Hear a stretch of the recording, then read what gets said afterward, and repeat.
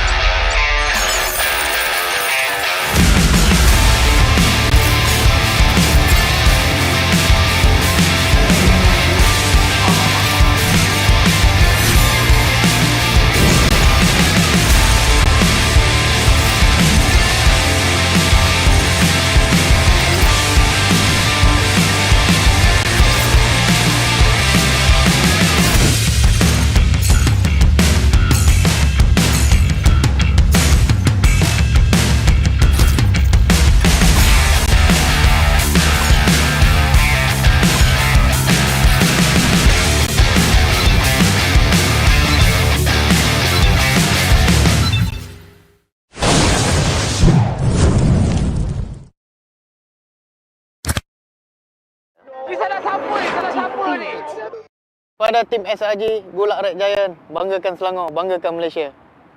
Champion juara wakil Malaysia fight for M6 in Malaysia.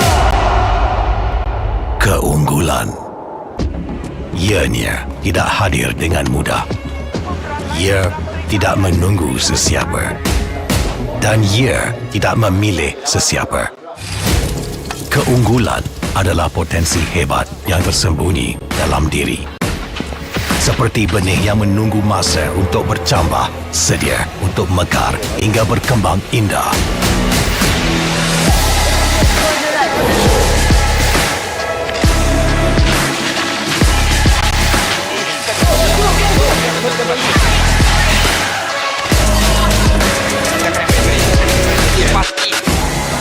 Ketika cabaran mendatang, ada yang hanya memerhati. Kekuatan sebenar lahir dari dalam diri. Dibangkitkan oleh jiwa yang menyokong teguh tanpa henti. kadangkala saat kita rasa jauh.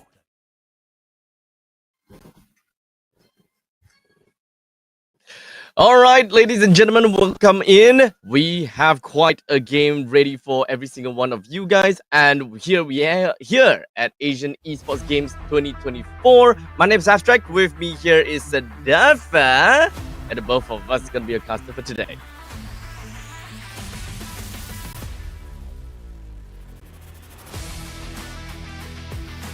Once again, we're back here with you, Abstract, to witness what we are going to be seeing here today, right? By the end of the day, we will officially be crowning a champion for the Asian Esports Games Team Women's MLBB tournament. It has been a long journey this whole time, but it is finally coming to a close.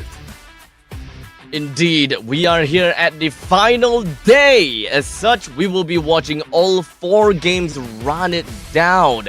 And I gotta have to say, today is gonna be crazy, right? With the winners final that we're gonna have to watch, and then followed by the lower brackets. The lower brackets, I believe that we'll be looking at the semi-finals, followed by the finals, and then the grand finals itself. By the end of today, only one team will be crowned as the queen of Asian Esports Games 2024. Which team would it be? Because at this point in time, Philippines and Indonesia, the both of these two regions are at the top spot, waiting to be seeded into the grand finals.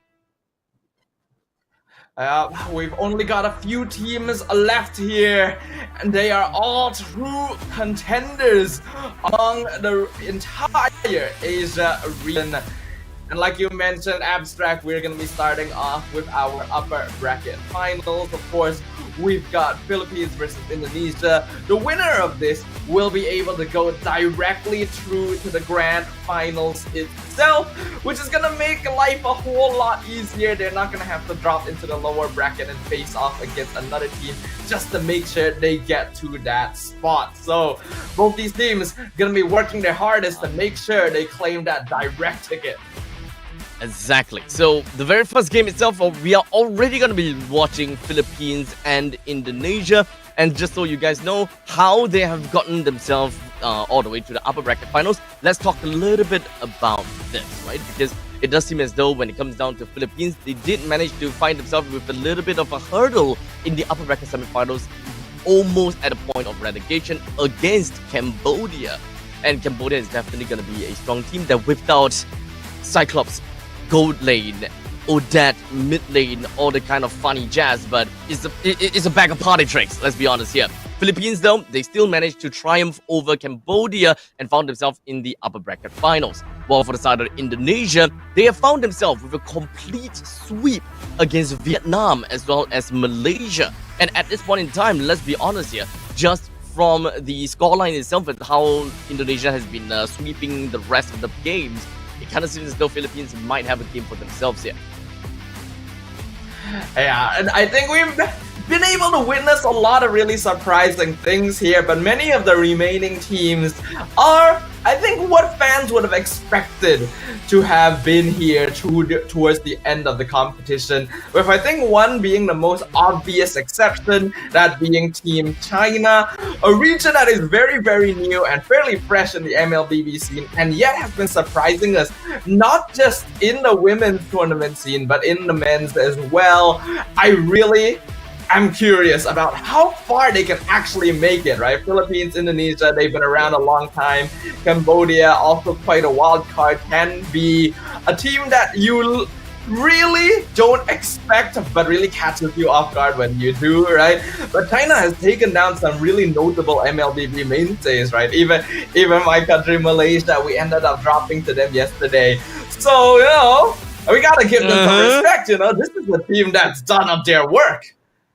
Yep, honestly, I think that a lot of us can very confidently say that China, even though they have entered the MLBB market only pretty late and pretty recently, they have done a fabulous job at dominating today's tournaments. Even though they did get seeded down over to the lower brackets, they still found massive amount of success down on the bottom side. Now, before we even we're now gonna be jumping into the draft right after, kind of like painting a narrative for you guys about the entire Asian Esports Games 2024. Here we have the very first game between Indonesia versus Philippines in a best of 3 fashion with an Angela, Mathilda, Jusin, as well as a Su Yu Ban.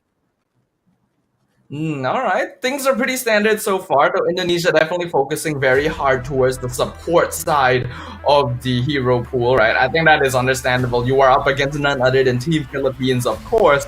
So you want to make sure that they're not going to be able to play more supportive drafts that really take advantage of that early game to kind of stifle any of the earlier aggression you're going for. I think Chip falls into that category as well. So that's also going to be banned out. So, of course, we did lose our feed over to the game. There could be a chance that, we might have a little bit of a tweaking when it comes down to the draft itself. But so far, when it comes down to the Asian Esports Games at 2024 and its meta, we are definitely looking at a resurgence, or rather, we have always been looking at Hylos being one of the top priority picks, easily be one of the blind picks coming in from some of these teams. We haven't really seen a lot of Yves, surprisingly, but of course, when it comes down to the rest, such as a Hilda, it's always been the case when it comes down to being picked up and pretty fun to watch as well.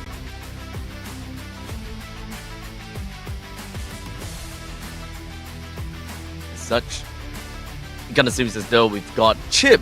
That will be the third ban from the side of Indonesia. Philippines definitely going to be pondering a little bit, and there we go. It is going to be a Hilda. Myself, I'm actually kind of surprised at the lack of heroes like Eve, for example.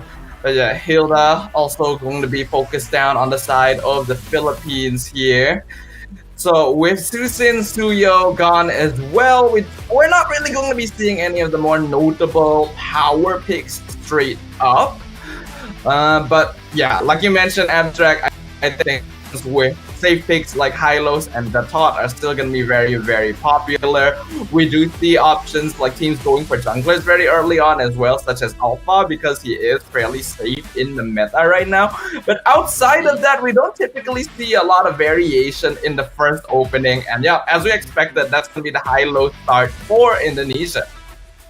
Yep, nothing too out of the ordinary, I gotta have to say.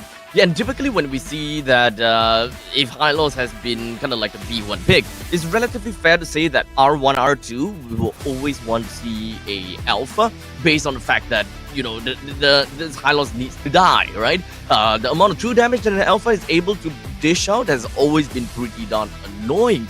And Philippines picking out that Gacha is very good utility when it comes down to the AOG, great follow-up and counter-engage. And of course, it's a very good answer over to the Yves, which will now be a threat over to the side of Indonesia in the very event that they decide to pick up on the Yves. And now, unfortunately, they have to think about it again. Ladies and gentlemen, we are looking at the Kadita from the side of Philippines. Once again, Amores has been playing a great Kadita right off the start with a double revitalized tech. And I think that this is exactly what Philippines will want to go for in this game against Indonesia.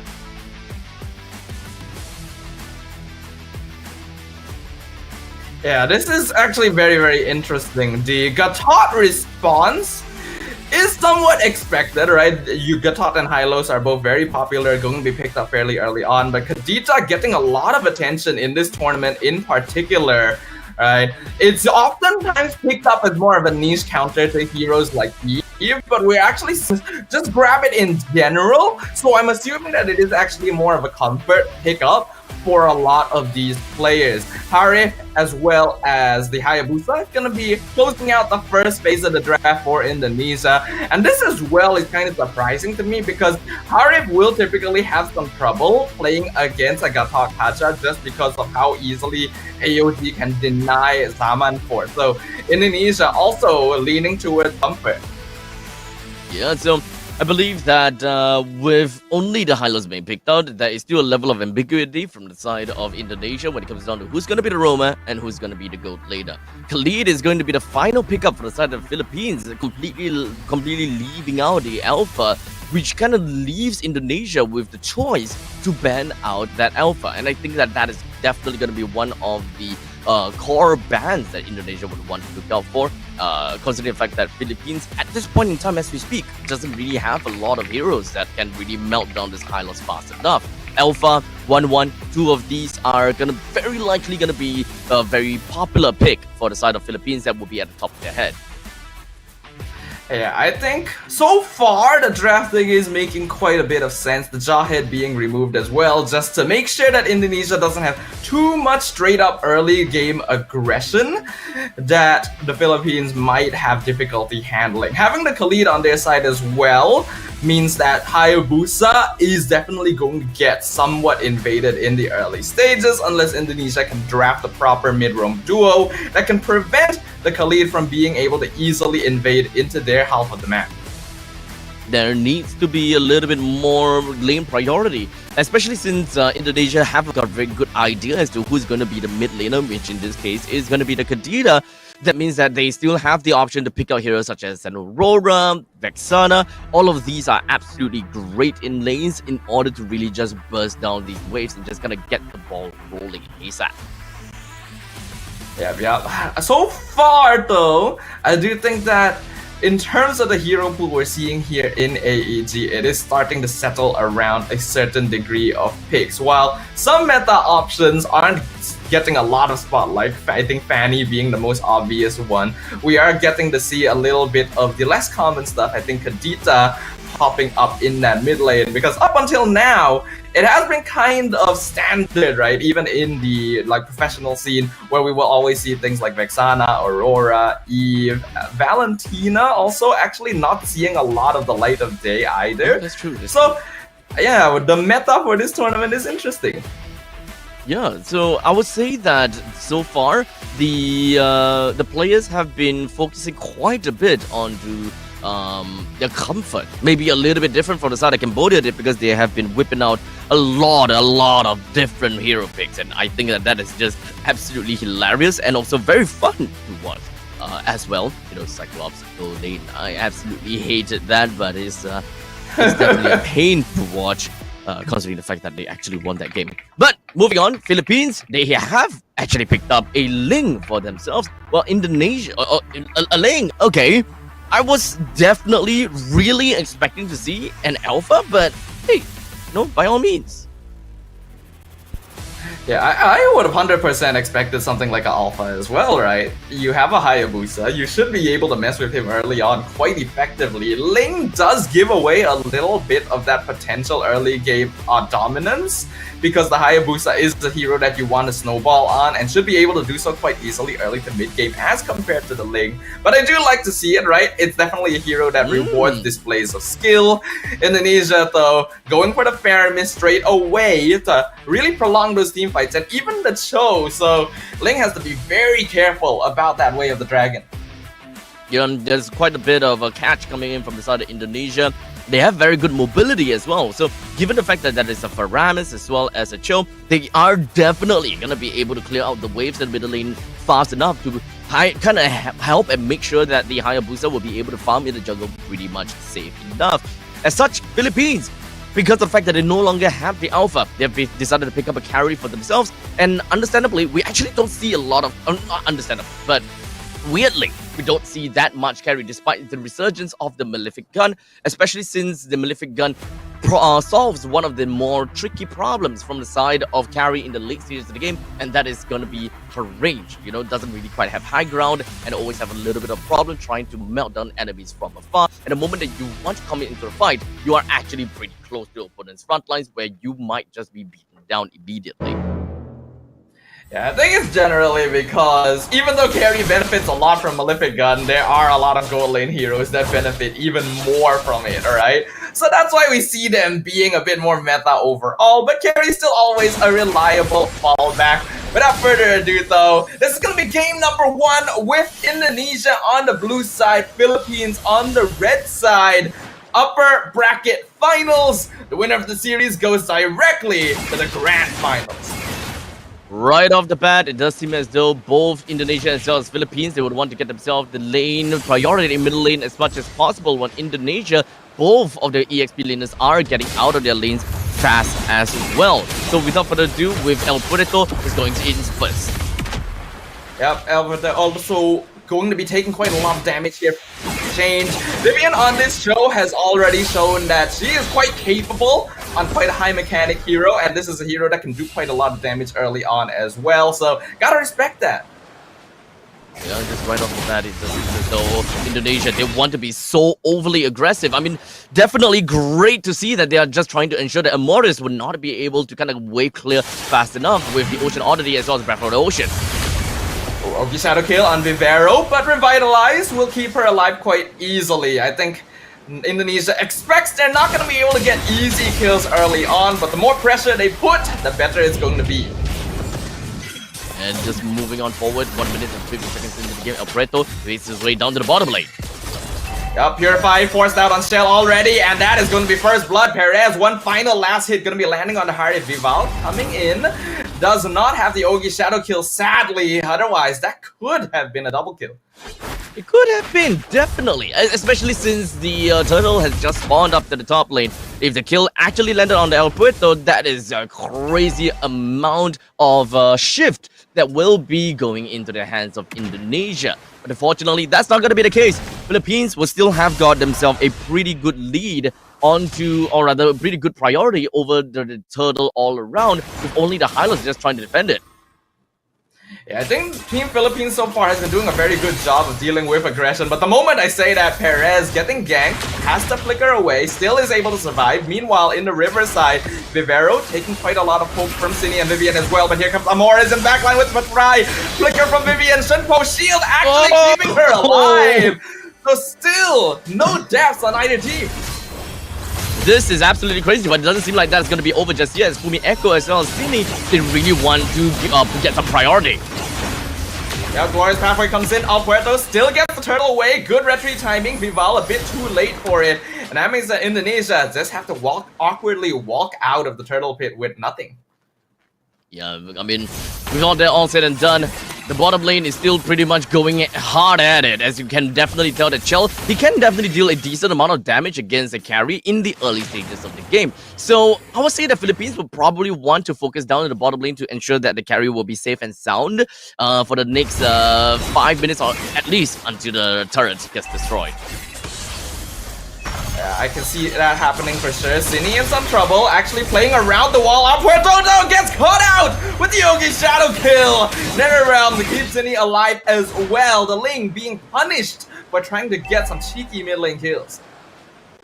And just like that, total coming up in about a minute or so. It's pretty much fair to say that Indonesia, they have been playing according to what they want to do in the early stages, right? With the Cho as well as the Faramis that can mostly be running around a lot, they can always provide a lot of support and to ensure that their main damage dealers just don't go down for the counters as easily, especially since we need the Hayabusa as well as the Harif to get a decent amount of farm before going into the mid stages of the game, which is post 8 minutes. If they have got a good laning phase, then it's pretty fair to say that they will be able to get themselves on the lead against their counterpart, and that is slightly going to increase the chances of winning in the later stages.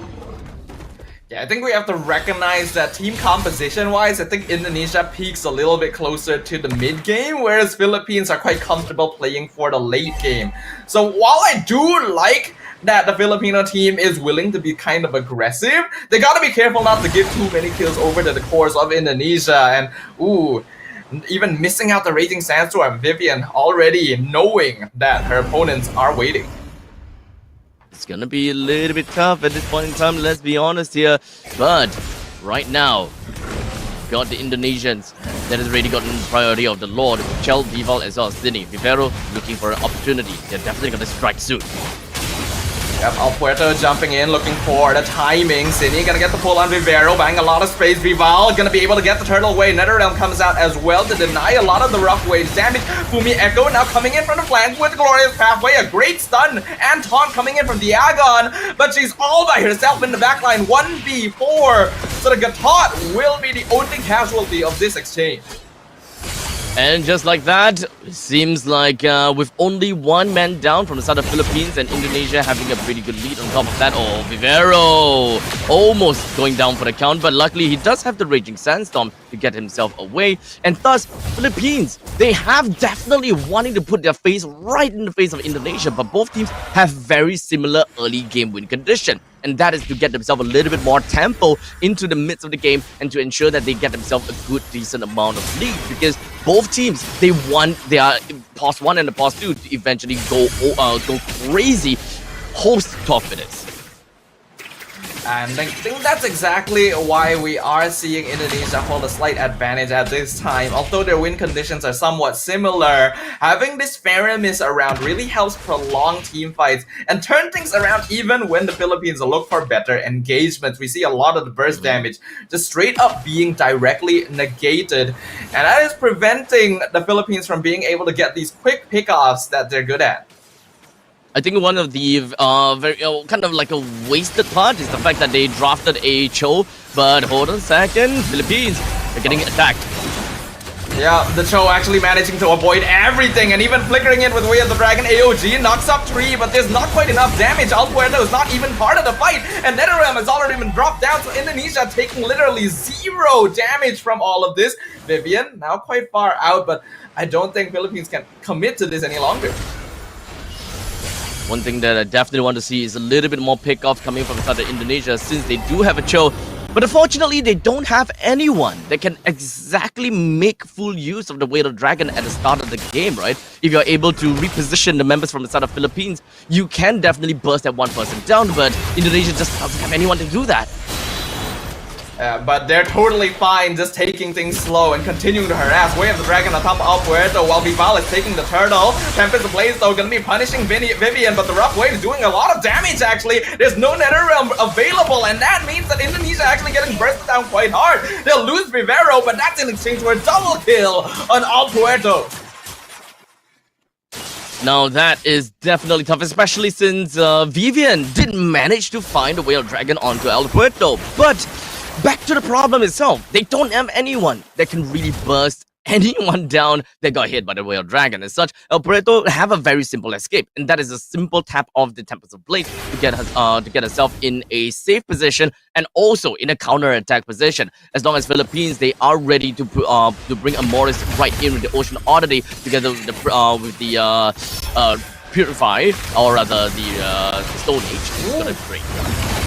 Amoris on flank gonna be able to burst down Shell despite the Zaman force, and now Fumi Echo gonna be the next target. Glorious halfway and revitalized though, keeps her topped up very easily. Vivian now 1v3 to defend the tower, and even Tempest of Blades committed to force out the NetherRealm in the mid lane. Philippines now starting to up the tempo at the 9-minute mark. We're really starting to see how Philippines like to engage in their fights, especially since Vivero does not have the flicker onto the Raging Sandstorm. Amoris being one of the main important engager going into Ocean Oddity and the, as well as the Petrify. That is definitely one of the main things that Philippines will want to do.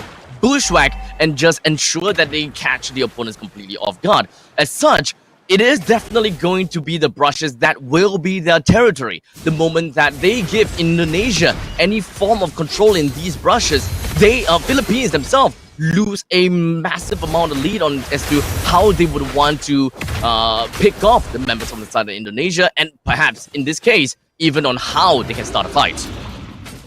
Yeah, both teams are actually surprisingly capable of going for ambushes, but I do believe Indonesia is a little bit better at just straight up team fighting due to that NetherRealm. That's why, like you mentioned, Abstract, Philippines cannot afford to give up surprise advantage. They gotta use flanks and angles properly so that they can bait out resources before fully committing to a kill. Especially since Kadita, oh, hold on a second, almost managed to find something on the Chell, but there is a Purify that's gonna be immediately popped, but that's not all. Amoris. Now Fumi Echo with the Glorious Pathway trying to cut them off, but Vivero buying a lot of space and time. AOG on 3 members, NetherRealm and Revitalize all the way out, but Philippines still surviving all of it with that Quicksand Guard out from Vivero. The lanes are going to be popping out, killing spree for El Puerto as they're juggling counter aggro beautifully on the Filipino side. Indonesia not being able to take the fight inside the own half of their map, but now the Zaman Force comes out. Vivero finally punished for staying around a bit too long. Philippines, this may not be where you want to stay, and now Perez is going to be caught out, but a beautiful flicker timing to avoid the Yogi Shadow kill and disjointing it away. El Puerto jumping in, looking for the kill on Vival, but gonna lose her life in exchange. Shut down for Shell. Fumi Echo running away from Amoris, also going to be able to escape. Philippines overstaying their welcome. Simply fascinating. Coming in from the flicker from the side of Paris. Didn't go down at all throughout the entire engagement with a very well-timed flicker, but Diagon decides to go in an AOG.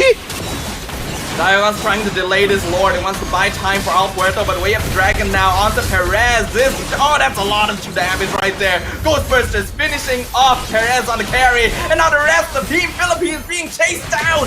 Mega kill for Shell as they continue diving into the PH side of the map. Al Puerto able to get purple buff at least, but tempo and momentum has definitely shifted. There's definitely a very strong front from the side of Indonesia. They may definitely have a little bit of problem when it comes down to singling out people and getting the burst damage in the early game, but we have just ended 12 minutes. And this is where the Harif will definitely get a little bit more damage as compared to the counterparts of Carry, since Carry requires a lot more items before she's able to do anything remotely useful, being the Holy Trinity. While as for the side of Chell that's playing as the Harif, all you realistically really need is the Feather of Heaven as well as the Stallium Scythe. And from that point onwards, your Stallium Scythe would deal so much true damage. Vivian trying to get away with the dragon, uses the flicker, not quite the angle she was looking for though, and that means Philippines can chase her down and punish Vivian for that attempt. So the Lord's still gonna be pushing up against them down in the bottom lane. Glorious Pathway comes up from Fumi Echo once again. AOG gonna miss, unfortunately. Good positioning by the Indonesian side while clearing up mid lane. The Philippines still gonna be able to hold on to all their structures. And just like that, with about a few more minutes to go until Perez gets all the farm that she needs in order to really just burst down this Hylos, because so far, Hylos has been really pesky and very difficult to take down despite only having a single Revitalize in the composition itself. Both Indonesia as well as Philippines, they are very front line heavy, and as long as they are able to find a way to just deal with the front lines, it will always be a problem solved. While both teams, they have answers to deal with the back lines. I'm honestly impressed at the retry timing from Al Puerto though. So far, still been able to secure her purple buff despite the attempts from Team Indonesia to make sure that she does not have it. This is gonna give Philippines a little bit more time to play around, but Glorious Pathway comes out once again. AOG knockup on Fumi Echo only. Vivero, Freezing Sandstorm defensively, actually able to escape from Indonesia, but the mid inhibitor will fall. Ogi Shadow Kill comes out, but Petrify gonna cancel it. So Vival still picks up the killing spree. Wait, Dragon onto Al Puerto from the flank, saved for the perfect moment. Unstoppable streak for Shell, and now Indonesia looking for the coup de grace. On Honey's side, probably not the best idea to go for the Tempest of Blades on the Joe. But they will still be able to jump forward, and Indonesia, beautiful gameplay, punishing Philippines left and right and forcing their hand with an easy victory in game number 1.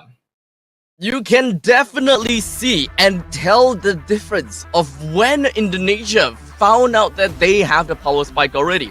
They have an internal timer that they told themselves, we need to play safe and we need to play past them all the way from the start until I believe that it was about 10 minutes into the game.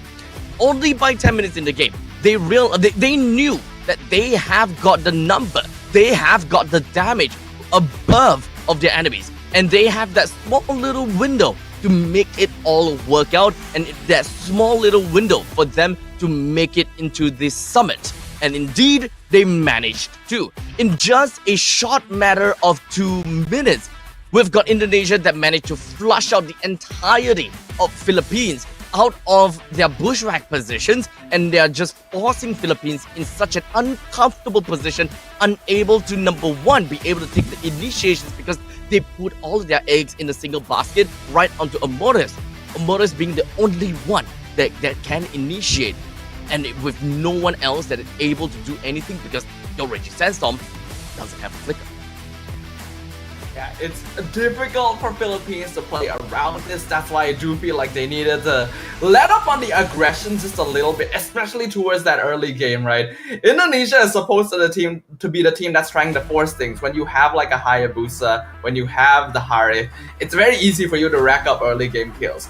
But I feel like Team Philippines ended up diving in too deep multiple times and giving away those kills for free anyway, which actually allowed Indonesia to adopt a slightly slower approach, waiting for the perfect timing to strike. Notably, the fight down in the bottom lane. We gotta have to talk about that, right? But in the meantime, we do have Chell that will be the MVP of game number 1. Definitely wanting to take a look at how Indonesia will continue on forward with all of that. Chell has been piloting to the extremes when it comes down to being the Harif and just being a force to be reckoned with. I have been saying in the drafts over and over again that Harif should not be having a very comfortable time against Gatot Kaca. And yet I have been seeing so many Harifs proves me wrong. I feel like Avatar of the Guardian isn't being appropriately saved to deny the Zaman Force very easily, but I also can't really blame Diagon for doing so because Indonesia just has way more tools and staying power comparatively. That cooldowns have to be expended just to try and make something happen. And in doing so, Philippines just end up perpetuating an infinite cycle where Indonesia always comes out on top. Indeed, I think that it's also kind of like a waiting game for the side of Indonesia, where Chell understood that if they gotta have to make a mark with the Zaman Force, they gotta have to make a mark within that 2 seconds, and that 2 seconds is a time for the Gatot Kaca to react, and of course the backswing of the AOG. As long as Chell understood that within this 2 seconds, I can bring that one person down, I will drop down the Zaman Force. Anything after the 2 seconds is completely negligible. It's okay if she don't get to be in the Zaman Force during that period of time. And I think that Indonesia, they have made full use of those small little time frame to the very T. Yeah, I think that was very, very impressive, not just from Shell as well, but from the entire Indonesian team. I think they used their resources very well, and were quite familiar with the cooldown timings, not to mention consistently punishing Philippines for trying to go for over-aggressive flanks. Although the game may have started a little bit slower on their end, that was still perfectly fine. With the Netherrealm and the Hylos would revitalize, it was very difficult for PH to try and break through that front line without first getting some items under their belt. Yeah, so you can definitely see that there has been some time in these in these kind of highlights where Diagon was kind of, contemplating, do I AOG into the Zaman Force? Do I have every single one of the players in my team that will come in to follow up? So there's definitely that matter of fact whereby if the AOG lands, who's here to back me up? Who have got the mobility? Do we have the Raging Sandstorm? Do we have the Ocean Oddity plus the Rough Wave combination? Because if they don't have any of those, they can't, number one, lock down for an extended period of time, and number two, they don't have enough damage. Because if we look at Philippines in a macro view, aside from the main damage dealers, they don't realistically have any form of ways they can really bring anyone down in an AOE. Because El Preto, your dashes and your strikes are all single target. Carry is all single target as well. Yeah, lots of good targets coming in here for the side of Indonesia, and I feel like they gained that draft very well too, right? We have to remember that Indonesia specifically banned out a lot of early game supports initially that would allow Team Philippines to play together as a 5-man. And I think this gave Team Philippines a bit of a false sense of what Indonesia wanted to do. I think they were under the impression that, hey, maybe Indonesia wants to play a more scattered team fight style since they don't want us to play with like Angela or Chip and stuff, right? So they went with the Kadita very early on to try and punish this. But then Indonesia just immediately pivots into the team fight style themselves, right? With the Netherrealm, which completely denies a lot of what PH wanted to do with that. And, well, we saw the result. It's definitely a little bit tough for Amores to be able to do anything at that point in time, especially since all Cine needs to do is to have a Purify. The moment that you have a Purify and you see a Rough Wave coming in, you may be locked down by the Petrify, but hey, a single Purify and a single Netherrealm, you completely negate that burst damage from the Rough Waves, and every single one of your team will no longer be threatened by any form of AOE damage. A single moment, a single resource can make a big difference. So we'll go ahead and give the teams a bit of a moment now to make sure they revise their strategies and prepare for the next game, because we're going to be jumping into a very, very short break. And when we come back, it's going to be game 2 between Team Indonesia and Philippines.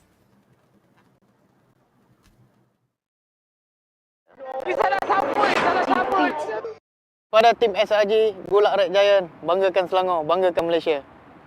Champion juara wakil Malaysia fight for N6 in Malaysia. Keunggulan. Ianya tidak hadir dengan mudah. Ia tidak menunggu sesiapa. Dan ia tidak memilih sesiapa.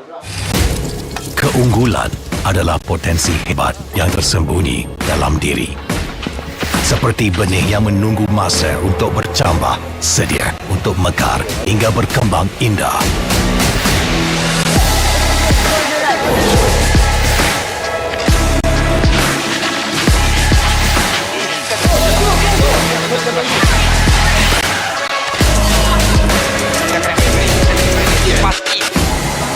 Ketika cabaran mendatang, ada yang hanya memerhati.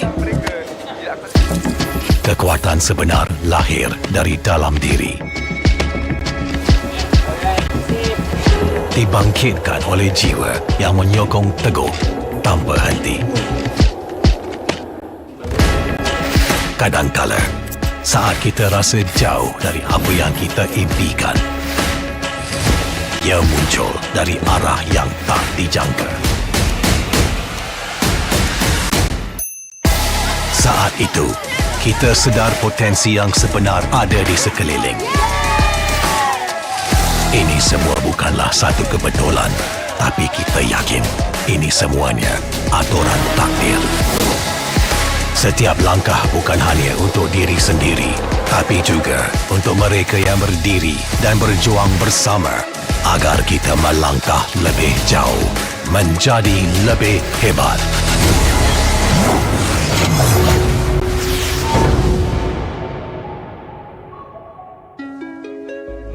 Bangkitlah rakyat Malaysia. Kita bersatu menyokong sepenuh jiwa. Demi jalur gemilang kebanggaan negara. Tiba masanya untuk menjadi greater than ever.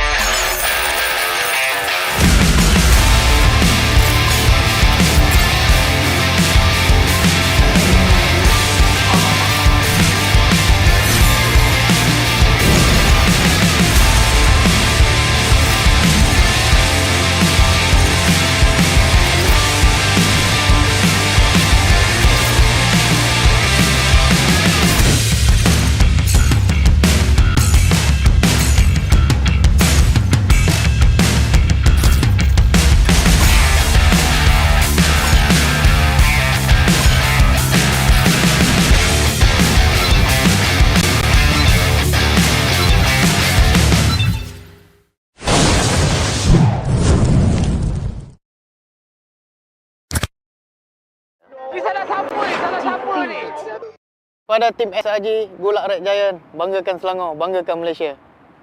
Champion juara wakil Malaysia diri. For N6 in Malaysia. Keunggulan ianya tak hadir dengan mudah. Ia tidak menunggu sesiapa dan ia tidak memilih sesiapa. Keunggulan adalah potensi hebat yang tersembunyi dalam diri. Seperti benih yang menunggu masa untuk bercambah, sedia untuk mekar hingga berkembang indah.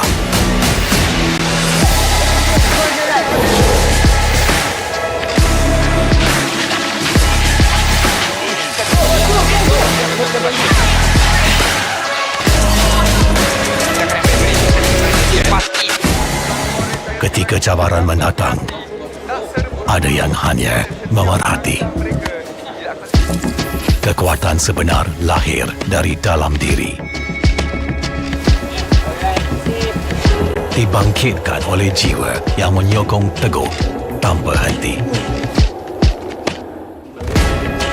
Kadangkala, saat kita rasa jauh dari apa yang kita impikan, ia muncul dari arah yang tak dijangka.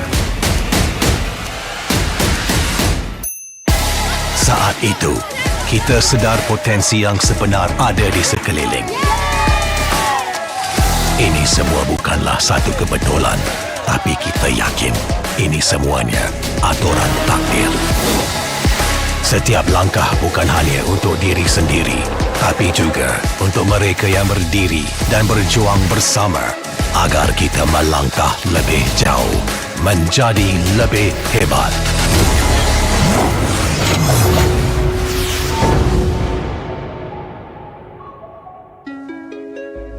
Bangkitlah rakyat Malaysia. Kita bersatu menyokong sepenuh jiwa. Demi jalur gemilang kebanggaan negara. Tiba masanya untuk menjadi greater than ever.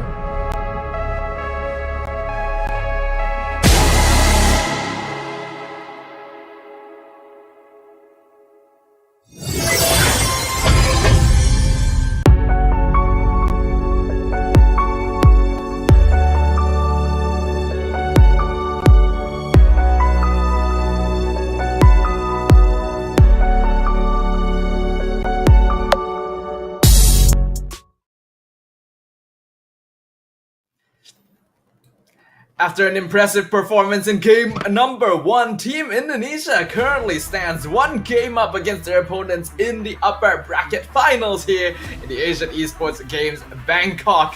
It's time to see whether Team Philippines will be able to bounce back as we jump straight into the draft for game number 2. So, excuse me. Now, we've already gotten the first 3 bans from both sides with the Angela, Matilda, Chip.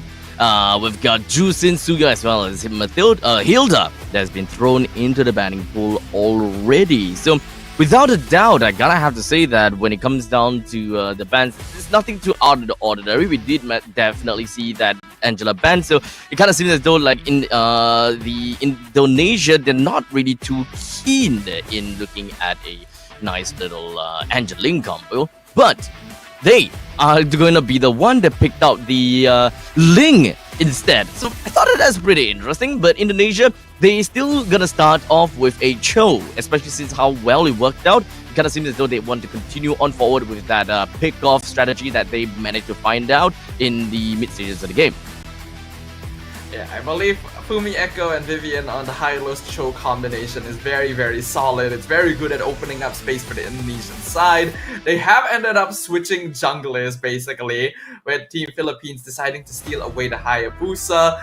So Indonesia gonna be showing them a little bit of something. We'll see if their link is a little bit more successful overall, but we are still going to be seeing that Kadita, which I am going to be completely honest, I am not the biggest fan of. I feel like it can be very good in conditional situations, but we've already seen what happens if the enemy team is aware of it early in the draft.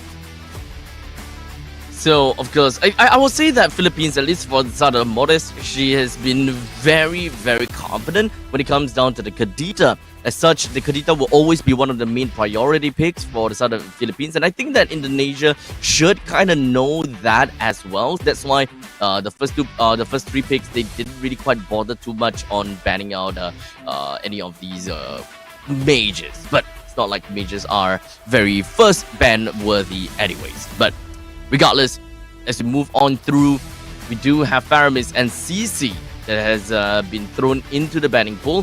One thing that I suppose is the fact that Philippines is not looking at an alpha again. I always thought that, you know, if the opponents, you know, kind of open up with a high loss, it always will be a very good idea to go out with that pick on the alpha, just so that you have a very decent answer to that tanky front lines, especially if you want to play front to back.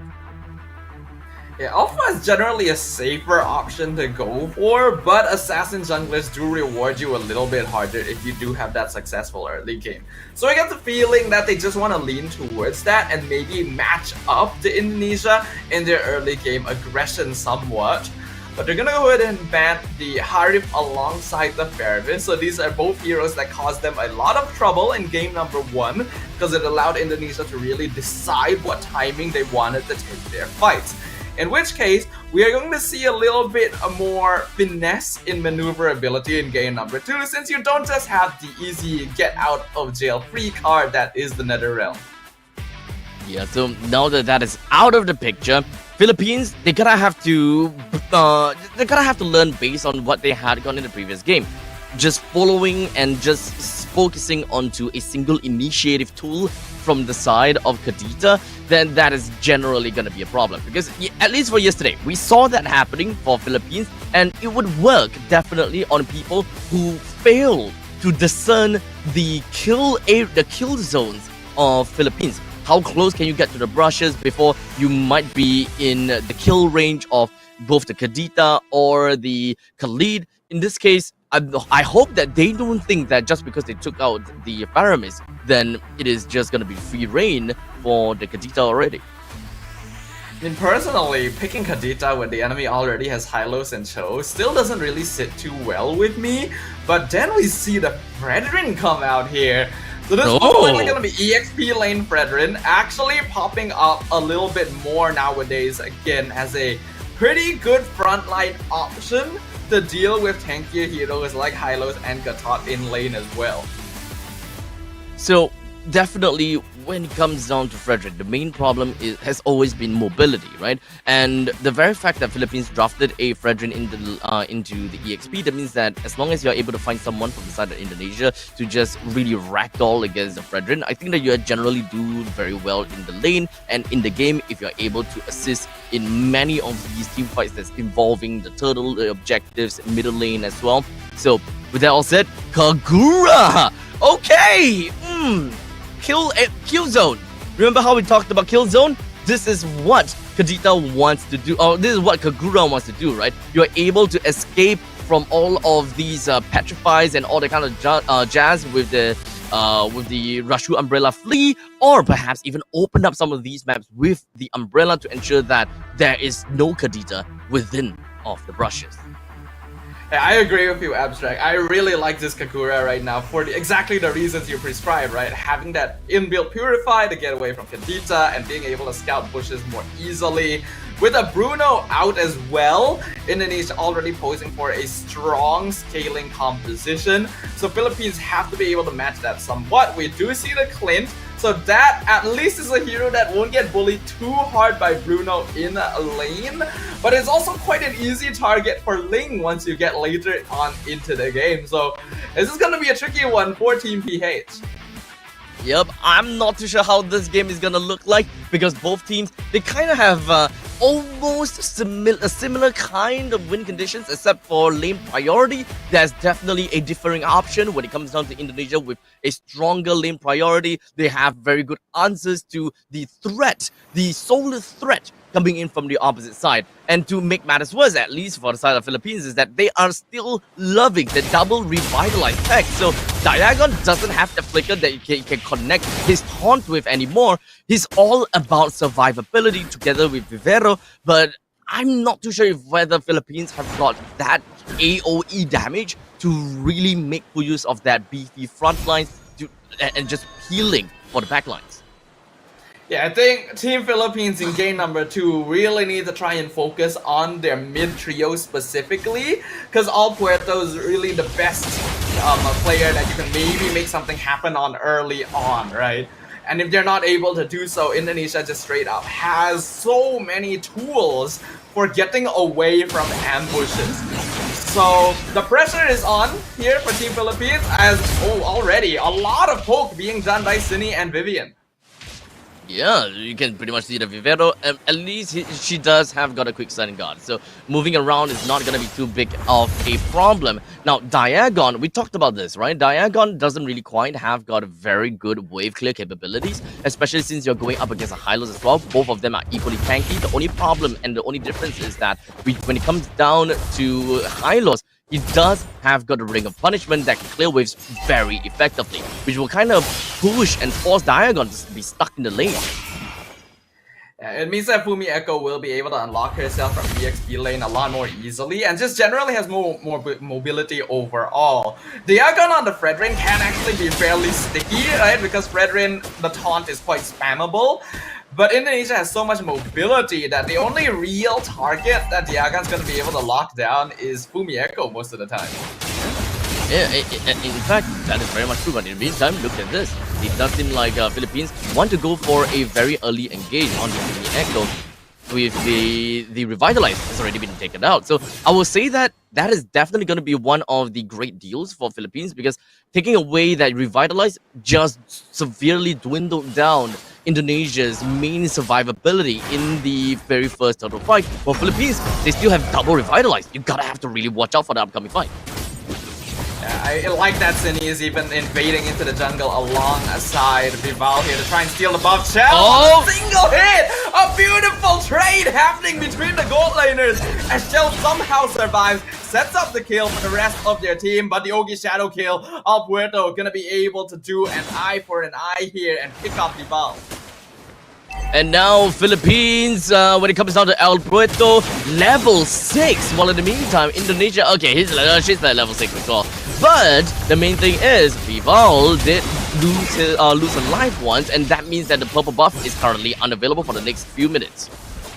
Yep, and that means that Team Philippines have a greater control over the turtle pit right now. Al Puerto going for the slightly greedy route, wanting to farm every single jungle camp before contesting it again. But I guess they can't really blitz it down with Fumi Echo still providing a vision. So despite the kill at a really opportunistic timing, they're not quite able to get a free objective yet.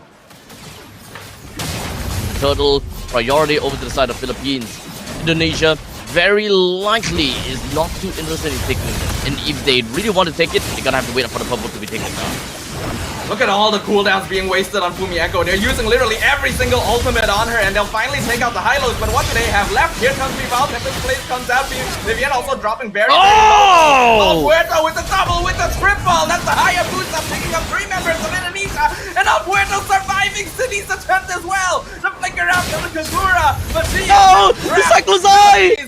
Not gonna let this go. That is going to be 4 kills for the Filipino team. A series of unfortunate events. I gotta have to say that was painful. When it comes down to Indonesia, number 1, okay, maybe it's not exactly unfortunate events, but it was Amoris. Amoris, very, very comfortable. You can see that she timed the Breath of the Ocean perfectly. Perfect timing. So when Vival were to land on the Tempest of Blaze, and after going for the very first sword with the Defiant Sword, she's gonna be blasted up into the sky, and that was just perfect, perfect precision from the side of Morris. While in the meantime, man, Cine wasn't able to get away with that Cyclone's Eye. Slightly misjudged the thickness of the wall. It is definitely a scalable wall with the Cyclone's Eye, but probably not the right angle. Now Vivian being caught out yet again. Unstoppable streak now for Al Puerto. 5-0 on the Hayabusa. The last thing you want to see if you are on Team Indonesia's position.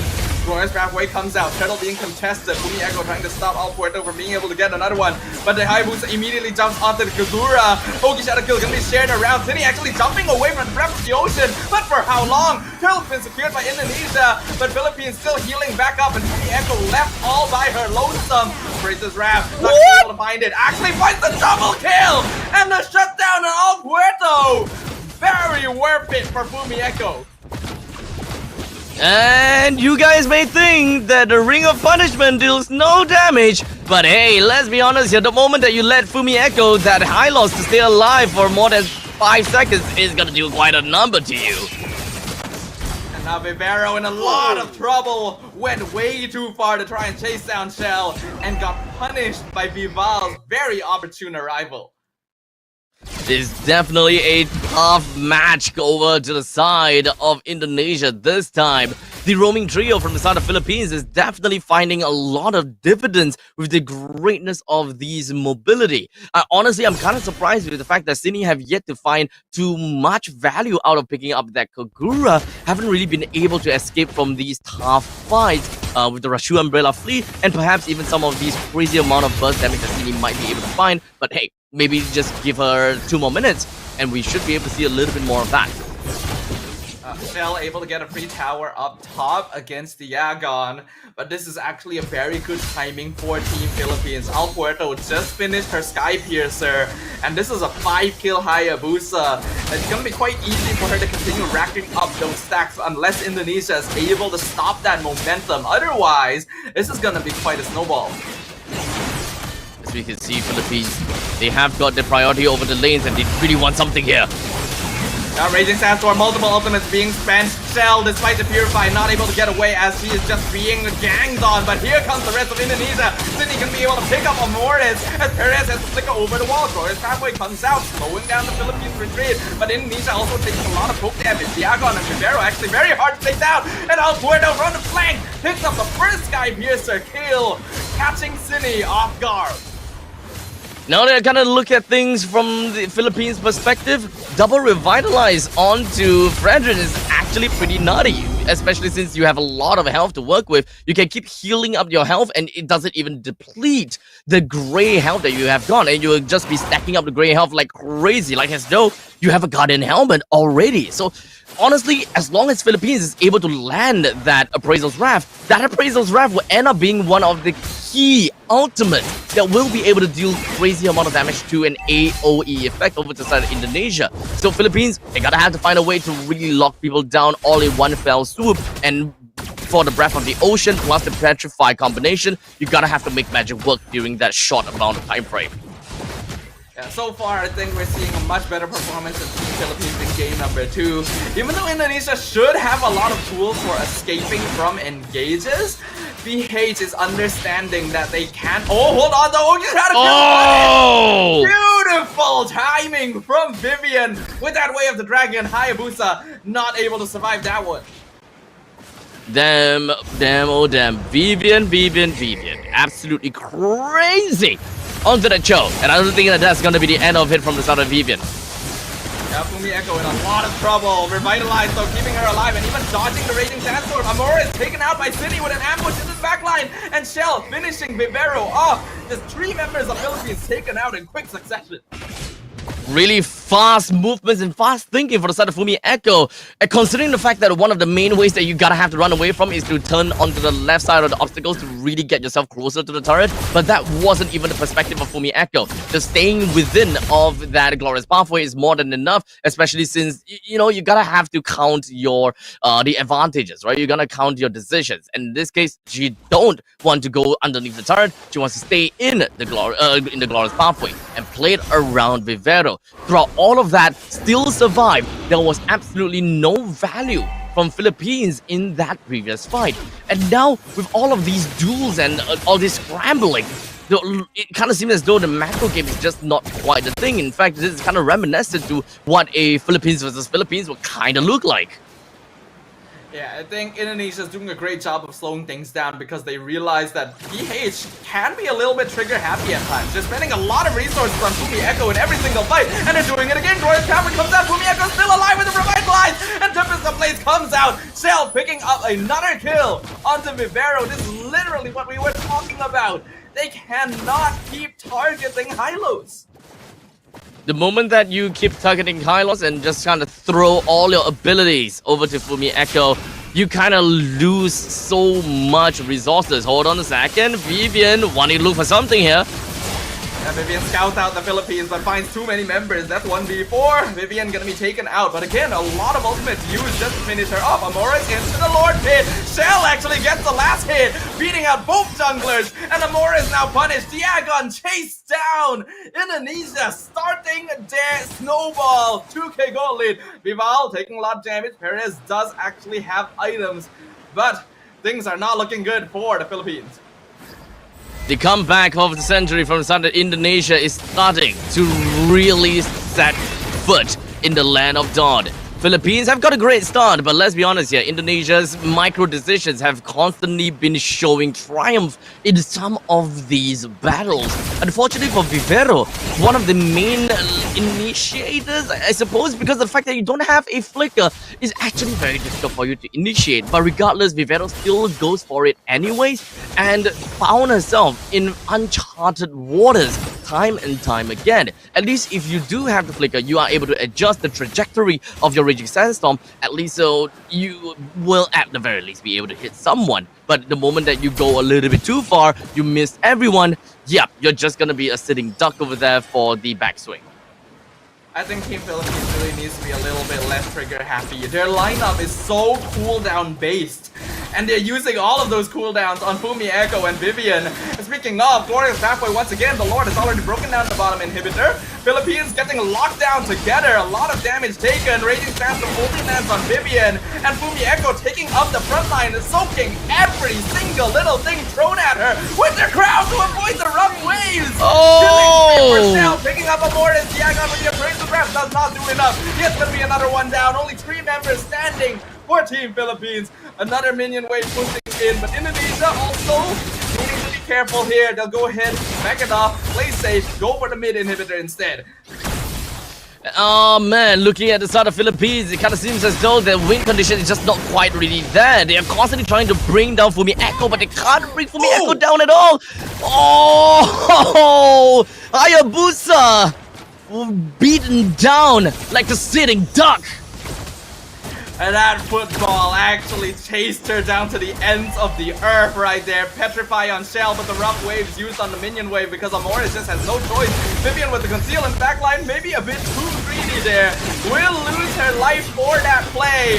Praises Wrath again, not really doing all that much, but the goal now for Philippines is just to clear minions.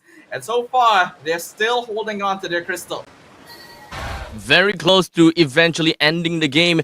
Indonesia wanting to go for a full-out team wipe over to the side of Philippines, but unfortunately wasn't able to see the ends of it. But regardless, as long as they don't overextend themselves too much, they should be able to find themselves still in the game, considering the fact that, look at this, 37k gold for the side of Philippines and 43,000 gold for the side of Indonesia. Because we are definitely looking at quite a bit of a lead for the side of Indonesia for them to take this lot down easy peasy and then subsequently bring down the inhibitor turret in the top lane to slowly secure themselves the win. A lot of pressure is on Perez now. That's the only consistent damage Philippines has. Sini being forced out, but able to flicker away, and Raging Sandstorm wasted again.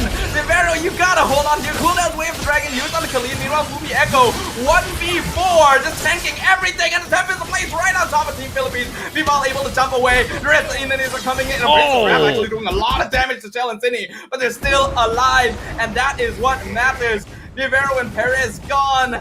Indonesia, full control over the Lord.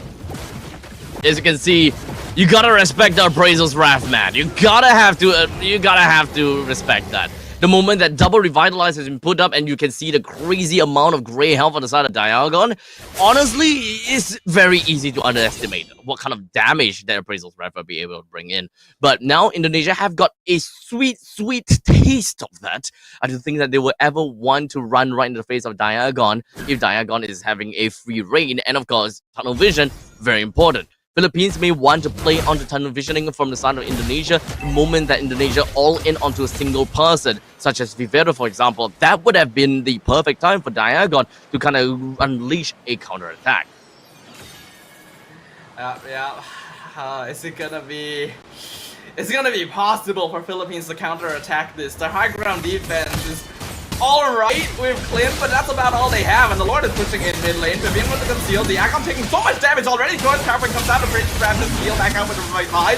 Vero taking a lot of damage. Shell actually being targeted by the rough waves, able to survive all of it, but Bivao already dumping in way too deep. Indonesia has to switch their plans around. They go for the final inhibitor instead, as they're not able to break down the crystal. It is now Indonesia. He's gonna tuck their tails between their legs and running from behind. Philippines pushed Indonesia away despite losing all of their inhibitor turret and exposing them into a barren wasteland. Philippines still managed to reclaim their jungle, push out all of these waves, and this is going to open things up a little bit more for Perez as well as El Puerto to get even more fun from this point onwards. Indonesia is starting to really respect Philippines for the amount of wave clear that they have got, and of course the damage that they have got as well. So Indonesia, they want to play safe and sound, but they're gonna play it a little bit slow. But I'm not too sure if whether that is a sound decision. I think the best case scenario for Indonesia is just to continue playing as patient as they always have been, right? Because up until now, they've been able to win team fights consistently against the Philippines because the latter has just been spending all of their cooldowns before the fight even really starts. But in that previous one, because Indonesia tried to force their way through on top of the crystal, it allowed PH to use their cooldowns on more important targets. So they cannot replicate that unless they want Philippines to be able to actually make this comeback. Slowly but surely, Indonesia, they're slowly losing control of the game. 4,000 gold lead as we speak right now. Indonesia definitely had more at a certain point in time. But Philippines, I think that they have kind of changed the way that they play as well. They're actually putting Diagon to just kind of open up the map a little bit more and just kind of be the anchor of the team. Back then, I would say that Philippines, they have constantly been very hot-headed and fast on their fingers when it comes down to initiating with Amores. But you gotta have to remember, this is more or less the same kind of win condition from game 1 to game 2. Philippines wants to have the brushes. They need to have the element of surprise. And the moment that Indonesia gives that away to Philippines and yields, that is Philippines' #1 lifeline. Yeah, I think Philippines, Amores especially, being able to find Shell in that previous base push really reduced the amount of damage they could have potentially taken. So if they're able to do that again, there is a perfect opportunity to make it back into this. Because all things considered, we're 18 minutes in, the net worth difference isn't actually that big. It's still possible to try and make this comeback, so it's gonna take a lot of finesse. As we now slowly see the slow pursuit of the Lord from both teams. Diagon really anchoring down and being that solid brick wall right in front of Indonesia. I would say that Vivero is doing the absolute same as well with the thick amount of HP that he has got. But of course, something's brewing. Oh! Flicker away of the dragon onto Diagon, right into the rest of the team, and the only shadow kill comes out, and already Shell has to back it off. Vival still gonna be able to secure the Lord away, and Cine is in the backline with the Yin Yang overturn. Puerto bursted in an instant, and now Philippines can no longer escape. That's gonna be a double kill. Perez doing his best to try and survive, but look at how surrounded he is. Triple kill, Maniac! Oh my That's god! right. Indonesia wipes out the Philippines and takes the series and the upper bracket finals. Your first AEG Grand Finalist, ladies and gentlemen, is going to be none other than Indonesia. To win the game in 2-0 fashion is one thing. To win the game with the Lord completely unutilized is another thing. But to win the game 2-0, Lord unutilized, Maniac to Chell, that's a whole different thing, and a testament from the side of Indonesia to show that they are truly the Titans as they pose a heavy threat to every single team here in the Asian Esports Game 2024 as they stand top of the summit, waiting for the challenger to scale these mountains. I think anyone who's been following the women's MLBB ecosystem for long enough knows that the Indonesian women's team is one of the strongest in the globe, basically. And they are continuing to push that legacy forward. A 2-0 sweep in the upper bracket finals is a very shocking thing. And we can just see just how composed they were in that previous fight. An excellent display of skill as well by Vivian to start things off with the flicker way of the dragon. Shell, though, still going to be MVP 2 games in a row. It's tough to evade the MVP title, Shell. It's tough to evade that with that maniac to her name. Although we have got a definite, title of MVP to the side of Shell, I still gotta have to say though, the team is absolutely phenomenal. And Vivian played such a crucial role in displacing the opponent's number 1 and being able to do an obscene amount of lockdown over to the opponent's front line, such as Diagon and Vivero, to make things so much easier for Indonesia to continue running right in like a double-decker bus. Unfortunately, I'm still not the biggest fan of the choice of going for the Kadita. Yes, there's times when you're gonna be able to burst important members, but if you ever fall behind, it's a hero that doesn't bring a lot to the table. And while I do like the option of going for the Fredrin EXP lane just to provide an extra source of frontline damage, I think Team Philippines really needed to kind of adapt their strategy and not just keep trying to throw bricks at a wall, because Fumi Echo and Vivian were tanking so much damage and so many cooldowns in every single team fight, which just left things open for Shell, doing literally almost half of the team's total damage by herself. And just moving on forward, as we do have the post-game statistics, there is definitely a lot that we could unpack. Now, I would have thought that Fumi Echo is going to be the one that have the most amount of damage taken, but surprisingly, it was actually Khalid. Now, I do really like what Philippines have gotten for themselves, but I gotta have to say though, Khalid might not be the best ideas if they are looking for a strong frontliner that is able to tank and also being able to engage at the same time while using the Revitalize. They gotta have to think about this again, right? They gotta have to change that game plan again. Do you really need that kind of mobility coming from the side of Khalid? Because in the early stages of the game, it did work out well, but it didn't really translate into anything. What I see is the main problem is the fact that they are unable to get their positionings right. And there is only one other EXP laner who doesn't necessarily need a flicker in order to find dividends in the ultimate. And that's gotta be a Terizla, with the innate passive to be so tanky and being able to have a faster gratification of lockdown. Terizla would have been a much better choice than the Khalid in both of these 2 games. I mean, we look at that with hindsight, but when you're in the draft itself, Khalid is still always going to be the safer meta opening option, right? Because of the way that he can be flexed. Terizla is always going to be EXP lane. Right? Always it's a EXP, bit hard to play in Rome. It's possible, but a bit difficult, and I don't think the teams are willing to risk that. I think the bigger issue is that they're not really using the Khalid effectively enough. Not to mention, pairing it up with the Kadita means that you are very dependent on specific timings.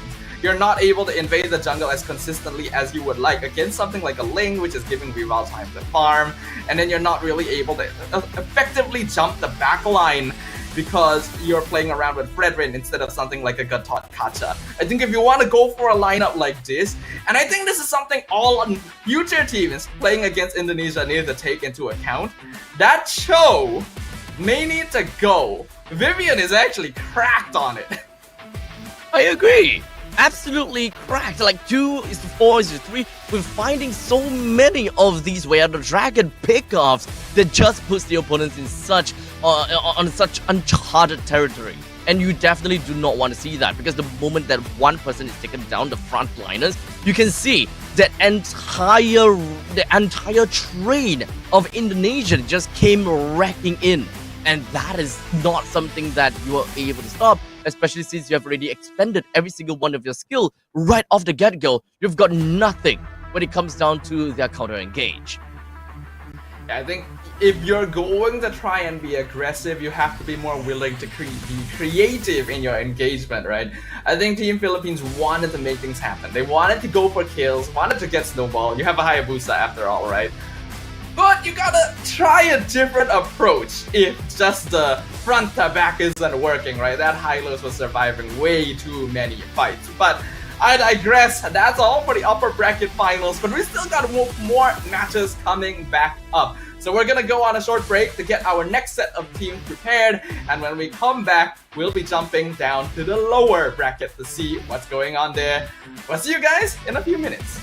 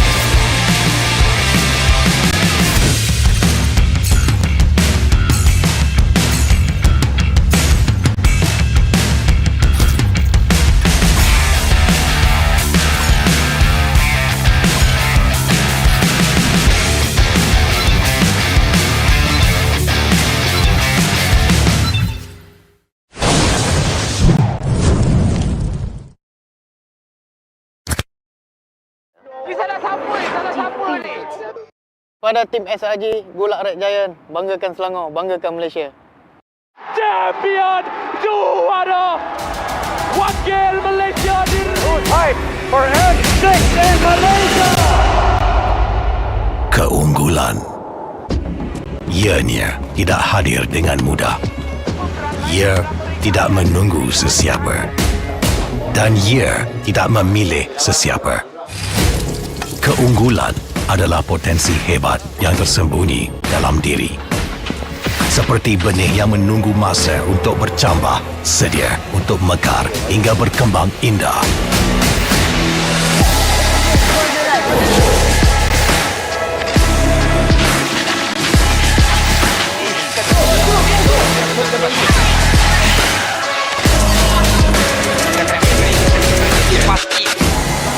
Ketika cabaran mendatang, ada yang hanya memerhati. Kekuatan sebenar lahir dari dalam diri. Dibangkitkan oleh jiwa yang menyokong teguh tanpa henti.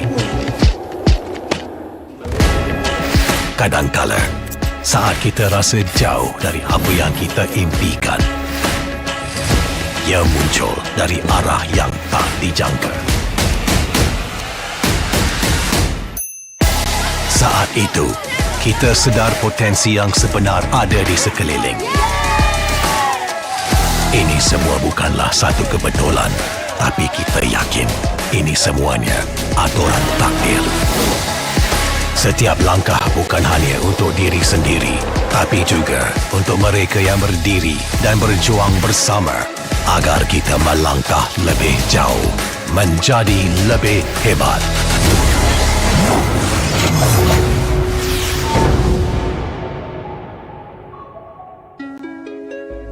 Bangkitlah rakyat Malaysia. Kita bersatu menyokong sepenuh jiwa. Demi jalur gemilang kebanggaan negara. Tiba masanya untuk menjadi greater than ever.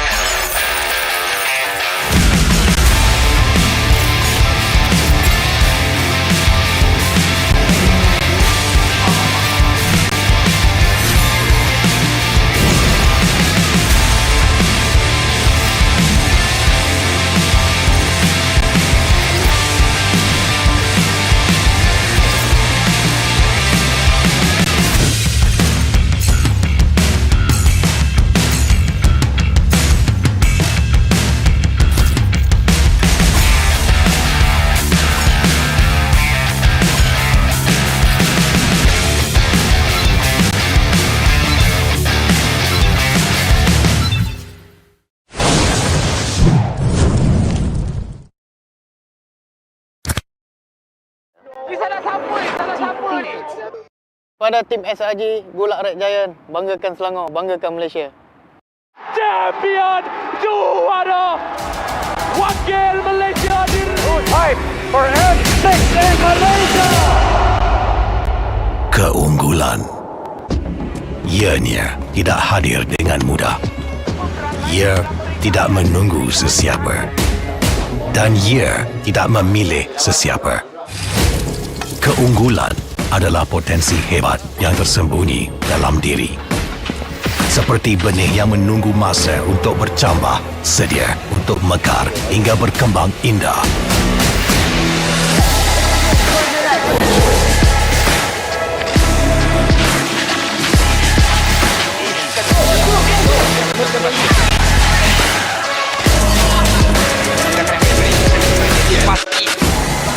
Ketika cabaran mendatang, hanya memerhati. Kekuatan sebenar lahir dari dalam diri. Dibangkitkan oleh jiwa yang menyokong teguh tanpa henti. Kadangkala, saat kita rasa jauh dari apa yang kita impikan, ia muncul dari arah yang tak dijangka. Saat itu, kita sedar potensi yang sebenar ada di sekeliling. Ini semua bukanlah satu kebetulan, tapi kita yakin ini semuanya aturan takdir. Setiap langkah bukan hanya untuk diri sendiri, tapi juga untuk mereka yang berdiri dan berjuang bersama agar kita melangkah lebih jauh, menjadi lebih hebat.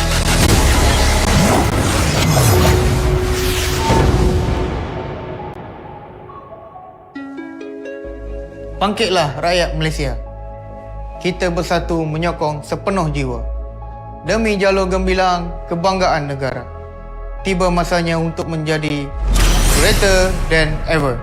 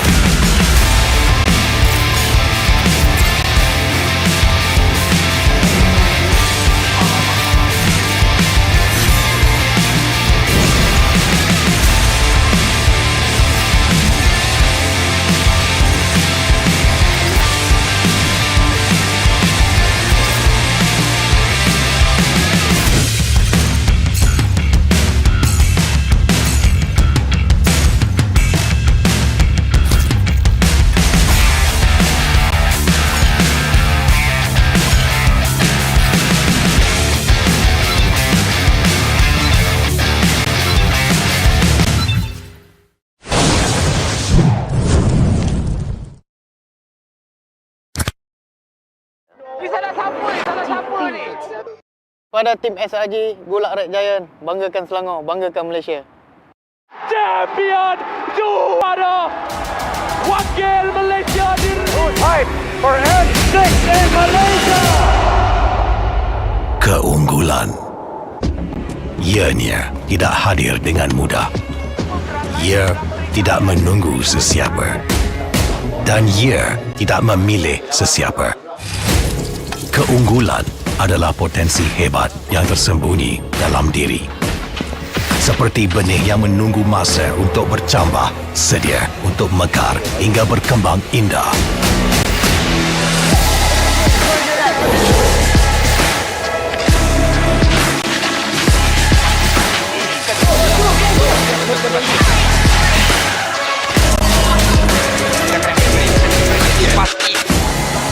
Ketika cabaran mendatang, ada yang hanya memerhati. Kekuatan sebenar lahir dari dalam diri. Dibangkitkan oleh jiwa yang menyokong teguh tanpa henti. Kadangkala, saat kita rasa jauh dari apa yang kita impikan, ia muncul dari arah yang tak dijangka. Saat itu, kita sedar potensi yang sebenar ada di sekeliling. Ini semua bukanlah satu kebetulan, tapi kita yakin ini semuanya aturan takdir. Setiap langkah bukan hanya untuk diri sendiri, tapi juga untuk mereka yang berdiri dan berjuang bersama agar kita melangkah lebih jauh, menjadi lebih hebat.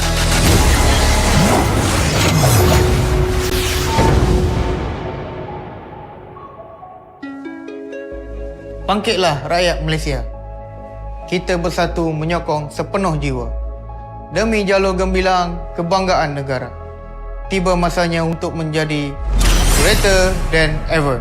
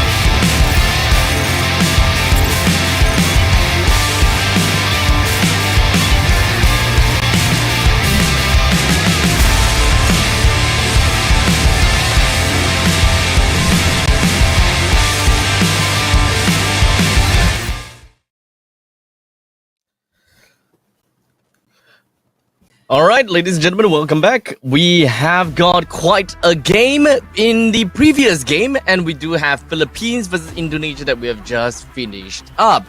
And of course, my name is Abstract. With me here is the and the both of us is going to be your caster for today's games. We're going to be looking at, I believe that it is China versus Cambodia. Cambodia, yeah. China versus Cambodia. Okay, so I need to be mentally prepared for what is about to come, because we all know what has happened yesterday. We don't have to speak about it any further. If they decided to pick out more rabbits out of the magic hat, then so be it. We just hope that is not a very specific hero. But regardless of all of that, so far we've got a great tournament thus far. Today is the last day for those people that have just came in. You guys are in for quite a show. As we have already concluded the first match, we will be looking at 3 more matches to go, inclusive of this upcoming one. And then what you have seen, or you can see on the screen, is Team China, which has been showing dominance in the lower brackets. Team China has been surprising the entire world in recent times, not just in women's tournaments, but in the main men's tourneys as well, which is how quickly they've caught up with the rest of the globe in their capability of MLBB. This is not a team you can underestimate. They've made it this far. They're already in the top 4, and their next opponents are going to be a team that is also worth respecting. Also a region that has stood the test of time here in the MLBB ecosystem. It is none other than Cambodia. Honestly, I am afraid for what is about to come. Cambodia, although they didn't have that much of a very successful run thus far, as they did manage to get a 2-0 against Myanmar, but unfortunately not that well against Philippines. But hey, they did manage to get 1 point away from Philippines, and I think personally that is already a impressive feat going into the rest of the tournament. So these ladies, they are definitely going to be showing us one heck of a game today, and I'm not sure what the coach have got for us, but I am prepared and I am ready. I hope that we're ready, Abstract, because who knows what is going to be coming straight at our screens in this next matchup. As we all know, unlike the upper bracket finals we witnessed earlier between Philippines and Indonesia, this is a lower bracket match. That means that the loser gets eliminated from the competition in 4th place, and the winner gets to move on to the lower bracket finals, where they will be facing off against Team Philippines for a chance to meet Team Indonesia in the grand finals. So there is a lot at stake here. You've made it this far. You're in the top 4. You're this close to a podium finish. Just a little bit more. Just push it on for the final game to get the podium finish. Okay, guys? Or rather, girls. I am just looking to see what China has. Because when it comes down to Chokas has been a phenomenal jungler. And we have been seeing Chokas just going absolutely ham time and time again. And honestly, when it comes down to the lineup from China, they haven't been playing for all that long. Let's be honest here. When it comes down to the region, China hasn't been playing long, but they have single-handedly taken away Myanmar in a 2-0 fashion and Malaysia as well in a 2-0 fashion. Let's be honest here, we are all surprised. Yeah, like this top 8 in the AEG is filled with regions that have had extensive histories in the MLBB ecosystem. So seeing China, one of the newest regions to make it, get all the way to the top 4, taking down longtime mainstays like Myanmar, like Malaysia, is completely unexpected, but also a welcome surprise. Because we've always wondered about the potential of this country, of this region, and they are showing it full time. But of course, we have to remind you guys as well that right after today, when we've concluded the Asian Esports Games, the M6 Swiss stage for the M6 World Championship officially begins, and teams from all over the globe will face off to be greater than ever. Honestly, we have just been waiting for Swiss stage. It has been, hyping things up a lot. As such, this is a absolutely new era to all of the MLBB fans, right? The M6 World Championship it is pretty much kicked off, going into the Swiss stage and then over to the playoffs. we're ending on the December of 15th, and it is basically time for us to witness the rise of new teams and players as they are ready to make their mark on history. With fresh talents and fierce competition, we are all looking for the next champion that will emerge and claim the ultimate glory. Yeah, it's going to be a really exciting one, especially with it being the first time that we have a Swiss stage format. So make sure to tune in then. But for now, keep your eyes glued to the screen because we are jumping into the draft for game number 1 in the losers bracket round 3 between China on the blue side versus Cambodia on the red. And we are already seeing a couple of bands come out here from both sides. So what's it gonna be like and how is it gonna look like the drafting? Well, we're looking at Angela, Harif, Chip, as well as Gatokacha taken out. The Jusin as well as Suyo is not quite banned out yet, so there could still actually be a small little probability that that could still appear. And with Ling banned out by China now, that means Cambodia is going to need to choose one to let through. There is also the option of opening up the draft, let both Suyo and Zusin through so that you can at least get one or the other. But I do feel like out of the two, you probably want to get rid of Zusin most of all. But Cambodia can be going for my former suggestion, leaving it open. So China now gets to decide whether they want to open their draft with Suyo or Zusin. I suppose that Jusin will always be one of a really good priority being picked out from the side of China for the B1 pick. If whether that is really going to be the case is always going to be the question from this point onwards. But I think that this is going to be an open-ended question which we're going to have to watch out. Yes, there we go. The very first Jusin I've casted in the Asian Esports games since yesterday. And I'm glad that we are finally going to be looking at something like that. Yeah, I did say that if Cambodia was gonna ban either one, probably should ban Zusin because I do feel like this hero just provides a lot more pressure overall. Suyo is still very strong, of course, but after the recent nerf, we see teams not really prioritizing him as much anymore. And it seems like Cambodia is the same. They go for the Hayabusa instead, but also lock in the Bruno, which I think is a pretty safe opening. But it also surprisingly means that both Hylos and Gatot, Gatot is banned. So Hylos is open for contention, Cho as well. So what's it gonna be like, ladies and gentlemen? We've Cho, as much as I want to see Cho, but Cho really just feels a little bit different when it comes down to all the other teams. Mostly it has always been picked out by the side of Indonesia and not really quite the other side, right? But you got, I think China does play a Cho, so I think that is not out of the question just yet. Oh, okay. We won't be seeing Cho then.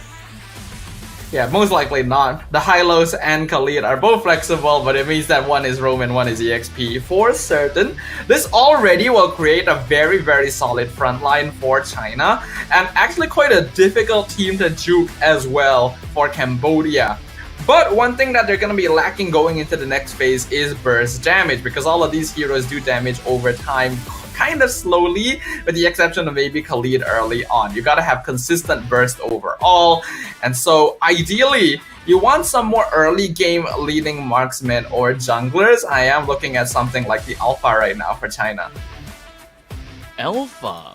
Okay, I think that would be a good pick for them as well. That it pretty much allows them to have a very strong lead in the early stages of the game, considering the fact that Khalid is able to clear the wave together with the Jusin. So far, these first 3 picks pretty much pretty strong. Well, for the side of Cambodia, just looking at the Bruno, right? If we are gonna be looking at a Bruno in the gold lane, we would hopefully want to get some priority and kind of win in the lanes here and there. Edith is still ambiguous. Could either go to the EXP or the Roam at this point as we speak. But since we are going through the drafting, or rather since we're going through the bans, I think that looking at Mage might be interesting, right? How does Aurora sound like, considering the fact that China really seems like they want to initiate?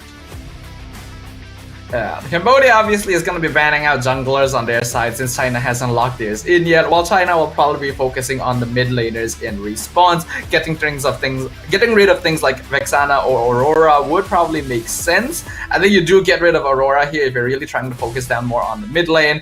And since Suyo is still open, Cambodia banning it out is a good idea, but they opted for the Julian ban instead of the Alpha. So that means that option is still open for China if they want to go for it. And yep, just as we predicted, Aurora will be taken off the table. Cambodia will still have things like Faramis or Valentina, but they're a little bit less viable here. I actually think that depending on what is going to be the jungler for the side of China. If they actually happen to pick up a alpha, then the Loi on the side of Cambodia might actually look pretty darn good. Especially since it's so telegraphic as to how China wants to start a fight because of the Glorious Pathway. That is pretty much setting up for the Loi to go for some insane passive damage even before the fight was started. Well, Cambodia bringing something interesting to the table instead though. We have the Nana mid lane on the side of Cambodia, which is going to be very, very interesting. It is true, Nana actually has a very, very long range, so she's not going to be too worried about getting poked by the Lantern Flare most of the time. It's very interesting, the idea that they brought here. Okay, you know what's the funny thing? Yesterday when Cambodia played in Game 2, they picked up an Odette to their composition. There was a comment that said, even Nana could do better. So I think that's where the inspiration came from for the side of Cambodia. It's like, let's try it out. I mean, why not, right? Inspiration can come from the most curious of places. So if that person is here, they're definitely saying, I told you so to everyone straight away. But the Moskov and Nolan are gonna be the options for China. I did kind of forget about the Nolan here. Another early game assassin that should work pretty well, especially since with the Nana and Bruno now, there are actually some pretty squishy heroes on the side of Cambodia that he could go for the executes on. And if you combo it well with Zeusin and Hylos, it can create a lot of space for this Moskov to get scaled up.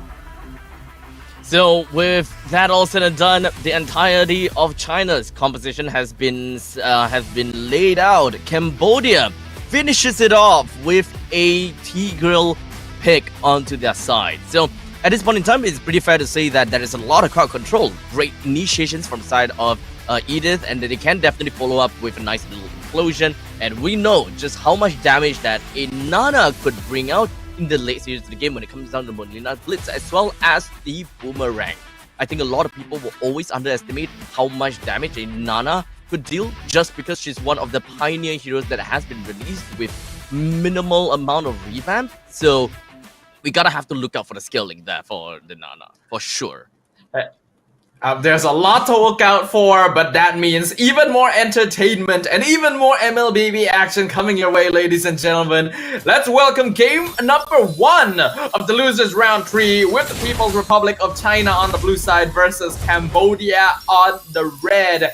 And despite the strangeness of the Nana pickup, this is actually pretty standard compositions though. Navi losing passive this early. I don't quite understand why is Nabi actually kind of just going into the Lantern Flare despite her almost dying and all. So that's definitely a little bit curious. But hey, it's just a passive. The passive will be back in a short little bit. I don't think that that's going to be too big of a problem anyways. I think Nami just walked forward because she knew she still had the passive, so she wasn't going to die, and she needed to get the EXP from the first minion wave to hit level 2. Unfortunately, Uwe on the Tigreal, trying to go into the jungle to make sure that Khalid would not invade, cost Navi a lot of lane priority against the Hylos Zeusin combination, which means China is going to be able to rotate a lot more easily in these first few minutes.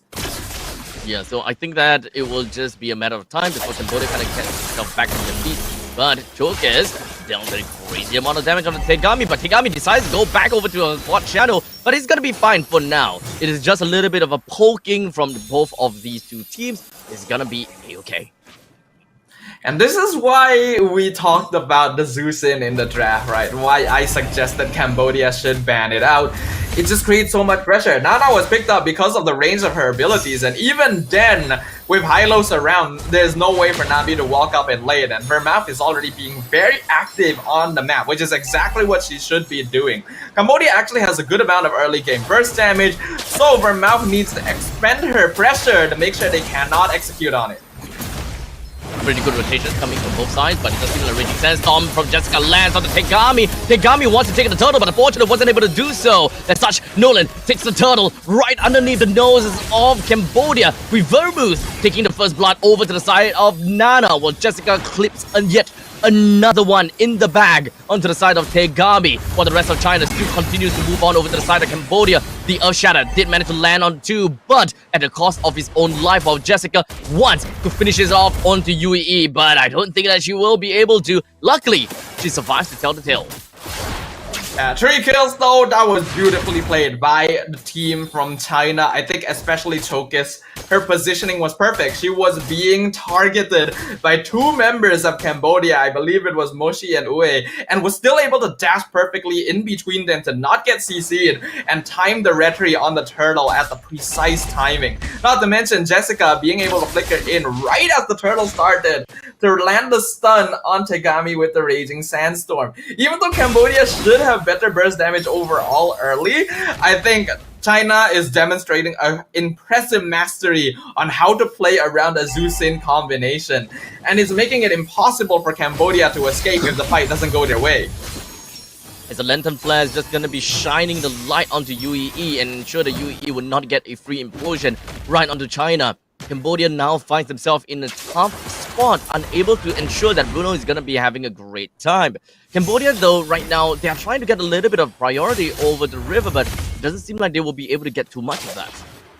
Yeah, Cambodia has a lineup that's actually fairly good at fighting and ganking, but you can see how much pressure Nabi is under. If you don't have mid lane prio in an early game composition, you actually cannot really go for catches, and that's why it's so easy for Fanhua and Vermouth to walk around and provide information to the rest of their team. Even though we're only 4 minutes in, we're already seeing a 2k advantage for China, and I think that's only going to continue to grow unless Cambodia is able to find a big team fight initiation.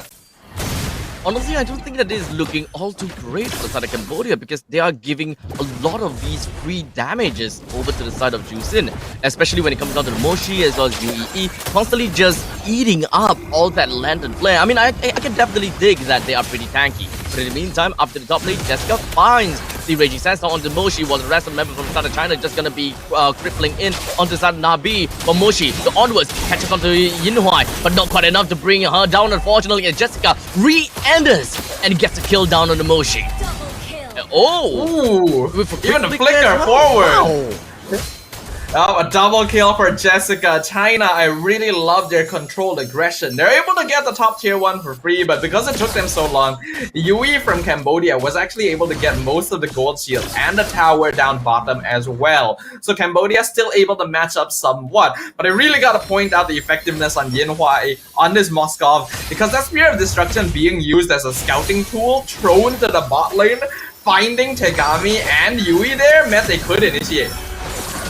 Now, of course, with the glorious pathway from the side of China wants to open things up onto Cambodia, almost taking UEE down, but not quite yet. While Yinhuai does have the Spear of Destruction landing on someone, but immediately teleporting right into the middle lane, UEE is going to find himself dead to the Ring of Punishment from the side of China.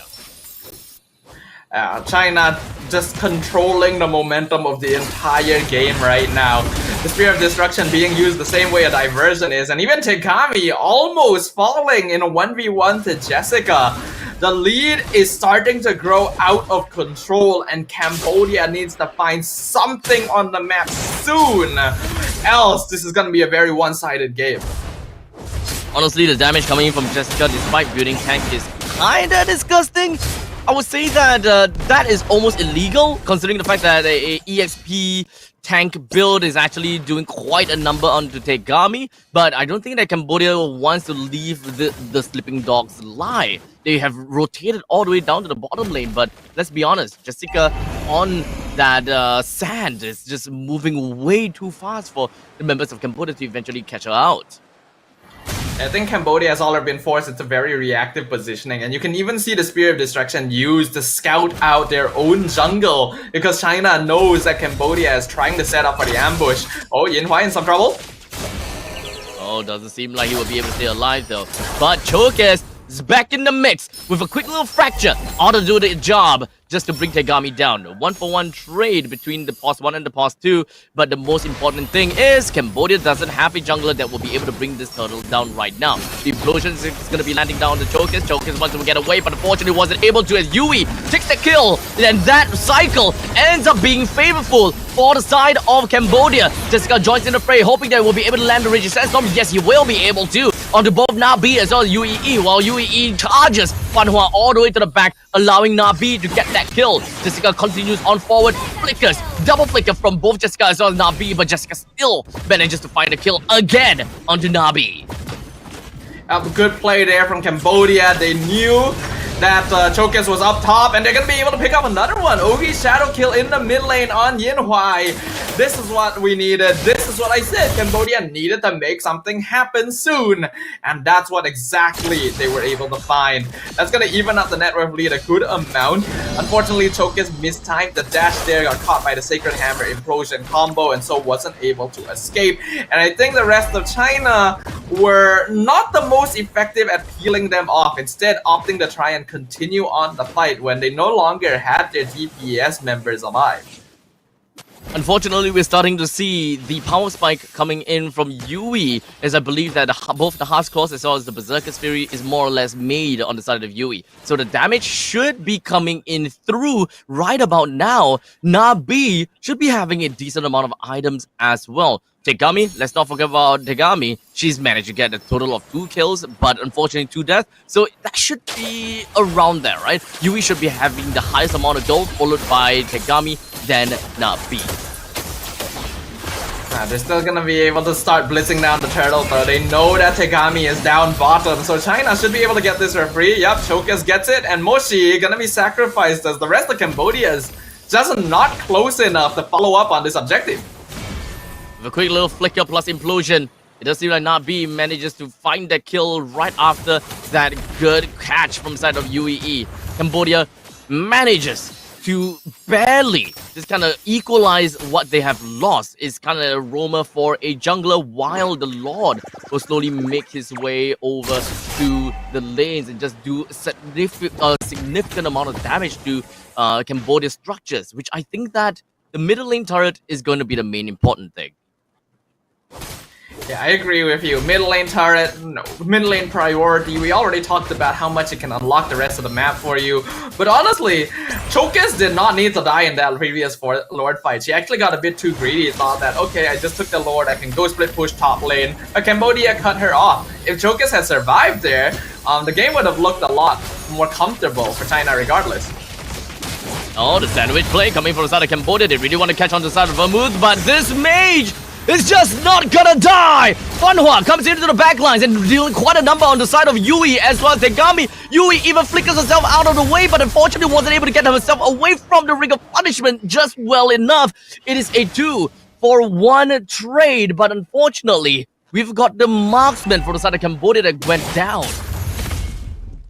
Yeah, I'm really impressed by the fact that Fanhua was still able to get that kill. I feel like Yui should have focused a bit more on running to like get some spacing in to do DPS instead of just continuing to pelt footballs at her, because like her HP was already so low. You gotta be a little bit more aware of your positioning there.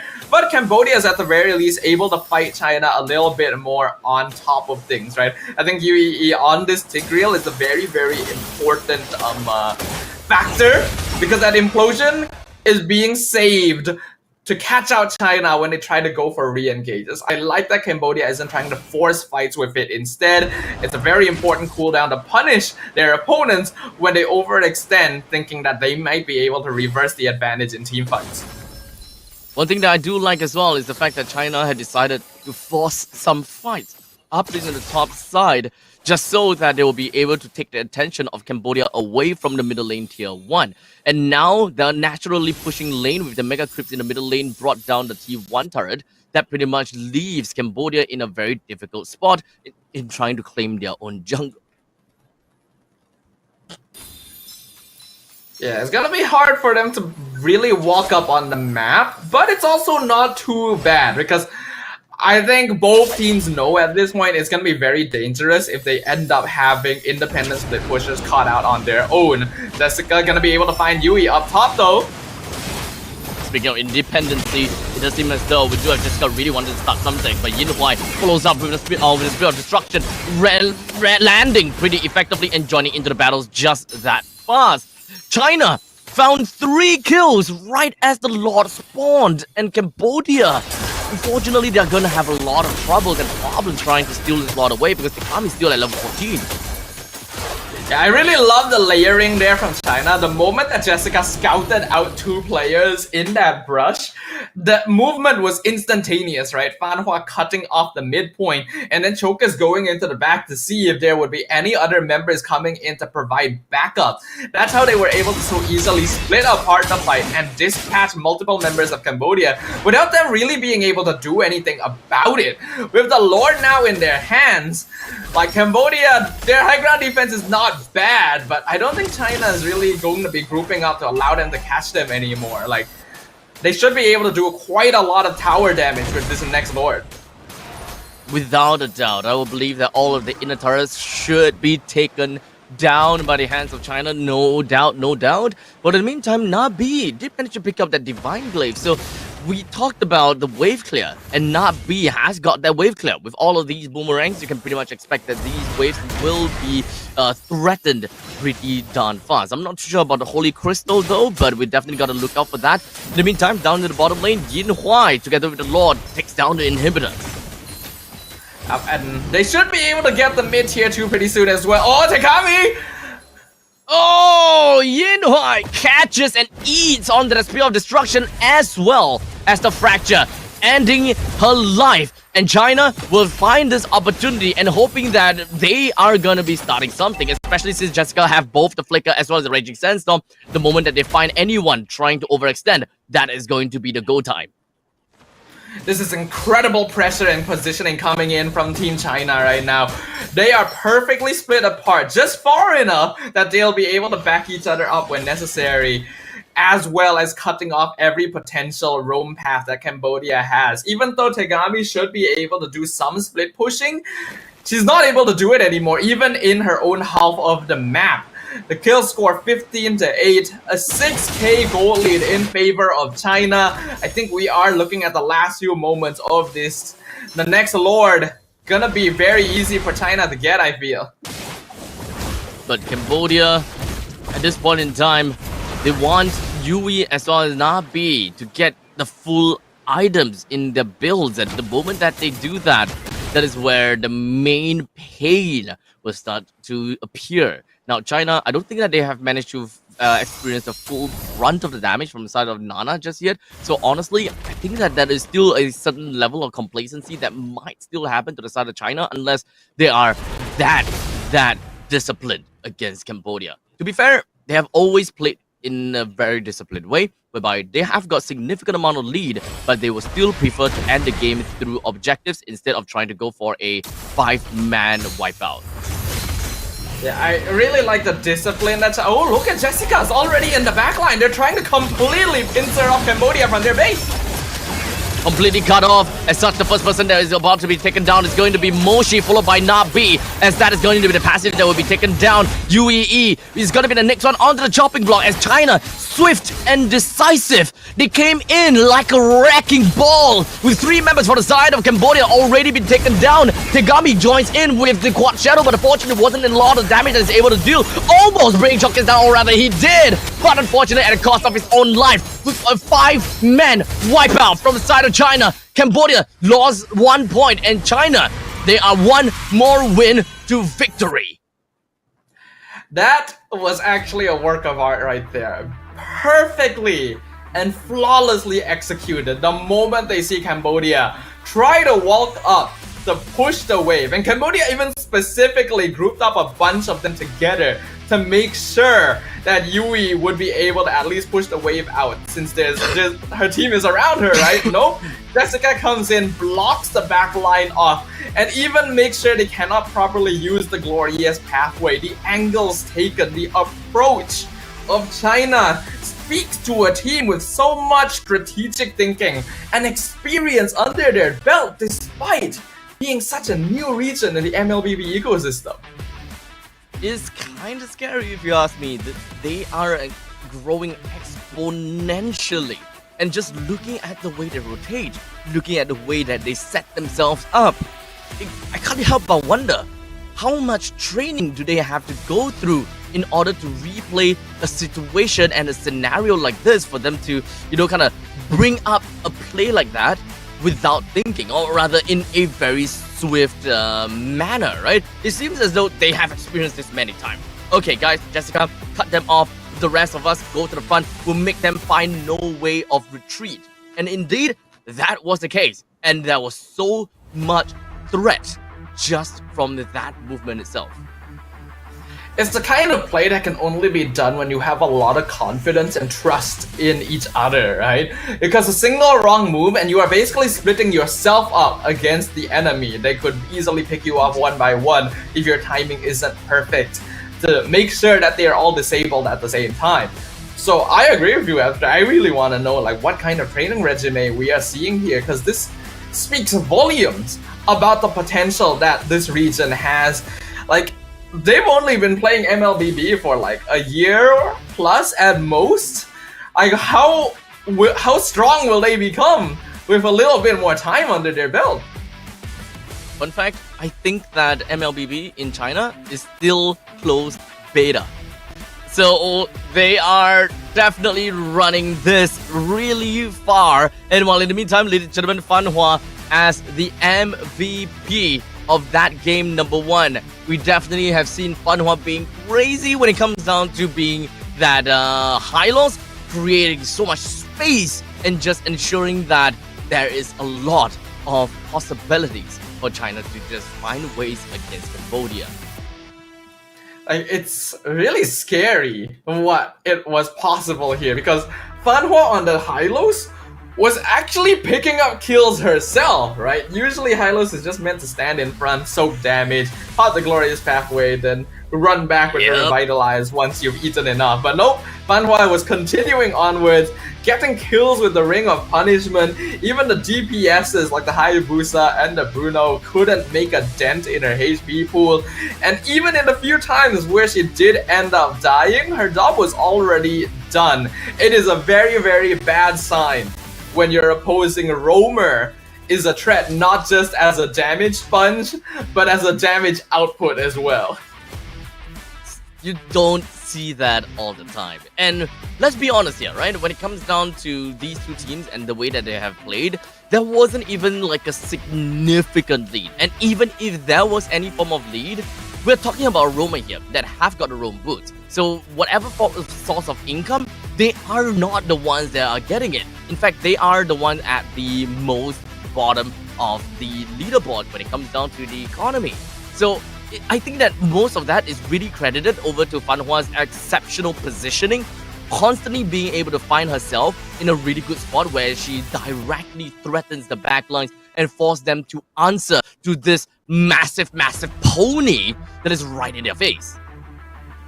Yeah, I think we have to really shut up her mouth as well on the Zusin. I said it right during the draft. You should probably ban Zusin, but they didn't do that. And when you are up against a Zusin, you really gotta focus on having mid lane priority. That's why they tried to go for the Nana to get range advantage, but because UEE wasn't there at level 1 to help out, Navi lost the lane way too quickly. Honestly, I think that Nabi didn't really have a very good time in the early stages. There really was a exceptional need of UEE there in the middle lane, especially since when we see a Jusin, you gotta have to respect the fact that a Jusin is 100% gonna be poking the enemies, right? The Jusin will poke, while in the meantime, Fan Hua will be the one that's clearing the wave as much as possible. perhaps what's in the head of Cambodia is that they know that that is exactly what's going to happen, right? And they do not want to lose too much priority and too much control of the map if both Nabi as well as UEE is just stuck behind the Lander Flare. And I think I can understand that. If you don't have any ways to clear the way fast enough before you get sent into the heavens by the Juicin, then maybe this is what they do. Deploy the UEE somewhere else first. Yeah, I mean, the problem is they did try to deploy her somewhere else first, and that ended up costing them a lot because mid lane priority, right? Zusin is a hero that actually doesn't clear waves all that quickly, so you have to punish her straight away so that she's not able to start roaming around the map and picking people up. Unfortunately, Cambodia was not able to do that, so already from the beginning, the early game went in the way that China wanted. After that, they continued building lead after lead. I think Vermouth was even able to get a Wishing Lantern as like a second or third item. Pretty greedy, but why not, right? Just go for more damage. Yeah, she actually finished that fairly early on in the game. So, right now, China on path. One more game to be top 3 at AEG. We'll see if Cambodia can bounce back. But while we wait for the teams to get ready once again, we'll go ahead and jump into a quick break. And we will see you guys in just a little bit.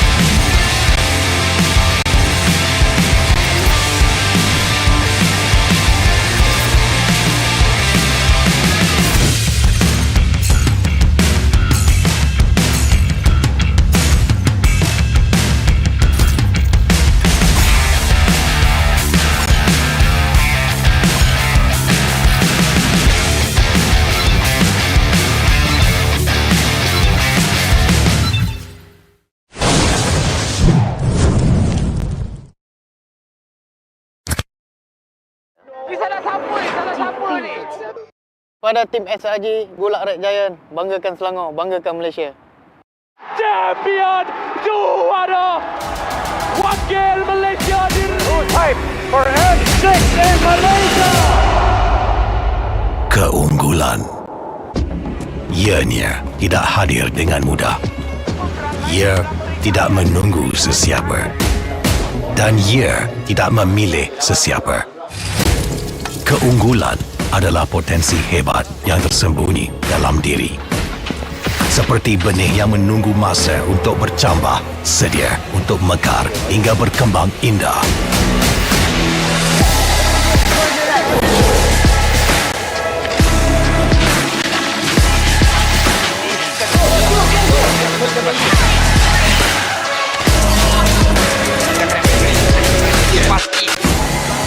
Ketika cabaran mendatang, ada yang hanya memerhati.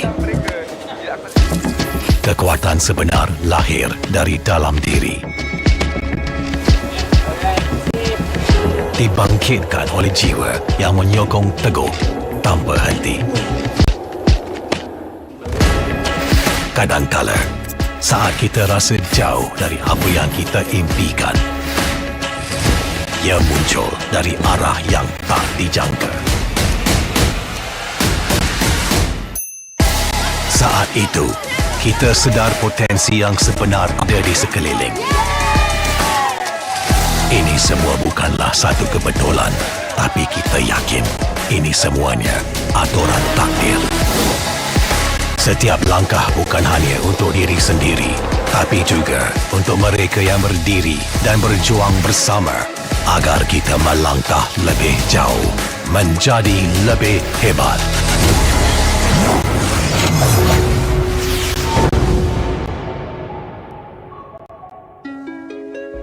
Bangkitlah rakyat Malaysia. Kita bersatu menyokong sepenuh jiwa.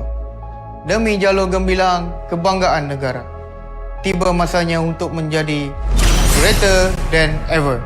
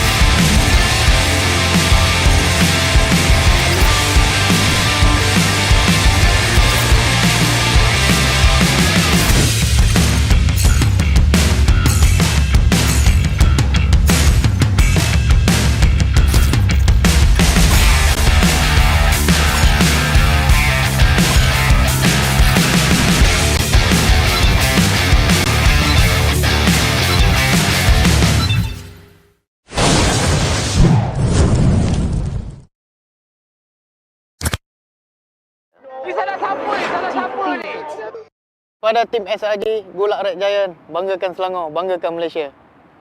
Champion juara Wakil Malaysia di Type for N6 in Malaysia!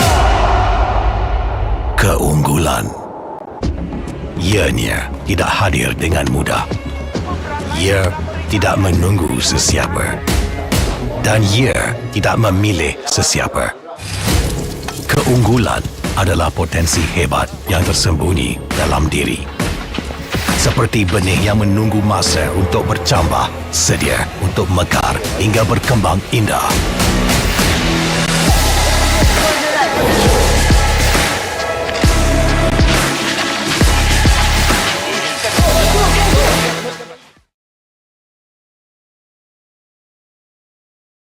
All right, ladies and gentlemen, welcome back into the the Asian Esports Games 2024.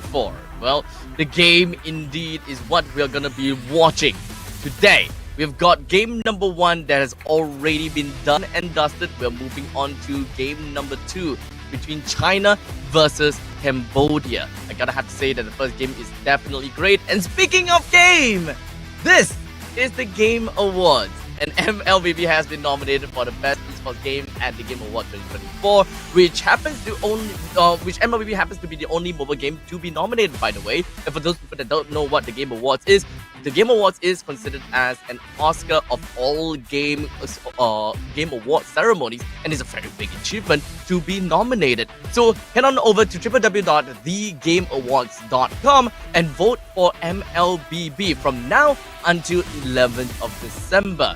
Once again, head on over to www.thegameawards.com and vote for MLBB at the Game Awards. And, well, let's move on. Right back on track. Asian Esports Games. And it's abstract. Yep. With me here's Sadafa. We're in for a great grade. I think so, right? It is the losers bracket round 3. For those of you who are just joining us right now, we are currently witnessing the battle between Team China and Team Cambodia. With the team from China currently 1 game up and 1 victory away from making it to the top 3 of the competition. Looks like they're going to be staying on the blue side of the draft, Cambodia on the red. And this time Cambodia has decided, okay, maybe we did need to ban that Zeusin after all. Now, of course, with the Juicin out, that is no longer gonna be a problem at all, because Juicin is one heck of an annoying hero. Let's be honest here, none of us wants to see a Juicin. None of us, because she's just plain annoying. You know, I don't think that we have to say too much about that. But of course, when it comes down to the drafting and of course looking at the previous game, I will say that when it comes down to Cambodia, they definitely do have once again another hero that came out of the party hat, and that being Nana.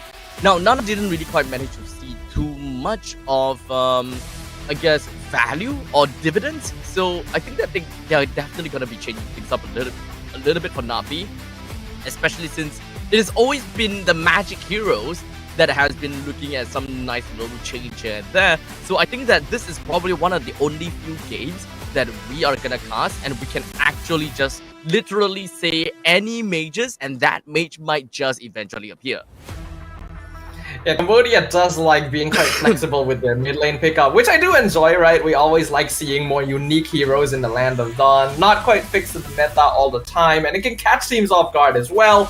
Unfortunately, in game 1, the Nana mid lane, I think not only didn't manage to do much, it kind of ended up being a weak link overall as well, because I feel like Navi just literally got to do nothing now, right? Just got pressured in lane right from the single team fight after that, just didn't have the items to contribute any sort of damage. And then because Nana is more of a siege mage, right, you want to be throwing spells from the back line, and China was consistently surrounding them from the back line, there was just no way to play. Ooh, Cambodia starting things off with a R1, R2 pick of a Hylos and a Vexana. So we are no longer gonna be looking at some party trick from the side of Cambodia. Okay, that's a bit sad. I definitely do want to see more crazy stuff from the side of Cambodia, but I guess this is their final lifeline. They want to make the best out of this against China, which has drafted a Hilda, Bruno, and an Aurora. Yep, so gonna be going back to standard here. But because they did end up banning the Zusin, the Hilda instead gets let through, so China was able to grab that straight away, which means that it's going to be very difficult to play against her in the EXP lane. Even heroes like Hylos are going to have a difficult time, so we'll see whether Cambodia wants to put Hylos in EXP or flex it into the roam position. At the very least, it means that Fanhua is not going to be able to replicate her MVP performance in game number 1 with that hero. Bruno and Aurora, though, will allow China to go for a bit of counter-engage shenanigans against the Hylos and the Suiyo. So, we'll see what happens.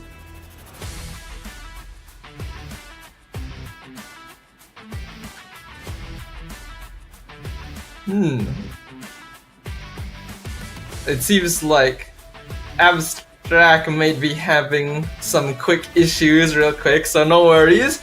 We'll go ahead and wait for him to come back. In the meantime, okay, we just got some issues. Yeah, he's dealing with some technical issues, so no worries. You guys still got me.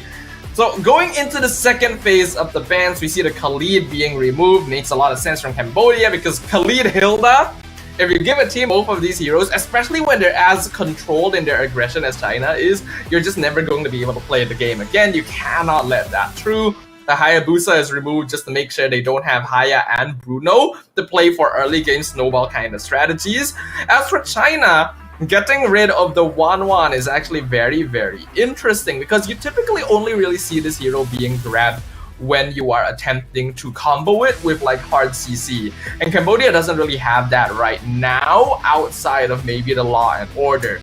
But it could be a sign that China is trying to go for more of a dive composition, right? Because Hilda is oftentimes going to be right in front. And Hilda, while she does have some maneuverability, is only going to be really effective at running down the first person she sees unless we see the ambush strategies. And Wanwan is one of the few marksmen that can actually escape from those ambush strategies as well. So China wants to make sure that whatever marksman Cambodia locks in, Hilda's going to be able to grab them from behind. This definitely will be kind of difficult for them to kind of work around now. So let's just take a look at what are the gold laners that is currently available.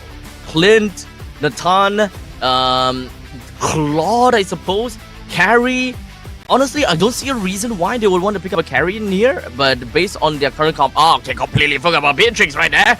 But Beatrix is also going to be some great picks considering the fact that they actually do want to play. I mean, Beatrix is a hero that can really pivot around a lot. If you want to play for team fights, there we go. Nibiru Passion as well as the Bandit's Rage, that's fine and dandy. But in the meantime, if you want some basic attack, that's just plain Nibiru going on about. You can just do literally anything. If you want to siege, you've got a Beatrix. My issue with the Beatrix here, though, is that it kind of locks Cambodia into a very front-to-back siege kind of composition. And I think China has already shown they're actually particularly good at dealing with these kinds of comps, especially if they have heroes like the Hilda around. When Cambodia starts the engagement, they're gonna try to have Hilda hide in the back line and just jump on the Beatrix straight away. They just need a good front line that can buy time for them, and I think Tigreal definitely fits into that slot. The Julian as well will be able to match Suyo in levels. They both hit their peak at level 3, so you won't have to worry about being particularly behind in the first couple of minutes of the game. So far, I do really like what China is bringing. Definitely, we are going to be seeing this Hilda mess around in the backline, and so Cambodia needs a secondary form of defense to make sure that Beatrix and Vexana aren't going to be vulnerable when they're taking the fight from the front. So, how's it gonna be like with the Julian and the Tigro on the side? Great initiations, and of course, when it comes down to the early game, it's very scary. Cambodia with the Gwyn in the roam. We haven't seen Gwyn in a long time, boys. We haven't seen Gwyn in a long time, and roam at that. Yeah, this is very, very... we know that Guinevere is a hero that has some serious lockdown potential. However, I'm wondering what kind of role they're gonna have her play. I think in the ideal sense, You want Hylos to take up the front line and Guinevere to maybe wait in the back to potentially ambush anyone that might try to jump onto Beatrix or Vexana. You could try to go for the opposite, but I think Hylos is a little bit less effective at stopping her. So we'll see if they decide to adopt that strategy, because Cambodia, again, bringing something interesting to the Land of Dawn.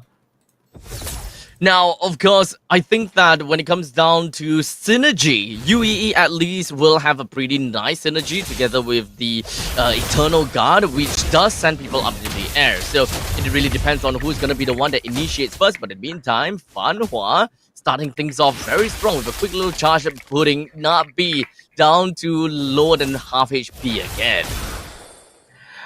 This early game should go just a little bit better now, since Cambodia don't have to worry about a Susin. The ability of that hero to poke is just a bit insane. It looks like Chokes will be able to hit his level 3 just a little bit earlier, and that means that Litho goes over to the China side.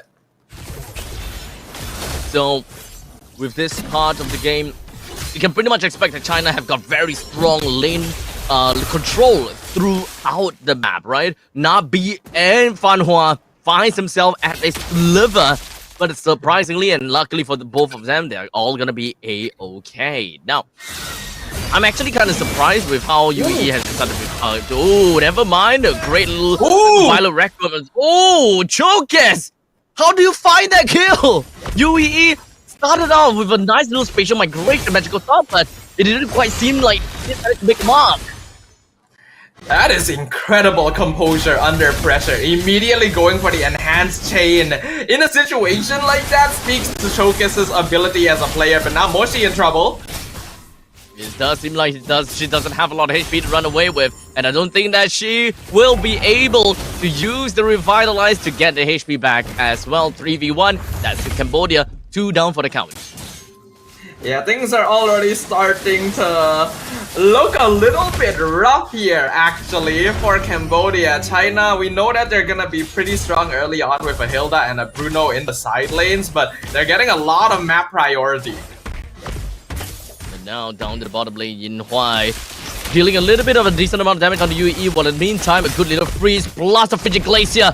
UEE, goodbye! Well, the Flicker plus Implosion, unfortunately not quite enough to kind of charge Yui backwards, as Yui had to expend the Flicker.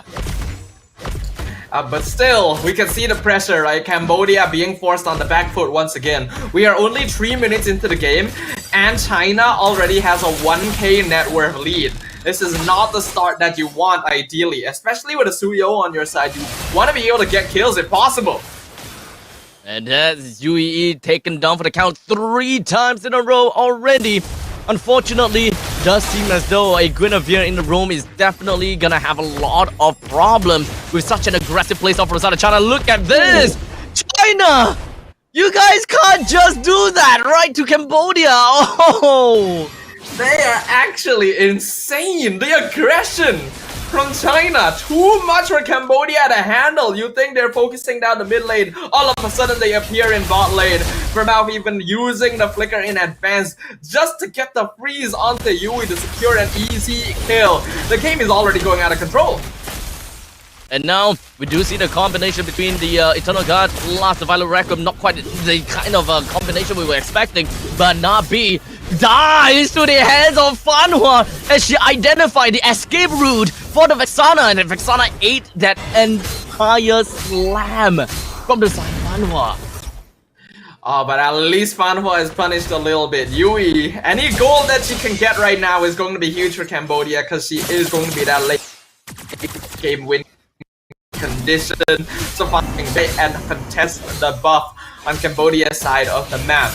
But we are still looking at a 1k gold lead right now, being slowly evened up with the gold shield provided down here. I like that Cambodia is shifting their priority to making sure that Yui gets as much farm as possible, because right now that's the only player on their team that's actually getting some sort of advantage. They did manage to bring down the tier 1 at the bottom lane, sub 4 minutes. So I think that is sub 5 minutes, sorry. That means that is definitely going to be a little bit of a good amount of macro from the side of Cambodia. They're trying to look for reasonable trades across the map. Cambodia did lose a couple of players, but most of it were on to the side of UEE. So I don't think it's that big of a deal. Well, in the meantime, up to the top lane, we do have a Bandit Rage that's going to be falling around to Jessica. As such, Jessica is going to be falling prey to the hands of Moshi, while Yinhuai runs all the way to the turret. Well, yeah, Fanhua with a 3-man implosion and a great little charge. Vermouth completely comes in. It comes down to the Frigid Glacier, but Yui did no advice from the side of China as she continues to run it down. And Yui, even a quick little dash, gets a double onto the side of Fanhua. Might potentially be able to get a triple, but unfortunately Yinhuai brings her down before she even pockets the kill. I gotta be impressed with the discipline from China. They're still fighting, they're still trying to force trades even when they're in a disadvantageous position. Cambodia, not the best trade, but still something at least. I want to see more of this aggression from them. The willingness to take risks, the cutting off of the back line. They gotta play China at their own game because that's the only way that they can potentially out-tempo them. With now China taking the turtle for themselves, and Cambodia managing to kind of equalize the lead by a tad a little bit more. They're only lacking at 500 gold now. It's not that big of a deal. But unfortunately, for the side of China, we do have Yui that has just brought that Blade of Despair. So you can definitely expect a big amount of shift in damage in favor for Yui. Yui, we knew that this was gonna be the win condition for Cambodia. Cambodia themselves know it as well. That's why they're trying to involve her in as many kills and assists as possible to just speed line that farm up. Somehow Fanhua actually canceling the knockout right there. Tagami actually not actually in a bad spot. Actually 0-0-0, 7 minutes in. So I would imagine that the Suyo's farm is actually not too bad either. That's another player that they could maybe work around. That is true. It is pretty much on a simple curve for the side of Tegami, while the rest of the members from the side of Cambodia, I think that their curve is a little bit lower than the 50% percentile. So generally, I would say that it is really just a matter of time. We just need to open up the space a little bit more for Yui, and as long as Nabi and UEE is able to do a decent job at controlling the front lines, I would believe that Yui should be able to get some really nice front-to-back action and just force China in a very tough spot. Yeah, but we know how China likes to play a little bit later on in the game as well. Once they have a bit more control towards the mid to late stages, they really like to go for flank and angle control. That is when Yui is going to be the most vulnerable, so Cambodia needs to be prepared for that. Because the Chokus finds himself in the tough spot and immediately might be going down. Wait, Chokus!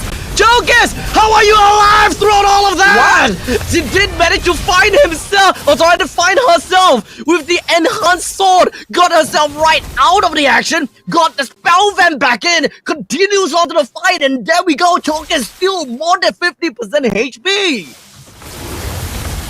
What? How? I had literally stopped looking at Chokus because I thought for sure that she was already dead. I need to hold on. I'm looking at the replay real quick to see exactly the enhanced sword. It actually managed to get out and regen in time. A display of micro mechanics coming in here from Chokus and the rest of China, as that entirely reverses the momentum of a fight that looked to be Cambodia favored. Exceptional play from the side of Chokus. I mean, that has got to be the highlight of that game for sure. Almost going down, but then completely flipped that script. Boy, oh boy. Now, in the meantime, down to the bottom lane, Tegami unfortunately doesn't seem to have a lot of farm at all. As you can see, he tries to go in with a decent amount of damage when it comes down to an immortal form, but even when it comes down to immortal form, doesn't really quite have got the defense to really stay alive for long periods of time. But in the meantime, that is going to be the final record. In fact, every single one of the ultimates for the side of China is just going to be throwing themselves down over to the side of Cambodia, as Tegami as well as Moshi finds himself down for the count. China now has got a heavy push down in the bottom lane and the middle lane, while Cambodia's Yui, is all the way still up in the top lane. I like that Yui at least has the initiative to try and go for a split push somewhere on the map, because China is already making a... A bit of a mistake from Jessica there. She should have definitely been able to stop Yui, but kind of stopped paying attention for a split second, and that's all she needed. That would have been a huge kickoff. That is so unfortunate, man. I'm pretty sure that Jessica was swiping her screen to kind of look around, or perhaps to look at what's going on in the main fight, if whether she has enough time to kind of go for this kill onto Yui. But I think that she overshot, completely underestimated the movement speed of this Hilda. But in the meantime, Fanhua, 3-man charge, 2-man implosion. Cambodia, they're all together, allowing for a double kill for the side of the move. And now it's only left with Yui as well as Moshi. They have no damage coming in. How exactly are they supposed to defend this oncoming push from the middle lane? Oh, we're gonna jump straight into a pause after that here. A bit of a stop in momentum, but China is feeling themselves here, Abstract. That was a beautiful implosion and initiation. I have nothing to analyze. There's literally nothing that I can say. That was actually perfect. China is doing such a good job right now of making it so that Cambodia literally cannot do anything. Like I don't want to call it too early, right? You know, there's such a thing as a caster curse, but I feel like the game is already over. Like literally, there is nothing Cambodia can do. It's damn. Even I myself is speechless, because China, they're absolutely goated, and right after they came back from the pause, we've got Yui as well as Moshi. They have lost half HP. China went all the way in and gotten themselves the inhibitor turret in the middle lane. Cambodia need to make a miracle happen now. This is a 8k gold advantage in favor of China. Even with heroes like the Hylos, they are just not able to open the map at all. The angles, the control. China is perfectly observing their opponent's movements and positioning themselves exactly where they need to be on the map to not just prevent rotation, but just scare Cambodia away entirely from even trying to make anything happen. We're 11 minutes and 20 seconds into this game, and China, they've gotten themselves 9,000 gold lead. Very, very convincing game thus far. Even though China didn't really quite manage to, hold it out that well in right after the laning phase, but they are here, boys. They are here, because Cambodia now, they're going to be suffering a quick little plunder from the side of Lord. While in the meantime, the Valorek is just going to be connecting down to Fanhua, but unfortunately not quite enough to bring her down just yet. Chokes all the way in with the enhanced sword, but that is going to be a quick little crowd that is just going to be working on the Chokes. Didn't really quite get her out of the tombstone though, but it's more than enough for her to buy enough time to ensure that the rest of the members from the side of China will be able to hold things out a little bit better. While in the meantime, the Pride of Ice is currently still available for the side of the move. Moshi ran right in the face, and it does seem like, oh no, Fanhua, no, not like this! Not like this! Not that pony again! Not the death pony, man! Not again! All things considered, Cambodia put up a very solid and respectable defense. China was positioning themselves very well just as before, but because Cambodia can actually play their front to back properly this time, they're in a more advantageous position to actually be able to defend their crystal. Tegami especially, I think, was a huge savior for them with that final dash in and burst on Yinhuai. If Bruno had survived, the game would already be over, but because they were able to pick her off, Cambodia still has some breathing room.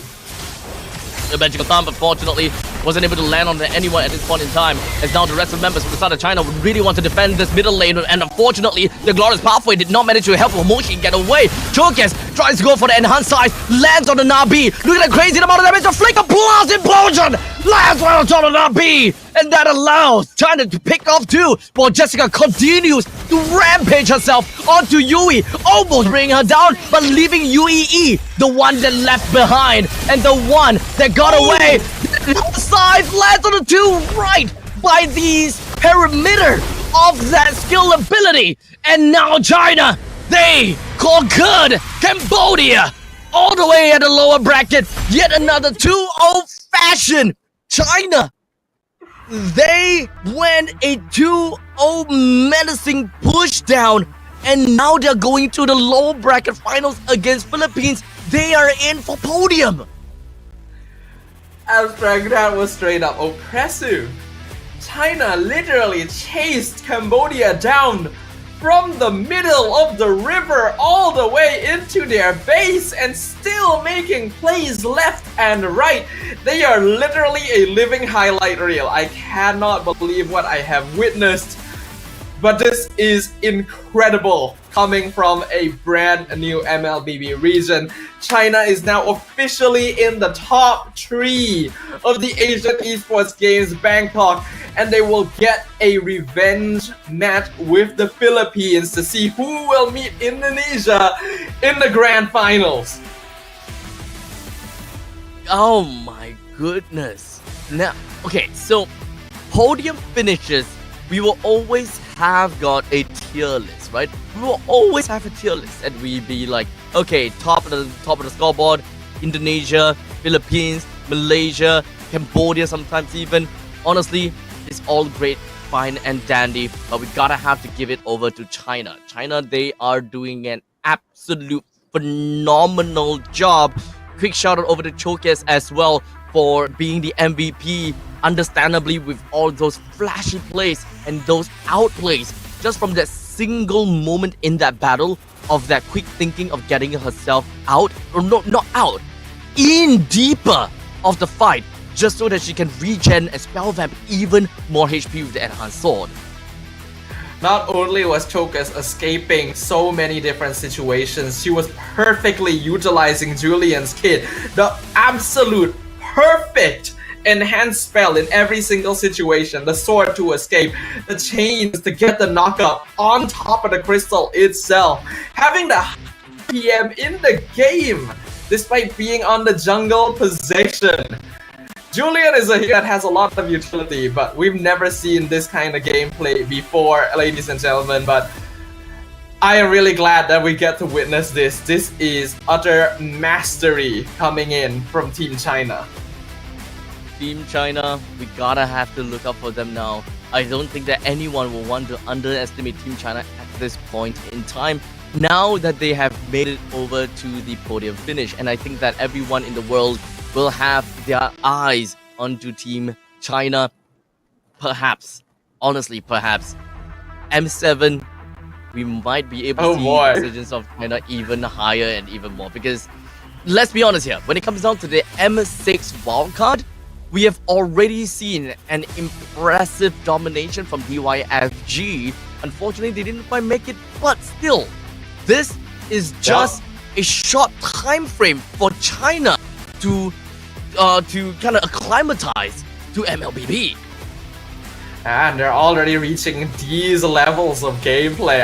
I'm kind of terrified, Abstract. What kind of monsters are this region going to become with just a little bit more time under their belt? We could see in these highlights that although Cambodia was able to find some momentum a little bit further into the game by starting to play a bit more aggressively, that positioning started being punished over and over again. The controlled aggression and discipline from China, the fact that they are able to stay around in fights and trade even when they start off in bad positionings. Chokes being able to find a way out of this catch while baiting multiple spells.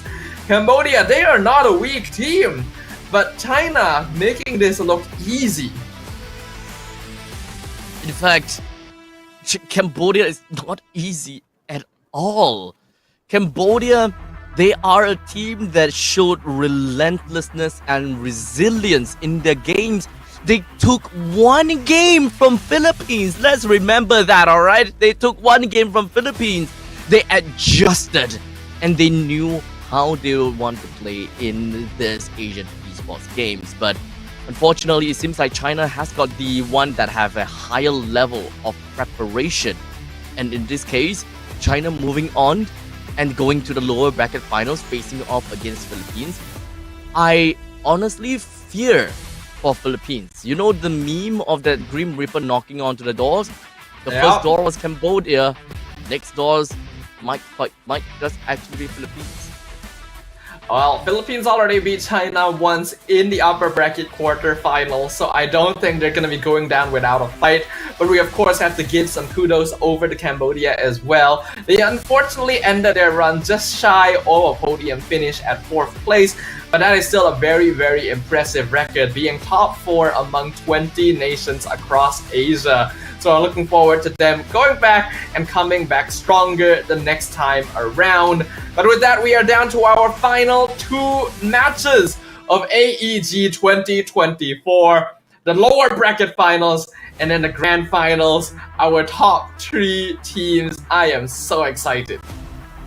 Indonesia, Philippines, China, top 3, and all of these teams, they are guaranteed to go home with a little bit of something. And some of you might be wondering what exactly are the stakes. We have a total of $5,800 US that's on the line right here.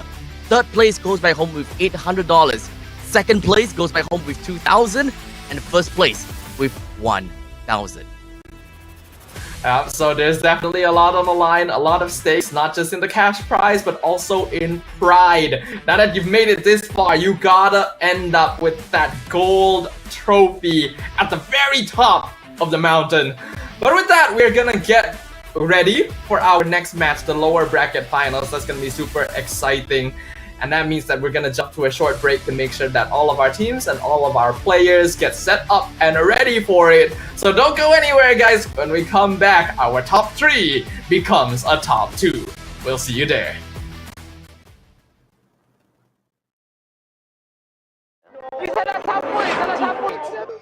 Pada tim SRG, Golak Red Giant, banggakan Selangor, banggakan Malaysia. Champion juara wakil Malaysia for N6 in Malaysia. Keunggulan ianya tidak hadir dengan mudah. Ia tidak menunggu sesiapa dan ia tidak memilih sesiapa. Keunggulan adalah potensi hebat yang tersembunyi dalam diri. Seperti benih yang menunggu masa untuk bercambah, sedia untuk mekar hingga berkembang indah.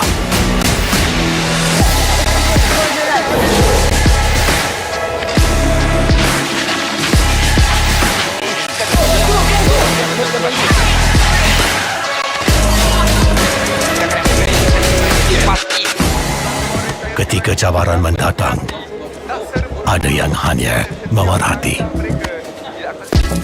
Kekuatan sebenar lahir dari dalam diri. Dibangkitkan oleh jiwa yang menyokong teguh tanpa henti. Kadangkala, saat kita rasa jauh dari apa yang kita impikan, ia muncul dari arah yang tak dijangka. Saat itu, kita sedar potensi yang sebenar ada di sekeliling. Ini semua bukanlah satu kebetulan, tapi kita yakin ini semuanya aturan takdir. Setiap langkah bukan hanya untuk diri sendiri, tapi juga untuk mereka yang berdiri dan berjuang bersama agar kita melangkah lebih jauh, menjadi lebih hebat.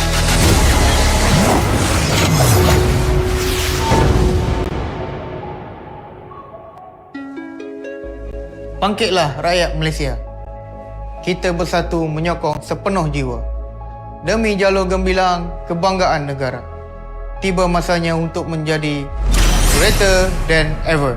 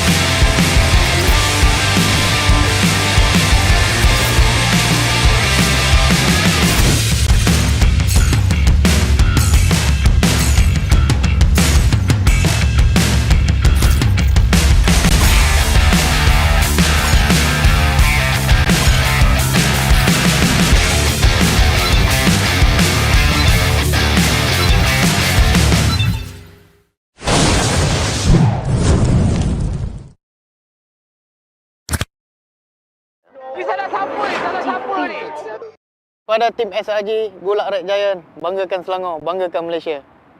Champion juara wakil Malaysia time for N6 in Malaysia.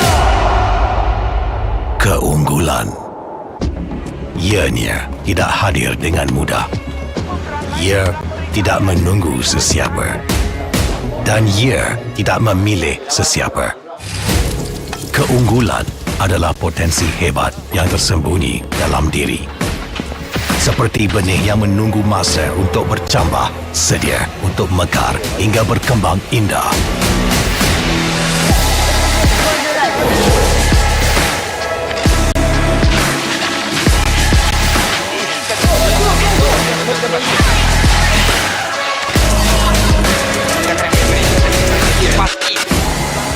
Ketika cabaran mendatang, ada yang hanya memerhati. Kekuatan sebenar lahir dari dalam diri. Dibangkitkan oleh jiwa yang menyokong teguh tanpa henti. Kadangkala, saat kita rasa jauh dari apa yang kita impikan, ia muncul dari arah yang tak dijangka. Saat itu, kita sedar potensi yang sebenar ada di sekeliling. Ini semua bukanlah satu kebetulan, tapi kita yakin ini semuanya aturan takdir. Setiap langkah bukan hanya untuk diri sendiri, tapi juga untuk mereka yang berdiri dan berjuang bersama agar kita melangkah lebih jauh, menjadi lebih hebat.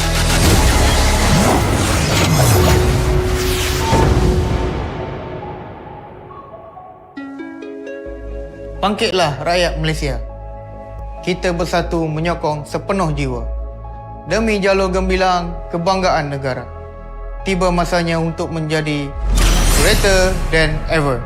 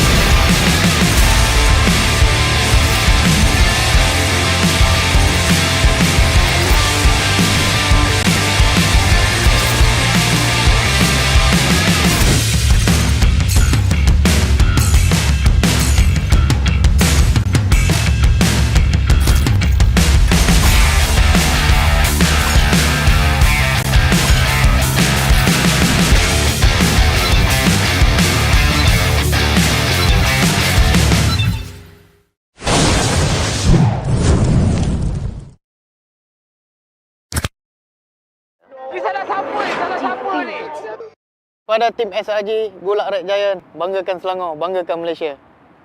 Champion juara wakil Malaysia fight for N6 in Malaysia. Keunggulan. Ianya tidak hadir dengan mudah. Ia tidak menunggu sesiapa. Dan ia tidak memilih sesiapa. Keunggulan adalah potensi hebat yang tersembunyi dalam diri. Seperti benih yang menunggu masa untuk bercambah, sedia untuk mekar hingga berkembang indah.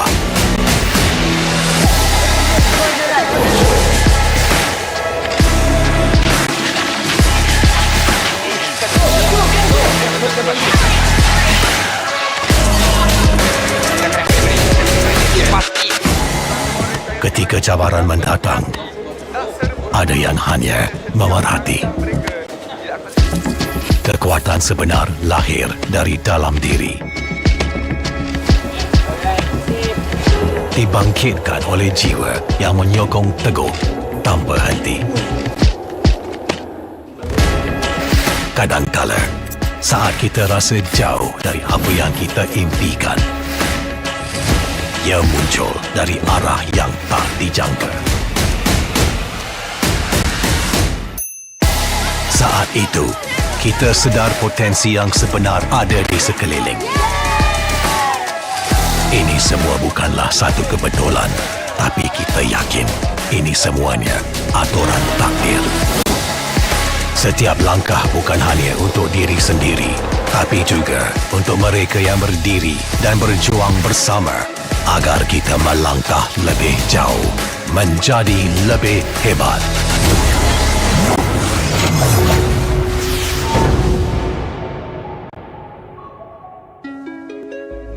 Bangkitlah rakyat Malaysia. Kita bersatu menyokong sepenuh jiwa. Demi jalur gemilang kebanggaan negara. Tiba masanya untuk menjadi greater than ever.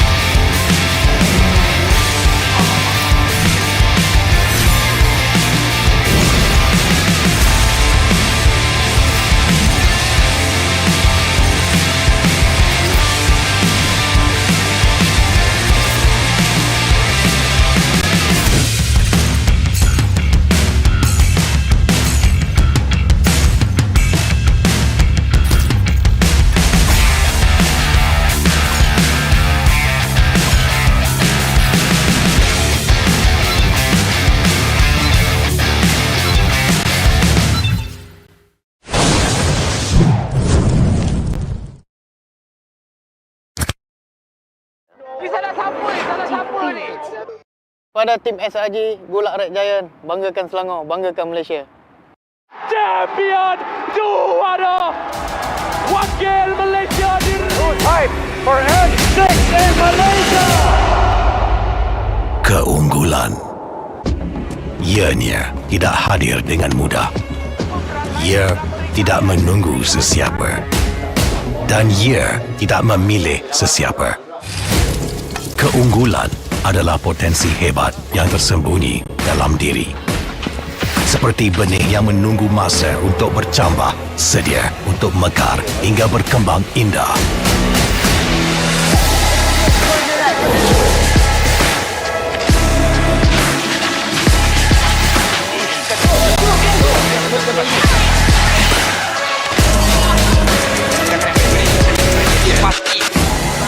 Ketika cabaran mendatang, ada yang hanya memerhati.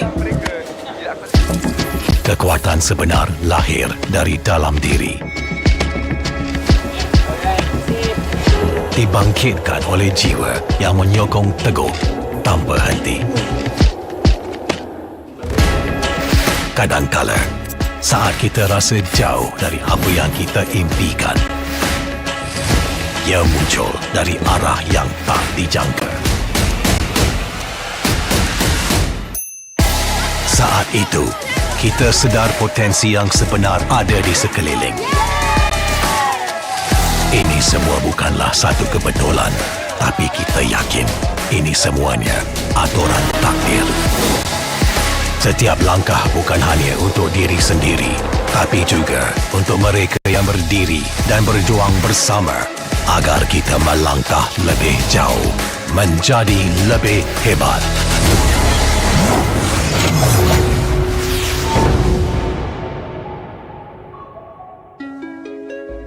Bangkitlah rakyat Malaysia. Kita bersatu menyokong sepenuh jiwa.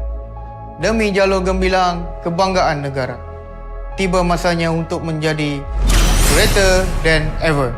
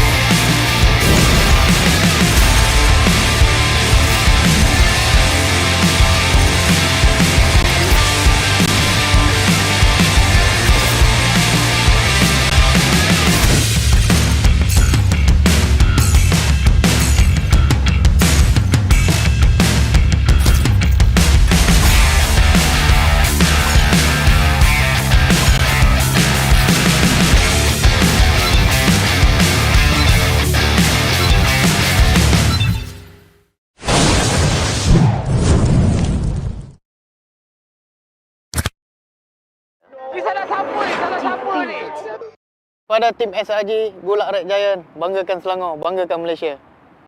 Champion juara wakil Malaysia fight for N6 in Malaysia. Keunggulan ianya tidak hadir dengan mudah. Ia tidak menunggu sesiapa dan ia tidak memilih sesiapa. Keunggulan adalah potensi hebat yang tersembunyi dalam diri. Seperti benih yang menunggu masa untuk cambah, sedia untuk mekar hingga berkembang indah.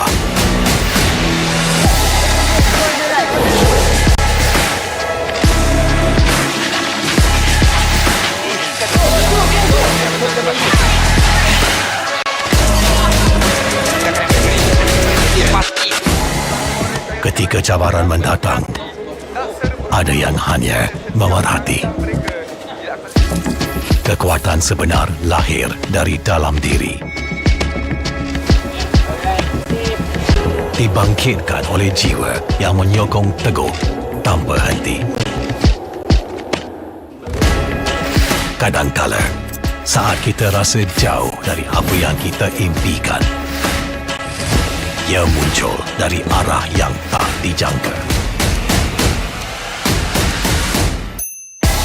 Saat itu, kita sedar potensi yang sebenar ada di sekeliling. Ini semua bukanlah satu kebetulan, tapi kita yakin ini semuanya aturan takdir.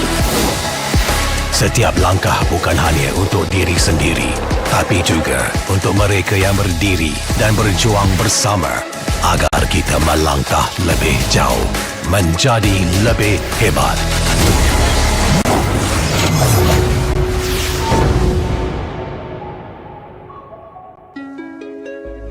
Bangkitlah rakyat Malaysia. Kita bersatu menyokong sepenuh jiwa.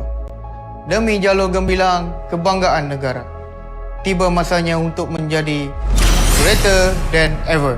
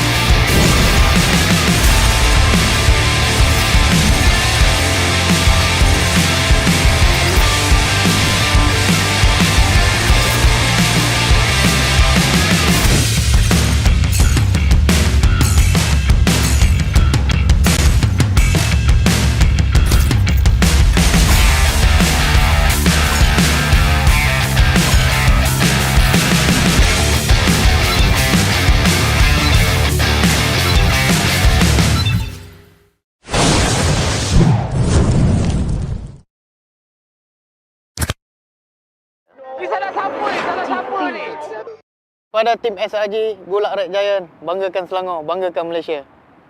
Champion juara wakil Malaysia Time for N6 in Malaysia. Keunggulan. Ianya tidak hadir dengan mudah. Ia tidak menunggu sesiapa. Dan ia tidak memilih sesiapa. Keunggulan adalah potensi hebat yang tersembunyi dalam diri. Seperti benih yang menunggu masa untuk bercambah, sedia untuk mekar hingga berkembang indah.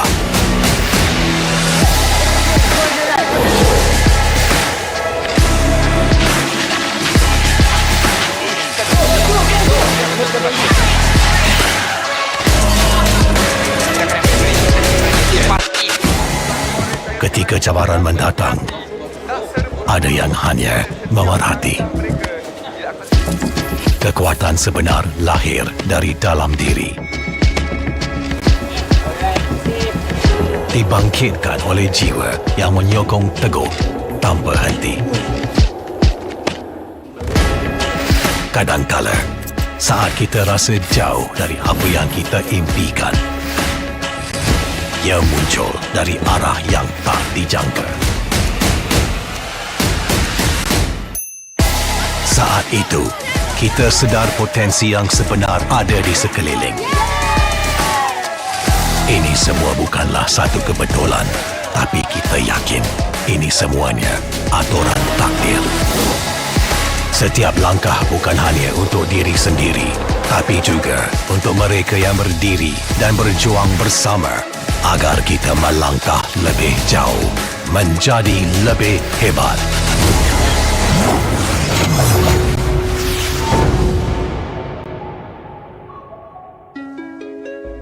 Bangkitlah rakyat Malaysia. Kita bersatu menyokong sepenuh jiwa. Demi jalur gemilang kebanggaan negara. Tiba masanya untuk menjadi greater than ever.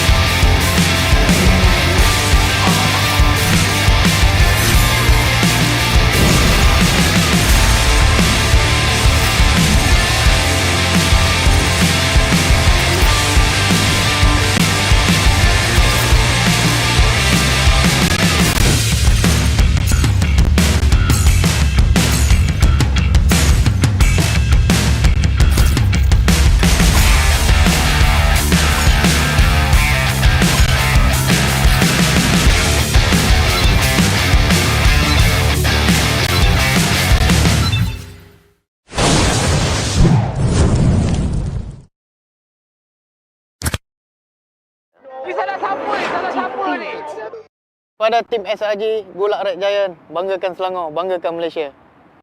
Champion juara wakil Malaysia fight for N6 in Malaysia. Keunggulan. Ianya tidak hadir dengan mudah. Ia tidak menunggu sesiapa. Dan ia tidak memilih sesiapa. Keunggulan adalah potensi hebat yang tersembunyi dalam diri. Seperti benih yang menunggu masa untuk bercambah, sedia untuk mekar hingga berkembang indah.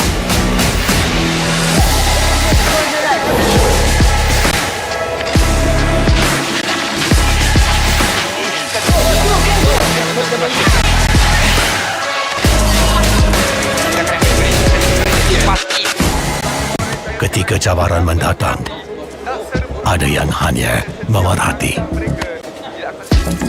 Kekuatan sebenar lahir dari dalam diri. Dibangkitkan oleh jiwa yang menyokong teguh tanpa henti. Kadangkala, saat kita rasa jauh dari apa yang kita impikan, ia muncul dari arah yang tak dijangka. Saat itu, kita sedar potensi yang sebenar ada di sekeliling. Ini semua bukanlah satu kebetulan, tapi kita yakin ini semuanya aturan takdir. Setiap langkah bukan hanya untuk diri sendiri, tapi juga untuk mereka yang berdiri dan berjuang bersama agar kita melangkah lebih jauh, menjadi lebih hebat.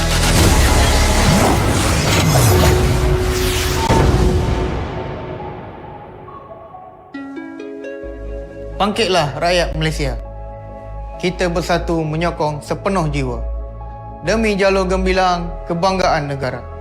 Tiba masanya untuk menjadi greater than ever.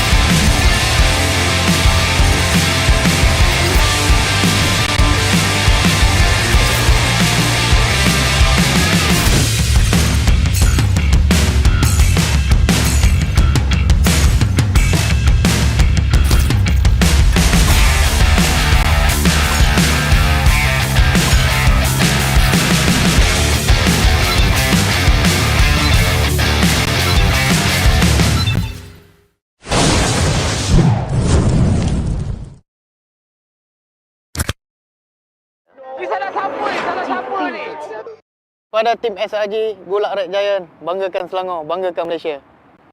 Champion juara wakil Malaysia Time for N6 in Malaysia. Keunggulan ianya tidak hadir dengan mudah. Ia tidak menunggu sesiapa dan ia tidak memilih sesiapa. Keunggulan adalah potensi hebat yang tersembunyi dalam diri. Seperti benih yang menunggu masa untuk bercambah, sedia untuk mekar hingga berkembang indah.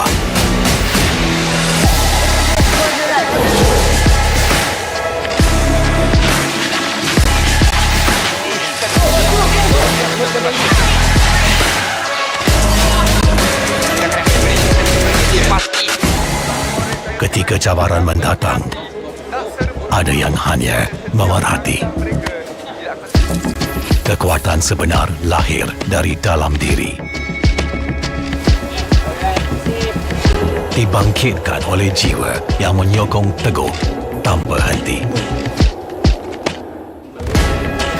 Kadangkala, saat kita rasa jauh dari apa yang kita impikan, ia muncul dari arah yang tak dijangka. Saat itu, kita sedar potensi yang sebenar ada di sekeliling.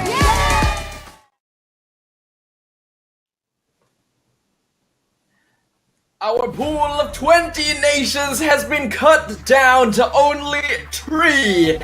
Soon we shall know our top 2 as well, as we are about to witness our lower bracket finals at the Asian Esports Games Bangkok 2024 Team Women's MLBB. We're going to be witnessing the Philippines go up against China, and only one will be able to move on to the final stage. Now, we have went through quite a tournament throughout the past 3 days. And here we are coming close to the end. As now, we are gonna be looking out and to crown the 3rd place medal to either one of them, either Philippines or would it be China. China has went through one heck of a playoff stage here at the lower brackets, and it would be amazing to watch them climb all the way from the round 1 of the lower bracket all the way to the grand finals. Now that is the narrative that we're looking for. Absolutely. It's also a bit of a grudge match actually, because it was the Philippines who knocked China down to the lower bracket in the quarter-finals at the beginning of the playoff stage. So now that they have this rematch, they're gonna be eager to prove themselves that they have learned from the experience and that they want to bring a glory on the stage. What do both of these two have got in store for us? Will China actually have an answer to what Philippines posed to them in the upper bracket quarterfinals? That is the question that we have all wanted an answer for. After a obscene amount of matches against Myanmar, Malaysia, Cambodia, I'm pretty sure that they have gotten something, and they probably learned something and would want to apply that in this very crucial game. But it would be a massive statement to the MLBB ecosystem as a whole if China is able to take down the Philippines, one of the most established region in the entirety of Mobile Legends Bang. They have so much experience under their belt, and there is a reason that they have made it this far to be in the top 3. There is no way that they are going down without a fight, and I am particularly interested to see what the draft is going to look like, because this is going to be a really serious battle. Indeed. And of course, after looking at a obscene amount of matches from the side of China themselves, I think that we all have got our eyes onto Chokers. Definitely, right? When it comes down to Jessica as well, that has been piloting quite a lot of the Khalid, as well as, I believe, Hilda. They've constantly been showing us exactly what they have been doing so far. But the rest, of course, when it comes down to Yinhuai, Fanhua, as well as the move, they all play together as a unit just so fabulously. Their gameplay has been stellar, and we can see once again the playoffs bracket thus far. Like we mentioned, China and Philippines, they were the first match in the playoffs, and China did get knocked down, but they have made the entire lower bracket run, taking down multiple strong opponents along the way. Will Philippines be their next target, or will it be the PH scene that shows why they have dominated MLBB for so many years? We gotta have to see whether the Grim Reaper is truly onto the side of China or not, though. Do note that I'm pretty sure a lot of you guys also know that China didn't have a lot of time to really acclimatize to the MLBB's competitive scene that long. In fact, I think give or take 1 to 2 years. But here we are here at the Asian Esports Games 2024 for the women's division. We are already looking at China being one heck of a force to be dealt with. And not to forget, when it comes down to DYFG in the M6 wildcards. Anything from this point onwards, we'll definitely start to see China being a strong region that will definitely triumph over some of the massive regions that we have in MLBB thus far, such as Philippines, Indonesia, and Malaysia. Speaking of Malaysia, you guys saw the standings just now. China did bring Malaysia home in the lower bracket quarterfinals. So they've already made a statement to the entire global ecosystem of MLBB. This is a region that has a lot of skill and potential at play. They've been familiar with the MOBA genre for a long time, even before MLBB was introduced. But if we're talking about a region that has been there since the very beginning, it would be none other than the Philippines themselves. So we've got a veteran Titan squad versus an emerging region. And as we jump into the draft for game number 1, I really want to see who will come out on top. Yeah, with the Angela Matilda. Oh, Kadita. Oh, China. All I can say is that Philippines Amores has been showing so much Kadita plays that China wanted to test that fact. If whether how comfortable Amores is on other majors. And now that the Kadita is taken away, boy oh boy, this is definitely gonna be a game for Philippines. And by the way, we also don't have Chip in the banning pool. Yep, Chip has been an interesting hero where some teams will contest for him and some teams will just ignore him entirely. It's a hero that really rewards good team coordination. I feel like both of these squads are capable of pulling that off, but it looks like China isn't gonna start off with that. Since Hilda was already taken away, they're gonna open things up with the Khalid first off. We know that they're a very aggressive team throughout the game, so having heroes that can make that front line happen will be very valuable for them. So with the first pick coming in, it is going to be a Khalid that have been thrown into the pool for China. Philippines, they have responded with a Bruno to the mid. I believe that there is still, okay, there we go. Gato Kacha is also going to be picked out right here. Hylos is still definitely up for contention for the side of China. But so far, when it comes down to Fanhua, I would believe that Fanhua don't really play too... Wait, never mind. Fanhua does play the Hylos. And in fact, well, yeah, quite a mean Hylos as well. A very mean Hylos. So let me just take that back, right? Definitely play the Hylos. And that can still definitely be the case. Yeah, I feel like Hylos would be perfectly fine here. It would unfortunately reveal your Roman EXP fairly early on, but considering it's Khalid and Hylos, I feel like it's still fairly okay to go for. I feel like you also have to kind of maybe respect the Eve somewhat, right? Because Eve Gatot can be a very powerful combination, but China gonna go in completely opposite direction, going for the Aurora and the Moskov instead. So, what do we have here? Moskov and the Aurora so far wants to play a little bit of a counter engage when it comes down to the Aurora with great amount of control of the leads as well as global presence with the Spear of Destruction. Philippines now have got a ball onto their court. They have only the Garukacha which can flex over to both the Roam as well as the EXP. They do not want to break that ambiguity on the EXP and the Roam just yet. So at least for now, they're still going to be going for a Vexana, and that is going to rival against that Aurora in the middle lane. I think going into the second ban phase, we should be seeing a good amount of attention towards the jungle picks because it's quite rare that we see both teams not locking in their jungle within the first phase. So there's a lot of heroes that still need to be respected somewhat, right? We have the Alpha, we have the Nolan. Tigreal actually going to be the one banned out first by Team Philippines so that China aren't able to play with that two-pronged engagement that they have so far made a name for themselves with.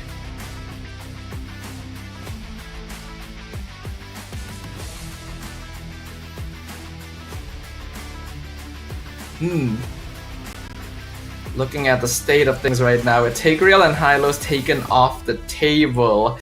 Actually, is the jungle picks just gonna be left open entirely? My question is Completely. right now. Yeah. I mean, there's still a lot. I mean, the Alpha, we've got Nolan, and let's not forget about that. What was that guy's name again? Damn it, I've forgotten his name. Damn it. Which The guy? guy with the sword and the chains and the scythe. Julian? Yeah, totally. I totally knew it. But to be fair, it just slipped out of my mind. But Julian, pretty strong did hero ban it. thus far, and okay, never mind. We already saw how Chokus was playing Julian earlier. I am pretty sure Team Philippines Exactly. was watching their match against Cambodia. And Chokus, honestly, even among a lot of male players, I feel like that was some of the best Julian gameplay I have ever seen. You have to respect that. So, Philippines not gonna let it through, even though it's not usually one of the more contested meta junglers. So, what's it gonna be? Ling! Final ban from the side of China, and that pretty much puts the ball to the court for the side of Philippines. They have the option to kind of go for the jungler as we speak. They are looking at a little bit of an AoE kind of thing whereby they want to initiate as well as counter engage. Pretty good so far with the Eternal Guard as well as the Avatar of the Guardian. But of course, when it comes down to the junglers, it has always been very independent. Do they want to play more on the mobility? That's the question. Because at this point in time, Vexana clears ways fast, and when it comes down to Kutcha, might be Rome. If that's the case, then the middle lane should be relatively fast, and it should be in tandem with that Aurora plus Khalid in the middle lane. So if they want to have more of an early game, I was about to suggest a little bit more of the Nolan, but Hayabusa is pretty okay. Yeah, I was wondering whether Philippines would go for the Hayabusa here. There was a chance it was risky because that Khalid could go into Rome and then suddenly you just get harassed. But Gatota and Vex are actually a pretty solid mid lane duo, so it's unlikely that China will be able to very safely invade anyway. And Team Philippines are quite comfortable with playing more of the assassin junglers. So I think this is fine, especially if they're able to get snowballs going. China now definitely needs a secondaries form of frontline. They're very good at splitting apart fights, but they need to have another hero that is able to take up the rear. Khalid by himself, we've already seen, is not going to be enough. So I wonder what kind of heroes they're going to be targeting here. Oh, Minotaur!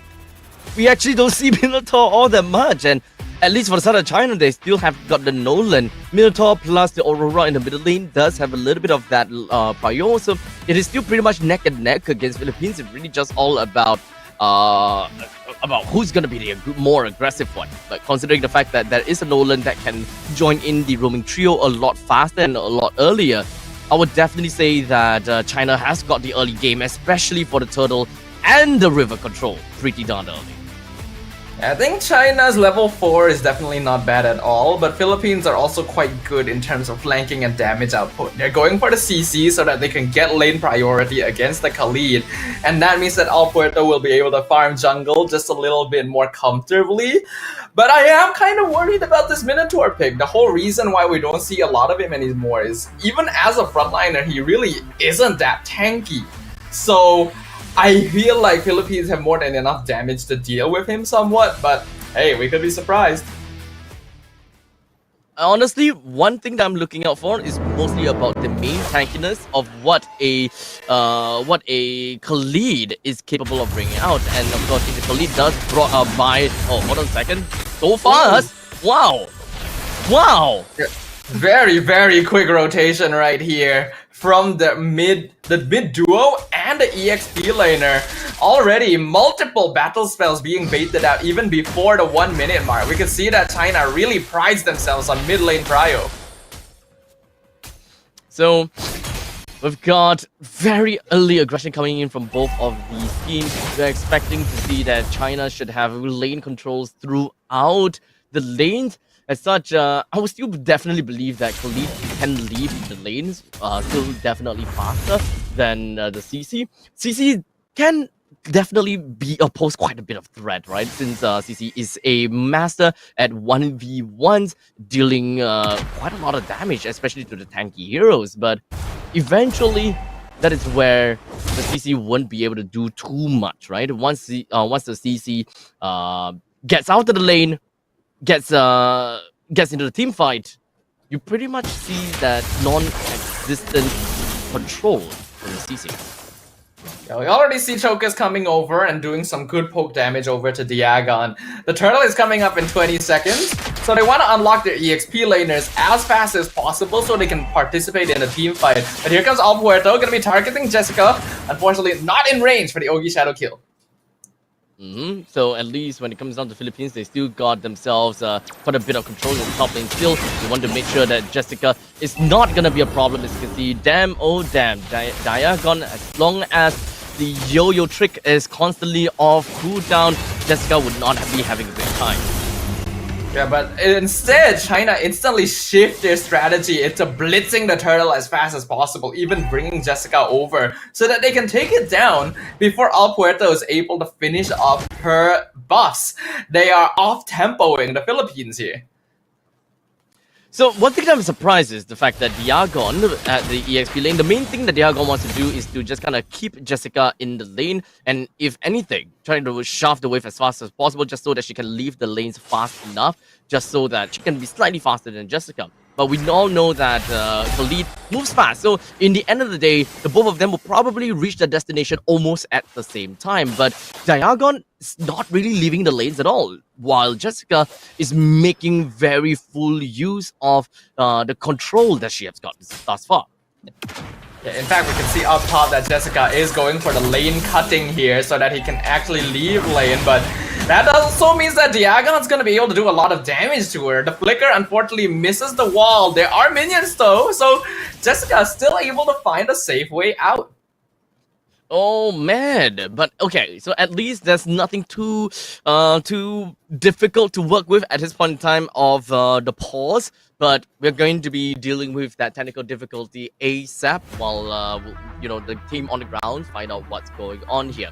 But throughout, and of course so far, I would say that the game has been relatively safe. Is it on the safe? Well, they're all aggressive, but they're not getting a single kill, which is kind of funny. I gotta have to say, both teams, they want priority, they want to go for kills, they want to make full use of mechanics, and they just want to brawl, but no one is bloody dying.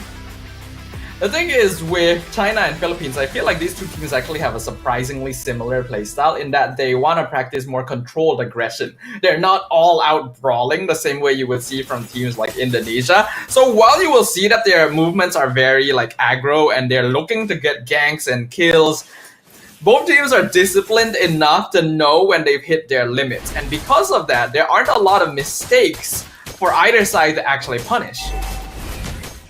Extremely eccentric going on for both of these teams possibly here. Fanhua might be the first one to be taken down from the side of China. Wow. Yeah, 1v3, but Fanhua actually still able to get away, and the final bounce from the Bruno ult actually does not connect. Good spreading from Yinhuai. My oh my. 4 minutes into the game and we still don't have a single death just yet. Quick little flicker plays from the side of Fanhua, but you're right about that tankiness. At least when it comes down to the early stages, you can't really expect too much from a Minotaur. Minotaur can always just hide inside of the brushes and wait for perfect and opportunity times to go in with the Minoan's theory, but unfortunately with the fact that there's no more flicker here, Philippines will take the opportunity to take the turtle away off the hands of China. Yeah, so far, gameplay looking very disciplined here.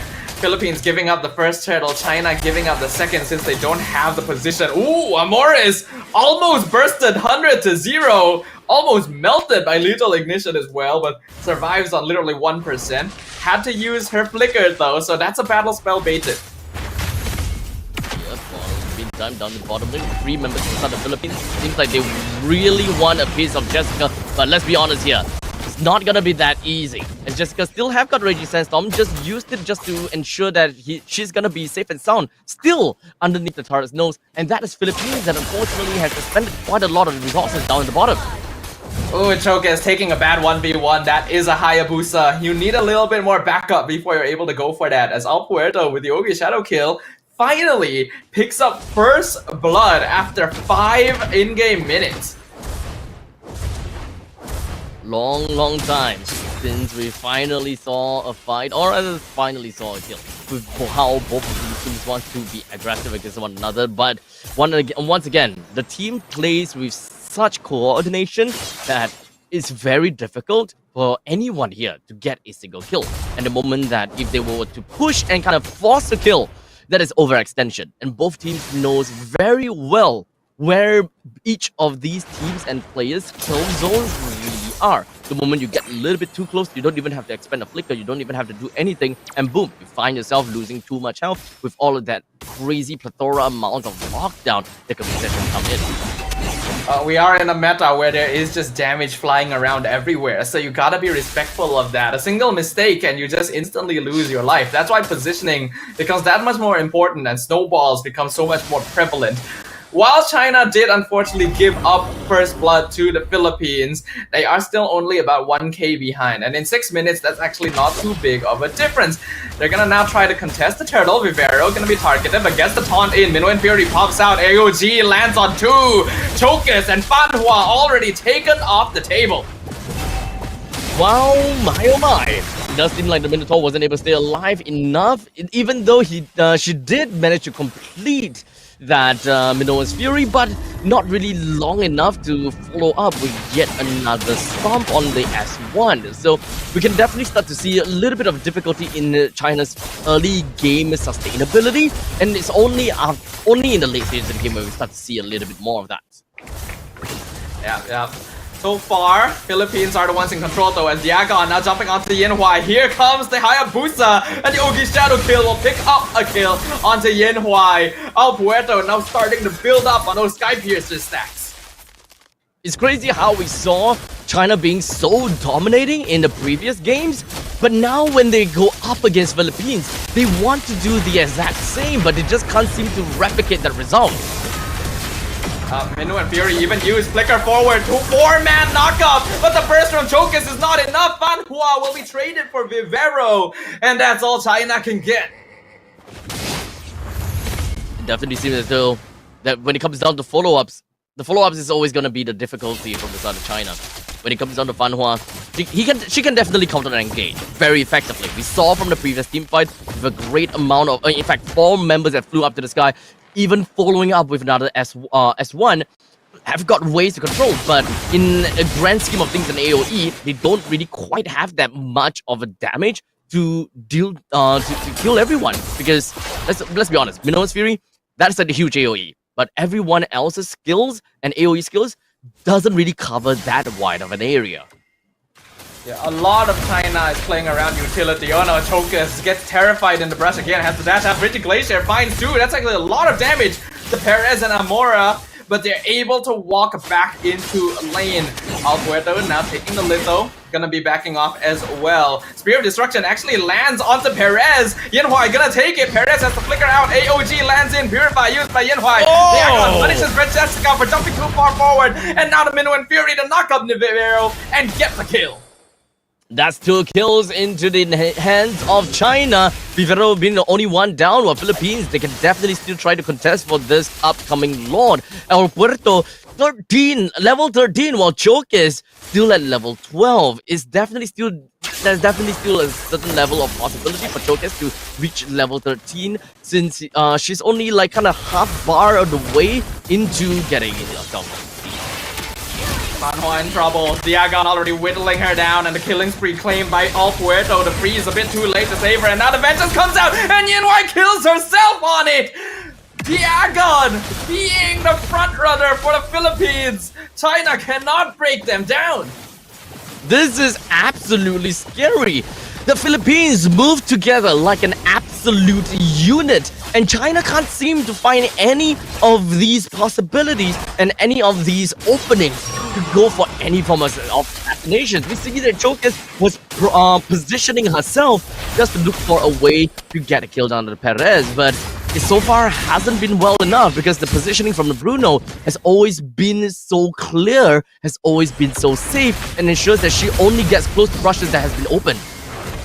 Yeah, Philippines are now basically doing the same thing China has been doing to other teams. Up in the top lane, Jessica and Choke is trying to gank Al Puerto, but Al Puerto just has so many stacks and actually gets the mega kill on Jessica instead.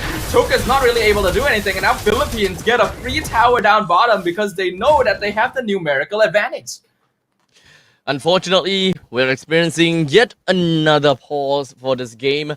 I'll say that both Philippines as well as China, they are in... Okay, at least for China, they are in a little bit of a pickle here, right? We're looking at about 4,000 gold deficit, while in the meantime, they are also losing quite a little bit of turrets in here. Okay, to be fair, the turrets are kind of equal. It's 2 for 2 thus far, but because of the fact that the Lord is actually going to be fighting for Philippines up in the top lane, it's pretty fair to say that the T2 in the bottom lane definitely destroyed. T2 in the top lane should be down by the Lord, and the middle lane, that's the question. The middle lane turret was last seen close to about half HP with an imminent push in the middle lane. That more or less should signify that the control in the jungle for China is about to be lost completely. Yeah, and this is a very unfamiliar position for them, right? So far, whenever we've been witnessing China's victories, they have so much control over the map, their aggression and discipline on full display, but Philippines just seem to be superior in both those aspects right now. I think the draft, unfortunately, not the best for China. I still do think that Minotaur is a little bit lacking overall, and we can see that because of that, they're just not able to hold that front line long enough, right? We have the CC, who is doing an excellent job by herself with the vengeance of tanking damage from 2 or 3 people, but Fanhua cannot do the same, and that means that we are seeing a far cry in the gameplay that is enabled for China here. Yeah, it's all about the sustainability, right? At least for Fanhua, she can always have a very good amount of heals to the rest of the team, but the rest of the team is not the one that's specifically facing any form of damage. It has always been Fanhua. While in the meantime, Jessica has always been trying to throw her bodies over to the side of Philippines just so that she can peel a little bit more and kind of share the burden together with Fanhua. And knowing how we have seen Jessica in the previous game, she have built her Khalid to be an absolute monster of a tanky hero. So it is only in the later stages of the game that we will start to see a little bit more dividends coming in from this lineup, especially since we're looking at Yinhui playing as Moskov. I would only believe that China will start to hit back real hard, maybe 15 to 16 minutes into the game. But that's also depending on whether or not they can actually extend the game that long in the first place, right? I do feel like China's composition is a bit, like it puts a lot of pressure onto Chokis and Yinhui on the Moskov because they are the only real forms of consistent damage, right? In this case, you have an Aurora. You usually will lean a bit more towards utility than DPS unless you're like super ahead. So otherwise, you're hoping that Nolan is able to burst people down early and then Moskov burst people down late. Nolan has already failed that task, unfortunately. Philippines just had better positioning and Chokas got consistently punished over and over again, which means Yinhui is literally the only win condition that China has left. They gotta make as much space as they can for her to farm. Otherwise, this is just going to be a complete snowball, especially since Al Puerto should have a lot of Sky Piercer stacks right now. I suppose that with 4 kills and 4 deaths, 4 kills and 4 assists, that's definitely quite a bit.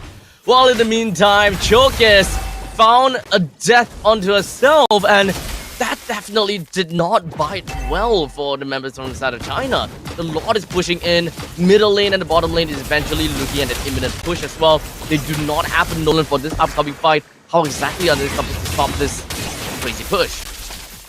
Well, Jokers will be back up in 8 seconds, but Philippines are gonna be able to start whittling down the towers before that. They do still have the holy defense, so at the very least there is that wave clear that China can play around, but the Philippines will be able to keep piling the pressure on. Every single wave pushed at the same time, and all their forces split up. Jessica somehow alive after all of that. Frigilation lands. Minnow and Fury, is it gonna be used up? No AOG to get away. Chokers taking a lot of damage, but he with the double team on Yinhuai will be able to trade for Perez, and that's actually a really crucial pickoff for the side of China. Here comes Al Puerto. Ogi shadow kill on top of Yinhuai, jumps over to the minions, not able to get the kill, but they are able to clear both top and bottom inhibitors. Now, with a 7-kill lead for the side of Philippines, as well as close to 7,000 gold lead, Philippines slowly back themselves off after getting a sound victory of getting themselves inhibitor turrets at the top lane and the bottom lane. With that all said, that means that the macro game for Philippines will start to rack up even more, as wherever the Lord were to spawn, there will always be a naturally pushing lane on the opposite side, which will make things so much more difficult to play. Because now, China, they have a timer on their head. It's not something... I don't think that they would want to casually just allow Philippines to take the Lord away. The only way that they could challenge or to stop Philippines from taking out the Lord is to jump onto Philippines first. Be the one that engages. But however, this is not exactly a team competition that is super great when it comes down to initiating. And with the amount of goal deficit that they have, it is just sending themselves to a doom. Yeah, I think Philippines knows that they're very close to being able to claim the victory now. They just gotta make sure they don't make any mistakes going forward. And so far, they've been doing that exactly. It doesn't really help China that their front line simply isn't tanky enough to allow them to prolong team fights. And the Philippines are making good use of that. Macro play is probably the best direction right now. But there's also the risk, right? That's why you need information. Unfortunately, the taunt on Fanhua, that's gonna be unstoppable for Al Puerto. Crazy amount of burst damage that Philippines have got in their arsenal. And with one of the main tanks from the side of China gone. Hey! Jokers! The steal on the Lord! The retry timing was perfect! And still able to get out with Jessica tanking most of the Ogi shadow kill. Yinhuai even finding the tier 2 tower up top. In a single second, China has actually found a lot of space for themselves on the map, and they have a Lord to play with as well. Vivero being bursted down, Revitalize already used. Fracture will miss. Mid-tier 1 being contested by China. The Terrify onto Jessica from the flank. Unfortunately, ends up with her being taken out. That's gonna stifle their push. That was quite a steal. And now, China have got a lot pushing up in the top lane. They will be able to kind of minimize the amount of damage from this 14 minutes onwards. Remember how we said that China, they gotta have to wait for a little while until they get themselves a good amount of defense and damage? Yup, now's the time. A good Winter Crown from Chokas there. She needs to dash out as much as possible. Fanhua, even with the knockup and then flicker backwards to support the retreat.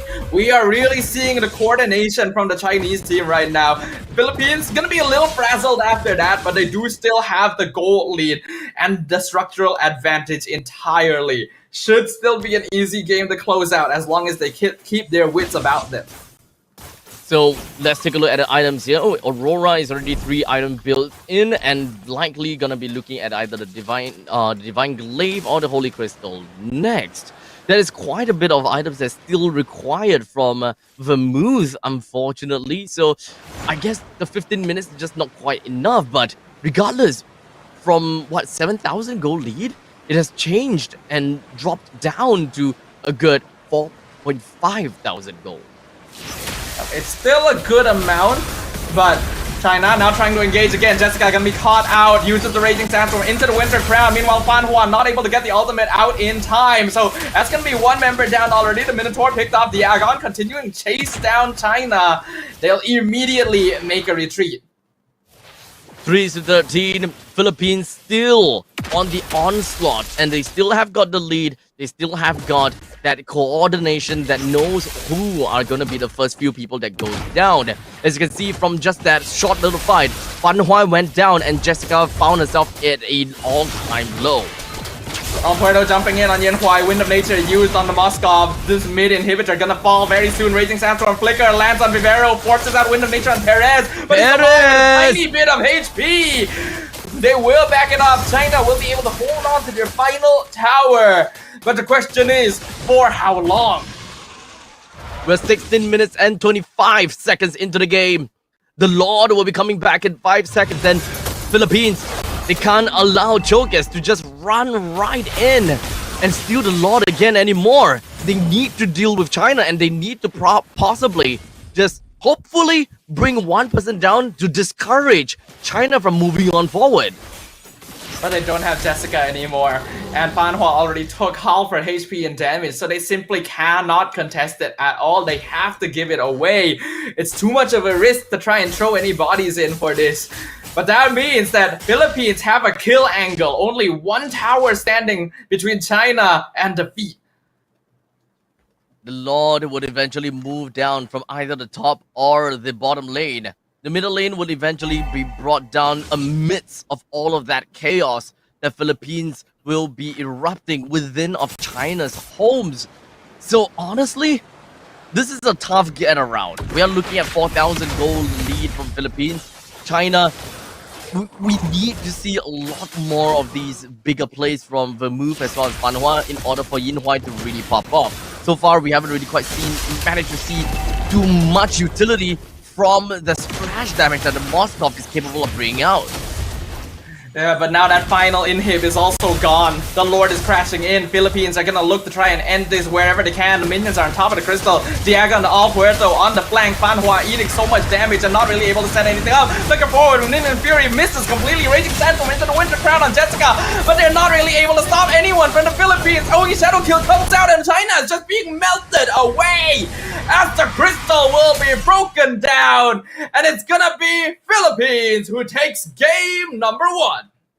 The core and the crystal cracked open by the famous soccer boy. Definitely, when it comes down to the Malefic gun, it is a crazy amount of power spike and a lot of quality of life that has been credited over to the side of the Bruno. Nothing too much to worry about. As such, he will be able to hammer away for days. Philippines takes the first game away from China in a convincing fashion all the way from the start to the end, only allowing China to get a minimal amount of kills. In fact, only 3 kills despite their composition being very strong in the lanes.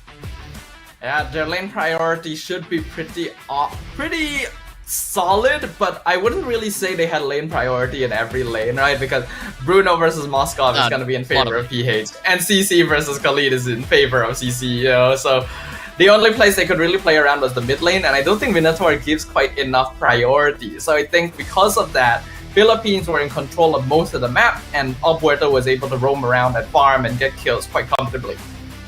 Yeah, I think that one of the main things that kind of helps out per se, or the one thing that kind of gets it working for China, is the fact that their roaming trio includes of the Nolan, and the Nolan will always be able to get one pacing above of the Hayabusa. But unfortunately, that wasn't exactly the case all that well. But ladies and gentlemen, this is definitely the MVP that we have for here. Perez that's playing as the Bruno. Crazy amount of damage that just absolutely obliterated everyone from the side of China like a hot knife through butter. I think Perez basically had a mostly free game. With the draft that China has, it's very difficult for them to be able to jump into the backline. Perez was also positioning herself very, very wisely to make sure that there was no chance that someone like Chokes would be able to jump on top of her, and that allowed the Bruno to just consistently output damage throughout the entirety of the game. I think that going into the next game, China definitely needs to revisit their draft a little bit. I'm not actually that big of a fan of the first pick, Khalid, and then pairing it up with the Minotaur means that you just don't have any way of diving the backline, forcing them into more of a front-to-back composition, which they seem less comfortable on. Yeah, so eventually I think that there needs to be a little bit of a change when it comes down to China's way of playing. Technically speaking, I would say that composition was much of a problem per se, but it's more of the pacing of the game, right? I think that when it comes down to chokers, the pacing is definitely there, but they couldn't find the kills that is necessary for them to get that snowball ongoing, because I believe that is what usually goes on well for China, is to dominate in the early stages, get themselves the early stage farm, and kind of further accelerate the growth of those late game heroes to eventually be able to get that power spike by 14 minutes, which is going to be way faster than all the other marksmen that is onto the opposite side. Yeah, but I think the lack of lane priority really stopped them from being able to play the game the way that they would have initially wanted to, right? I think Philippines did a very, very good job of responding to China's potential aggression. And because their draft gives them multiple winning lanes, it means that they are able to somewhat predict which part of the map their opponents are going to be playing around. That allows them to respond very, very quickly. And because they luckily were able to get that first blood onto Chokers of all people, it meant that All Puerto didn't have to worry about a jungler that would, on paper, be more effective than him in the early game. I think one of the other things is considering the fact that they did have a Minotaur, and a Minotaur is always good, but it's not necessarily a pick that has revolved around Minotaur. You are definitely able to buy a lot of time with the S1 as well as the Minotaur's Fury, but what kind of time are you exactly buying throughout all of that, right? From the clip that we saw, you managed to knock up all 4 people, you knock up again with the S1, but throughout all of that, the only form of damage that we saw was purely from the Minotaur. There's not much of a follow-up because of the fact that most of the members from the side of China is not exactly that fast in terms of rotation, with the only fast one being Jessica. But I think that fight without Jessica was the main problem as well, because the Desert Tornado deals a lot of AoE damage, and that's more than enough to bruise most, if not all, of the people that's been caught by the Minotaur's Fury. Yeah, I think Philippines does look to be in a pretty comfortable position right now, though. They've already refreshed themselves after their loss earlier in the day against Indonesia, and are very eager to claim that second grand final spot. As for China, there needs to be a little bit of going back to the drawing board. I do still feel like an opening with Hylos or Gatot would have been a bit better for them instead of going straight for Khalid, because while he does play a similar role to Hilda, I think he's a little bit less consistent overall, right? A bit more punishable. And we saw that in game number 2. Yeah, so unfortunately, that didn't go too well, but we have seen how Jessica piloted the Khalid. So it's fair to say that it is mostly just kind of like a one-off situation for China. We'll hopefully see them being able to kind of reset their mentality and come back stronger for game 2. Well, they need a little bit of time to reset that mentality, so we're gonna go ahead and give it to them. We'll get the players all set up and go on a very short break, and once we come back, it's gonna be game 2 to find out if Philippines are able to claim that clean sweep, or if China will surprise us all once again. See you guys in a moment.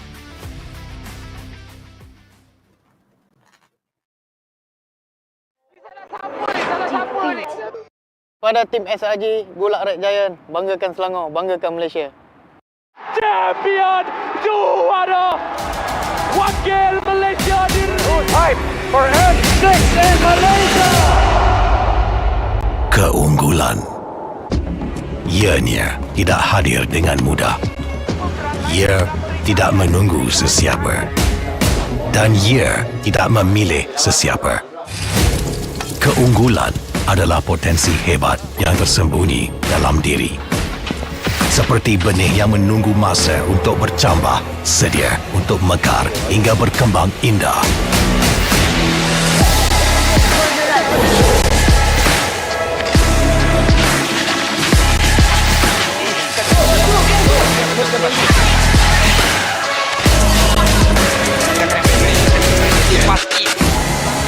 Ketika cabaran mendatang, ada yang hanya memerhati.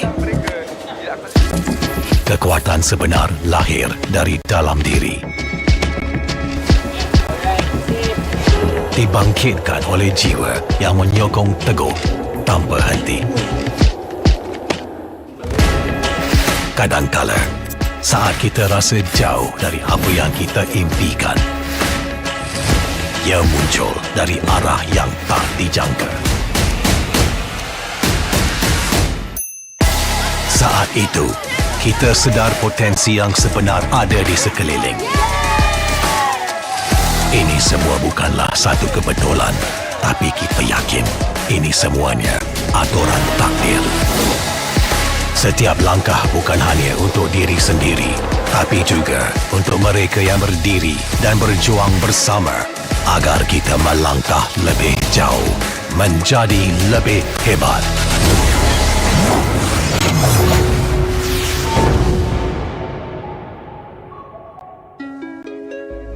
Bangkitlah rakyat Malaysia.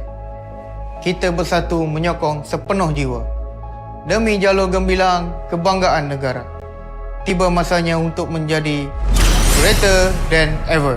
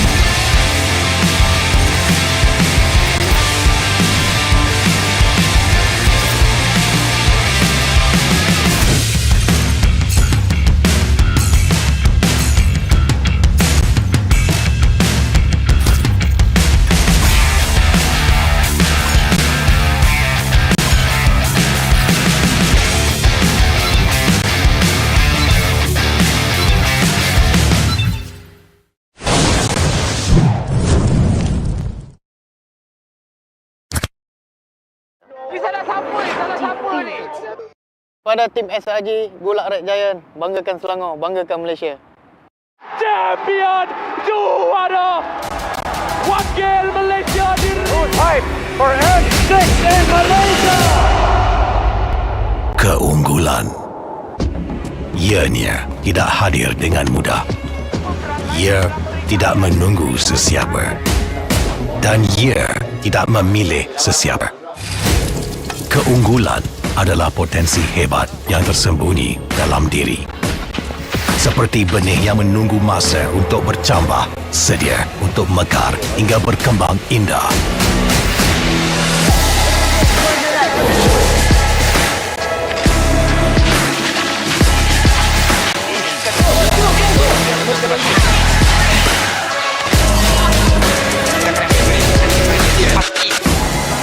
Ketika cabaran mendatang, ada yang hanya memerhati. Kekuatan sebenar lahir dari dalam diri. Dibangkitkan oleh jiwa yang menyokong teguh tanpa henti. Kadangkala, saat kita rasa jauh dari apa yang kita impikan, ia muncul dari arah yang tak dijangka. Saat itu, kita sedar potensi yang sebenar ada di sekeliling. Ini semua bukanlah satu kebetulan, tapi kita yakin ini semuanya aturan takdir. Setiap langkah bukan hanya untuk diri sendiri, tapi juga untuk mereka yang berdiri dan berjuang bersama agar kita melangkah lebih jauh, menjadi lebih hebat.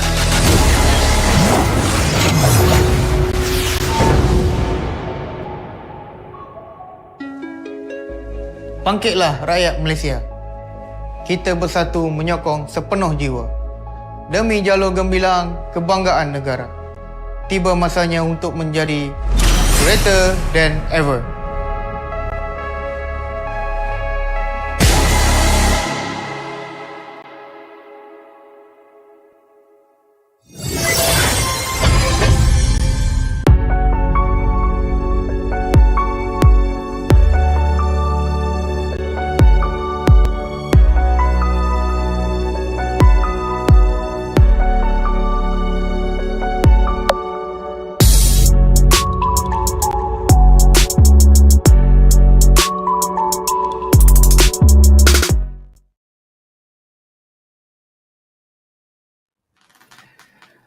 Will this be the end of the road for some promising new faces, or just the beginning of a brand new story? We're gonna find out as we're about to jump into Game 2 of our lower bracket finals between Philippines and China.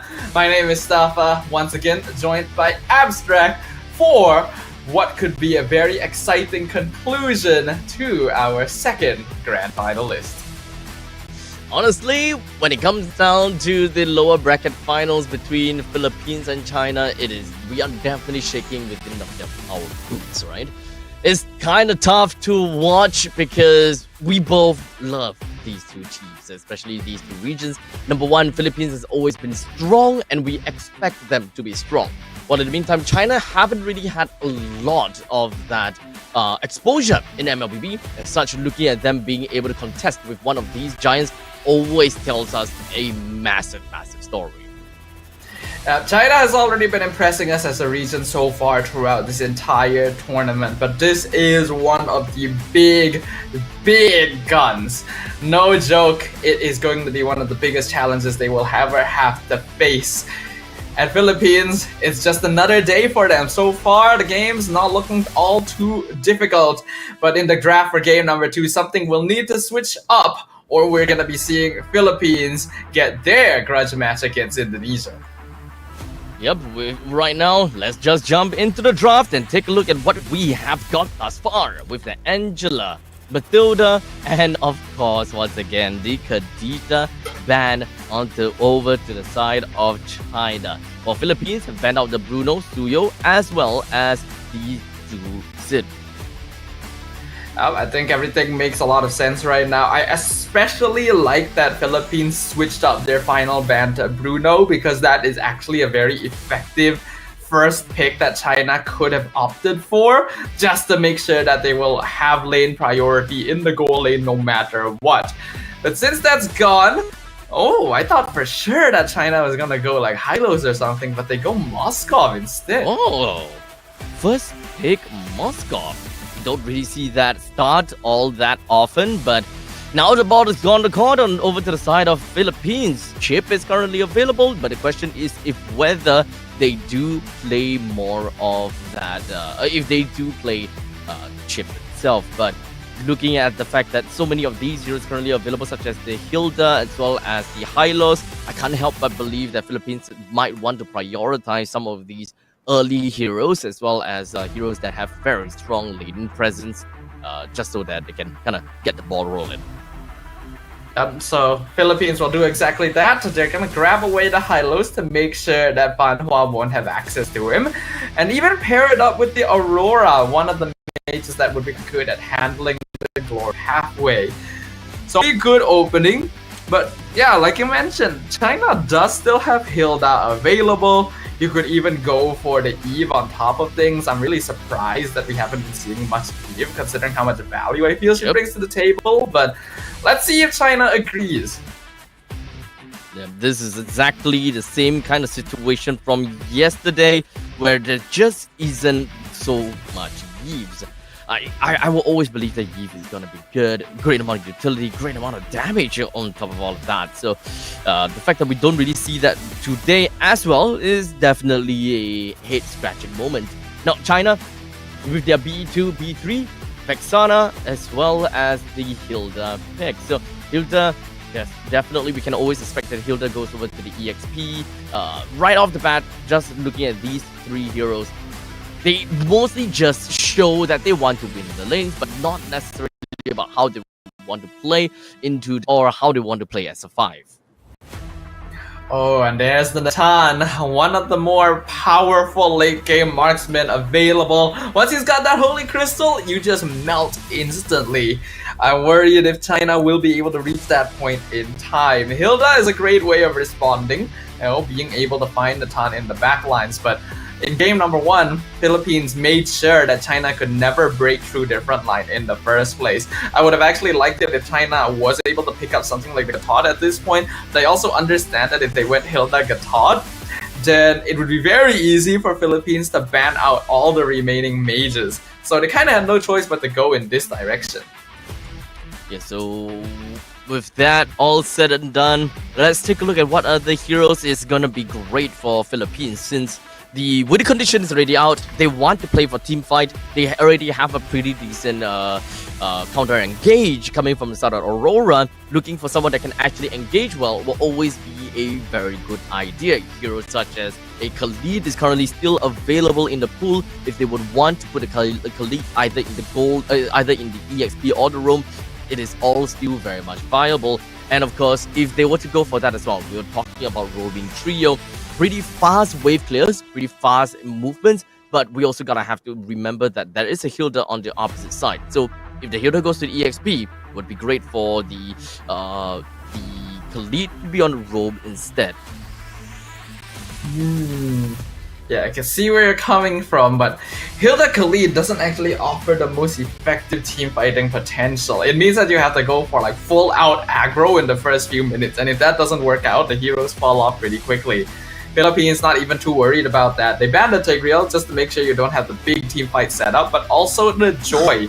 So focusing a bit more on the jungle pickups. Now China does still have that Julian to fall back to, but we know that this is a team that really needs a secondary front line, and let's see whether or not they're going to be able to get it. They also didn't ban the Gatod, so if Philippines want to go for a Hylos Gatod combo, that's also possible.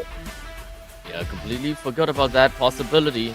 But I still believe that having someone with lesser backswing might be a good pick for Philippines. But for now, higher booster taken away. So Ling is going to be the case for Philippines. And that means that their roaming trio is not necessarily all that fast. And not to forget, this is a very expensive composition. Very greedy, if you ask me. With the Natan as well as the Ling in the same team, you gotta have to have enough firepower in the early game just to stay afloat. Yeah, personally speaking, China could actually go for the Hilda Khalid since there is a Ling Natan on the opposite side and just try to run Philippines down as fast as possible. But I'm okay with the thought. I think that is probably the safer option. And yes, they will fall back to the comfort Julian as well. So a pretty good lineup from China. I think it's much more comfortable than what they were playing in game number 1. So we got the Kacha as well as the Julian. Julian's back in the hands of Chokers. This is definitely the game that we all want to watch. The moment you see the Julian on the Chokers, you can just immediately remember that highlight play from Chokers right underneath of the Lord's pit. Now the ball is on the court onto Philippines. And they have decided to pick up on over to the Terizla. Definitely talked about this before, right? If you between two of the EXP leaders, either Khalid or the Terizla, Khalid is a hero that definitely requires more help with the flicker. While in the meantime, if you were to pick up a Terizla, at least you'll still be able to flex enough to pick up the Revitalize in the event that you want to run that double Revitalize comp in order to keep everyone alive. Personally, as a Terizla player, I always do prefer going Flicker because the Flicker penalty zones are just really, really satisfying. But you can't deny that this is a meta where Revitalize does have a lot of value. Looks like the Agon will go for Flicker in the end. And that means that both of these teams actually have pretty solid front lines. It's just that Philippines will have a later game scaling curve. Very, very late. So, the ball is on the court for the side of China to take dominance in the early stages of the game and just really ensure that Perez as well as and El Puerto don't get any form of farm just right off the bat. So how is that going to work out? We shall see, right? The EXP lane between the Terizla as well as the Hilda is pretty fair to say that the Hilda will always clear the lane fast enough because she puts so much threat over to the side of Terizla, and not to forget, S1 moves fast. Chokers almost gets caught but is able to dash away, and now Vivero is the one stuck behind the wall. So Revitalize is going to be able to keep her quite safe. Still absorbs a lot of hope from China as now they're upping the momentum to do exactly what we said, right? To make sure that El Puerto cannot farm. So China has already immediately started to raid into Philippines jungle and took a very simple range creep away from Philippines. That is just going to ensure that Philippines, if especially if the league have decided to rotate down to the bottom side, that is one of the creeps that she will not be able to make full use to get to the level 4. But I don't think that that's going to be a problem at all because Philippines, at least for El Puerto, the rotation starts from the purple buff and up to the top side. We can definitely see the difference in EXP already though, with Chokwa is already one level up on El Puerto, so the invasion and stealing of jungle camps has already been quite effective. And in the bottom lane, as expected, Jessica can be winning out the trades against the Agon. So right off the bat, with the turtle currently available, the priority seems to go to the side of China. Fanhua wasn't able to get the taunt in, but I'm pretty sure that Philippines would want to jump the gun soon. Diagon has hit her fall. And there it is, the flicker penalty zone. Vermouth actually secures the turtle away, but Choke is going to be caught out between all the members of Philippines. The Tempest Blade comes out as well. Fanhua tanking a lot of damage with that Revitalize, but Vivero doing the exact same thing. And finally zone China out. A turtle for a kill. So one for a turtle is pretty safe, I gotta have to say. The death comes from the side of Chokers, so I would say that it is still definitely a pretty equal trade coming in from both of these two teams. For Philippines to have a little scaling into the game and still somehow being able to get the kill down onto one person on the side of China, especially since it's Chokers, I would definitely say that that is quite a bit of a hope, especially since we're talking about Amores, right? Playing as the Aurora, you definitely should not underestimate the damage from Amores, as well as the hammocks from Diagon. Full combo from Amores. Fanhua dropping low AOG to re-engage actually to set up the knockup for Chokers. Glorious pathway, but Amores still has the passive, able to walk away, and now El Puerto is on top of Chokers. Tempest Blades comes out, Enchanted Sword's gonna be able to allow her to escape though, and they will trade for Vivero. Takes crazy amount of trust from the side of Fanhua to know that the team will be able to trade eye for an eye, because typically if it's me, let's be honest here. I'm using the AOG to save myself, man. I'm not setting up anything at this point in time, man. I have the opportunity to run away, I'll run. But China, they knew exactly what they wanted to do. It is an eye for an eye, it is Roma for Roma. Definitely very nice to see. But it also means that if you're trading evenly at this point, the Philippines are actually in a pretty good spot, right? Because this lineup just has less burst overall and wants to play towards the late game. So unless China are able to build up a sizable lead, they are actually behind. Yeah, so China would want to have favorable trades just so that they can slowly start to snowball over the later course of the game.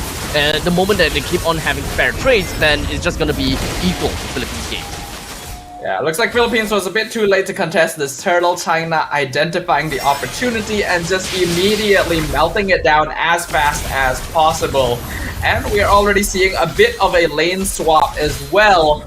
Jessica going up into the top lane to try and give Yinhua as much space to farm as possible. Jessica gonna be 1v3, actually doing a lot of damage over to Philippines. And now the OG comes in, a two-man taunt on top of Fanhua and Vivero. Vermouth flickers in, does the damage, drops the nuke. Amora is gonna be punched down, crushed by the Gatot Kacha as Jessica buying a lot of time and space. Tempest Blaze will finally finish off Fanhua though. And Jessica gonna be trapped away from the rest of her team. Now Vermouth in a lot of trouble. Not gonna be fast enough to run away from Vivero as the Law and Order gets in the stun. Perez with the final blow picks up the third kill on China, but dies to the tower.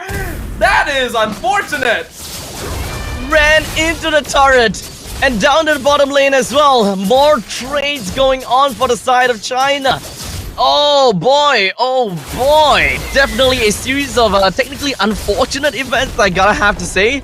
Throughout all of that fight, we have got China that lost a total of 3 members, being Vermouth, Jessica, as well as Fanhua. While for the side of Philippines, they lost Amores as well as Perez throughout all of that situation. And in fact, down the bottom lane, they also lost Diago. So it's been a flat out 3-for-3 kind of trade-off. Yeah, it's a great trade for China, but they're gonna need a lot more here. They only have about a 1k gold lead 6 minutes in. This should definitely be much bigger considering the kind of drafts we are seeing. So Philippines are still on track, and China are gonna continue trying to make sure that they're not able to keep up.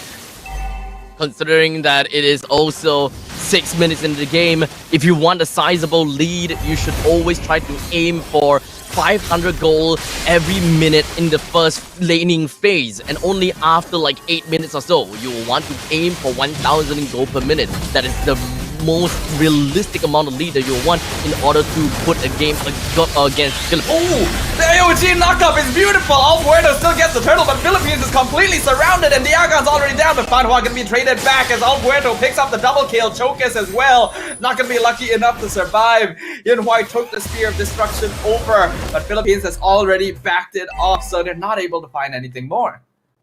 Oh no, Philippines, they have managed to get themselves favorable trades in that one. And that means that they have gotten themselves back on track in terms of the economical situation. China looking great, especially since Chokes is actually having a little bit of difficulty trying to be able to burst anyone down in this game. I mean, we can definitely understand, right? When it comes down to being a Julian, the first things that is in your face is gonna be Vivero or perhaps even Diagon. You can't possibly burst these 2 members down. You have to play around your team so much so that Philippines finds heroes like Amores as well as El Puerto in a bad position in order for Chokes to really capitalize on it. I feel like Philippines is a team that's hard to bait out of position though. They are very, very disciplined, and you can really see the experience show itself in their gameplay. You're gonna need to make something really big happen to try to frazzle them, and that is the challenge for China right now, as basically the new kid on the block, right? Are they able to make the Philippines lose their composure? I think the items building up for the side of Philippines is definitely strong and steady at this point in time. With only a 500 gold deficit, Philippines should be back in the game and also be able to, kind of feed El Puerto with even more amount of kills. At this point in time, we're talking about 3 kills, no death, 1 assist. Is already a very favorable and a sizable amount for a Ling against a competition like this. They're continuing the pressure regardless. Jessica actually stealing the orange buff away from All Puerto. So that's actually a small win for China. Yeah, small win. But that also means that Philippines have to really make use and get this lot for themselves. Otherwise, holding back onto the retribution ended up in bigger fish that they could not catch. Oh, flicker belly zone on Tree, right into the freeze, and Jokas is gone. Jessica and Fanhua trying to buy some time in the back line. Jessica actually doing a lot of damage. Tempest Blades comes down from All Puerto. Fanhua still alive to revitalize, but Jessica not so lucky. Perez gonna be whittling her down, and that is a 2-for-0 trade in favor of the Philippines. 5-man strong. This is gonna be a free lord. The game of big fish, small fish. Philippines sacrificed their orange buff just so that they can get a kill on the Chokas, Jessica, and the Lord. Philippines, they're already there. They've got a crazy damage from the side of El Puerto. Perez is more or less happy with the amount of gold that she has gotten for herself. We don't really quite have got a graph when it comes to the gold, but I'm pretty sure that Perez have gotten more farm than Yin Huai, considering the KDA. Amora is being targeted. Still has her passive, but doesn't even need to use it. Frigid Glacier throws them out, and now the AOG, the combo on top of Philippines. That is a shutdown on All Puerto, and Yin Huai finds another hit on Perez. Viagon and Vivero have to run away, but they're not going to be able to make it as Chokas picks up a double kill of her own. 3 kills in favor of China with the Lord pushing on top. They actually turned it around. Spoke too soon. I spoke way too soon. China immediately got that game the moment that the AOG landed right on the spot where El Puerto kind of pathed herself over to that one specific wall, and that completely knocked her down the wall, and the sequences of crowd control just came in and got that kill onto the Ling just that easily. This case, it is more likely about positioning. Philippines just wasn't really quite prepared for a fight like that, especially since they already have a lot pushing up in the top lane. I don't think Philippines was expecting a counter-attack from China this aggressively when there's already a threat up in the top lane. Yeah, definitely was not something they were fully prepared for, and they still took the fight anyway because they figured they would have to damage the matchup, and if they were able to get multiple kills, it would have actually allowed them to get a lot of structures even with that first Lord. But I think their overexcitement caused some overcommitment as well. They weren't patient enough, and that let China hit them with really big AoE damage. So with that all said, Philippines, they did get the Lord. They lost the fight though. But in terms of the war, I think that it is still pretty much on a stalemate, even though China is the one that is really pushing onto the advantage. While Chokas takes down the T2 up in the top lane, Philippines seems to be giving quite a bit of respect over to China and just allowing them to run rampant within of their own jungle. Yeah, they don't really have much of a choice. They need a bit of time to regroup and to make sure that they're doing housekeeping on all of their waves. I really like what I'm seeing from China right now. There is a lack of fear, even going up against one of the MLBB community's mainstay regions. Despite being behind, still continuing to play the game exactly the way they want to and forcing PH to their tempo. But this is not quite enough, is it? Philippines, they still need to buy some time, while China, they're only 2,000 gold above. They can definitely pull off a miracle again as long as they're able to play from a little bit of an off angle and kind of like an off timing kind of play. As long as they are able to engage on the right person at the right time, and especially to knock onto El Puerto, then it will be great. Because so far, Chokas has always been the first person to be taken down throughout the heat of the battle. And as long as Chokas kind of bide her time, waited it out until the final moment to come in, that would probably be the way to go. Yeah, that would be the ideal situation. But just look at how effective Jessica is being by herself, scouting out the entirety of the Filipino lineup. The rest of China in position. Philippines don't actually know where they are, but it's pretty safe to say that they are in this push. Vivero gonna take a lot of damage. Flicker penalty zone catches out Chokas, but the Winter Crown comes in to avoid the Frigid Glacier, and now Jessica is wrecking havoc on the Filipino back backline. Vivero is already gone. El Puerto kept it to place defensively. Should be able to dash away. The Agon buying space for Amores. They're slowing them down and making sure they don't take any more casualties than that. Not a single casualty from the side of China. Well, Philippines unfortunately lost Vivero. Now, the rest of China will put the face first right over to the Elemental Lord. Chokus takes the Lord down in sub 14 minutes. This is still the Luminous Lord. We're not looking at the Evolved Lord just yet. So just a single charge of the Lord will be expected. But there's only inhibitor turrets left. So it's not that big of a deal when it comes down to the charge. But it's all about the base stats that we are looking for. Yeah, China has full control over the map right now. They have more structures than Philippines, who right now are only limited to their inhibitors, and the Lord is pushing down mid. The one good thing for the Philippines, though, is that the wave isn't actually synced very well from China, so Perez is able to drop it down to half HP before it starts crashing into the base. China now gonna be looking to see if they can shove in with this one. Lord crashing in middle, with the rest of them working on the top and bottom inhibs, but with Perez, they're actually able to clear up the push very, very quickly. Wow, that's fast. I didn't expect that. There is still a second wave of creeps coming in though, and they are still mega creeps. But I think based on what Philippines have showed us thus far, I think that they should be able to clear all of these with no problems whatsoever. You see, China, they are not going on the aggressive at all, despite having close to about, what, 4,000 goal lead? So I think that is actually going to be a little bit of a mistake from China to not try to aggress over against Philippines. No, I think it is the right decision because when Philippines are playing base defense, they're actually very good at holding on to their base. Unless you have a free lane where an inhibitor is down, the only way China can go for aggressive play is if they spend cooldowns to jump in. But if they jump in with those cooldowns too early, then Perez just stands at the back, pelting them down with damage. And if you give too much gold to Natan at this stage of the game, you are actually throwing. Fair. I would definitely say that trying to end the game would be the main part of China before the game goes over too late. Especially since you're looking out for a Natan as well as a Ling. It's kind of scary to think about that thought in the late stages of the game. It kind of comes down to the point whereby China is at the damned if you do, damned if you don't kind of situation where decisions is kind of hard to make. If you don't have the Lord fighting for you, do you push in? And if you don't, that means that you are just gonna be sitting around waiting for something to happen while Perez and El Puerto gets the fucking loot.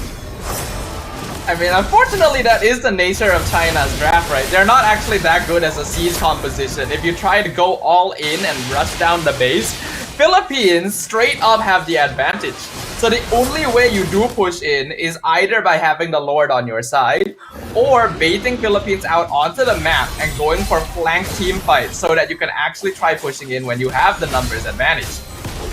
Perhaps a little bit of macro game would be great as middle lane is just going to be pushing right in. The Philippines completely missed out on that fact. As such, that's a free inhibitor turret in the middle lane, very likely, while China takes control of the river right around the Lord. Yeah, a little bit of mistaken housekeeping, but Philippines just wanted to try blitzing the Lord down before China realized they were there. China already on top of the ball game though, and making sure that they're not able to get a free Lord when they're not paying attention. Now we see Jessica walking into the brush, having a lot of cooldowns used, but the Winter Crown denies all of it, and the AOG comes in, knocks up Vivero, and Eternal Guard on Perez. That's a killing spree for Jokas. Philippines is falling apart as China picks off 3 without even any congestion.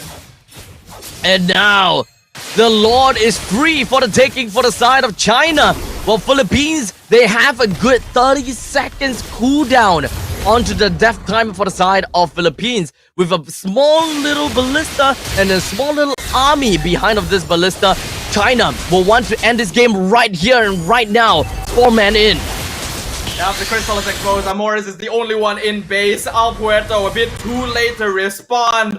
And that means, ladies and gentlemen, our lower bracket finals is going into a full series where one game decides whether China or Philippines moves on to the grand finals.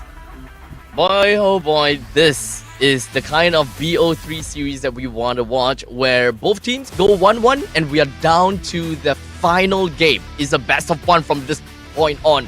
Whichever team that find themselves the win is gonna go on over to the grand finals and face off against Indonesia.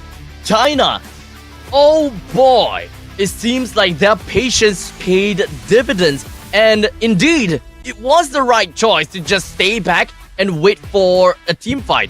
I'm not too sure about Philippines though. I think that it was eventually a gamble from Philippines to want to catch China off guard, because we talked about off angles and off timing plays, because that is what caught Philippines off guard once, and I think that they wanted to recreate that against China, because there's no way that you are expecting a full 5-man composition for Philippines to just run straight to the Lord while China is just setting up for the Lord. Maybe that's what they were thinking, but China wasn't setting up for the Lord, and that backfired on them crazily. Yeah, I really gotta give props over to Jessica as well. That Hilda play running into the brush at the back into 4 members of Philippines and then baiting out all their spells with the Winter Crown so that they basically did nothing. That was what cemented the victory. Regardless though, MVP still gonna go over to Yinhua, the gold laner. Being able to find that farm, being able to keep up in momentum as well as scaling against a much more late game centric comp. Another lifeline for the side of China, and they are just one more game away. Let's talk a little bit more about the post-game statistics for this match itself, with a massive amount of kills that has just been credited over to the side of China, with a total of 12 for themselves and Philippines with 10. Philippines held on for a long period of time, and this very greedy draft unfortunately didn't come into fruition by the later stages. They just don't have enough items to really allow Perez as well as El Puerto to kind of go ham by the final minute. Yeah, I think by now a lot of the teams that are watching this can quite easily identify that China has a very comfort play style where they have a double front line, one of which is effective enough to dive into the back line instead, and then proper scaling as well as assassin. They're so good at finding angles with these sort of team compositions. You could tell that they were uncomfortable in game number 1. In game 2, when they got the draft that they liked playing, it's a completely different ball game. This is absolutely crazy. Right off the bat, 3 minutes into the game, we've got a lot of close shaves coming from both sides. Just from this team fight alone, we're looking at, okay, that fight, we completely forgot about that one. But fair enough, there is still a lot of close shaves. 1-2, a lot of trades going on, top lane, bottom lane, and even when it comes down to Diagon. This is especially one of those team fights that we saw how Jessica stayed alive for so darn long. They threw all of their resources on over to Jessica, and all Jessica needed to do was pop a single revitalize, and she stood tall for that long. Philippines did their best to try and counterplay what was coming at them from the side of China, but like you've already highlighted, Abstract, their draft is a little bit late game centric, right? So they don't quite have the burst necessary to be able to take over the early game. Their goal is just to be able to try and slow things down and maybe give El Puerto and Perez some kills here and there. Because of how aggressive China was though, they were not able to play at the speed they preferred. So I think going into game number 3, there needs to be some adjustments there. I think mainly, you cannot let Hilda go through. It's kind of a tough call to kind of leave the Hilda into the hands of Jessica. In fact, we've seen Jessica kind of rocket with the Hilda as well as the Khalid a teen amount of times, and with great success throughout of the lower bracket as well. We are so ready to crown China as the lower bracket queens, but they still have got this one final game that they gotta have to conquer. And that happens to be Philippines, and we know for sure the kind of accolades that Team Philippines have got to their name as a region and even as a team. For them to see China be able to take yet another point away from Philippines, and in the event actually winning against Philippines, oh boy, it is a brand new era.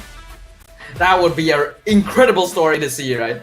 because we are now seeing China potentially one game away from making the full lower bracket run right from the beginning, and we could be seeing Philippines lose another chance of making it in the grand finals when they were the ones who knocked China down in the first place. But we can't count them out yet. They're an experienced team. They're definitely going to be able to adjust to this. So we will just wait and see, which means we'll jump to a short break for now. Make sure the players are reset and ready when we jump into the final game of this series. So make sure you guys are around to join us then. We'll be right back.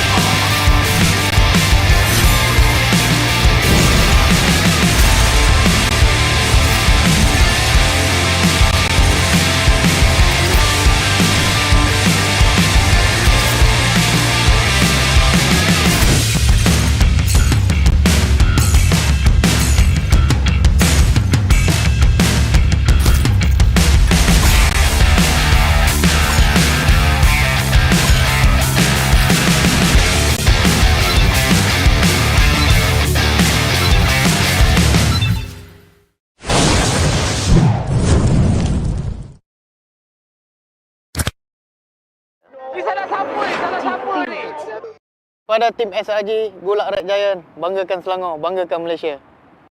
Champion juara wakil Malaysia fight for N6 in Malaysia. Keunggulan ianya tidak hadir dengan mudah. Ia tidak menunggu sesiapa dan ia tidak memilih sesiapa. Keunggulan adalah potensi hebat yang tersembunyi dalam diri. Seperti benih yang menunggu masa untuk bercambah, sedia untuk mekar hingga berkembang indah.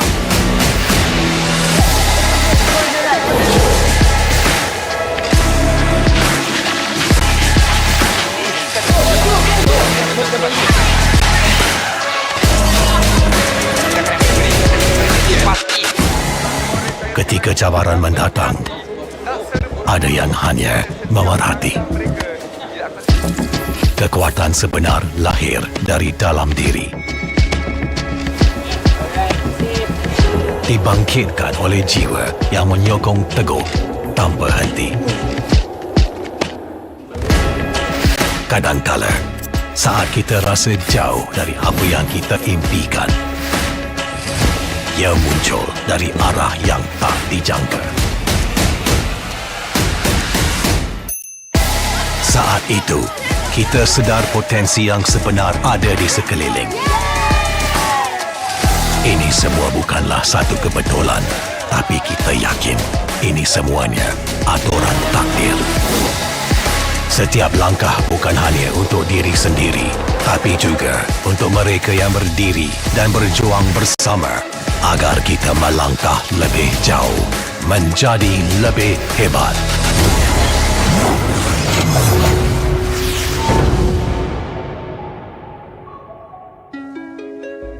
Bangkitlah rakyat Malaysia. Kita bersatu menyokong sepenuh jiwa. Demi jalur gemilang kebanggaan negara. Tiba masanya untuk menjadi greater than ever.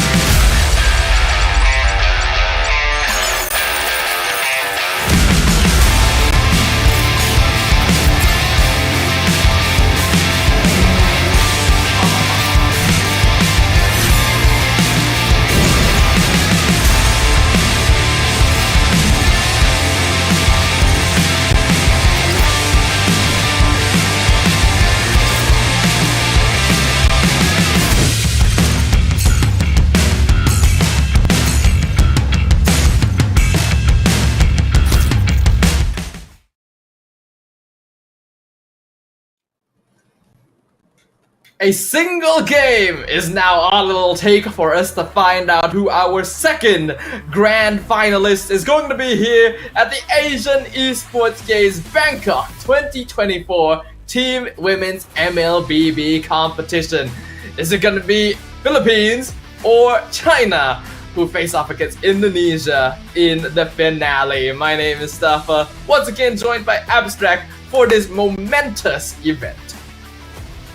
Now, here in the Asian Esports Games 2024, I gotta have to say that looking at all of these ladies come in together to just fight it out to the summit has pretty much been quite a showing, right? This has all been very entertaining, and of course, it has been quite a showing as to how strong they all are in the MLBB scene as well.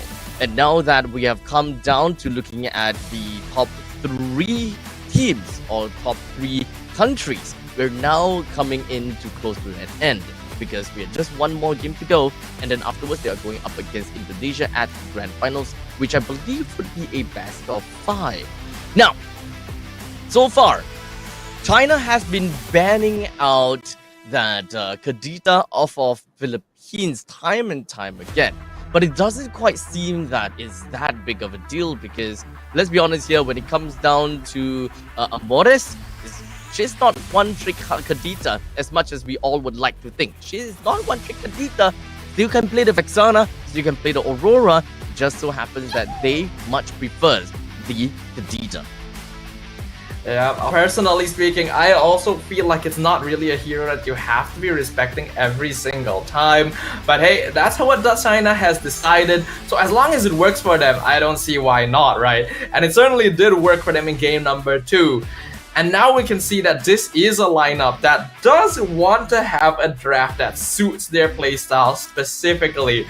We questioned a little bit of that Moskov first pick, but it ended up working out very well for them. So will they do it again since they are still on blue side? We shall see how that's gonna work. So far, they have always been putting themselves on the blue side, and Philippines has always been on the red. So they're now looking at the fact that chip is still available. So far, none of these players are very interested in picking up the chip. So I think that we can kind of throw that out of the window and believe that, yeah, chip is just not a thing at all. And not think about chip at all. So, you're right.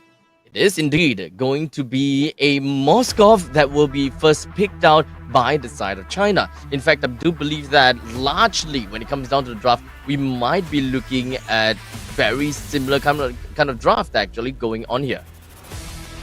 But I do like that Philippines has switched things up by stealing the Hilda away, so we're not going to be seeing Jessica tear up the backline with this hero once again.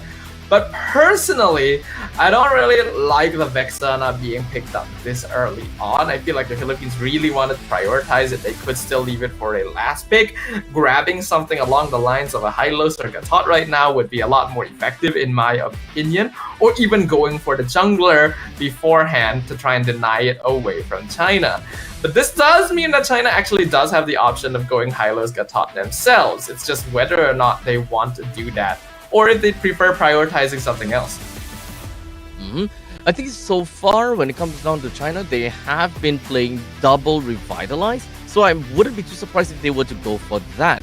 But in the meantime, China still wants to keep the status quo by having the Gatakacha as well as the Julian, albeit in a different drafting sequence. They have decided to pick up the Julian in the first half of the phase instead of the second half this time. Yep. I think that makes sense, right? Philippines banned out Julian in the second half during game 1, let it through in game 2, and then Chokus was able to play pretty well with it. So this time they know that if they don't grab the Julian right now, very likely Philippines is gonna ban it later on, so better to secure it first. I am kind of surprised that China would decide to ban out CC themselves, because I feel like it wouldn't actually be a bad hero for them to pick up, but I suppose since Philippines has first pick in the second phase, they just don't want to give that away. No threats from the CC is probably best to see. You know, at this point in time, with the Tigreal taken away, there is definitely quite a bit of respect over to Fanhua. We can definitely still see a ban onto the side of Hylos anytime soon, and very possible to be seen at this point in time. But I'm not too sure about this. Like, what exactly is going to be the next few picks from the side of China? What is possibly going to be great?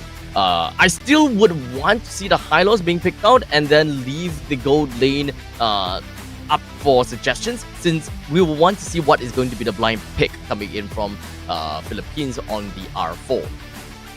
Yeah, we're gonna go ahead and wait and see what exactly is gonna be coming out here. But I do like what we're seeing so far, right? China definitely wants to lean more into the gameplay style that they're comfortable with. They've grabbed 3 of the same heroes that they won with in game number 2, but the Hilda was definitely a crucial part of that, so they're gonna need someone that can fill in that gap. And while Khalid is an option, I don't feel like it's quite as consistent overall. Whereas Philippines, I think, are doing pretty good right now. Right? Having Nolan on their side means that they can play a bit more early, especially since they have Hilda this time as well. So China needs to respect that. Now, from this point onwards, just wonder to see what's the goal. I mean, what's the goal later for the side of Philippines is gonna look like. I mean, so far what they have got is the first pick onto the Moskov. It worked out great in the previous game, so moving on forward, if they are able to make sure that the Moskov continuously have got great time in the lane, that's number 1, and in the meantime be able to get themselves a good amount of lane priorities. Next, it's also going to be pretty decent. So far with Julian as well as Katakacha, it's still relatively fair to say that the early game should still be a-okay for them, provided that the mage...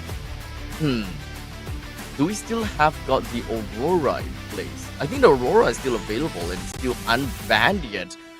The last that we saw was 4 bans of each side. Yeah, we haven't seen for sure though. I think we weren't able to catch the final couple of bans, right? I think Philippines did just continue banning out the Tigreal. I think that's the one that I saw last, because yeah, China loves playing with this double frontline sort of composition, especially if both of them have some form of catch or engage. So the implosion is really difficult to deal with depending on the situation, and Philippines just does not want to handle that, especially since China has already grabbed 3 other comfort picks up until now, right? So a lot of thought needs to be put into the next stages of the drafting side to see exactly what is necessary, considering the stakes that are on the line. It is, after all now, basically a best of 1. Yeah, and not to forget, when it comes down to these this game, the team that unfortunately lose will be crowned as the 3rd place and will be going back home with $800 US. Well, if you whichever team that wins, they are definitely going up and will be fighting for that $3,000 US. Definitely something that is a huge leap and a huge jump in terms of prize pool. You don't want to settle for 3rd.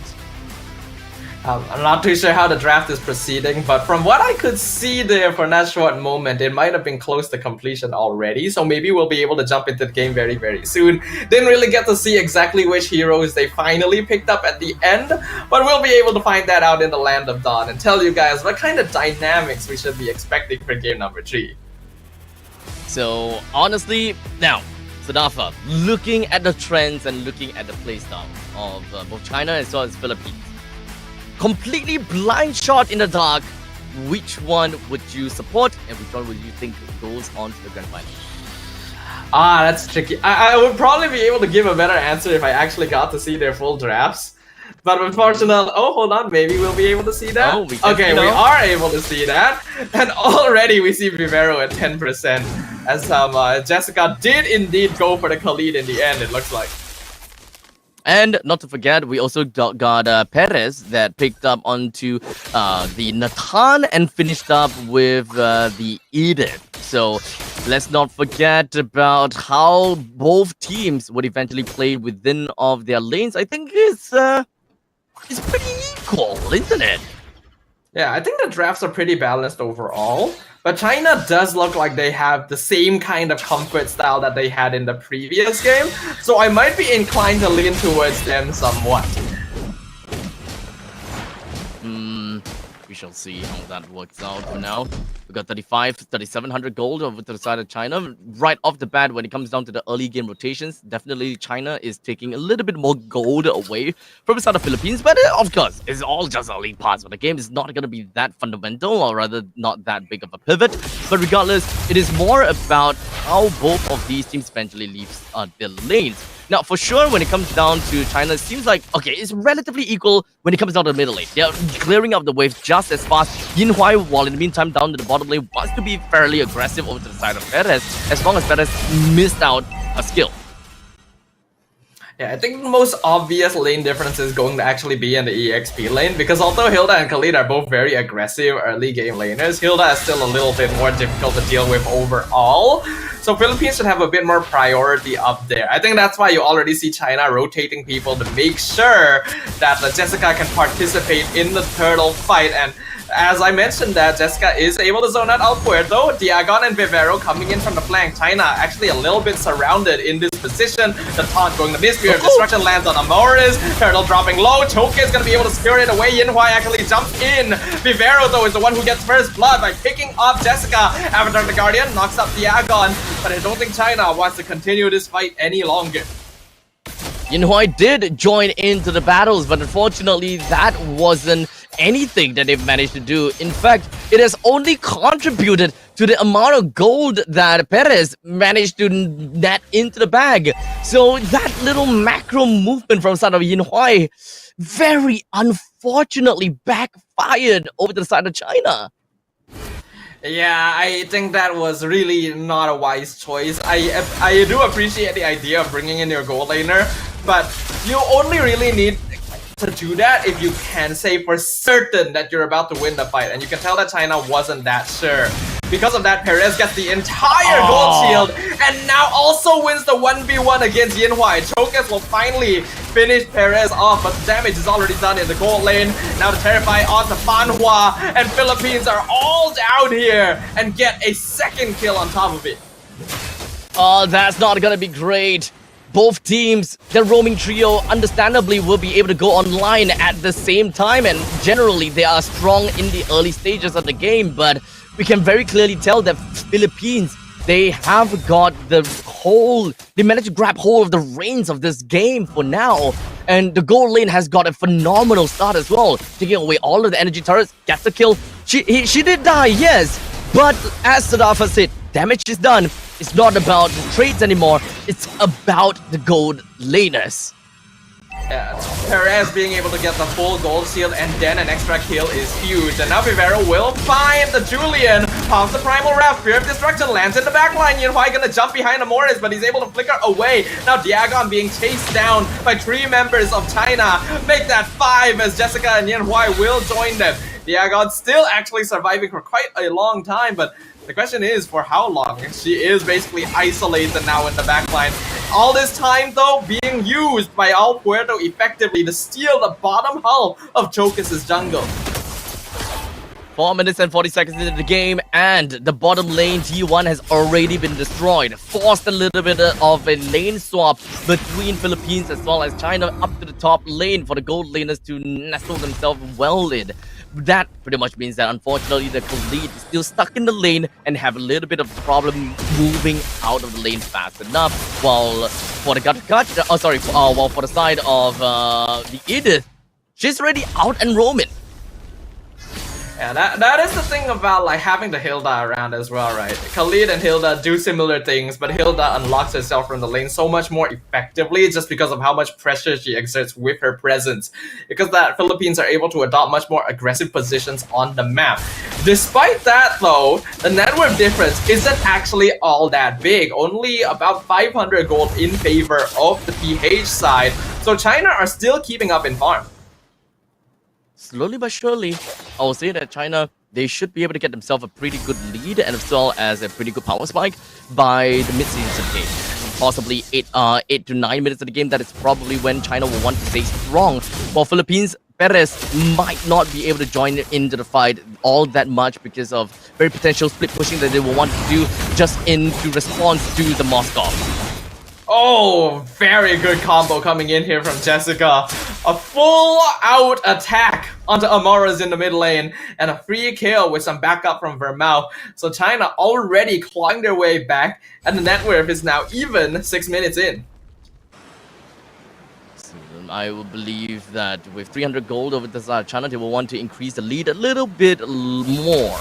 Now, of course, the gold laners are pretty much going to be stuck in the top lane for an extended period of time. They want to get as much farm as possible, especially Perez knows that, okay, this game is on her. The early and to the mid-series of the games, the team will carry Perez just so that they will be able to get there even further from that point onward. The total is going to be popped to the bottom lane though, so this is what we're going to have to watch. Surprisingly, even though the turtle is down on the bottom half of the map, we are seeing a lot of rotations up towards the top. Philippines making sure that Perez isn't continuously harassed, while China are starting to rotate down over to help out Chokis with that turtle as well. Though by doing this, they are giving Perez a bit of a free lane up top. So that's something they have to pay attention to. They've already lost the tower up there. Now the priority goes over the side of China, but it believes as though that the Philippines want to fight back. Al Puerto gonna be able to steal the turtle away. Very nice timing on the retribution, as China was not able to force them away from the 50-50. Now, China goes back over to the middle lanes, gets themselves a quick little defense down over to the T1 to ensure that they don't lose any more. Philippines have been very hard-headed when it comes down to clearing out all of these T1s and such. The top lane and the bottom lane T1 has already been destroyed. The next one is gonna be the middle lane.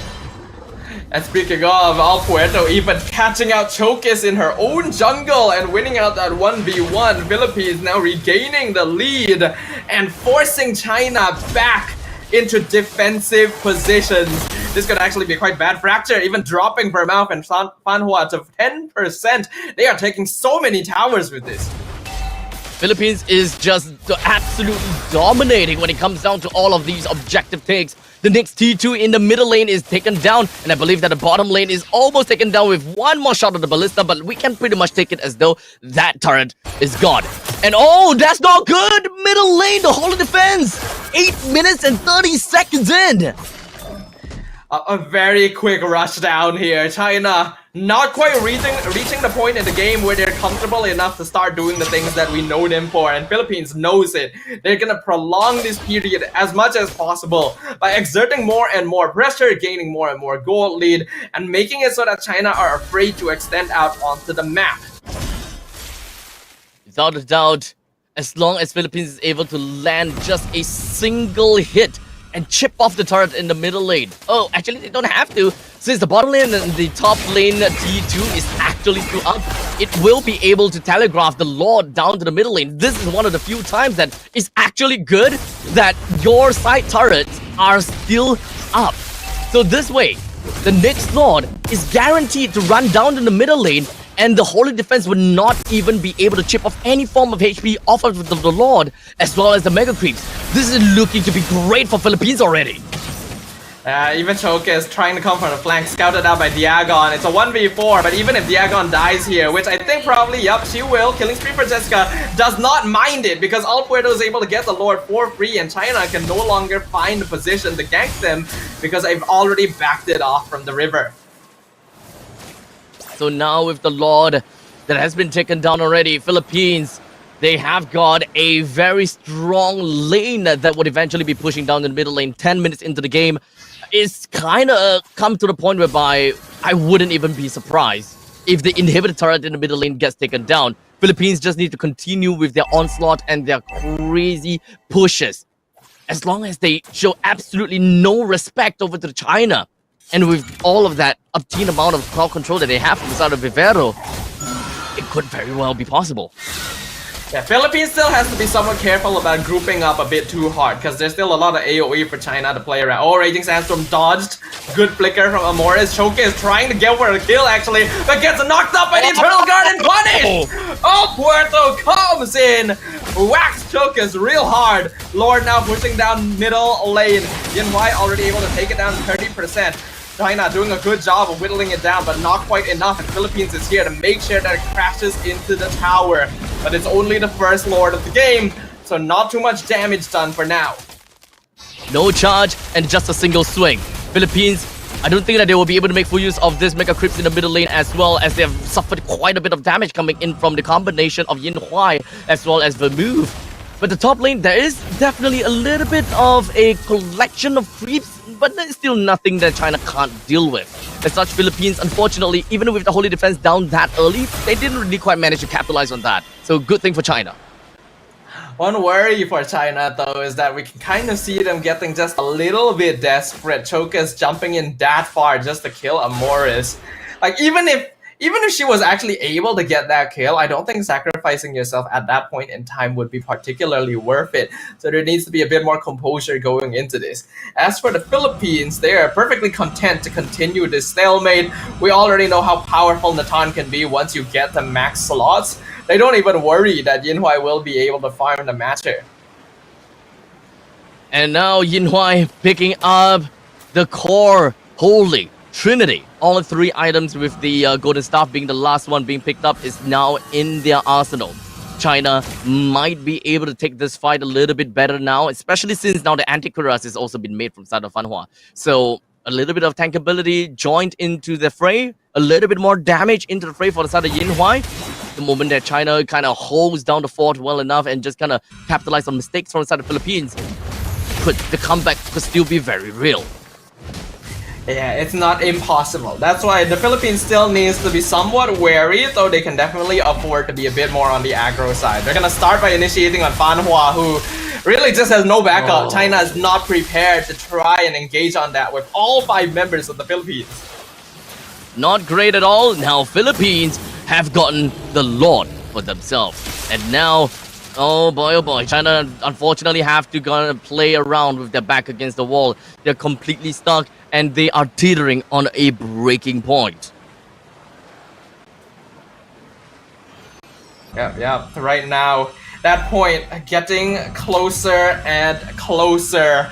With another Lord pushing down the mid lane, China are gonna have a very difficult defense. At the very least, they still have their inhibitors standing, but this is probably going to take down most of them, as the Philippines are actually properly syncing up the waves to make sure that they're able to do as much damage as possible. Oh, hold on. They did find the Agon. Revitalize comes out. Yinhuai so close to taking it out, but here comes El Puerto! Chokis explodes! Double kill for El Puerto as Yinhuai follows quickly behind. With that, China, there's no way they can hold on anymore. Fanhua just throws herself at them, and the crystal is exposed. Ladies and gentlemen, your Asian Esports Games Grand Finals will be between Indonesia and the Philippines. The gamble to hope that they will be able to bring down the Hilda unfortunately just did not go down so well. The moment they realized that the Hilda slipped right through the gaps of their fingers, they knew that the game was over. There was definitely a bit of desperation at play once we got into those later stages. China knowing that they're not in a good spot, and if they lose this match, they won't have a chance to make it to the top 2, but they can't afford to be making mistakes like that. They can't be getting too greedy. And the Philippines just kept themselves disciplined and made sure to capitalize on it every single time China showed weakness.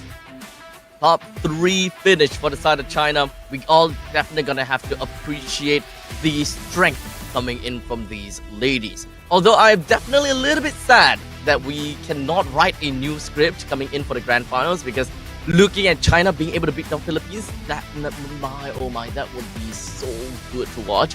And then going up against Indonesia afterwards, oh man.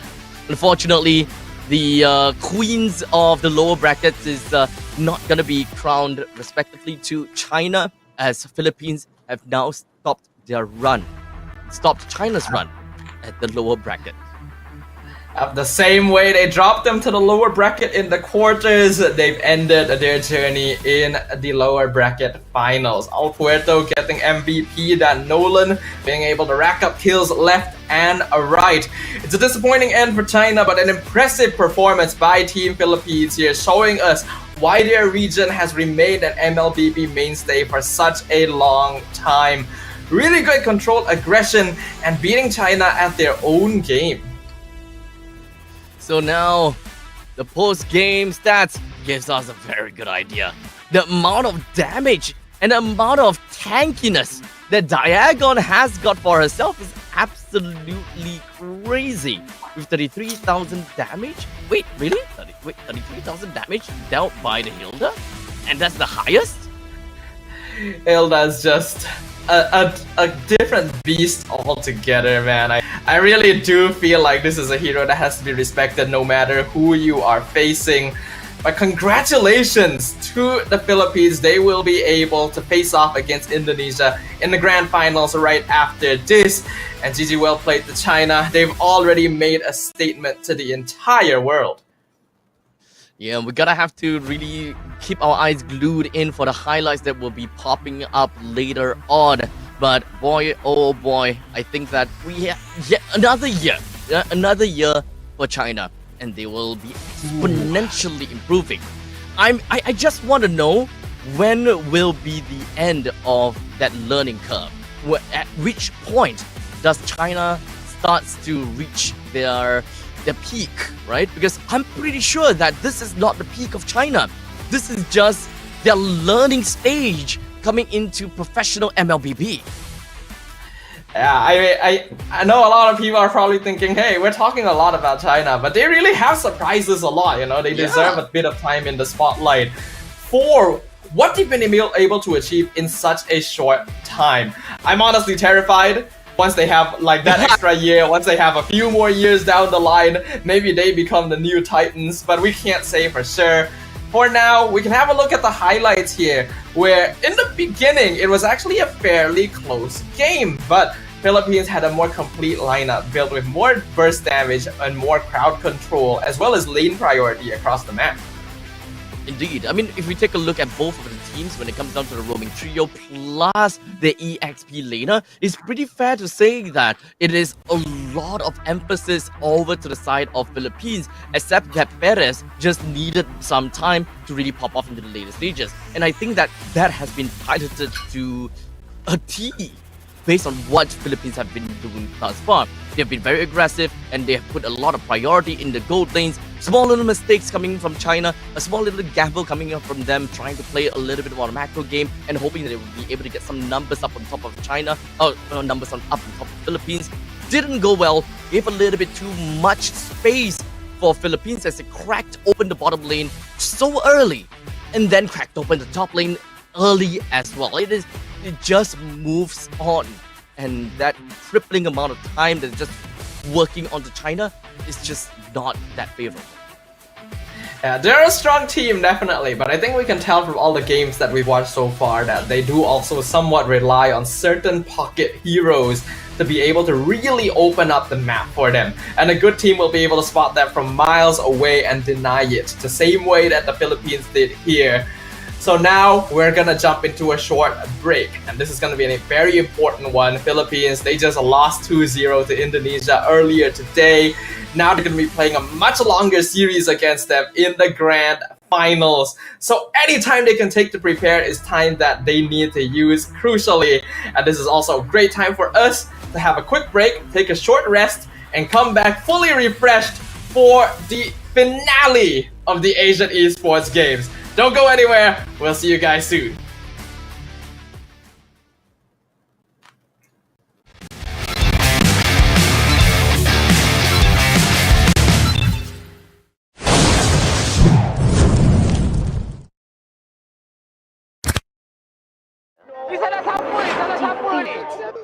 Pada tim SRG Bulak Red Giant, banggakan Selangor, banggakan Malaysia. Champion juara wakil Malaysia di fight for N6 in Malaysia. Keunggulan ianya tidak hadir dengan mudah. Ia tidak menunggu sesiapa dan ia tidak memilih sesiapa.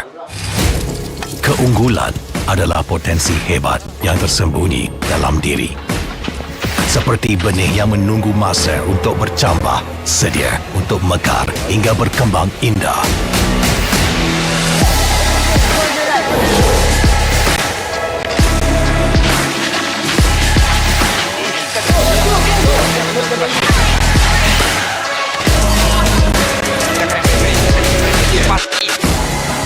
Ketika cabaran mendatang, ada yang hanya memerhati.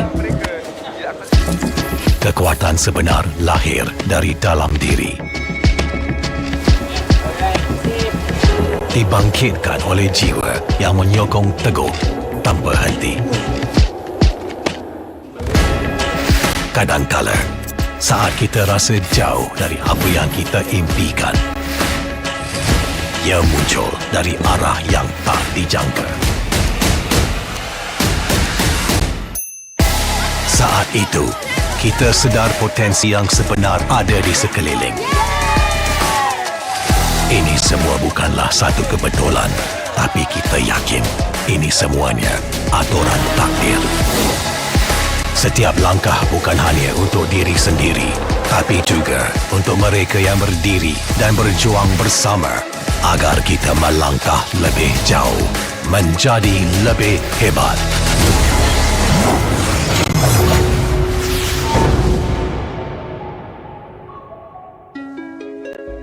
Bangkitlah rakyat Malaysia. Kita bersatu menyokong sepenuh jiwa. Demi jalur gemilang kebanggaan negara. Tiba masanya untuk menjadi greater than ever.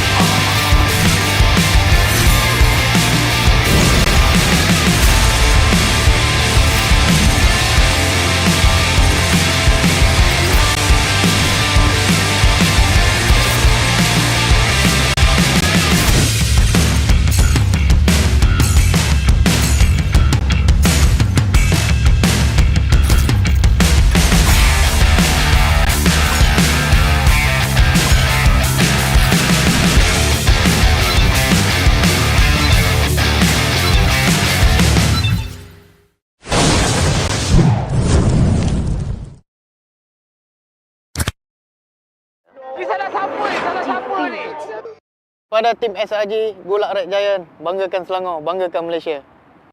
Champion juara wakil Malaysia di time for N6 in Malaysia. Keunggulan ianya tidak hadir dengan mudah. Ia tidak menunggu sesiapa.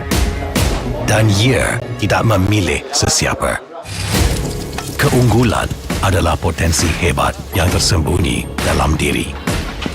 Seperti benih yang menunggu masa untuk bercambah, sedia untuk mekar hingga berkembang indah.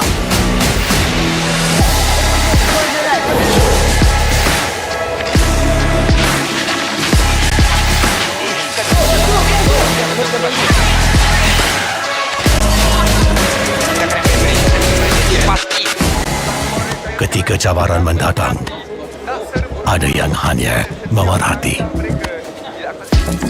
Kekuatan sebenar lahir dari dalam diri. Dibangkitkan oleh jiwa yang menyokong teguh tanpa henti. Kadangkala, saat kita rasa jauh dari apa yang kita impikan, ia muncul dari arah yang tak dijangka. Saat itu, kita sedar potensi yang sebenar ada di sekeliling. Ini semua bukanlah satu kebetulan, tapi kita yakin ini semua aturan takdir. Setiap langkah bukan hanya untuk diri sendiri, tapi juga untuk mereka yang berdiri dan berjuang bersama agar kita melangkah lebih jauh, menjadi lebih hebat.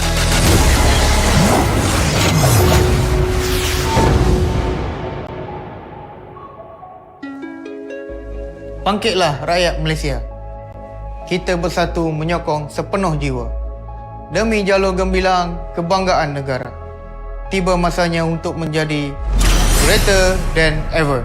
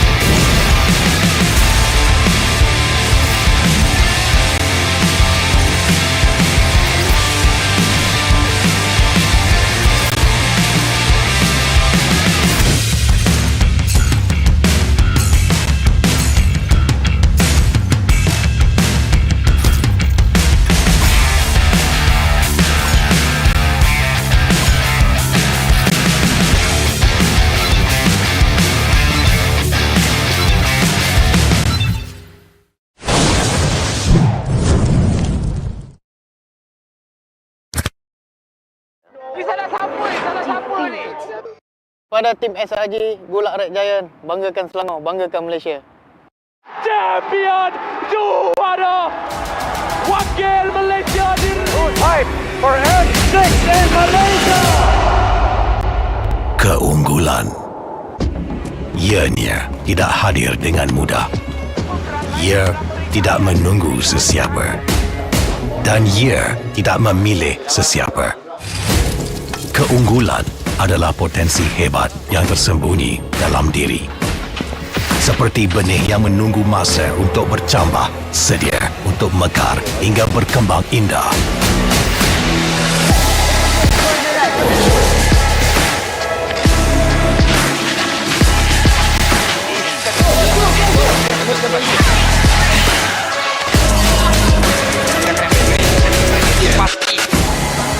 Ketika cabaran mendatang, ada yang hanya memerhati. Kekuatan sebenar lahir dari dalam diri. Dibangkitkan oleh jiwa yang menyokong teguh tanpa henti. Kadangkala, saat kita rasa jauh dari apa yang kita impikan, ia muncul dari arah yang tak dijangka. Saat itu, kita sedar potensi yang sebenar ada di sekeliling. Ini semua bukanlah satu kebetulan, tapi kita yakin ini semuanya aturan takdir. Setiap langkah bukan hanya untuk diri sendiri, tapi juga untuk mereka yang berdiri dan berjuang bersama agar kita melangkah lebih jauh, menjadi lebih hebat.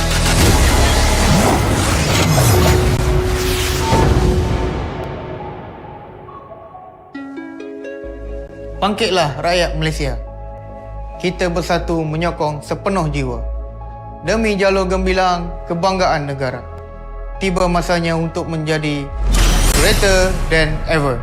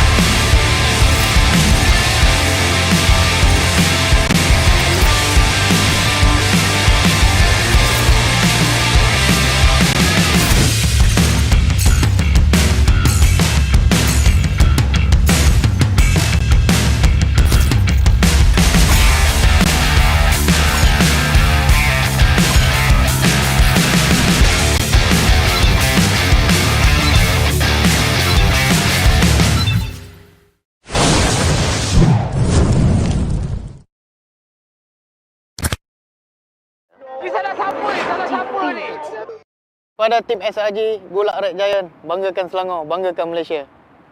Champion juara wakil Malaysia Fight for N6 in Malaysia. Keunggulan ianya tidak hadir dengan mudah. Ia tidak menunggu sesiapa dan ia tidak memilih sesiapa. Keunggulan adalah potensi hebat yang tersembunyi dalam diri. Seperti benih yang menunggu masa untuk bercambah, sedia untuk mekar hingga berkembang indah.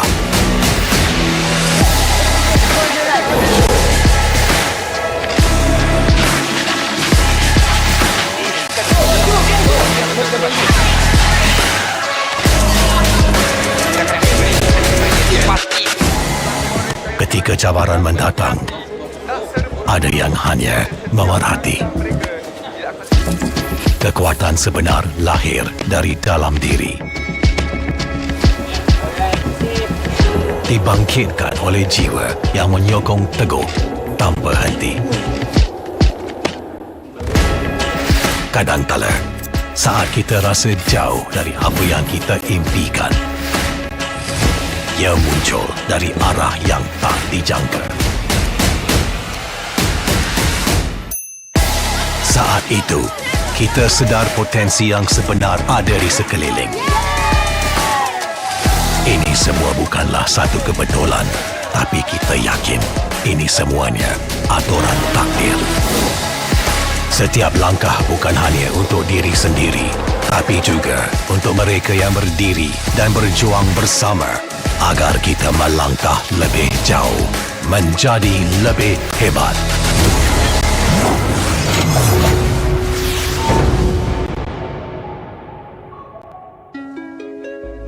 Bangkitlah rakyat Malaysia. Kita bersatu menyokong sepenuh jiwa. Demi jalur gemilang kebanggaan negara. Tiba masanya untuk menjadi greater than ever.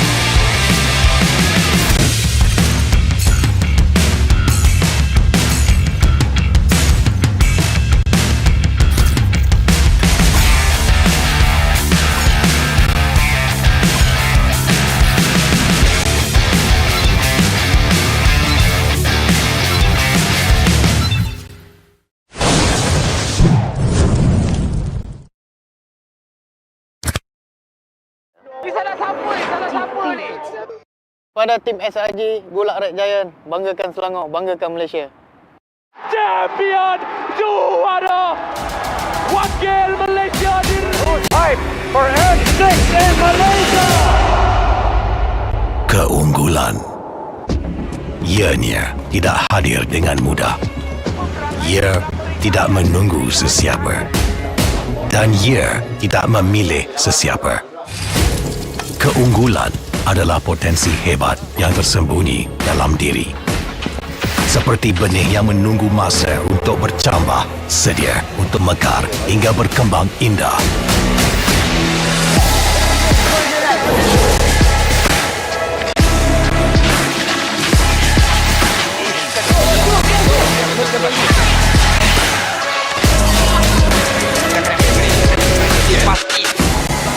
Ketika cabaran mendatang, ada yang hanya memerhati.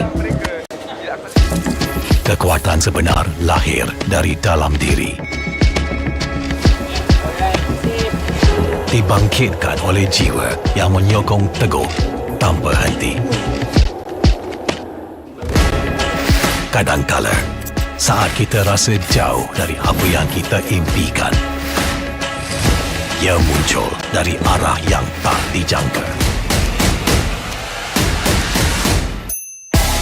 Saat itu, kita sedar potensi yang sebenar ada di sekeliling.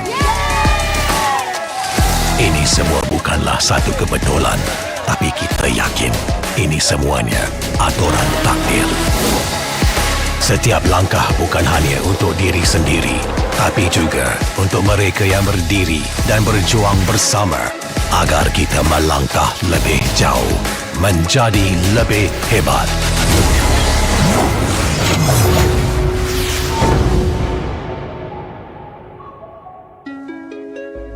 Bangkitlah rakyat Malaysia. Kita bersatu menyokong sepenuh jiwa. Demi jalur gemilang kebanggaan negara. Tiba masanya untuk menjadi greater than ever.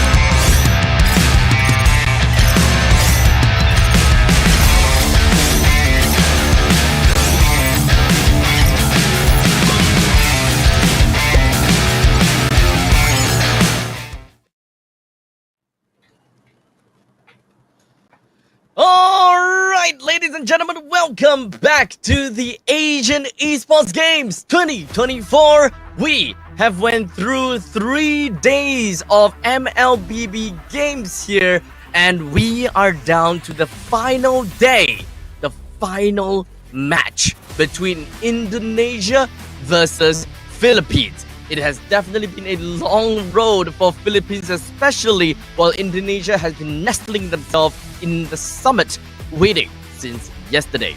My name is Abstract, and with me here is Sadafa. And both of us are gonna be your caster for today as we watch the walk-ins of Indonesia.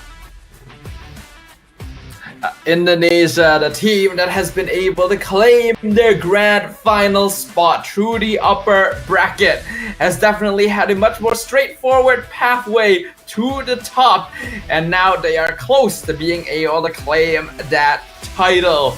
Consistently considered as one of the top women's MLBB teams in the entire globe, they are eager to retain that trophy and continue their legacy. Now, of course, Indonesia, they have been up here for a long time, and they have been absolutely dominating every single people in here and have been showing a stellar performance thus far. Well, of course, in the meantime, on the opposite side, we've got Team Philippines that have shown absolute grit through the upper brackets. They have been knocked down to the lower brackets by Indonesia themselves, and they are here with a vengeance. A team hailing from a region that has held the title in MLBB, who has been considered among the best for many, many years, now eager to claim it among the women's competition. Just like you mentioned, Abstract, they did end up losing the upper bracket finals to Indonesia earlier in the day, but have managed to claw their way back up into the top 2 after taking down China in the lower bracket finals. However, that also means that they've played more games in total, and hopefully their stamina will be able to hold on, because this is going to be a very long series. Oh boy, yes it will be. A total of BO7. We will watch all 7 games in the event that Indonesia and Philippines were to go down to the wire for every single game. If it's all a seesaw, back and forth, back and forth. We definitely want to see just how close this match would be. But I don't think that it would be all that simple, because Indonesia, they are quite a bit of a titan. And like I said before, they have been at a summit. They have been at a peak for the longest time. We've known just how much of a peak performance they have been thus far. Philippines, they have a lot and a very big shoes to fill. Yeah, very big shoes indeed. But I think both teams are very, very eager to fill those in. After all, it is not often you get a competition of this scale for the women's side of the ecosystem. So they want to be the ones that can claim that top spot. Looking at the playoffs bracket, the path that these two teams have taken to get here, it has not been an easy road for either side or for any team. But these two already came in as fan favorites from day one, and I think it is only expected that these would be our competitors in the gold medal match. Oh man, it's tough to watch. It will definitely be tough to watch. The fact that we saw China bowing out in the lower finals is already so difficult to watch. I think that looking at the team that will win in this gold medal match is also gonna be, there will be this sense of euphoria for sure. But imagine going through all of these, but to land up onto silver medal, I will say that there is definitely this certain level of happiness. However, you are here to get the big win. You are here for the gold medal, and I'm pretty sure the Philippines, they will bring out every single thing that they have showed thus far in this final game. Yeah. This is going to be the pinnacle of women's MLBB up here on the main stage right now. It has been many grueling days of competition. We've been having pretty long days overall. So hopefully they have the energy, they have the spirit, they have the drive to push through all the way to the end. Because in a best of 7 series, stamina, endurance going to be the main issue, and how well these teams are able to adapt to one another through a series of grueling battles. Now, I'm gonna throw this very blind question to you again. BO7, what's your scoreline? Ooh, that's gonna be a tricky one. I feel like, as much as I'd like to say, hey, let's go all the way, 7 games, I do feel like Indonesia has been showing impressive dominance so far. So I'm gonna go ahead and say it's gonna be 4-2. 4-2. Okay. I think I see that there's quite a bit of respect there for Philippines. I think that Philippines, they definitely did manage to go all the way through, and I think that stamina might be the issue here for Philippines. I might be counting onto that. I'm not too sure whether I will be right or not, but I believe that Indonesia is definitely strong, and they will be able to make full use of the fact that they have been watching Philippines games. As such, a 4-1 victory might be the case here. Yeah, ooh, you're actually okay, so you're going for it. Even more Indonesia favorite score than I am. We'll see how this could end up going. Heck, even a clean sweep, we never really know what the future may hold. Or Philippines could even surprise us entirely, right? Maybe they've been hiding some secret pocket strats this whole time, but we'll only find out after going through the draft. And I think at this point, we've also started realizing that there are certain hero picks that both of these teams are particularly comfortable with. So the question would be if whether Kadita is going to be picked by the side of Philippines, because so far I think only China has been respect banning onto the Kadita, and whenever the Kadita was not banned at all, Philippines have been picking that up. So the question is, will they pick it? Yeah, because Kadita may actually be a surprisingly contested pick between both these teams, right? It's not just Amores who likes to play it. Cine was one of the first players to bring it out and really do very well with it. Not to mention, we also have Vivian, one of the few players in the tournament that pops a cracked show. Almost no other team will typically contest this hero, but against Indonesia, you have to always be thinking about it. Now, of course, we are here to watch the entire game number 1, ladies and gentlemen. So far, we've got the Hilda, Mathilda, Angela, and Chip that's banned out. So far, Jusin as well as Suyo has yet to be banned out, and I think that one of these is actually going to be leaked. I don't think that Indonesia is going to give the Jusin away to Philippines, will they? Ooh, there is a possibility. If they let the Zeus in through, then they could technically also steal away things like the Kadita. But right now, there's still a lot open in the pool, right? There's still the Suyo. We still have the Hylos Gatot. We've seen some Moskov and Bruno being heavily contested. Also, heroes like the Eve and Lo Yi, I feel like may get a chance to show up in this matchup in particular, considering the skill levels of the teams involved. I think that they're gonna have to open both the Suyo and the Jusin here. Oh, wait! They're not gonna give the Jusin away. So now the Suyo is actually up for grabs, at least for the side of Philippines. Now, will Alfredo actually pick up that Suyo? Because I actually don't really quite remember if whether she played the Suyo at all. The thing is about Suyo nowadays is that he really is just not much of a first pick material anymore, right? That's why even earlier when we were watching the Cambodia lineup, I was suggesting, oh, you should ban Zusin instead. But Philippines will go ahead and grab it regardless. He's definitely not as strong as he used to be, but still a very solid hero. It's just that there's more counterplay against him now. Yeah, so technically speaking, the Alpha is still going to be a very decent pickup coming from the side of Indonesia. Right off the bat, they have decided to pick up a Hylos for themselves. So at least when it comes down to the tanky department, Indonesian have got that covered. Mages, on the other hand, a lot of all these mages are still up. Vexana, Aurora, Lo Yi, they are all heroes that we can pretty much expect. But jungle-wise is where we start to kind of rack our brains. Alpha, Hayabusa, Julian, Nolan, all four of these are also very highly contested in the Asian Esports Games. Yeah, absolutely. These are all very popular heroes among some of these women's teams. And I think so far, teams are going to try and make it so that they can keep the draft a little bit more on the open side, right? We got Harif and Hylos together. I think Philippines can definitely counteract this by going ahead and grabbing something like the Gatot Kacha. Again, Avatar Guardian, very good solution to Zaman Force. And if they pair it up with like the Eve, for example, then you already have a really hard-hitting team fight crowd control lineup.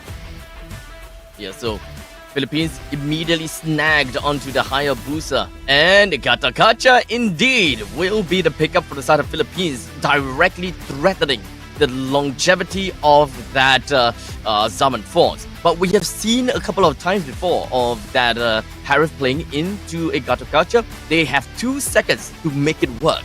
As such, I think Indonesia, what they can look forward to is just look for composition that can allow them to go for very bursty compositions, a very bursty way to kind of get the enemies. As such, I would say that the Nolan might actually be a pretty good pick here. Actually, something that I want to first consider is Philippines picked Suyo and Hayabusa. So, where are they intending to field this? We have seen variations Suyo of this XP? in the past. I feel like it is most likely Suyo XP if anything. I remember we've seen some Hayabusa gold in the past on the world stage. Not something I would particularly recommend. So probably the former, but this is already a very interesting start. Oh, good catch. It completely slipped out of my mind. That is a double, typically jungle heroes in one lineup. So we gotta have to watch the draft go on before we can have a very good idea what Philippines is cooking at this moment as we speak. So we're just gonna be looking at the rest of the bans. Kadita immediately banned out from the side of Indonesia as they picked up that Vexana for themselves. One thing I will point out is that if Philippines was intending to do this and put Suyo in the EXP lane, it might have been nicer to keep the jungle pick until the very end to keep it as a surprise. Most likely they ended up locking in Hayabusa at this point because they just want Hayabusa specifically and don't want Indonesia contesting it away, but it is a bit of a waste that you are like showing this surprise so early on, right? But in the second phase, we do see the heroes we talked about earlier, Kadita and Cho, both being banned out. So there is definitely that level of respect coming in from both teams, with Indonesia targeting down onto Amores, while Philippines targeting down onto Vivian. So it is still actually up for grabs, just kind of ambiguous as to how the Hylos as well as the Gatotkacha is eventually going to be picking out. But Philippines have decided to go for bans on heroes that are primarily displacement heroes, as well as heroes that are really good at early game aggression. As you can see, literally all 5 heroes that Philippines banned out for are all early game heroes that can really put a number onto any late game compositions. I think that's very smart of them, right? Like, the identifying feature of most Indonesian gameplay is their early game aggression and how good they are at snowballing leads right from the first few minutes. So they don't want to give them that sort of comfort play. It's sad that we won't get to see Cho or Jahid. I think those are both very fun heroes to watch. But Indonesia gonna go in the opposite direction here, it looks like, with the Ling. So actually leaning a bit more towards the late game stage. Indeed, it kind of seems as though Indonesia just be like, yeah, you're banning out so many of the early game heroes, then okay, let's play the long game. If you don't allow us to play the early game to beat you, then we will use what you like to beat against you, and that is the late game. Yep. So there is some risk to that, of course, right? Ling today has had his ups and downs, being picked up by teams here and there. Yeah, mixed success, I think, is a better way of describing it. If you're not able to get that early lead, things can be quite tough for you. And Philippines really bringing something interesting to the table here. Aurora and Ixia, I'm not sure I agree with this. I feel like Ixia is alright against Harif in lane, but is very vulnerable to Ling. What? What is Makarabon actually cooking in here? Ooh. With the Ixia in the mix of Philippines, they have very good ways of counter-engage with the Frigid Glacier as well as the AOG, but that means that the team fight will be extremely rooted down. But in the meantime, you gotta have to expect the Link that would eventually come over to the back lines to really deal with Ixia. That means that you actually need a very strong anchor from the side of Philippines that kind of plays as the shadow of Ixia. And unfortunately, that shadow might actually just be that Aurora. So they might actually just keep the Frigid Frost or Frigid Glacier specifically for the Link in the event of a big fight. I mean, that's gonna be hard to do though. That's one of your main forms of setup when you draft something like this. So if you save it specifically for the Ling, all Porto has to do is just not be part of the fight, which is perfectly fine for a Ling, right? And you're always gonna be holding on to it, waiting to see where they pop up. So a lot of aerial denial coming from both teams, right? We've got Katakacha, we've got the Aurora, we've got Phoveus as well as the Zaman Force. They both want to play for areas. They want to win these river fights. But of course, if we talk about river fights, we are always gonna go back into lane priority. Which one of these teams is gonna leave the lane a lot sooner? Unfortunately, I don't get that opportunity to actually see a Suyo in the EXP lane all that much, so I'm not particularly sure about the priority of a Suyo against a Phoveus. I feel like Phoveus should have a better time. Like, he's just very, very good at dueling. So you do still have to respect the percentage HP damage that Suyo has. As long as you do so, though, you are perfectly okay. Mid lane, freeze onto Cine. Vivian in some trouble.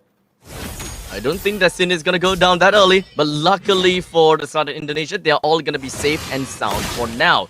Now, the fun thing about the bottom lane is it does seem as though Fumi Echo is controlling the lane, freezing the lanes a little bit while Diagon took the opportunity to kind of shaft the wave a little bit. So this is where we gotta have to find out a little bit about how this matchup is gonna look like, as Fumi Echo is probably gonna start things out onto Diagon, but the HP of Fumi Echo is not looking good. But V-Ball joins in the fray, doesn't have Diagon to immediately go for the auto attack out of the pinch poise. As such, Diagon takes the first kill down over to the side of Fumi Echo. The Tempest of Blaze available for the side of V-Ball, almost bringing down Diagon, survives with just a sliver. The S1 gets Diagon away.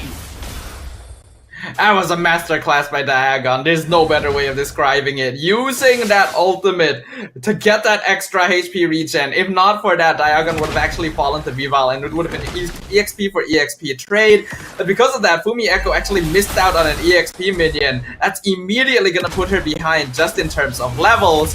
And I did notice Diagon with the vengeance, Fumi Echo with the flicker, a little bit of a reversal with the battle spells you usually see. These are Diagon actually a little bit better in the direct fights. Fumi Echo with the flicker, okay. I'm not too sure how that's gonna look like, but ladies and gentlemen, I think it is pretty fair to say that Suyo is dominating the lane against the Phoveus. Look at that. This is just not much of a challenge, even if the Infernal Pursuit is available for this Phoveus. But as we speak, Philippines, they've pulled the turtle right out for a little bit. Indonesia, they're not really quite interested in taking up this fight as of now. The immortal form coming from Diagon just ensures that amount of damage taken reduction is so high that Diagon is just not receiving any of these poke damages. Yeah, very good spacing from both sides. I feel like Philippines are in a better position to try and go ahead and contest this turtle, especially considering Diagon's lead on Fumi Echo right now, but they don't really know where Vival is on the rotation in the jungle yet, so it's a bit risky to try and blitz it without that information. As now Vivian opens up the glorious pathway, hoping they will be able to find something at the end of it, but wasn't able to do quite much as Philippines continue onwards when it comes down to Frigid Glacier. He did manage to land on the Vivian while Vival gets herself away with the Tempest of Place as they continue and engage. Vivero is going to go down as now it's going to be a 1-for-1 trade. Fumi Echo quickly flickers away from Diagon at the brink of death. And Diagon again! Not the S1 again! Not the S1 away from the Ling again, man. Seems like Diagon might actually be pretty comfortable on the CO EXP lane. I'm seeing very impressive micro mechanics from her so far, and both kills on the Filipino side belonging to this Suyo. Not a good sign for Fumi Echo. As EXP laners, we know how bad it feels to be behind in lane at this stage. Oh man. So what can we exactly expect out of this? Philippines, they have got a pretty strong EXP lane at this point in time. Ling has constantly been trying to head down to the bottom lane to get a couple of free kills, but just couldn't find any dividends from all of that. And this is just not looking too great from inside of Indonesia. I mean, to be fair, they're not exactly an early game composition, I get that. But it's more about the fact that going into the late stages of the game, how is that going to look like? Because I just want to see how this Ixia will fare in a 5v5 battle against Indonesia, because I'm pretty sure that Vival will be the pain in the ass for Perez once the ultimate is just called out. One thing I will say is that Shell is not going to have a good time this game. The moment you see that Zaman Force comes down, the AOG or the full barrage is just going to be laid down covering it. But they're going to try and defend this top tower. We haven't seen the full barrage from the side of Perez just yet though. But we have a 3-man pop up into the top lane of Philippines. With a quick little flicker from the side of Perez. This is just going to be a Ixia that's going to be safe and sound for now. Forced to revitalize over to the side of Vivian. And it looks like in the bot lane, Vival not really able to duel Diagon very comfortably either. Tempest of Blaze comes out, the Vengeance gonna be used. Vengeance as well as kind of getting away from the center with the Evil Queller. Absolutely fast pacing from the side of Studio, but in the meantime, quick little flicker from the side of Fumi Echo just to get herself away from the main parts of the team fight. And now, of course, with the full barrage, it didn't really quite do any number on the side of Indonesia. So that is one big ultimate that has been expended from the side of Philippines. This means that Indonesia should be able to take this turtle with no problems whatsoever. Yeah, it was actually very well played by Indonesia there. They positioned themselves and used cooldowns that made it appear as if they were going to start and force a fight, which caused Perez to pop out the full barrage. But the moment they saw that, they just backed it off and left Philippines without enough resources to continue battling for the objective. And so they were able to take it without too much contention. We can definitely see the maturity coming in from these teams. Indonesia really wants a piece of Perez, but it doesn't seem like things are going to work so well as the AOG plus the Frigid Glacier lands onto Vivian and crediting the kill over to the side of Perez, while the Zaman Force is just going to be popped. Chell wasn't able to find any opportunity to do anything against Perez as she opens up the full barrage, deals a decent amount of damage over to the side of Chell, while it is going to be the Quad Shadow plus the OD Shadow kill from the side of El Puerto to just immediately chain it up over to the next person. Unfortunately, Perez is going to be the first person to be taken down from the side of Philippines, followed by Vivero. And now Indonesia, they are happy with the fact that it is a 1-for-2 trade. Yeah, Indonesia is very happy about that one. In fact, with just a little bit more HP, Vival could have probably gotten 1 or 2 more kills there as well. That was really perfectly timed. Although El Puerto got a great angle flank with the Ogi Shadow kill, Shell managed to jump away from it, allowing Cindy to tank most of it. And then Cindy herself was able to flicker out with the perfect timing to disjoint the ultimate ability from the Hayabusa as well, with Vival timing her arrival to do as much AoE damage as possible with that Tempest of Blades. The Philippines should have been in full control of that gank, but Indonesia actually turned it around on them and ended up trading positively. So with all that spoken, there really isn't much of a gold difference 8 minutes in. we gotta have to take note that the bottom lane T1 has already been taken down from the side of Diagon. So all the way up to the top lane is gonna be where Diagon is at this moment as we speak. With the with the Lord that is currently available in the bottom lane, Ixia can join into the battle pretty effectively, but I don't think that she will be able to do too much. Maybe pokes a little bit here and there with the full barrage, but it is all just a matter of time if the Philippines is ready to take up this fight. As now, jungle versus jungle. We'll take a look at that. Level 11 on the side of El Puerto, while for the side of Vival is at level 12. So Indonesia, they do have a tad bit of a lead if they want to take on the Lord, but it's not as easy as that. Yeah, I think Vival definitely got a big EXP injection with the 3 assists that she was able to get up in the top lane. And Indonesia right now is in a pretty good spot in terms of fighting capability. But I think the Philippines also recognize that they're very independent and can go for split pushes instead. So we can see Indonesia being dragged across the map to try and housekeep against the minion waves. And now, the glorious pathway is just gonna be making its way right in the face of Vivian, while the Eternal Guard sends Vivian up to the sky, and the full barrage unleashes onto Vivian, and it is definitely gonna be a dead Vivian right now. The rest of the members for the side of Philippines, they are going to be coming in to scramble and pick up the pieces, as Shell is gonna be the next one down, while Diagon picks up double kill down on the Fumi Echo. Impressive gameplay there from the Philippines. And this is what we're talking about, right? Using the macro presence that they have to split up Indonesia. And then when Indonesia try to go for the fight, when they think that not all of the PH team are around, Diagon is able to rotate right over. Vival not even able to approach the Lord Pit here, as this EXP lane Suyo is actually messing with them really hard. So now, Indonesia didn't really quite get too much kills from that previous fight itself. Doesn't seem like they managed to get any form of control within of the Zaman force. In fact, Chell has mostly been trying to run away throughout the entire engagement. So Indonesia gotta have to find ways to really hold down the fort. I think that the main thing is that they used the Eternal Guard a little bit too early, and they wasn't able to stop literally anyone from walking out of the Zaman fort, or perhaps even stopping Chell from dominating within of the Zaman force. Yeah, it's just been very effective gameplay so far from the Philippines. Indonesia being forced into very defensive action right now, but they're gonna continue fighting. And now the AOG from Vivero gets herself out of that frigid glacier. This is gonna be fine and dandy for now, but unfortunately Perez found herself taken down by a train wreck of an Indonesia. The bottom lane Lord unfortunately wasn't able to find any dividends, but the main thing is Philippines should be able to take this T1 no problem. As such, granting themselves entryways into the jungle is to be expected.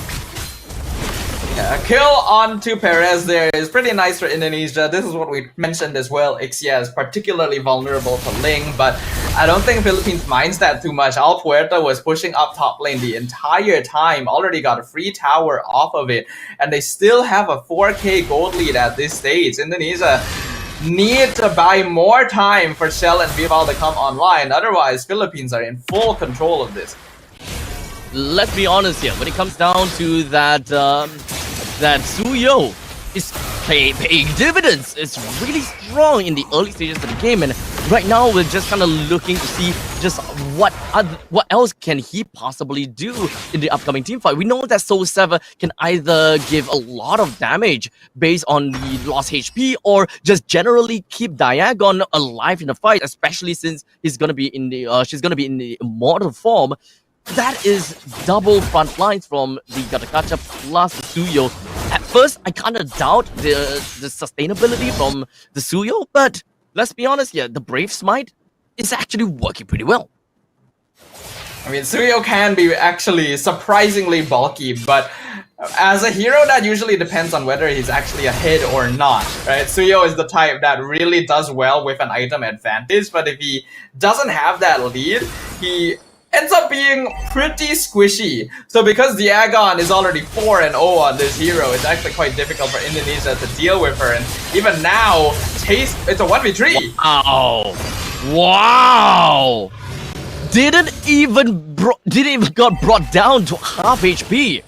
Being in the immortal form plus the vengeance completely feels as though they mitigated a crazy amount of damage. Now couple that with a revitalized, I think Diagon might actually just be an unkillable beast in the eyes of Indonesia.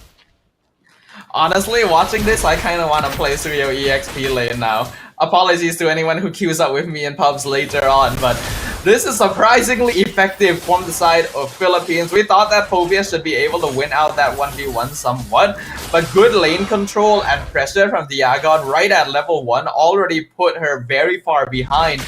And then the kill after that was just the cherry on top. With no EXP lane priority to play around, Indonesia simply does not have enough early game burst and pressure, and that has allowed Philippines to continue extending their lead throughout the entire game. So 7-4 and 14 minutes into the game, Indonesia. What kind of power spike can we be expecting from them, right? With a Harif as well as the Ling, we can definitely expect more firepower from them. Maybe about 16 minutes from now, since they are currently at 35,000 gold. We should want to see them at around 42,000 gold to really make solid statements over to the side of Perez, right? Because front lines, very tanky. Indonesia don't really have that kind of damage. Even for Chell, I think that she would find it a little bit difficult trying to bring down Diagon. Yeah, Shell needs at least Holy Crystal, and I think Vival needs like her third or fourth item. And Indonesia has not reached that point in time yet. The Lord's just pushing in, and the inhibitors are falling one by one. So how's this gonna look like? As now it is going to be a quick little jump in from the side of AOG. Vivian just open things up, just run right into the face of Perez. But I don't think that Vivian is gonna do too much, because the amount of damage from the side of Perez is just whittling down Vivian. Is just crazy. Wow, the full barrage opens up the curtains just to ensure that Vivian would not be able to get away.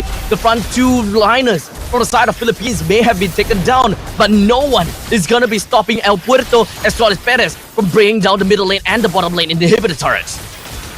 Yeah, the inhibitor towers are already all gone for Indonesia, and now the crystal is wide open. It is still a 3-for-3 matchup. I'm not sure the Philippines can just force this.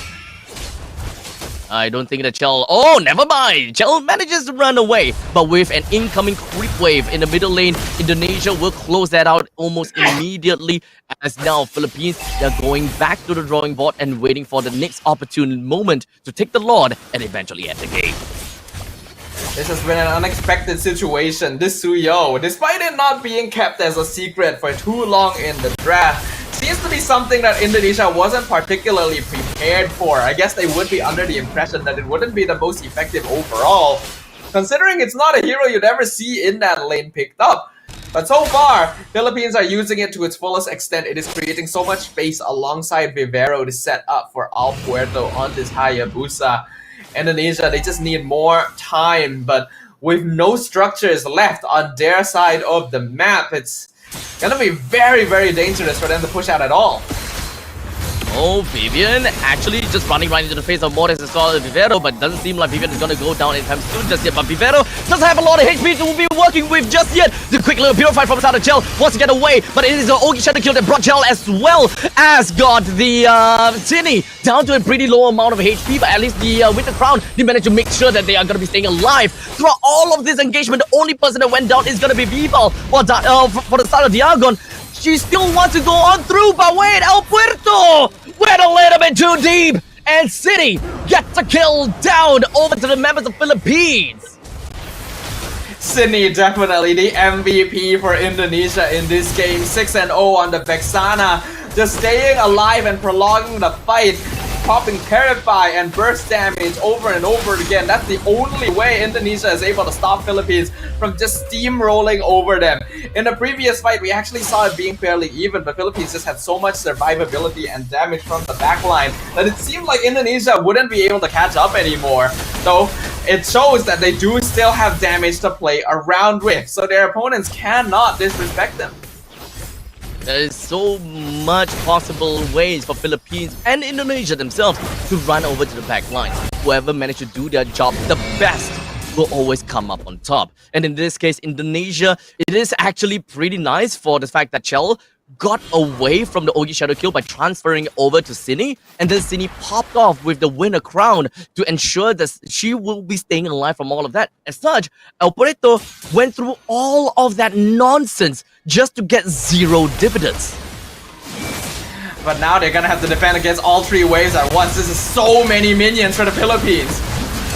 As now the full barrage is just going to be popped on the side of Perez, but unfortunately that's not going to be a long-lasting one. As now the rest of the members from Indonesia is just going to be jumping themselves around to Perez, brings her down almost immediately for Vivian as well as Fumi Echo. They want to prolong this fight as much as possible just to ensure that their backline will be able to do a decent amount as Vival as well as Shell, the last 2 members remaining. Or never mind, we still have Sydney, but the rest of the members from the side of Philippines are all just going to be absolutely fundamentally melted down by Chell, and she got away with all of that, with no problems whatsoever. The minions are doing a lot of damage to the crystal, but with Cindy and Shell alive, they're actually still able to hold. Indonesia have evened out the goal difference. Cindy, the absolute goddess that she is on the land of Dawn right now. The damage coming out from this Vexana needs to be respected. Shell being able to survive that as well means that they can go for more. They can push straight down mid. What? That amount of damage is absolutely illegal, bundled with crazy mobility. This is why Harif is such a force to be reckoned with. This Indonesia, they have a barren wasteland at home. They went for a phenomenal defense, and now they're looking to go for a comeback. I'm not too sure whether they can or not, but they absolutely need to go for a 5-man wipeout and end the game straight from the middle lane. Yeah, Philippines cannot afford to wait for this too much longer themselves, right? If Indonesia are given more time to scale up, we already see how much of a problem this is actually becoming for them. That base defense is deceptively effective from ID. Philippines, they still have control. They still have a lot of leeway to work with since they've only lost 1 tower the entire game. But death timers at this stage are going to be so long that if you end up losing crucial members at the wrong times, the game is just over. So, with the Lord currently available for both of the teams to take, it is all about the engagement and, of course, all about who's going to be the one that pulls the trigger first. Now, Vivero hides within of the Pixel Brush, looks to go for a coordinated attack together between Vivero and Amores, but wasn't quite caught up by Vivian. Very vigilant to ensure that she gets away from that attack. The Philippines are able to see that Cine is stuck in base, having to deal with all the pushing minion waves. No inhibitors means that you're gonna have someone back in base at all times to make sure that there isn't a backdoor happening. And we can see Diagon just consistently pushing down bot lane to make sure that she stays there as well. The moment Philippines finds the opportunity, they are going to start really melting down this Lord, because it is going to be free as long as Indonesia can be kept in their base. As now, the Lord down to 18,000 HP. Indonesia holds onto the Lord for a little bit. Does seem like they want to reset this by a tad little bit. Yes, they are going to go for the reset, as I believe that they still don't have the Vexana with them in the battles. And Indonesia themselves knows exactly how important having the Vexana is in the upcoming team fights because of the previous engagement. Yeah, but Cine just cannot be unlocked from the base at all. In fact, I'm kind of surprised the Philippines aren't trying to force something a little bit more, knowing that Indonesia is going to be at a numbers advantage. This is actually a very tense Lord dance. We are 22 minutes into the game. Net worth differences really don't matter anything at this point. It is all about execution. Philippines, they still have some space to make mistakes because, yes, they still have towers. Indonesia, though, have to be incredibly cautious. Oh, this is tough, right? Actually throwing Cine, the mage, to clear the waves in the base. This is actually a little bit tough for us, for us to follow, because even after clearing all these waves, you gotta have to walk slowly back over to the team fight. And all Philippines need to do is just disengage from the Lord, and then wait for the lanes at the bottom lane to eventually push out again. And bing bada boom, you can go back for the Lord again. It's a slow one here, Abstract. There's a reason it's called a Lord dance, and this one is a particularly slow dance between these two very, very well-matched teams. There's a lot of experience here facing off against one another as well, and understanding of each other's habits. Lord dropping to half HP. Is this finally gonna be it? Oh no, Vival, she's not around. As such, she's stunned by she's stunned by Diagon, but it's okay. It's still okay. Vival goes to the back. Actually found El Puerto. Not quite enough to bring her down though. Everyone knows their lives mean so much right now, but Shell is engaging! Oh, Paris! Taken down by the hands of Shell! And now Indonesia, they're just running it down over to Vivero. Didn't quite get enough to bring Vivero down and even pop the immortality just yet, but a solid push. A really good initiative from Shell there. She was definitely the one who made the call, saw Perez out of position, and instantly went for the punish. This is because the rest of Indonesia had been able to chase away more key members like Al Puerto as well, so Shell felt like there was no danger to her life, and that's gonna be pretty good. But Perez is only down for another 30 seconds, and it's still difficult for Indonesia to try and steal the Lord within that timing. So, 5 members from the side of Indonesia ready to go for the push. They need to get this locked down ASAP as the bottom lane is already slowly pushing in. There's still a wave of creeps now, so they should be technically fine for now. But they are really afraid of the initiation coming in from both Vivero as well as Amores. They can't get hit by both of these abilities at the same time. The moment that they do, the front line will be melted down, and unfortunately Vivian is in no condition to continue the fight. Not a lot of HP to work with, not a lot of mana to work with too. The Agon is also being very annoying, just consistently making sure that Cine can never leave the base by pushing both mid and bottom at the same time. Minions are so difficult to clear at this point, but Indonesia cannot risk leaving Shell or Vival in the base to clear them up, because these are your only main sources of DPS now that we have gotten into the 25-minute mark. Oh boy, a long game for the very first game of the Grand Finals match. What a way to start. The Lord's Dance is starting to really hold on for a long time. The Lord's HP has been extended to 67,000 HP. At this point in time, there is absolutely no way that you can blitz this down anymore, and it's still slowly, steadily increasing to 73,000 HP. Al Puerto and Diagon tried to gank Vival in the bot lane as well, but he's already been able to maneuver away from them, so there's no way of getting a jungle advantage yet either. I think they can only just keep going with this push and pull in terms of the minion waves, hoping that there will be a mistake made and an opportunity created. Otherwise, who knows how long this is gonna be stalemated? Oh man, how long would this be? Would there ever be a point in time where the game drags on for so long, it becomes completely impossible with a certain lineup to bring down the Lord?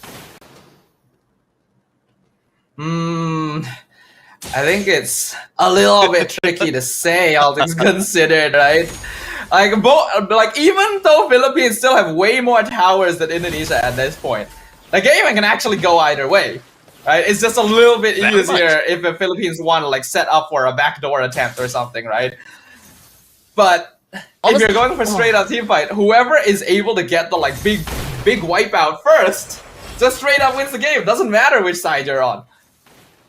Honestly, I'm just kind of baffled from the side of Philippines that they're not making full use of the fact that Vexana was sent to base to kind of wave clear, right? Because you already have information that Vexana is all the way at the base. The moment that you take a fight and you time yourself, okay, we've got 4 seconds to make this work. We just need to jump onto Chell or we need to jump onto Vival. We find that, we get out. That way, they will be able to get themselves a nice, sizable numbers advantage in order to eventually take the Lord down. But so far, they haven't really quite acted on the movements of Vexana just yet. The issue is that the Philippines are actually still a little bit wary. At this stage in time, it's still kind of difficult to break through the front line of Vivian and Fumi Echo when they start a fight. And if it takes too long, then Cine is going to be able to make it from the base regardless, not to mention the amount of resources they would have to spend while also having to be careful of Shell. Philippines does have good damage, yes, but a lot of their lineup is front to back. Oh, Diagon actually finding herself actually sandwiched between Sini as well as Chell. That is two of the main damage dealers from the side of Indonesia that has been pulled away. But Philippines might actually find an opportunity here. A quick little freeze over to the side of Viv. They have eyes on the Fumi Echo, but really nowhere else the rest of the damage dealers are just yet. Yeah, and despite all of that, the Agon's still gonna be playing around the bot lane, looking for that split push instead. This is officially a stalemate, ladies and gentlemen, and this is only game 1 of the grand finals. Neither side willing to take a risk when this is the perfect time in the series to try and make something happen. This is probably the biggest stalemate I have ever casted on so far. Like, it hasn't been a long time, I gotta be honest. Like, yes, we have games that lasted this long, but not exactly a point in time where both teams are just hovering in their jungles, waiting for the opponents to make the move on the Lord. This is probably the first time. I mean, we talked about how important stamina is going to be in a best of 7, and right now they're already testing it when the series has just begun. I have no idea how long this game 1 is going to last, Abstract, and I'm a little bit afraid. Yep, Ghost, do something. Wait, they're doing something now! Indonesia, Fumi Echo with a pursuit down onto Morris, and now they are backing off now. Oh. Got a bit too excited too quickly there, sir. Yeah, I was actually it's a little bit manifesting. sad. Yeah, a little bit of a manifestation. You know what? I hoping understand. That if I go loud, they will go all in too. The issue is that Philippines actually don't have that much damage overall, since like some of their heroes are gonna start falling off at this point in the game. At this point in time, I'll just take any form of glorious pathway as just kind of like a psych. I'm not gonna engage. I'll wait for you to come in kind of situation, right? And okay, City has got a lot of damage. That's not even the ultimate. The Wishing Lantern is actually doing quite a lot of true damage over the side of Vivero, and they should really look out for the mages, let's be honest. Yeah, they're definitely looking out. In fact, both teams are looking out so much that they're just not willing to do anything, right? Indonesia actually kind of has the advantage just in terms of team fighting, because now that they've scaled up, Harif and Ling both hit incredibly hard alongside the Vexana. Whereas Philippines only really have Perez to play around in this late game stage. That's why even when Cine is stuck in base dealing with wave clear the entire time, they're not willing to take the 5v4 because they know that if Perez goes down, they cannot actually prolong the engagement against Indonesia anymore. That's why it was so important for the Philippines to end the game when they had the opportunity. But Indonesia was able to hold, and because of that, they are back in this. We have no idea how this is going to go. There hasn't been a kill for the last 10 minutes. Exactly, and I believe that this might be a lead up soon.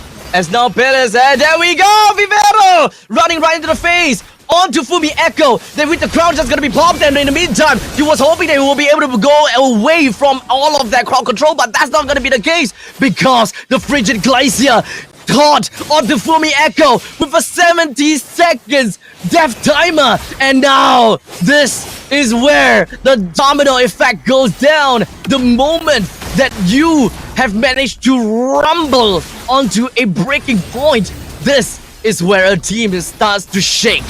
And Indonesia lost the Phobias. Philippines now have got the numbers advantage, and they resetted the Lord. I don't know what Philippines is doing actually. They should totally be blitzing this down right now, especially after that one. Okay, now it's go time. Now we're talking. You got two members down on the opposite side. Indonesia, they are running for the hills. And now you have a big, beefy Lord that will be marching in from the middle lane. Ladies and gentlemen, I don't want to say anything about jinxing, but let's be honest here. Philippines took a long time to take that Lord down. A very long time. So, Indonesia will have a lot longer time to bring that lot down as well. So I'm pretty sure that this game is over by then, but we're just going to be taking a look all the way to the final moments as Indonesia just going to be going for a counter attack. We've got Vivian all the way to the back lines, surviving with that a little bit with the Ring of Punishment. Not going to do too much. Cine still going to be A-okay as she flickers backwards. She's going to be fine for now, but both teams went all the way in. No one has died yet. Okay, no one has died. While Indonesia, Fumi Echo almost running away. The AOGs is going to be landing, but the winner crown just going to be popped from the side of Gel, losing the immortality and immediately buying the Rose Gold Meteor. But that's not quite enough because survivability is not what they want. They want to bring the lot down.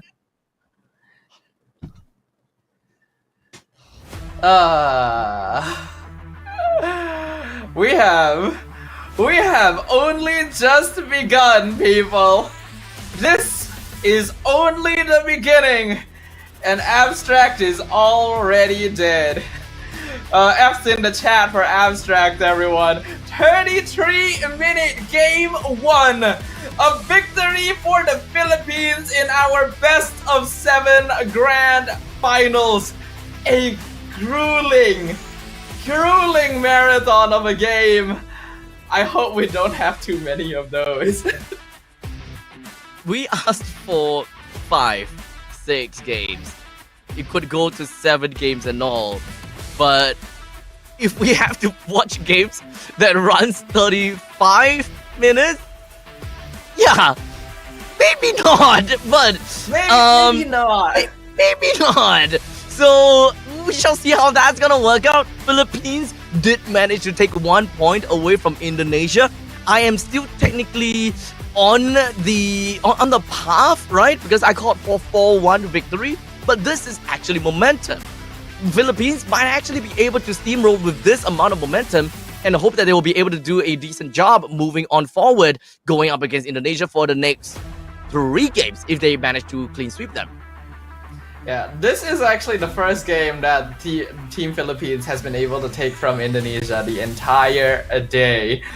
And I'm not like biased or anything, Abstract, but I'm going to be honest, I don't really like the way they won it. They literally just prolonged the game as long as possible, hoping for Indonesia to make a mistake instead of being proactive in like setting something up, right? Every single time Cine was stuck in base defending minion waves, they didn't take the Lord. They could go for it. When they got a kill on Fumi Echo, and while Cine was defending top, they didn't take the Lord. They had to wait specifically until Vival decided to try and take matters into her own hands before they decided, now we can take Lord.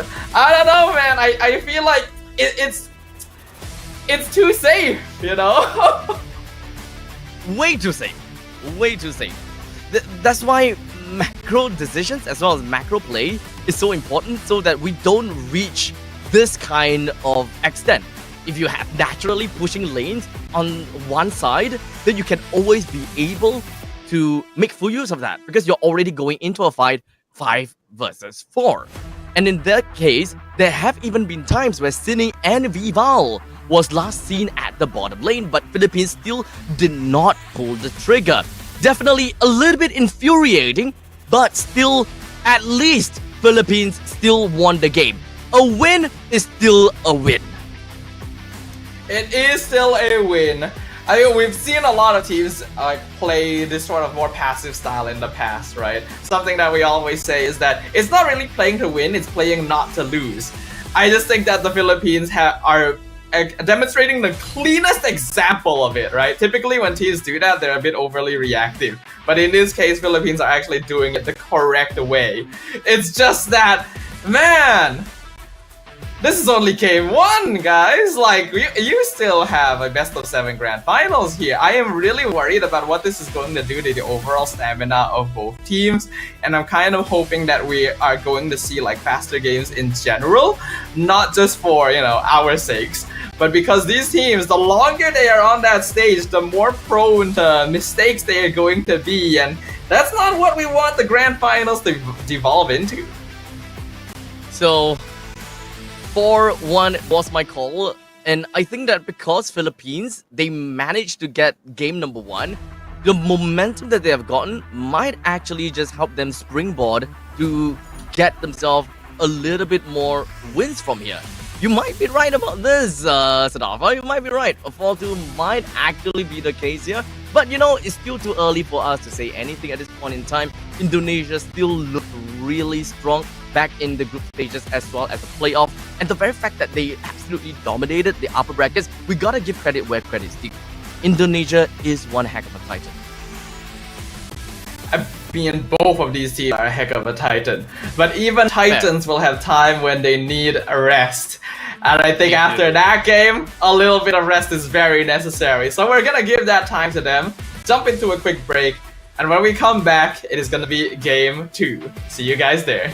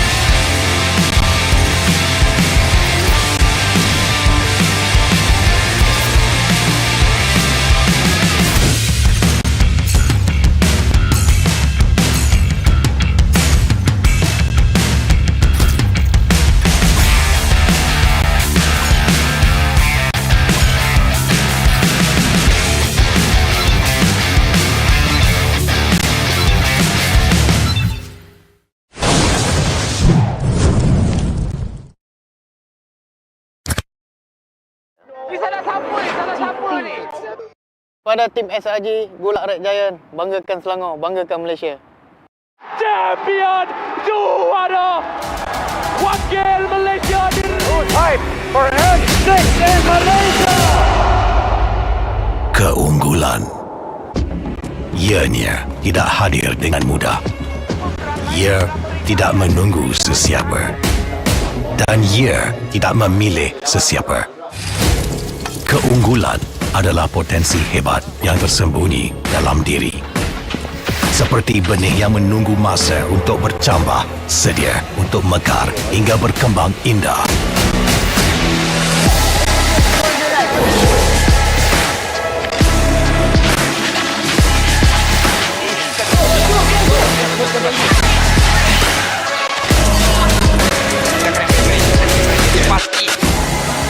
Ketika cabaran mendatang, ada yang hanya memerhati. Kekuatan sebenar lahir dari dalam diri. Dibangkitkan oleh jiwa yang menyokong teguh tanpa henti. Kadangkala, saat kita rasa jauh dari apa yang kita impikan, ia muncul dari arah yang tak dijangka.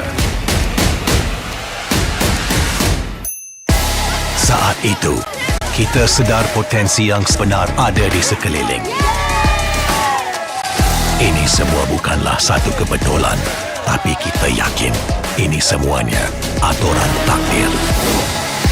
Setiap langkah bukan hanya untuk diri sendiri, tapi juga untuk mereka yang berdiri dan berjuang bersama agar kita melangkah lebih jauh, menjadi lebih hebat.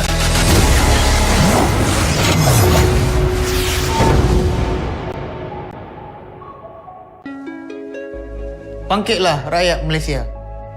Kita bersatu menyokong sepenuh jiwa. Demi jalur gemilang kebanggaan negara.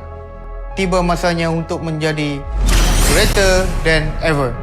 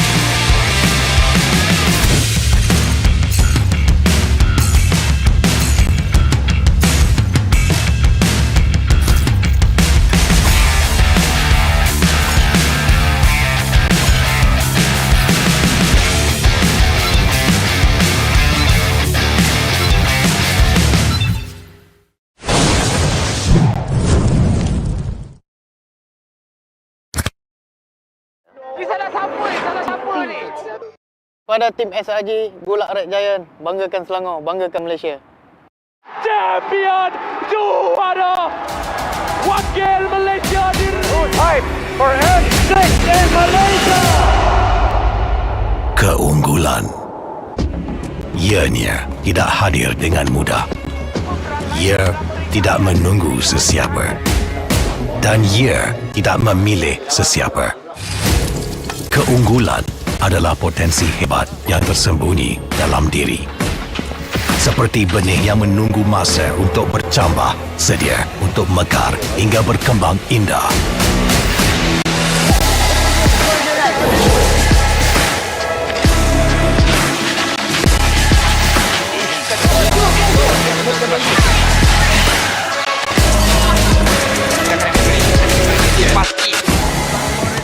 kecabaran mendatang, ada yang hanya memerhati.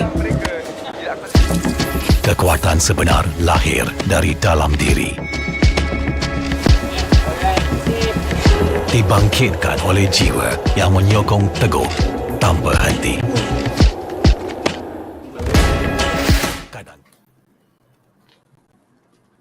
Alright, ladies and gentlemen, welcome back in once again over to the Asian Esports Games 2024. We have come back from the break after a very long, grueling game between Philippines versus Indonesia in match, or rather, game 1 in the grand finals in this best of 7 fashion.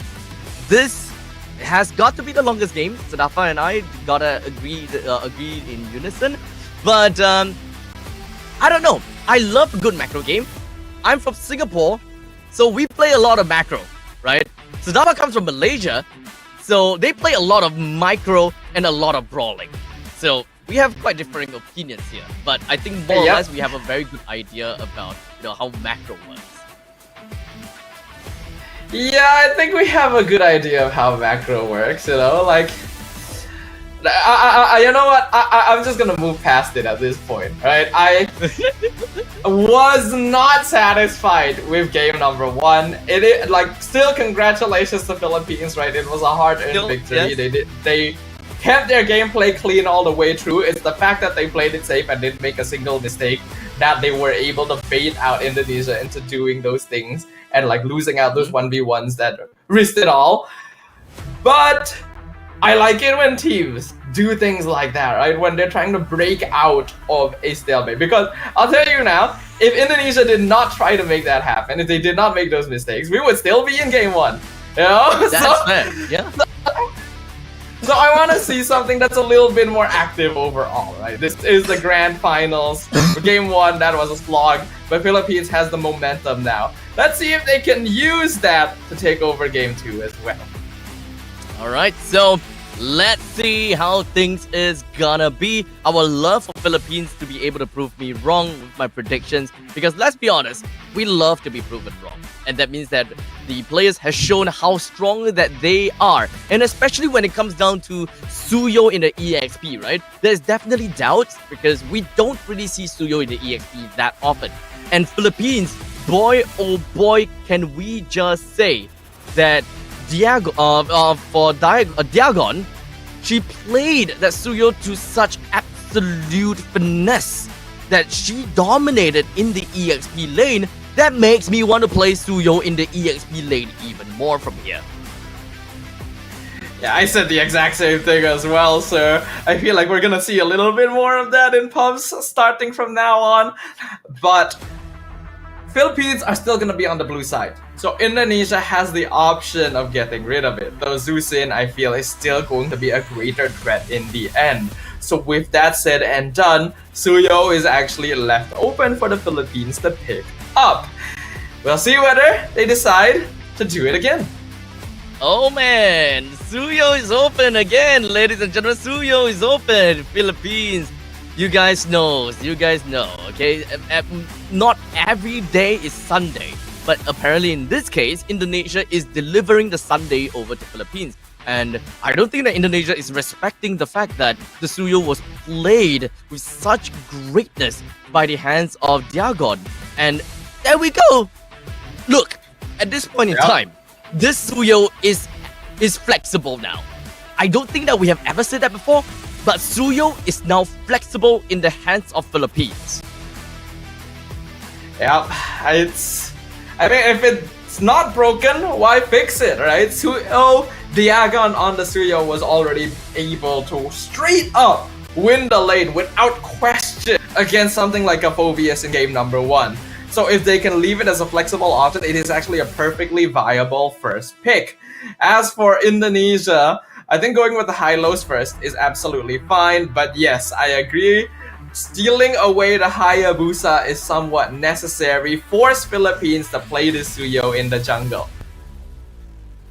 So with the Hayabusa and the high loss picked up from the side of Indonesia, now we no longer will be able to see the Hayabusa on the side of Philippines. So We shall see how that's gonna work. Do they want to pick up an alpha just so that they can deal with the Hylos? Okay, I'm not gonna assume that this is automatically gonna go with the EXP, but they can definitely set up a little bit of ambiguity over to that pick.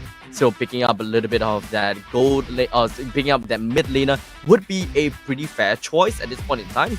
Especially, okay, so wow, okay. Right off the bat, picked up the Khalid as well as the Jawhead. Very aggressive.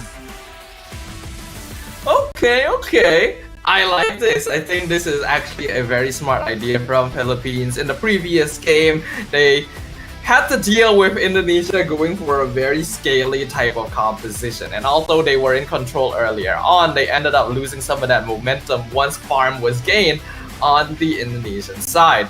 So if this time they can try and force the game to a close sooner by going on more early aggro heroes, especially against the Hayabusa, they should be able to retain more control.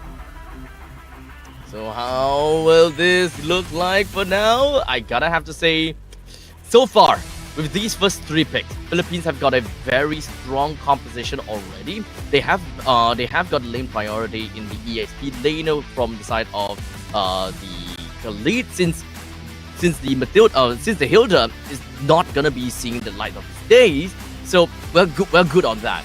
Middle lane, we don't really have a very good idea just yet, at least for the Aurora as well as the Vexana. It's still currently available, so we just gotta leave it that. It still can be picked up on the side of Philippines. While the aggressiveness coming in from the Jawhead, I'm pretty sure that when it comes down to who was that again? Vivero. I'm pretty sure that Vivero should be able to do a pretty decent job in being able to catch up some of these heroes, especially if Hylos would just draw the curtains and immediately put down the Glorious Pathway. That is the point in time where you can actually bring the Hylos even deeper, where everyone can just crunch down onto him.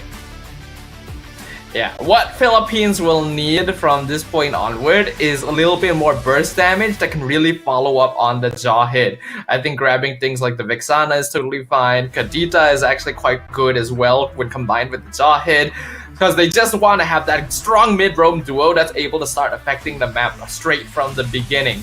As for Indonesia, looks like they're going to be focusing a bit more towards the gold lane side, banning out that Moskov, and basically trying to limit the Philippines specifically to early game gameplay so that Harif can have lane priority and is a little bit harder to gank even with more aggressive heroes. So with the CC being thrown into the banning pool from the side of Philippines, we've got a Moskov as well as Vexana taken away from Indonesia. Aurora is still currently available. Philippines may choose to go for an Aurora ban if they do not want it to go over to the hands of Indonesia, because the Harif has already been taken. So the moment that you actually pair the Harif together with the Aurora, that pretty much just means that they have a very solid answer to anyone that tries to run away from the Zaman Force. Or in fact, it is a great follow-up just so that they will be able to extend the longevity of Harif in the Zaman Force. Yeah, I agree with you there. I am thinking of like other mages that can be picked up here for both of these teams actually, and I am still very, very surprised at how rarely we have been seeing Eve and Loyi. These are two very highly contested mid laners on like the general professional scene, the Valentina as well, right? And we just never get to see them. There is a greater priority for things like Kadita in exchange, right? And why not go for the more reliable heroes that can really open up the map, set up team fights, set up ganks more easily, and just generally have good scaling? Yeah, so now the ball is on the court in Indonesia. They have decided to take the Kadita. Definitely not what I expected at this point in time. That means Philippines have got quite a lot of choices that they can go for when it comes down to the mages. You mentioned about Loyi, and I always thought that Loyi is also and always a very strong pick, especially going up against the Harith. It is the kind of invisible damage that you gotta have to really respect, especially if there's a big beefy front line such as Hylos that is constantly over there. This way, you will always be able to stack those yin and the yang constantly and bring everyone together. That is probably what is one thing that would get the Harith to be really afraid of continuously chrono dashing within of his own Zaman Force just because of the rotation. But they go for the Faramis instead. Also fairly popular around here when most of the other more common options are no longer viable. That should definitely deal with the Kadita quite well, actually. As long as the Faramis tracks Zinni's position, then the NetherRealm will always be able to deny a free kill on the rough waves regardless of situation. I'm not too sure how I feel about the carry pickup because she really isn't that effective anymore. But it can still definitely work. Like her dueling ability once she has the Trinity is actually kind of hard to deal with. So carry to really deal with the Hylos, so they would have an answer to the front lines, especially since they picked up a Faramis who is not necessarily super good at being bursty to one person and would have a lot of problems to actually take down this Hylos. Well, Indonesia, they finished it up by picking an Arlet. So that's an initiative tool from the side of Indonesia. We've got a pretty tanky front line from the side of Hylos. Wow, honestly, it's kind of tough for me to really put a finger on this. Like, how is this gonna look like and how is this gonna work out? Lane priority on the Jazz. What do you think, Sadanpa? I do still kind of like the Filipino lineup just a little bit more because it permits more active action against something like a Hayabusa. So if it's successful for them, they can immediately start messing with things. Because to be honest, Hylos Kadita doesn't offer the best mid-roam lane priority overall, so they can actually start by invading if they choose to. But Indonesia can be pretty good at snowballing, and with the Arlet Hylos combo, they actually have a surprising amount of teamfight control that could set up for really big rough wave plays. Honestly, all I'm looking out for truly is the early game as to how are they gonna be snowballing a tempo towards their lead, right? With Philippines that have very strong control in the EXP lane and will be able to unlock pretty early. You got El Puerto that's playing as a Suyo along with Vero that's just working along onto that jaw ahead. I think it's relatively fair to say that Indonesia's mid lane might be a little bit afraid for whenever the Suyo and as well as the Khalid decides to head to the middle lane. I find that Zinni might be in a lot of threat by the hands of Philippines eventually. Yeah, I agree with you. We've already seen how difficult Kadita can be to play if your opponent has the right tools. So far, we can see Philippines actually gonna be trying to be aggro on Vival. That's exactly what they should be doing. And now it's just gonna be a complete lockdown on the side of Diagon. Immediately taking Diagon out. Definitely not the situation that we were expecting. Since Indonesia now took one kill away from Philippines, even though Philippines is the one that's technically speaking supposed to be the aggressive one. And hold on. Ooh, Vivero, next one on the count, flickers herself away, and she's gonna be fine for now. But unfortunately, that is a very big battle spell that has been expended. Yeah, that's a lot of resources used by the Philippines and they don't really get anything. Not to mention, Diagon is the EXP laner and became the first blood, so that might mess with her EXP a little bit. No, actually the lane was already frozen, so Diagon, luckily, not gonna be affected too much from this. But I do think that she probably made the call to go and harass Vival without waiting for a response from the team. Now, there's a quick little NetherRealm for the side of the Mortis.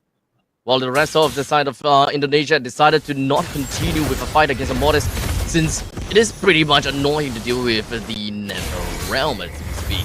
Now, with all the rotations coming in, through and through, Indonesia seems to be able to clear out their waves pretty fast in the EXP lane, and just we've got the Arlet that's already heading heading away down to the bottom side, or rather the middle side. So it's all about gaining control over to the riverline once again. Whoever is able to get the information, as long as whoever's going to be opening up the maps, it's always going to be fine and dandy. As now Vivero it's herself to find the face of Vivian, not going to be able to find anything yet. I'm a little bit worried for the Philippines here. With the draft that they have, they really should have gotten 1 or 2 kills under their belt by now, but Indonesia has been doing actually a very good job of just freezing them in place in these first couple of minutes and not really allowing for overextension into the jungle. Oh, almost there, but the NetherRealm keeps Mortis alive, at least for now. It's a lot of intense as well as very aggressive plays from the side of Indonesia, but unfortunately haven't really quite found any dividends just yet. Yeah, not quite yet here. So this is very similar to what we were seeing in game number 1 as well. These teams are surprisingly evenly matched. And even when it seems like one side should have greater advantage in the first couple of minutes of the game, you can see that they're both very good at knowing their limits and just how far they can extend on the map. So you can see that discipline, you can see that experience where they are not going to be caught out too easily, and we're not going to see many mistakes right at the beginning of the game, because that is when their minds are going to be the freshest overall. So an endurance of battle is what ends up wearing down the wits of these two competitors. Now, the total is going to be brought out by the hands of Alberto, and now Diago on even trying to push Vivian away, but I don't think that this fight is going to go too well for the side of Indonesia for now, as the net realm is just going to be popped immediately, ensuring that Alberto as well as Amores is going to be fine for now. But all the way at the backside, Vivero was hoping that he will be able to do something against the side of Vival as well as City, but that didn't work out so well. Indonesia 6 a kill from that team fight. I'm actually very impressed by Vival's timing in that one. Vivero specifically committed Unstoppable Force onto her in the way back line to try and make sure that she was stunned when the turtle dropped her retry timing. But the instant quad shadow in and retry, and then the reversal to pick off Rivero for it. Indonesia looking pretty comfortable right now, and if they're able to continue getting kills onto Vival specifically, this Hayabusa can become a threat very quickly. A quick Lawrence halfway, which unfortunately did not quite connect very well. It is all about a game of attrition. Since both teams, they haven't really managed to find too much of the lead in the early stages. No, Vivero, no! Wait, never mind. Well, she's tanky enough. And now she's tanking up every single one of the... Oh, shadow kill! But Vival still finds those shurikens right into the face of Vivero. This is a very unusual situation. A Jawhead should normally be able to handle a Hayabusa pretty well, but Vivero and Team Philippines, having been put quite behind at this stage, isn't actually tanky enough to deal with the damage that Vival has. And now that it's 2 kills on the Hayabusa, it's lucky for PH that Vival doesn't have the Sky Piercer yet. Otherwise, this early game would already just be over. Now Indonesia, I think that they want to do a little bit of comeback gaming against the start of the Philippines. For the Raging Sandstorm lands on the 2 is not going to do too much though. Bastini went over to the back lines and really wanted to do quite a number on the opponent, but wasn't able to do quite much. Vivero, the one that goes down from the side of Indonesia. Indonesia have constantly been able to get kills, but Philippines on the other hand hasn't really managed to find anything yet. Yeah, the team fights from the Philippines are actually incredibly messy. We are now starting to see a little bit of the team Indonesia that has gotten this far into the grand finals through the upper bracket. They are so good at these scrappier team fights and at identifying weak points in the enemy formation. Cine being able to find Amores in the middle of all that chaos before the Netherrealm could be popped instantly won the game for Indonesia. So Philippines needs to take a more structured approach to this. They gotta make sure that they have information on all of their opponents before they full commit. Oh, Amores. Oh, gets taken down by Fumi Echo with the final slash. Alberto joins into the fray. Was hoping they will be able to do a decent amount onto the opponents, but with that all said and done, it's not gonna be looking all that well at all. It's gonna be tough for them to even do anything from this point, as Philippines lost the tier 1 turret. Yep, things are going exactly how Indonesia wants them, and I feel like every single time we say that we like a particular draft a bit more, that draft ends up not doing very well. It's a very weird situation because Indonesia should not really be that strong early on compared to something like a Jawhead and Khalid, but they are outplaying Philippines in every turn. Now Indonesia, they don't have got the Summon Force available for the next upcoming fight, but you can definitely tell that Philippines, they are finding themselves in a difficult spot. And take a look at this! Cine timed the rough waves as the Mortis took time to get out of that Nether Realm silenced state. That is why it's so difficult to play against a Kadita, and in this case, Cine is just piloting that Kadita to a T. Based on the few Kaditas that I've seen throughout this tournament, I personally feel like Cine is actually just the best performer on this hero overall. So, if Philippines are gonna continue down the line banning Kadita, I would agree with it somewhat. The ability to identify opportunity is strong in this player, and the fact that she was able to get that previous kill even without relying on Petrify means that she has the ability to go for another combo. As Vivero goes into the unstoppable force, connects down to the deep and flickers herself away, gets caught into the nether realm, so she's gonna be fine and dandy for now. Well, Indonesia, the last slash, final slash is gonna be landing, but the rough waves dealing quite a bit of amount of damage, but no one is gonna be going down just yet. Vivero survives with a slipper. Oh, never mind. Tell with the synchro vision. There was quite a good amount, and Vivian as well. Look at all of these people that is getting away with just a hair to the name. Man, I feel like Game 1 and Game 2 of these Grand Finals can be put in a textbook for what it means between a team playing Comfort and not.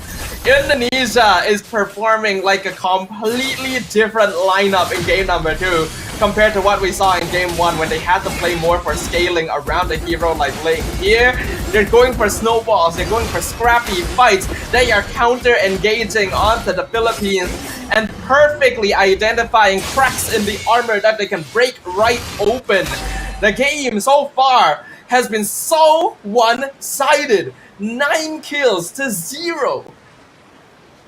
One thing that I also have realized is the fact that it is a Brave Smite that has been picked by Perez. So this is a little bit of like kind of like an old-timer carry back then, where we started to see a little bit of that tanky carry being picked up. I think that is more about just the laning phase, and that's why the Brave Smite has been bought. But all the itemizations and all that kind of stuff is still gonna be your significant and your typical Holy Trinity. So working his way, as long as Vivero is able to find those nice catches right onto Perez, I think that there could still be a chance for Philippines to be able to play a little bit more of that pick-off composition against Indonesia. Since Indonesia really wants to play together as 5, we need to look out for Philippines being able to find these small little pockets of victory.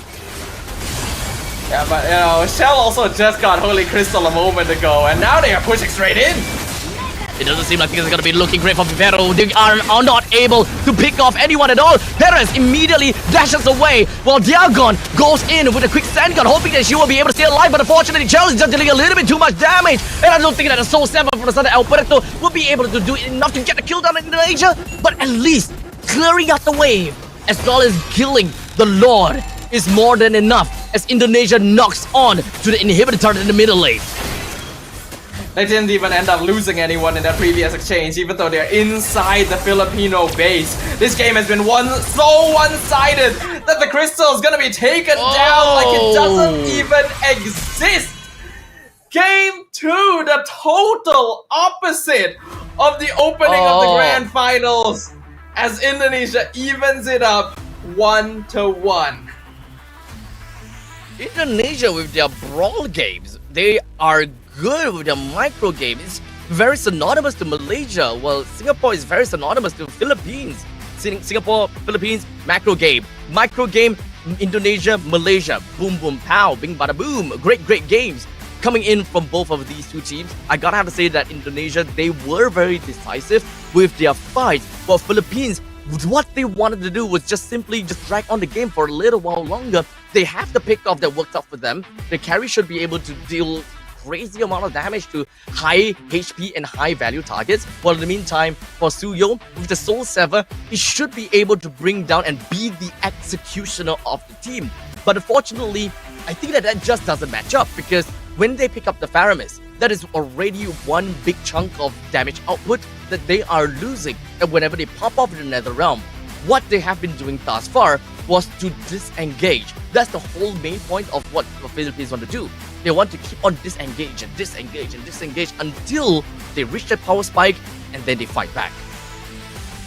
Except I feel like that is a bit of a mistake as well. There's a lack of cohesion in the way that the draft was completed and the way that players approached it. right? In that you have a jawhead, you have someone that can set up fights so quickly, so easily, and you're not properly playing around him. The Faramis doesn't have enough burst.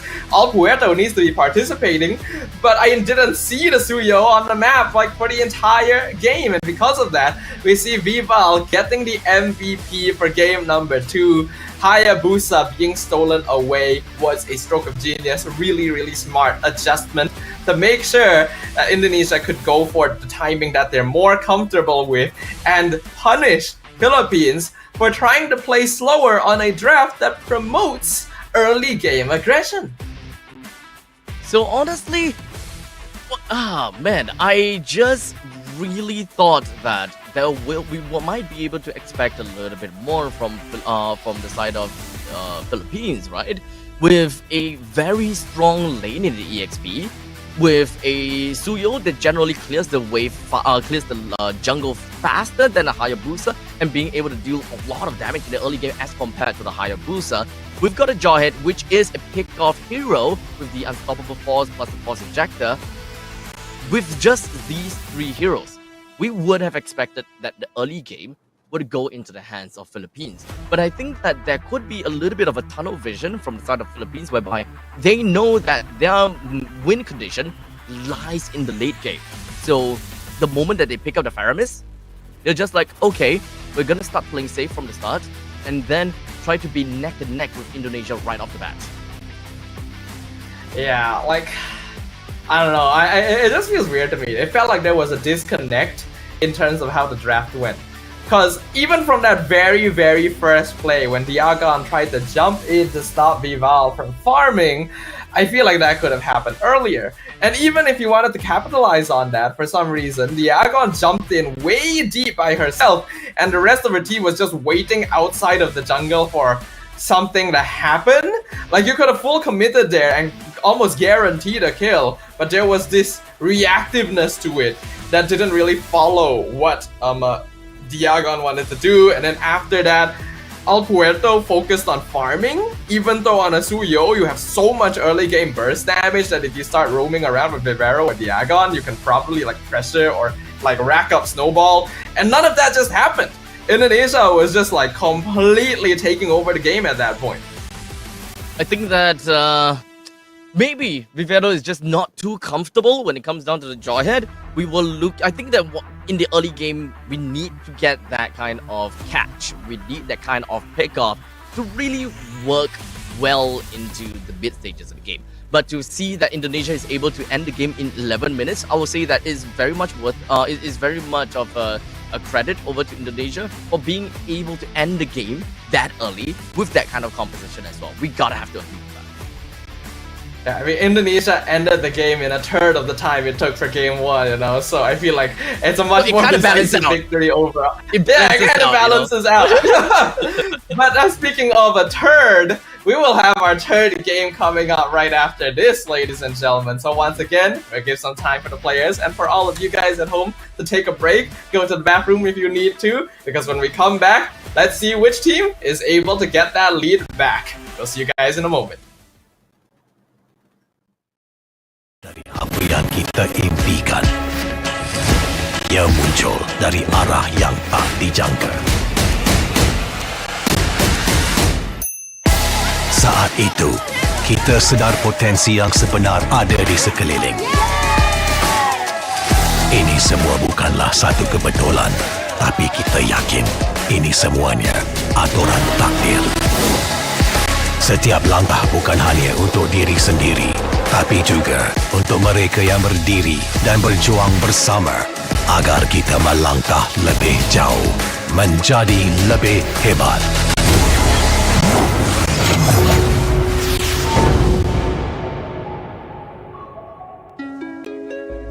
Bangkitlah rakyat Malaysia. Kita bersatu menyokong sepenuh jiwa. Demi jalur gemilang kebanggaan negara. Tiba masanya untuk menjadi greater than ever.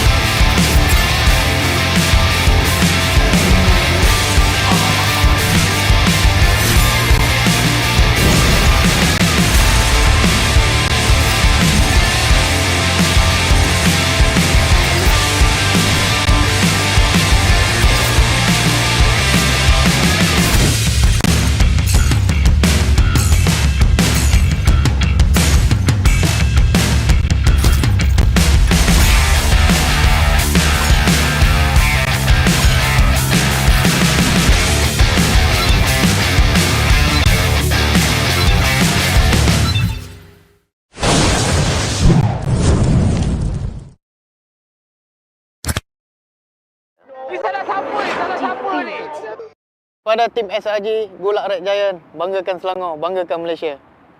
Champion juara wakil Malaysia time for M6 in Malaysia. Keunggulan.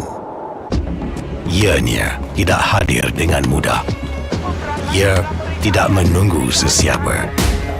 Dan ia tidak memilih sesiapa. Keunggulan adalah potensi hebat yang tersembunyi dalam diri. Seperti benih yang menunggu masa untuk bercambah, sedia untuk mekar hingga berkembang indah.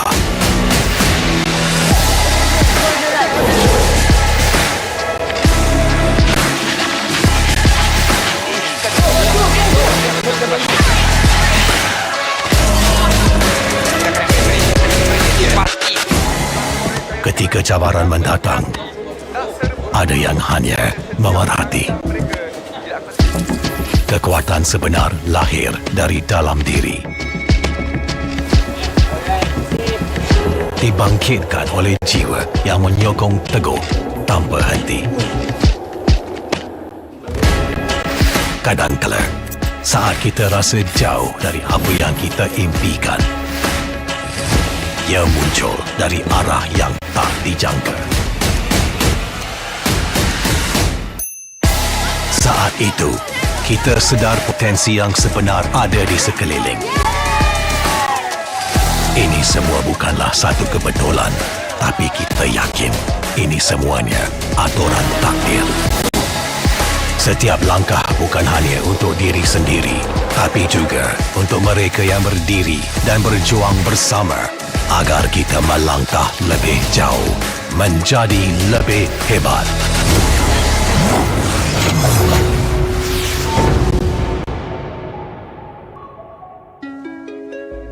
Bangkitlah rakyat Malaysia. Kita bersatu menyokong sepenuh jiwa. Demi jalur gemilang kebanggaan negara. Tiba masanya untuk menjadi greater than ever.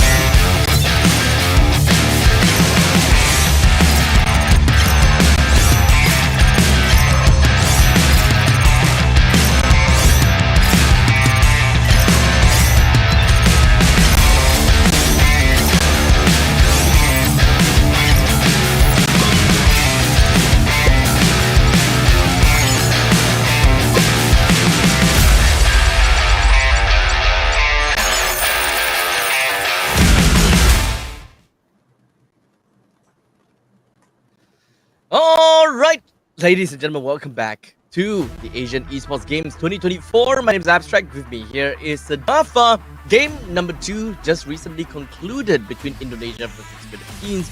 Game number 1 ended in a very long fashion, and that primarily comprises with PH capitalizing on the mistake of Indonesia, which took, I think, the game all the way to 35 minutes. While on the flip side, game number 2, Indonesia took the game by the storm by going to game number 2 and ended the game in sub 12 minutes. It's a very vast big of difference. So at this point in time, the game could quite literally go either way. If Philippines were to take the early game and able to hold out well, I think the macro game is imminent, and Philippines might be able to drag on the game once again and just capitalize on the mistakes of Indonesia in the late stages again. But what this does mean is that now that both teams have had a taste of what their opponent is capable of, we're going to start seeing a bit more adaptations overall, right? I think it's pretty clear that certain players are particularly skilled in specific heroes. I do think that hero pools are a very good place to target, and teams have already been doing it so far, right? Where we do see a lot of bans onto like Cho when they're up against Vivian specifically, or banning out the Kadita against ID and PH specifically, right? So we need to see just a little bit more of that. I think now that PH is on the back foot a little bit since they just lost game 2, what they need to do is figure out that, okay, ID are actually very, very powerful if they're playing more of an early to mid-game scaling kind of team lineup. So if they're able to prevent them from being able to achieve that, it should allow them to secure victory just a little more easily. I think that also is a very important thing to note, because game number 1, what Philippines did was they went out for an all-out early game hero ban out, right? Matilda, Cho, Jawhead, if I remember correctly. I think Khalid, was it Khalid or was it in the mix? I think we had Khalid in that game. Yeah. Let me just rewind it. Yep, we did. Oh yeah, Khalid was bad. Yeah, Khalid was bad. So that was the draft for Philippines, and I think that is a step towards the right direction against Indonesia. So maybe, just maybe, we might be able to see a replication of that from Philippines. Yeah, the main thing that I just did not like very much from the Philippines in the last game was that there was a pretty obvious disconnect in the way they started their draft and the way they ended it, right? Because I believe they did start with the Khalid and the Jawhead, but then later on, we saw them shift into things like the carry and then the Faramis to try and be a solution to the Kadita. But because they were forced to react defensively with their draft, there was no longer a very clear link between what the heroes all wanted to do, and that led to mistakes in gameplay as well as an unclear power window for their composition to take advantage of. So ideally, this draft, that does not happen. We shall see how this is gonna work out with the Chip, Angela, Hilda, as well as Jusin that has been thrown into the banning pool. Now, my question is, of course, is that Indonesia has been leaking Suyo all the way. Will Philippines leak the Suyo over to the side of Indonesia? That's the big question. Yeah, Suyo, we've already seen what Diagon from the Philippines can do with the hero, can be flexed into the EXP lane, but in the previous game, once the Hayabusa was stolen by Indonesia, Philippines no longer felt comfortable doing the same. So it might be a very specific combination that requires both of these parts in order to work them most effectively. I'm pretty sure that Indonesia should have picked up on that themselves by now. Looks like we're going to have the Suyo left open, with the Harif being specifically banned out here by the Philippines. Honestly, I feel like Indonesia could even open with Hayabusa if they wanted to. Really? With a Hayabusa, I suppose with high loss still available and all that kind of mix, I don't think that, personally, I wouldn't think that Indonesia will kind of lock their junglers in that early, unless it's a Suyo. I still believe that Suyo has got this level of priority in the drafting phase, but not necessarily for higher. Oh my goodness! Call yourself a sage. Take it, take it. I will reflect. I will go over to the corner and I will reflect right now, this very instant. I had a feeling here. That was a gut feeling for once the caster curse not actually doing the thing we expected to. But yeah, having the Hayabusa is a two-pronged spear because it not only disallows the Philippines from going for that specific Suyo Hayabusa combo, but it's something that Indonesia is very comfortable playing around. So I felt like they could actually go for it first, and since Philippines doesn't usually go straight for like high-lows gatot afterwards, Indonesia would still be able to pick one or the other in the second phase. In fact, Philippines go for the Cho and the Bruno. Ooh. The Cho is a pick that I would have expected over to the side of Indonesia, but I can't help but believe that that was more of a deny pick from the side of Philippines, not wanting to give the Cho away to Vivian.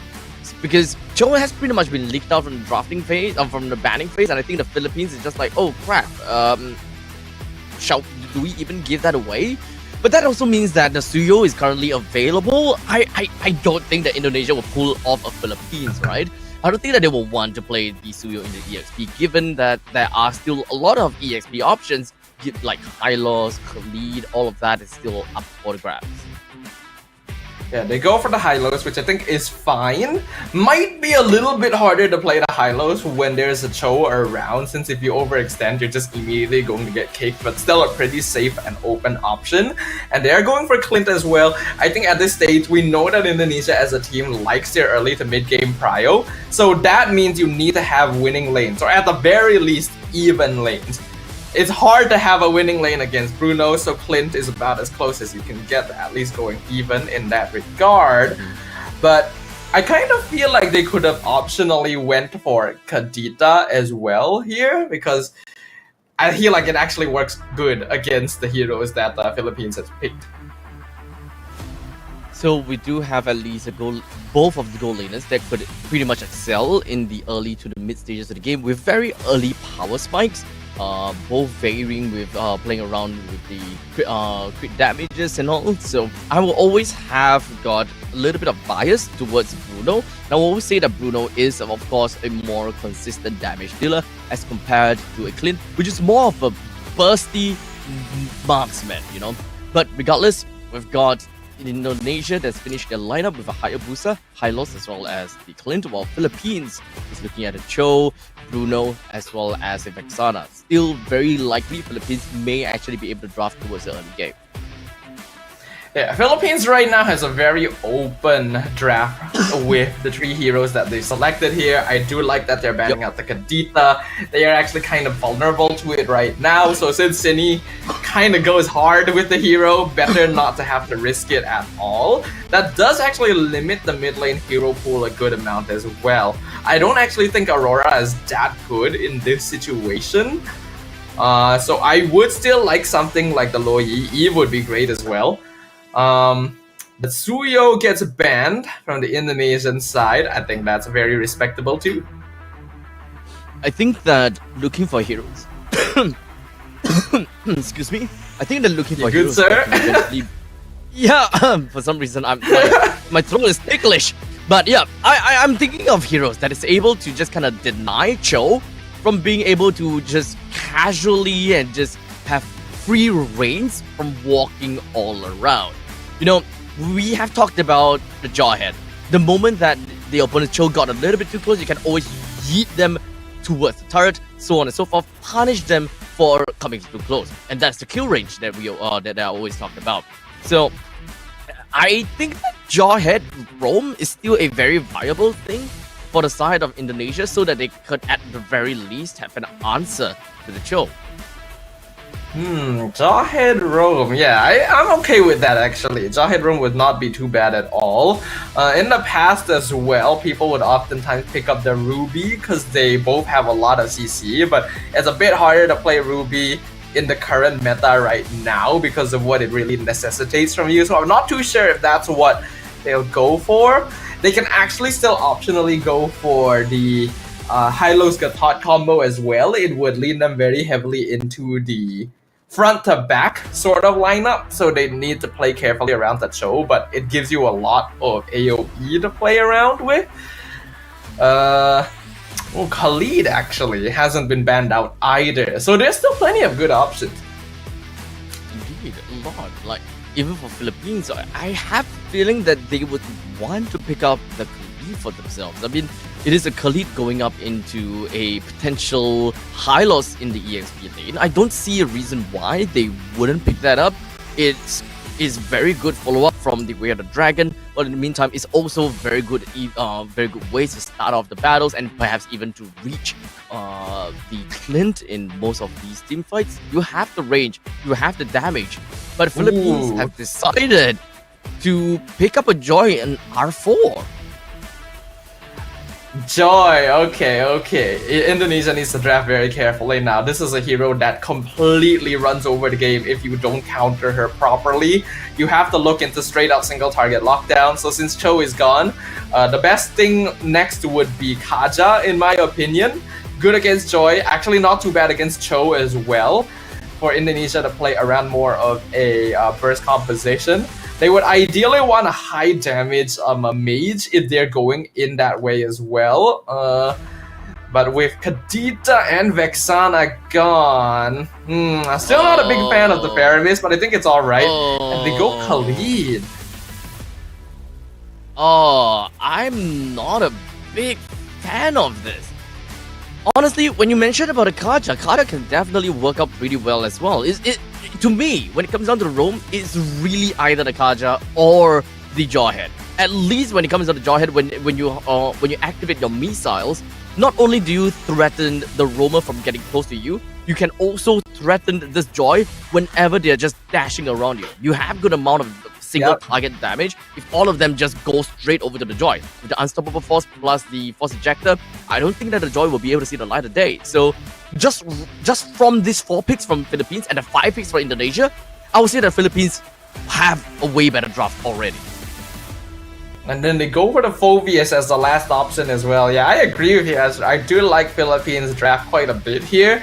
The Faramis can work, definitely. It's a more defensive rather than offensive answer to the Joy. Because if the NetherRealm timing is popped correctly, then you basically negate the majority of Joy's electrifying beats. But if you don't do it right, then you just have no way of dealing with her because you just have no reliable CC actually on the Indonesia side to play with outside of Law and Order. So they put themselves in a tough situation where they have answers, but it takes a lot of executional difficulty to do it. Oh wow, the other thing that we gotta have to look out for, El Puerto is working onto the temporal raid. So this is the kind of Joy whereby you will see a dash out, dash kind of combination.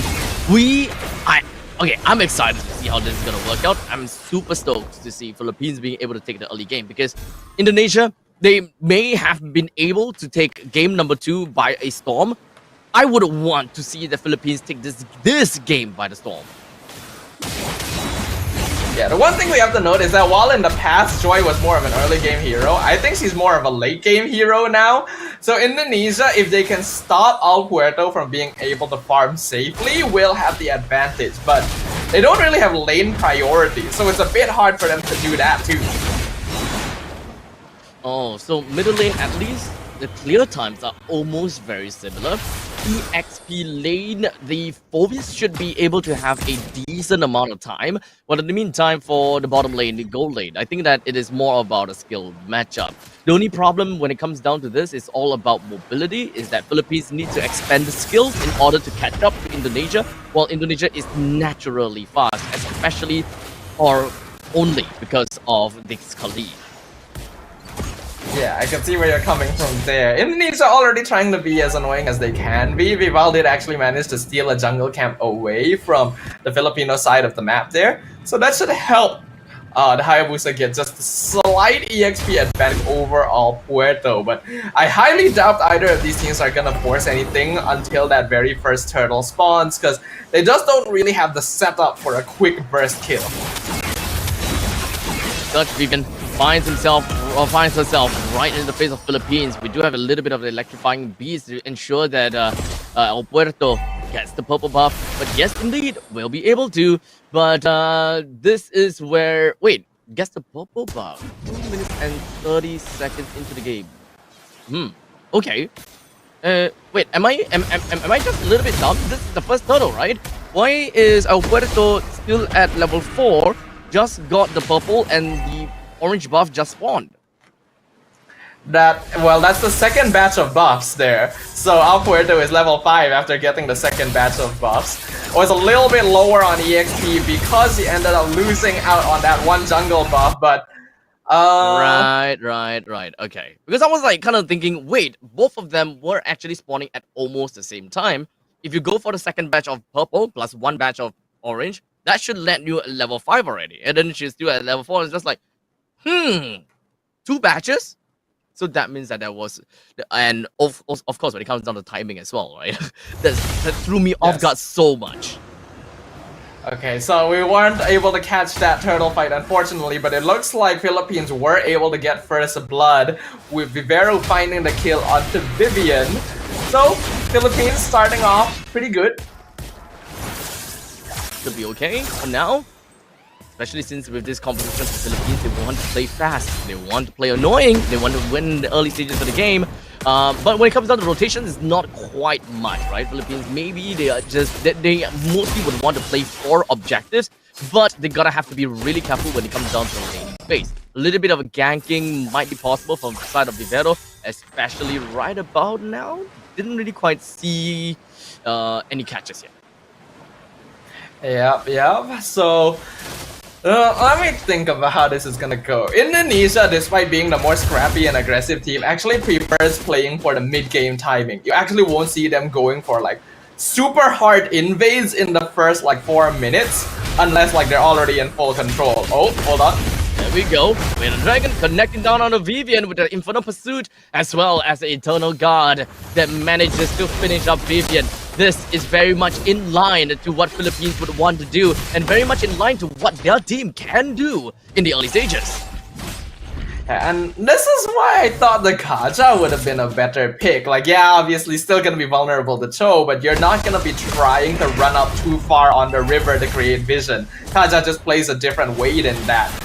And now, Vivian in kind of a tough spot. 2 deaths this early means the Khalid has become kind of squishy. I'm not sure whether Vivian will be able to do too much in this upcoming fight as well. Let's not forget about the fact that when it comes down to the jungle, Vival is only at level 7 while Alpuerto at level 8. So there is definitely that retribution disparity, but we have a little bit of a difference in terms of priority, because Cho is all the way down to the bottom lane. Wait, hold a second. Here we go. Alpuerto still managing to find the turtle, despite it being kind of like a split up, a kind of a team fight. Now Vivian finds herself in a tough spot while just straight out tanking the entire electrifying beats. Okay, that was well played by Indonesia. I was wondering why they were trying to force the turtle contest so hard when Vival was not around, but they were trying to delay it for the Hayabusa to arrive. And since El Puerto already got it, they immediately started shifting and splitting them apart so that they could grab a kill at least, and they did on Diagon. So it's a slow burn from Indonesia, but if they're able to keep up this trend, then we can definitely see the same mid-game that we expected from them before. But for the Philippines, you have to note Perez and El Puerto have been undisrupted in their farming. So I would imagine they have a good amount of gold lead right now compared to their counterparts. So with that lead, I think Philippines would want to slowly but surely, kind of make their way over to 8 minutes in the game and hopefully be able to get themselves a maximum amount lead from that point on, right? 1,000 gold per minute kind of advantage. But objective is still definitely something that we gotta have to look out for. Philippines did manage to successfully take down the T1 in the bottom lane. The next one they gotta have to look out for is the top lane, while in the meantime, up in the top lane, El Puerto seems like there's a good amount of dashes to actually get her away from all of this team fight, while Indonesia sees that opportunity and take the T1 up top. It's actually quite an interesting parallel because we literally saw both teams' junglers escape from a multi-person gank in opposite halves of the map. But now in the mid lane, immediately El Puerto, because of the temporal range, will be able to get himself away from all of that. But here we go, Vivero does we have a quick little knock-up over to the rest of the members for the side of Indonesia, but it doesn't seem like they managed to get any kill. But Chill flickers up forward, gets the kill down on the Perez. Indonesia defying the odds of what is supposed to work out in the early game by seizing a total of 2 kills, I think, throughout the entire, 3 kills throughout the entire battle. That team fight was 100% Cine. Just 100%. The NetherRealm timing was to the millisecond perfect to catch Philippines off guard, where they thought, oh, Indonesia's low, we can full commit. The NetherRealm comes out, and then suddenly, uh-oh, we cannot go anymore, all our cooldowns are gone. I am so impressed with the micro timing from Cine so far, and now this is gonna give Indonesia a bit more space to actually rotate around on the map. With the quick little tome that has been bought from side of Cine, we can pretty much expect a lot more of the skills that is going to be thrown out from the side of Faramis. While Chell heads herself down to the bottom lane, gets the T1 just so effectively, while Philippines looks for trade elsewhere, will be able to bring down the T2 that effectively as well.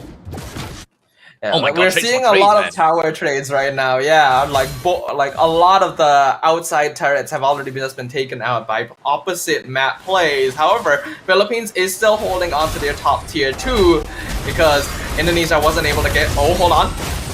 Oh, Glorious Pathway for Fumi Echo just going to be running right into the face of Mortis as well as Perez. As such, that is going to be allowing Vival to immediately get a kill down on the Mortis. But that might not be all, because Vivero comes in with a vengeance, brings her down. And now the rest of the fight is just going to be left with El Puerto still having the electrifying beats, brings Zinner down. And Philippines, they lost 2. Indonesia, likewise, lost 2. We are really seeing the potential of both these teams right now. There is a reason they have both made it into the grand finals. In the previous fight, Indonesia was able to come out on top by taking advantage of a massive NetherRealm onto the entire squad. But this time, because they ended up splitting themselves too far apart, the Philippines were able to deal with them independently. I think especially Vival needs to be more respectful of Vivero. She is not thinking about the way of the dragon when she goes in for Perez. And because of that, we can see that Indonesia having some difficulty in terms of their positioning, because that NetherRealm cannot come out before Joy's ultimate. Joy is always going to be waiting for NetherRealm to run out before the electrifying beats is popped. If you use it before her, you lose the fight, straight up. It's all about timing, and I suppose that it's kind of like who have to draw their gun first, which in this case, it is all about timing, and we gotta have to see who gets forced to come to that point in time. Now, with 10 minutes and 25 seconds into the game, the Lord is currently available, and it does definitely seem as though Indonesia wants to get themselves a little bit of priority on top of that. For Philippines, they have eyes on Indonesia, but not necessarily in position to prepare just yet. While Cho, Vivero, all the way at the back, looking for a little bit of an off angle onto someone, but unfortunately, I don't think the Philippines have got enough information as to where the rest of Indonesia are. So the win conditions for a team fight is Vivero gets Way of the Dragon onto Vival, and El Puerto is able to electrifying beats after the NetherRealm. Indonesia by now should also recognize these, so these are also the conditions they have to avoid in order to come out on top in a battle. I feel like they can potentially take it a little bit slower for now and continue farming up. If Vival is able to continue getting some kills under her belt, then Philippines actually don't have a lot of tools for managing that. If possible, I want Indonesia to actually play a slightly more reactive position here and try to force Vivero to be the one to start the fight with the Way of the Dragon. Now it's constantly just going up for rotations, and the Lord is going in and out of the Lord's pit. It's just gonna be dancing with the I don't know. It's just dancing with the players at this point in time.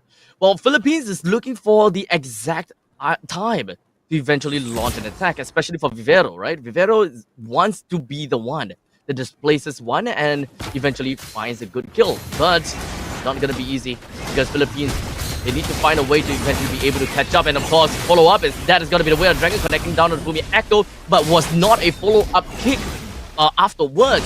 That means the Philippines have lost one of the most important tools within of their arsenal when it comes down to bring anyone down from the side of Indonesia. That's one of the conditions I literally talked about, right? Force Vivero to start the fight. Uh-oh, but they use NetherRealm before electrifying beats. This could be trouble. Oh, two-man Raging Sandstorm. Unfortunately, Vivian could not survive long enough.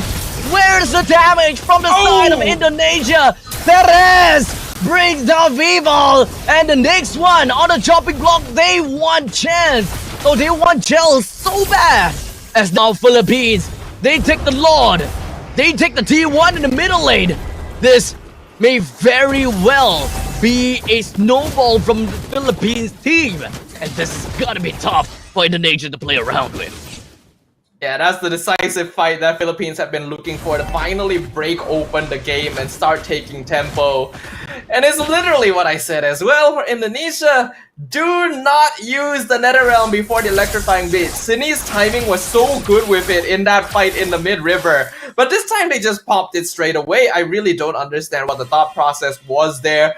If they had managed to stun Al Puerto, alright, sure. But they didn't even know where she was. That is just straight up a mistake. There was no reason to take the fight there. Vival wasn't even ready. We gotta have to remember that that is not necessarily a answer from the side of Indonesia against El Puerto. So the moment that El Puerto finds that opportunity where Cine has already popped the NetherRealm, that's perfect. Oh, Cine! What a pull! When it comes down to the Stampede, immediately put Diagon in such a bad spot and such brings her down. Vivero is gonna be the next one on the chopping block as such. Gel takes it down pretty easily. While all of that was happening, the Lord was marching down onto the inhibitor turret in the top lane. Was that worth it? Well, Philippines definitely were caught off guard with that one. Gotta give props to Cine again. Definitely making up for her previous mistake with the overly early NetherRealm. If they didn't do that, I feel like Philippines could have actually just pushed in and ended on the spot. So in the next few seconds, while Vivero is still coming up, Indonesia wants to find something, but most of the wave clear heroes on the PH side are still alive, so they're not going to be able to get too much from this outside of a bit of breeding route. So back over to the macro game, especially since the Lord is going to be spawning at the bottom lane, or rather the bottom side of the map. While the top lane, they have a naturally pushing lane. The moment that Philippines sees that Vivian is clearing up the wave, or perhaps even sees Vival clearing up the lanes, that is when Philippines can strike, because this time their composition is different. Their composition allows them to single one person out. That is the pickoff, and even follow up with even crazier amount of damage from the side of Perez. That's why the Cho can be such an effective hero, and it feels kind of sad that it doesn't seem to be in the hero pool for many of the regions here in this competition, but it definitely is for Indonesia and Philippines. So now that Indonesia have gotten a taste of what it's capable of in the opponent's hands, I'm sure they're not going to let it go so easily in the next couple of games. But first, they're going to need to resolve this one. I think it's very unlikely that they're going to be able to challenge a direct team fight anymore, but they also cannot afford to give up the Lord to go for split push because they don't have structures left. Oh, Vivero almost taken down by the hands on Indonesia. But for now, it is going to be El Puerto that did manage to get the kill down on the Lord, while the rest of the members for the side of Indonesia is just going to be marching right in. Unfortunately, that is also going to be the NetherRealm that has already been popped. Voltel takes a mega kill, while Vival goes in with the Ogi Shadow kill. Swiftly dispatched Perez as such 1-for-1 trade with the Lord marching in from the middle lane. Definitely not a bad trade, mid laner for goal laner. Unfortunately, it was a little bit too late on the Indonesia side. I like the decisiveness from Philippines. They saw Vival in the top lane, immediately committed to the Lord because they knew that Indonesia wasn't ready to fight them for it. However, since Shell is still alive, they should be able to deal with this Lord somewhat easily, and they'll be able to fight another day. Oh, and here we go. Even though the Lord has been taken down, they did not have Perez that can eventually be able to successfully siege the turret. So unfortunately, despite having that, they can't exactly push down the waves fast enough. Oh no, Indonesia, please. Oh, okay. Ooh, they managed to come into the body block for the ballista fast enough. Otherwise, that could have been a dead inhibitor turret in the bottom lane. Yep. Indonesia doing a good job of holding the game for now, but with only one inhibitor standing, it's going to be hard to continue holding on to the defense. They managed to prolong the game a pretty long time in game number 1, but in this case, Philippines have ways of just breaking the fight wide open with Cho and Joy. Oh! Vival! But unfortunately, the next one on the chopping block is gonna be Fumi Echo. Wait, chill! Taken down by El Puerto as well! Well, El Puerto went in for City! That's the next one that has been taken down. Philippines! They don't need no law to help them end this game. Let's be fair with the Jikundo. That's another one. Philippines takes another game. That is a not back to back, but this is just a seesaw, rock and rock.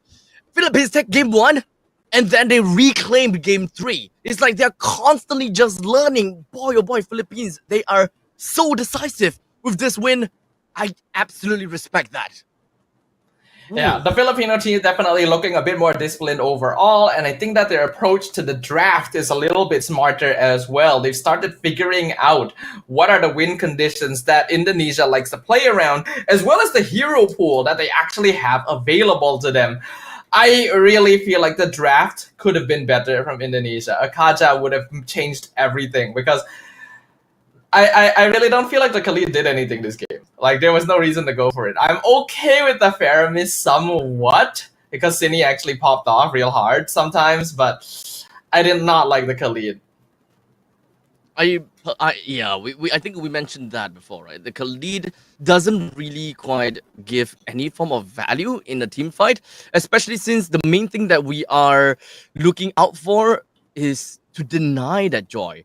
The opponent, the main thing that they want to do is really just to single out the opponents, especially with the Way of the Dragon, followed by Jikundo, followed by the Way of the Dragon. We've got so many people for the side of Philippines that can funnel all of the damage to this one person. And in the meantime, El Puerto can just dive into the back lines while all of that chaos is happening. And Indonesia, they don't have anyone that can really stop El Puerto while all of that is happening. And ladies and gentlemen, just as we're talking about El Puerto, that's the MVP. These are the kinds of fights that a Joy player will enjoy the most. All right.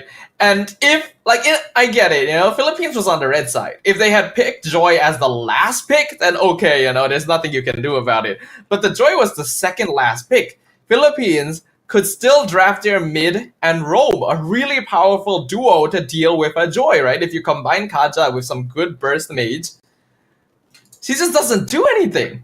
But they did not do that. I don't know if it's a hero pool issue or if they just thought that the Netherrealm would be good enough, but then they didn't really use it in the correct way either. So there's a lot of issues that can be worked out in this game in particular, because we know that Indonesia has the potential. It just didn't feel like enough respect was being given over to the hero picks. Boy, oh boy. I think that for Indonesia, they're gonna have to go back to the drawing board again. And Sadafa, right now, all I can say, my predictions out of the window already. The Philippines have already proven themselves to be a strong force, despite the fact that they have been knocked down by Indonesia before in the semi-finals. And I was primarily just taking reference from that, right? Indonesia, they were strong in that semi-finals. They knew exactly how they want to play against Philippines. But look, if this is the best of 3, Philippines would have won the game already. Yep, and that's just how it is, right? Especially with these sort of things. I feel like there were moments of brilliance. I think especially in this mid-fight. Just look at the timing on the Netherrealm. It is perfectly timed for when the Philippines had already committed fully. And that is when we can see Indonesia just turn the fight entirely around. But then after that, I'm not really a fan of the things that they were trying to force. I feel like they were not respecting the enemy's positioning. They were not keeping track of the resources that would be their ultimate foil. And yeah, like this is what I mentioned during the draft as well, right? Indonesia has the tools to respond to the Philippines, but they have to be very smart in how they use them. It's very difficult to determine the timing on them. And I think they felt that firsthand. Oh man, and especially in this fight, very decisive plays. While they are just dealing with Fumi Echo, it is El Puerto that just went all over head over heels through the back lines. And this is what we're talking about, right?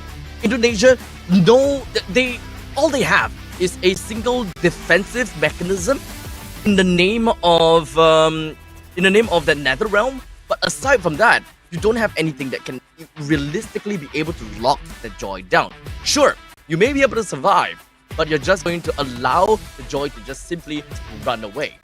So in the event that your team throws a lot of skills to try to bring Joy down, realistically, because it's a Joy on the temporal rain, she can still dash away right after the electrifying beats. Joy alongside with Fanny are two jungle heroes that completely punish you if you don't draft correctly against them. And I think that's what happened here. I just didn't see the respect from it. I hope that this is a learning experience because now Philippines looking like they have good momentum. But it is a best of 7. So it is a first of 4 who wins. There's still time to figure this out. And for now, we're gonna jump into another break before we come back with game number 4. So hopefully you guys don't go too far because we'll be right back.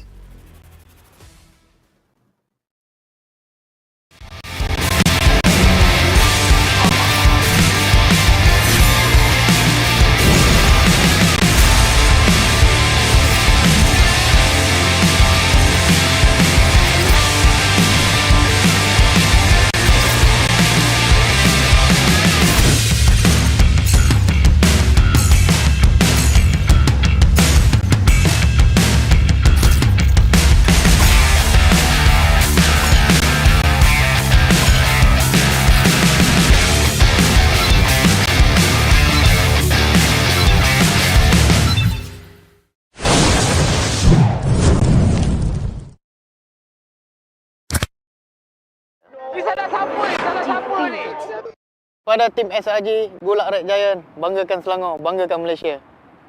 Champion juara wakil Malaysia Hype for M6 in Malaysia. Keunggulan ianya tidak hadir dengan mudah. Ia tidak menunggu sesiapa dan ia tidak memilih sesiapa. Keunggulan adalah potensi hebat yang tersembunyi dalam diri. Seperti benih yang menunggu masa untuk bercambah, sedia untuk mekar hingga berkembang indah.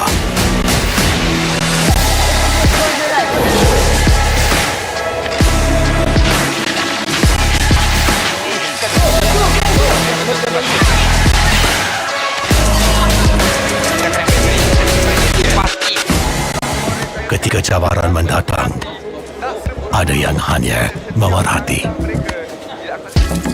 Kekuatan sebenar lahir dari dalam diri. Dibangkitkan oleh jiwa yang menyokong teguh tanpa henti. Kadangkala, saat kita rasa jauh dari apa yang kita impikan, ia muncul dari arah yang tak dijangka. Saat itu, kita sedar potensi yang sebenar ada di sekeliling. Ini semua bukanlah satu kebetulan, tapi kita yakin ini semuanya aturan takdir.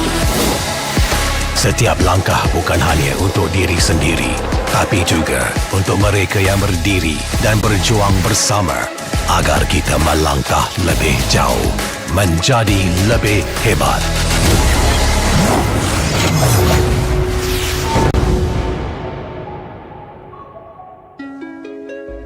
Bangkitlah rakyat Malaysia. Kita bersatu menyokong sepenuh jiwa. Demi jalur gemilang kebanggaan negara. Tiba masanya untuk menjadi greater than ever.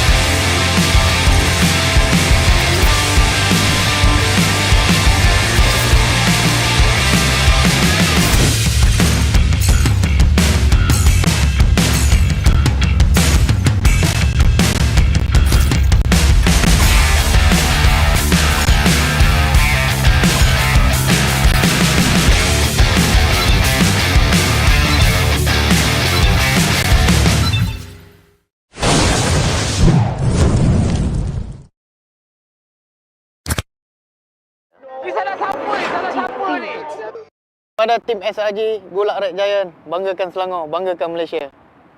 Champion juara wakil Malaysia time for M6 in Malaysia. Keunggulan. Ianya tidak hadir dengan mudah. Ia tidak menunggu sesiapa. Dan ia tidak memilih sesiapa. Keunggulan adalah potensi hebat yang tersembunyi dalam diri. Seperti benih yang menunggu masa untuk bercambah, sedia untuk mekar hingga berkembang indah.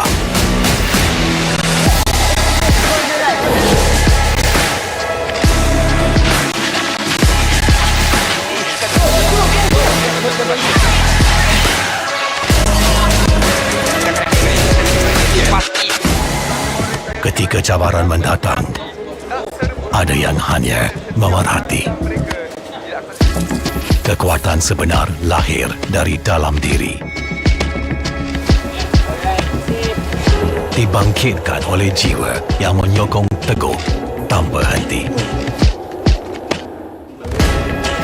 Kadangkala, saat kita rasa jauh dari apa yang kita impikan, ia muncul dari arah yang tak dijangka. Saat itu, kita sedar potensi yang sebenar ada di sekeliling. Ini semua bukanlah satu kebetulan, tapi kita yakin ini semuanya aturan takdir. Setiap langkah bukan hanya untuk diri sendiri, tapi juga untuk mereka yang berdiri dan berjuang bersama agar kita melangkah lebih jauh, menjadi lebih hebat.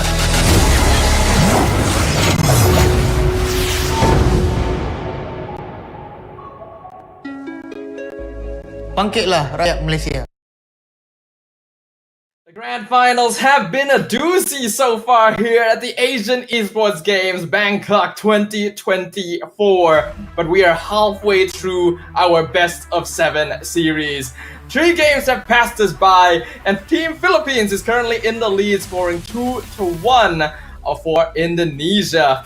My name is Stafa, alongside with Abstract. We're going to be bringing you the rest of this match and hopefully the conclusion of an incredible event. Now, 2-1 is the current scoreline between Philippines and Indonesia, with Philippines having a lead. So far, it's back and forth. It's a swing. It's a seesaw. So, if we're going up with the trend and based on, statistics, then yeah, Indonesia's taking the next game. But let's be honest here. Philippines, they seem to kind of got a pretty nice little understanding as to how they want to play against Indonesia, and it's very different from what we saw in game number 1, right? It feels as though game number 1 is more of a kind of like a calibration period. They're just trying to understand what's going on. Game number 2, they're testing, and then game number 3, they got it.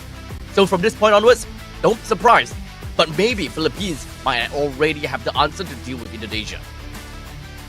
Well, that is how a series like this works, right? When you go up to best of 7, when you have to play so many matches against the same opponent in a row, you really start to understand their core mechanics, their habits, their hero pools, their play styles, and where you can really get under their skin. We know that Indonesia, as a lineup, really likes going for those early to mid-game brawls, but it also means that there's timings that you can leverage. Timings before the first hurdle, where you can catch them off in rotations, as well as towards the late game, if they're being forced into more of a scaling composition, they have a bit of a difficulty catching up. I think that there is a lot still for the side of Indonesia.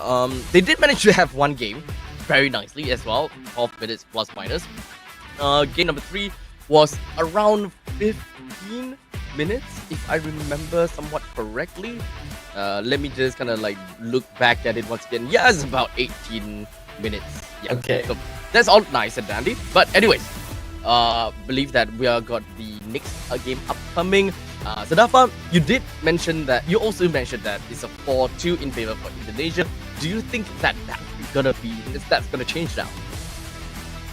Now that I've actually witnessed some games with these teams, I feel like there is that possibility. The Philippines have this composure that I did not expect on based on how they were going in the upper bracket finals before.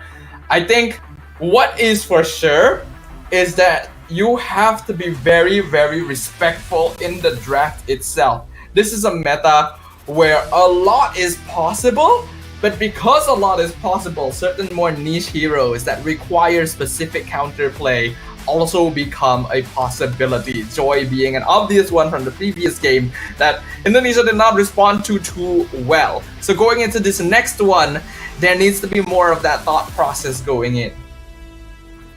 So with the drafting phase, we are looking at a Suyo. We are looking at Suyo, Cho, Harif, Chip, and Ju Sin that has been banned out and taken away. Indonesia is looking for that one final hero to go for the ban, and so far, I think based on trend as well as based on what we have seen before, Indonesia likes to ban out the Angela as well as the Buildup. But they're starting to go for things a little bit differently because they are now starting on to second pick, second ban. So being on the red side, they are working on denying some of these key heroes that they don't want to pick up. Yeah, we see the Cho banned out by Philippines alongside the Suyo, but Indonesia getting rid of the Hayabusa themselves. And this is a hero that they had previously locked in as a first pick. So there's a lot of respect there in that they don't want Philippines to be able to do the same, but by doing so, they have opened up the floor for the Hilda. And we know that Philippines does like playing this hero a good amount. If they're able to get into your backline, can really mess things up for you. And yeah, it could stifle the early game momentum that Indonesia wants to play for. Oh, Indonesia's taking a little bit of time to consider what is going to be the first two pick for them, and in this case, Alpha and the Matilda. Now that Matilda finally has been leaked out from the banning pool, immediately picked together with an Alpha. What a combination from these two. Yep, Alpha Matilda is a very strong combo. It is one of the premier jungle roam combos, especially in the early game. So if Indonesia was worried about this Hilda potentially invading and causing problems on their half of the map, then Alpha Matilda is already a really good way of handling that. I think what Philippines needs to do right now is to grab heroes that can either go for the big AoE lockdown so that Matilda can only choose like one target to save, or something that's able to at the very least match that mobility and pressure, right? They go for there we go. There is the other roam jungle combo. Is the Alpha Matilda versus Angeling. Oh my god. What is this game? If anyone were to ever come up to you and they ask you which jungle roam combo is the strongest, tell them to watch this one. Tell them to watch this match, because this is very likely gonna be the answer to which one is the scary combination. At least when it comes down to Indonesia, picking up the Alpha Matilda, it is pretty much all about pacing. You are able to enable a very strong pacing in your game from the get-go. And of course, when it comes down to true skill combinations, Alpha is a very comical hero. And being able to pull away just from a single button and into the Matilda, it is a scary thing to see. And there are many variations that you can expect to see how the guiding wind plus the spell Alpha is going to be worked around. But regardless, it is definitely the combo to see. While Philippines, it is mostly all about survivability. You also do have very strong map presence because of the fact that this Angela could be defending lanes, could be pushing lanes, and only at the final moment, hard guard right over to the lane. Yeah, Angela provides a lot of global presence, but Matilda provides a lot of overall utility. So that is the exchange that you'll typically see between these two support roamers. In the second phase now, we do see Indonesia getting rid of the Edith. That's a very hard lockdown hero, so even guiding wind sometimes can't save you, which makes sense. And combos really well with the Angela too, so they don't want to give Philippines more ways of setting up team fights. In the same way, the Philippines don't want to give Indonesia heroes that can start operating off of that level 4 power spike alongside the Matilda setup, like the Kadita. So you can see that there is a much greater understanding between these teams now that they've been able to play 3 games against each other. Yeah, so the coach is really getting their brains in the game with the Kadita either taken out. We still got 2 more bans that really needs to be seen from the side of Philippines. I mean, once the Kadita is kind of out of the picture, I think that Indonesia, they gotta have to, go back to the basics and take a look at what are the majors that they have gotten for themselves. With the most common majors that we have mostly been seeing with the Aurora and the Vexana. With the Vexana now taken out, Aurora would be the case that we normally see from the side of Indonesia. But I still am a huge fan of Loyi. Loyi is still always a very good hero, especially since you are able to deny areas. And since we have got the Matilda, with the Hilda that's running around real fast, imagine being able to just get a diversion faster than the Hilda. I agree with you. I feel like Loyi would offer Indonesia a way of matching the mobility that Philippines can play around, and even the later game macro that Ling might throw at them. But ooh, that's interesting right there. Going for the Lunox instead, and yeah, this is actually a surprisingly flexible pick, right? It can be mid lane, it can be gold lane. So they're trying to keep things open, but I'm a little bit worried still because I don't feel like Lunox is the best mid laner overall. Still kind of a better gold laner to me. So Philippines might draft around that idea. We shall see how that's gonna work out. So now, this blind pick from Indonesia surprisingly might work very well for them. While for the side of Philippines, now they gotta have to play around with this, right? They can't exactly drop the gold laners to kind of pair up against this Lunox. Harif is currently unavailable, and I mean, you shouldn't want to pick up the Harif anyways. But regardless, it is gonna be a Melissa as well as a CC. The CC is gonna be a very good answer to that Hylos in the EXP lane. Leaves lane fast, deals in front lines pretty easily, and in the meantime, you can pretty much expect that Melissa has always been a bully in a gold lane. This is gonna be a tricky one. You can still optionally flex the Lunox into mid lane. I'm kind of surprised that Bruno has made it this far. Still a very powerful early game marksman, especially if you combine with the Matilda too. But then you fall into that issue where I personally don't like the Lunox much mid. So, you are dealing with a Angela mid, it looks like. That's a Hilda roam, so it would still actually work, right? Lunox doesn't have the best mid lane priority, but against Angela, you're basically even. No problem. So yeah, Indonesia will go for another gold laner instead, and this time it is the Iritel. So that does answer some of their mobility issues.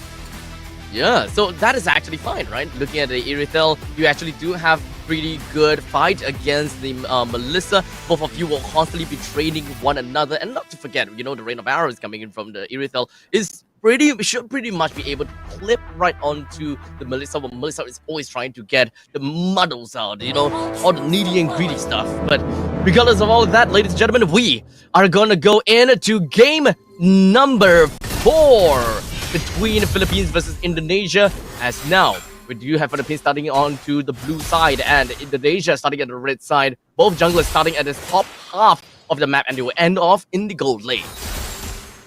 Yeah, I think gold lane priority is going to be pretty good in this game. Philippines does not need to gank EXP lane at all. Diagon should get lane priority against Fumi Echo every day of the week. So if they can focus on unlocking mid and gold lane, they're going to be looking very good in terms of scaling. But Indonesia has high mobility with the Matilda, so we'll see what happens. And now, right off the bat, look at to see that an Angela having priority and really threatening Zini as the Lunox. It's kind of funny. I mean, that's why I said, right? Lunox really isn't that good in the mid lane. You clear waves all right, but you can't really poke and can't really stand too safely in front either. That's why as a goal laner, she feels a lot more effective. Honestly, I would really think that the Starlight Pulse would be able to give a decent amount of heal over to the Lunox, but we'll see how that's gonna go. As Vivol is gonna be running right in with the Spear of Alpha, dealt quite a number over to the side of Vivero, but not exactly enough to get killed down the Hilda just yet.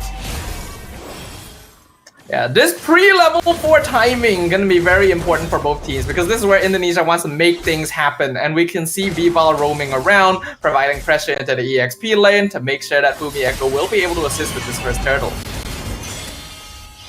As now Mortis does have quite annoyingness in the middle lane, but Vivian is constantly just roaming around and just constantly ensuring that Cine is gonna have a decent time in lane because we know of Angela being the first blood queen when it comes down to the puppet strings, but unfortunately, right off the camp, we've got a first blood in favor of Cine. Yeah, Cindy able to pick up the Angela. That means no hard guard here. First turtle now being contested. Vivero with the Revitalize in the back line on top of Alpuerto as Vival jumps in, steals away the turtle with the retreat timing, and now Alpuerto has no more way out. Indonesia taking a decisive victory for the first objective. Yo, look, at this point in time, both of these two teams, Philippines as well as Indonesia, they're just trading with each other on which game they want to win in the early game, man. Indonesia now having 1,000 goal lead on top of Philippines, and it has technically been a little bit of a trend, whereby you win early game equals to you win the game. But we're only 3 minutes in. I don't want to jump into, jumping the gun just yet, but Indonesia in that previous fight was pretty clean. Yeah, but Philippines is a team that's actually surprisingly effective more towards the mid to late stages, and this time they have a Ling and a Melissa and a CC, so their scaling is pretty good. Indonesia trying to go in on Vivero, but the Hilda is fast enough that she will avoid the Spear of Alpha. Actually, now that you mentioned it, I thought that it's very good to note down that with the 3 heroes that can that have pretty good power spike, the entirety of Philippines, they are pretty well balanced, right? You got a late game coming in from El Puerto, Perez as well. Mid lane you've got Diagon, and then in the early game you got Mortis as well as Vivero. So in all around you've got damage. Vivero not going to be able to heal enough with the Revitalize Alpha. He just has so much burst with that true damage. And Indonesia already with 3 kills to 0 in the first 4 minutes. Oh man, this is reminiscent to game number 2. But the fact that we have Vivero and Mortis in these heroes shouldn't be the case. Hard guard with CC is also a very powerful combination. That's why you typically see teams that draft Angela go for more than one hero that she can jump on. In this case, it is Ling and CC. Turtle gonna be contested once again. It is a 4v3 by Indonesia. Meanwhile, in the bottom lane, Alpuerto trying to dive on top of Shell, but not able to get that kill. And Indonesia even takes the turtle away. Now, they're gonna be able to steal the purple buff, and Alpuerto just cannot do anything about it. Philippines is losing controls of the lanes and losing controls of the jungle. You can see just how much threat Cine has got. Apostines reaching at level 4. Sure, Abortus can bully the heck out of Lunox in the early stages. That is why Vivian has put so much emphasis in the middle lane. But the moment that Cine reaches level 4, immediately that's a dead Angela. And Angela wouldn't even be able to do anything. You can't even do wave clear fast enough in order to help the rest of the team. And if you do want to help the team, you have to sacrifice some of these creeps in lane, because once you hard guard away, that is creeps that will be marching over to your turret. I will just straight up say, the win condition for Philippines in this game is to survive the mid game. If they're able to do that, their scaling should carry them through the later stages. But Indonesia will be in complete control starting from now to around like the 12-minute mark, just because there's so much burst damage. Hard guard and vengeance used on Diagon, able to reflect some damage onto Vival at least. So this is what I'm talking about. Philippines, they don't need kills, they just need to survive. Look, I'm not expecting that level of spell vamp coming in from Diagon. I know I can expect quite a bit of heal coming in from the hard waves from the side of Angela, but just going out of the way and just popping the vengeance and healing all the way back up, that is kind of insane. They're still gonna continue on the pressure here from Indonesia. Even the glorious path, Spirit of Alpha actually missed on Diagon. Curtain Call comes out. Diagon able to spell vamp a lot of the HP back. And Indonesia are not able to find the kills they need. But they're still creating a pretty big lead for themselves by stealing away jungle camps. Yep. It's all about the jungle camps that will be taken away, especially the purple buff, just so that they can cripple El Puerto even more from this point onwards. And that's the control that we're talking about, right? Here's the problem.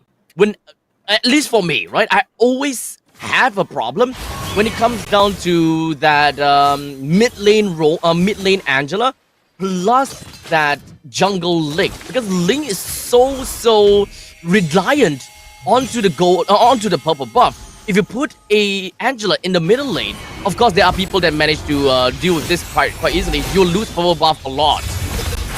Hard guard being used on Perez to keep her alive, but there's just too much damage from Indonesia. They are wailing on the Philippines. Double kill already. And now even Amora is being chased down underneath her own tier 2. That's gonna be a killing spree for Cine.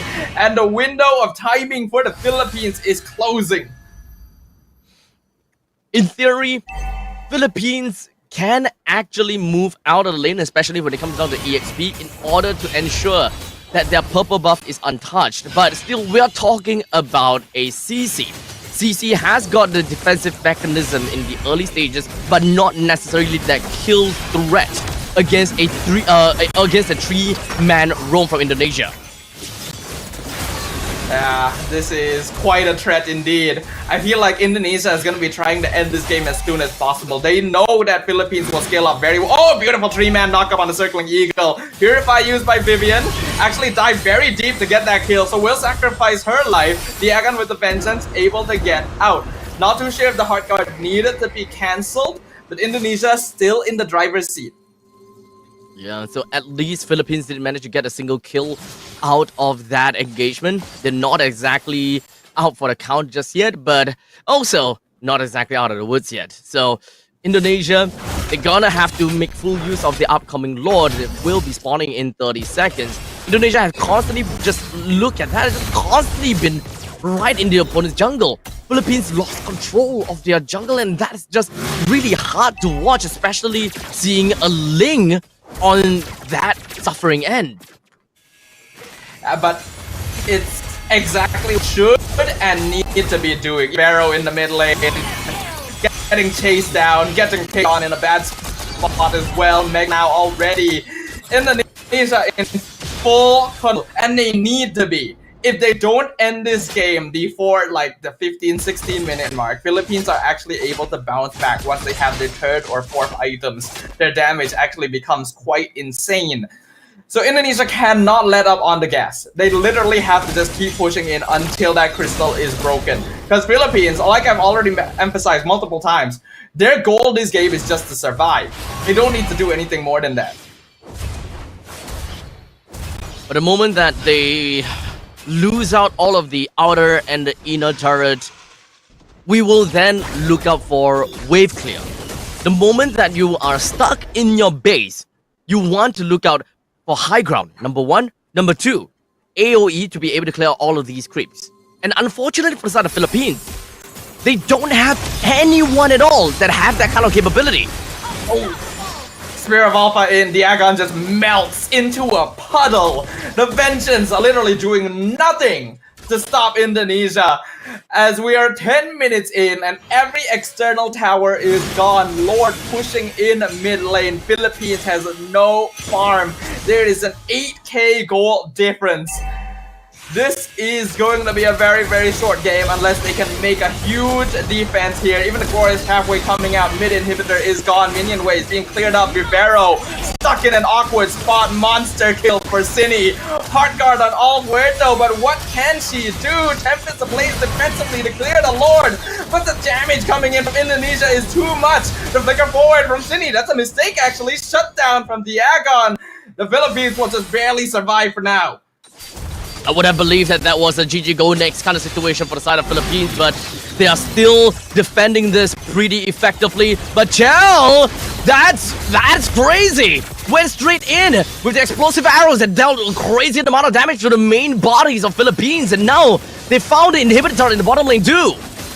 They're going in again. Glorious Pathway comes out. Vivero jumps in, tries to set something up, but she's just gone. And the rest of Philippines can do nothing but stand there and watch as Shell pelts down the crystal. The Heart Guard has come out with a crown, finally used on Vival. Could be punished here, but still able to trade for Perez in the end. It is a 2v3 situation, and yet Shell is the one that is actually pressuring the Philippines. The Agon dropping low, one hit away from death, but able to jump back into the base. Shell probably doesn't want to stay here for too much longer. They're out of minions. Oh, but they're still gonna work on the crystal. Almost! They get punished for the minions, sacrificing their life, and they will go ahead and end things. Ladies and gentlemen, we are going to a 2-2 score. You can see just how desperate Indonesia is to end the game there. And they know because they cannot afford to go late game. And this is kind of like a once in a lifetime, or not once in a lifetime, but once in a game time opportunity where the opponents is just constantly being cycled over and over and over again. And based on the resources that they have got, they can still go for it. They can still fight. They have the lead. And in Indonesia, they're just capitalizing on that lead and they're playing according to the lead. So I absolutely love that. Yeah, it's good identification, right? And good adjustment from what we saw earlier going into the Matilda Alpha so that you could play around the timing that you're more comfortable with. Philippines tried to match that by going Angela, Ling, CC, which should be able to give you at least a little bit of pressure into the mid game, but doesn't give you enough presence in the early minutes to stop Indonesia from running you down. Realistically speaking, if we're kind of looking at the roaming trio being the Ling, Angela, as well as the Hilda, it is relatively fair to say that they actually pose a lot of single target threat. However, in the early stages of the game, I actually don't remember seeing the Angela and the Hilda traveling all that often. So I'm kind of surprised with the kind of mobility and the kind of play from Philippines. They can definitely defend all of that, especially the purple buff. They could have, but it was just too difficult to do so once Indonesia a little bit of lead under their belt, and a lot of that given over to our MVP Fumi Echo, being able to open up the map and create a lot of space. There is a reason why heroes like the high-lows are often picked up, right? The ability to just pop that Glorious Pathway down, be an absolute sandbag, and you know that Philippines really doesn't have that much damage early on, right? You only really have to worry about Vivero. And since Vivero is also the main front line, oftentimes she is dying before she can actually apply any of that pressure. So, ladies and gentlemen, 2-2. We're 4 games in this best of 7 game. This is where we actually go down all the way down to the wire. We might actually see all 7 games then. So Dafa's prediction is still up for grabs. But hey, look, we asked for a best of 7, whereby it could very potentially go 6 games, 7 games. But we didn't ask for 35 minutes game. Game number 1 was only time. Game one was the only time. So let's just let Sleeping Dog start. But it is certainly impressive to see just how well matched these teams actually are. We are about to enter Game 5 of the Grand Finals, and neither team has match point yet. It has been a back and forth every single time. I think the draft really needs some looking at from this point onwards. I think especially we shouldn't see Ling anymore. Unfortunately, as fun as the hero is to watch, it's a bit too much of a too much of a liability when there's so many like early game junglers running around, right? Now, ladies and gentlemen, with Indonesia getting themselves, this is almost this is kind of like a sub 12 minutes game. constantly just rotating over and over again, cycling over and over again. This is what I'm talking about, right? Indonesia, they're not going to be stopping they're not going to stop from anything at all. They played according to their game plan. They played according to their lead up onto this point. We're looking at a good 8,000 gold lead. And Chell has been getting a good amount of that sustainability from the Matilda as well. That's all fine and great. 2-2. Let's recap a bit, because I think that this is very important. Back in the group stage of the Asian Esports Games 2024, Philippines and Indonesia found themselves in the same group, mind you, Group D, also known as the Group of Death, with Indonesia 4-0 and Philippines 3-1. Indonesia then moved on over to, both teams rather, moved on over to the playoff, with Philippines getting a 2-0 again. Indonesia going up 2-0 against Philippines, knocking Philippines to the lower bracket. Let's remember that. Yeah, there is already history between these two teams in this tournament itself, not to mention the rivalry that these regions have held in the MLBB ecosystem ever since the very, very beginning.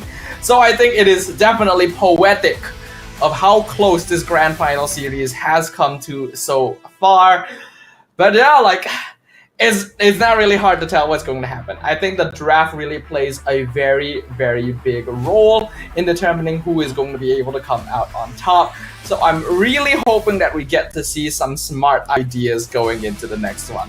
I think certain heroes are obviously not that good against this particular opponent, so just leave them off the table and see where that brings you. For now, I believe we are going to be jumping into a very quick break before we go on into game number 5, and this time we are guaranteed to have a team at match point. So let's find out who it's gonna be in a little bit.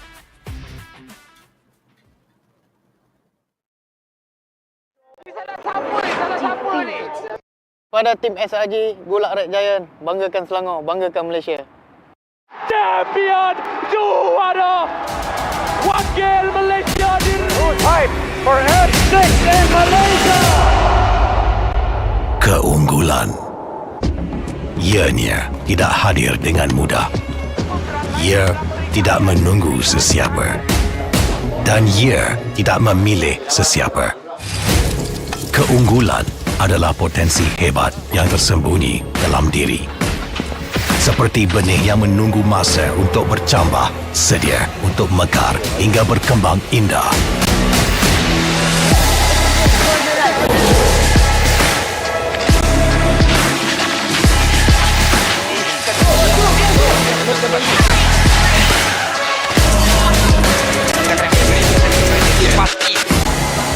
Ketika cabaran mendatang, ada yang hanya memerhati. Kekuatan sebenar lahir dari dalam diri. Dibangkitkan oleh jiwa yang menyokong teguh tanpa henti. Kadangkala, saat kita rasa jauh dari apa yang kita impikan, ia muncul dari arah yang tak dijangka. Saat itu, kita sedar potensi yang sebenar ada di sekeliling. Ini semua bukanlah satu kebetulan, tapi kita yakin ini semuanya aturan takdir. Setiap langkah bukan hanya untuk diri sendiri, tapi juga untuk mereka yang berdiri dan berjuang bersama agar kita melangkah lebih jauh, menjadi lebih hebat.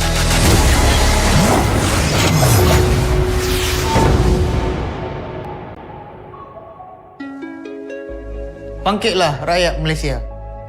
Kita bersatu menyokong sepenuh jiwa. Demi jalur gemilang kebanggaan negara. Tiba masanya untuk menjadi greater than ever.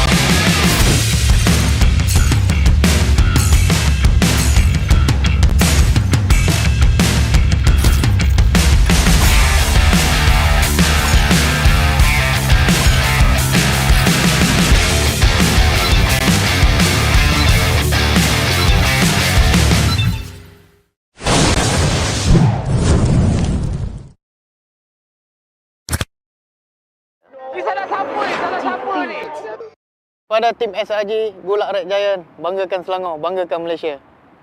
Champion juara wakil Malaysia fight for S6 in Malaysia.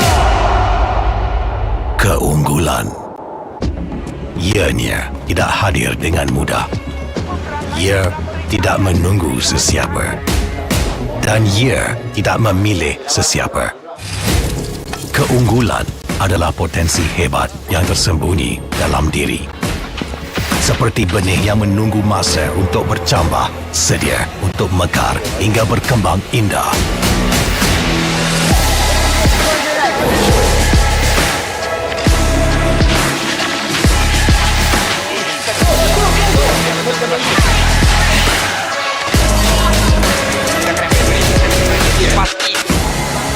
Ketika cabaran mendatang, ada yang hanya memerhati. Kekuatan sebenar lahir dari dalam diri. Dibangkitkan oleh jiwa yang menyokong teguh tanpa henti. Kadangkala, saat kita rasa jauh dari apa yang kita impikan, ia muncul dari arah yang tak dijangka. Saat itu, kita sedar potensi yang sebenar ada di sekeliling. Ini semua bukanlah satu kebetulan, tapi kita yakin ini semuanya aturan takdir. Setiap langkah bukan hanya untuk diri sendiri, tapi juga untuk mereka yang berdiri dan berjuang bersama agar kita melangkah lebih jauh, menjadi lebih hebat.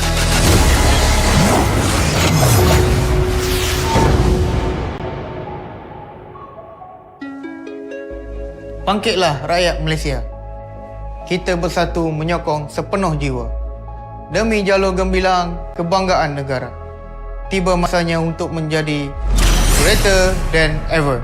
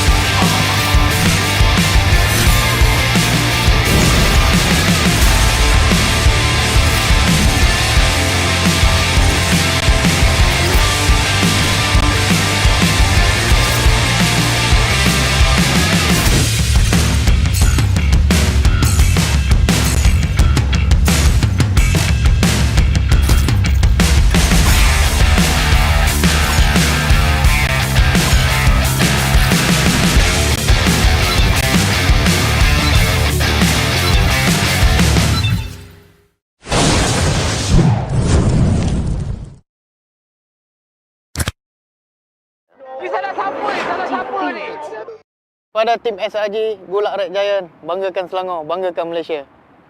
Champion juara wakil Malaysia diri. Time for N6 in Malaysia. Keunggulan ianya tidak hadir dengan mudah.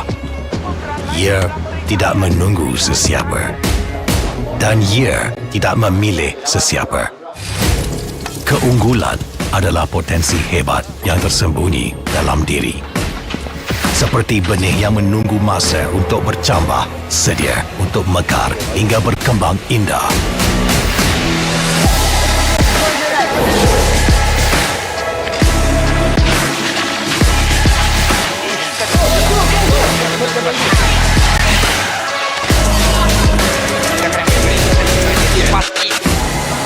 Ketika cabaran mendatang, ada yang hanya memerhati.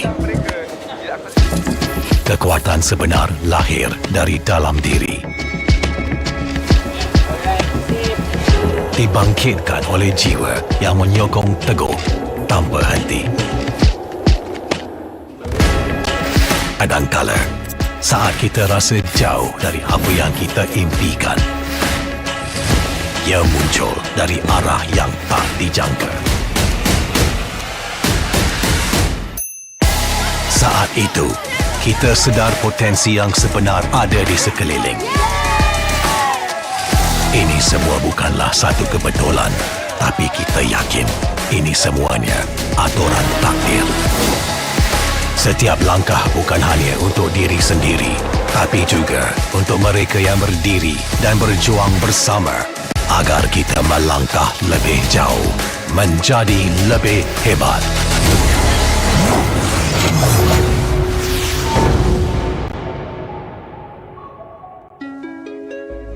Bangkitlah rakyat Malaysia. Kita bersatu menyokong sepenuh jiwa. Demi jalur gemilang kebanggaan negara. Tiba masanya untuk menjadi greater than ever.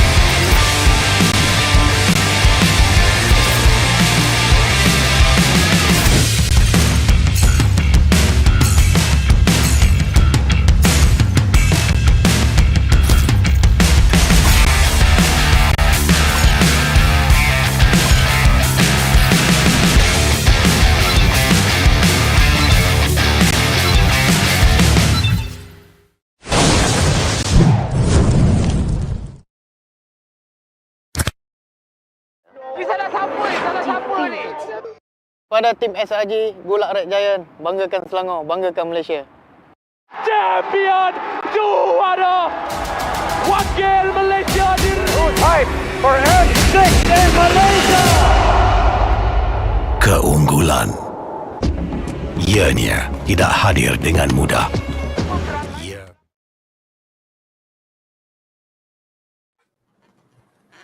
The competition continues to heat up here at the Asian Esports Games Bangkok 2024 at the Team Women's MLBB competition. We are currently in our best of 7 grand finals, and we're officially about to jump into game number 5 with the score still tied at 2-2 between Indonesia and Philippines. What comes next, my dear? But my name is Stafa, and I'll be joined by Abstract. Hey, it has been definitely quite a ride for the entirety of the day. We're starting things off, I believe, with Philippines versus Indonesia all the way at the start. We went down to China versus Cambodia, Philippines versus China, and now back over Philippines versus Indonesia, which is arguably probably going to be the longest series, of course, in the entirety of the Asian Esports Games 2024, with the grand finals being a best of 7. So we're 4 games down. We're going to the 5th game now. And the trend, let's be honest here, next game is gonna be taken by Philippines then. Well, they have been alternating so far. It's gonna be the team that starts breaking out of this back and forth that will really have that momentum going for them straight away, right? Because like you mentioned, Abstract, this is the longest series here at this entire tournament. All of the matches up until now have been best of 1 or best of 3, but the grand finals has immediately jumped all the way up to best of 7, which is actually quite a notable gap as well. It's something that the teams just haven't been able to get anywhere close to so far. So stamina, endurance, strategy, all going to be on the line.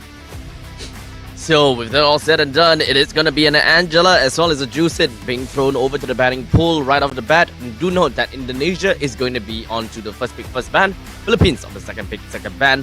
So when it comes down to this kind of configuration, we can always draw back to the previous games and kind of take some references, right? Especially when it comes down to the literally right in the previous game, right?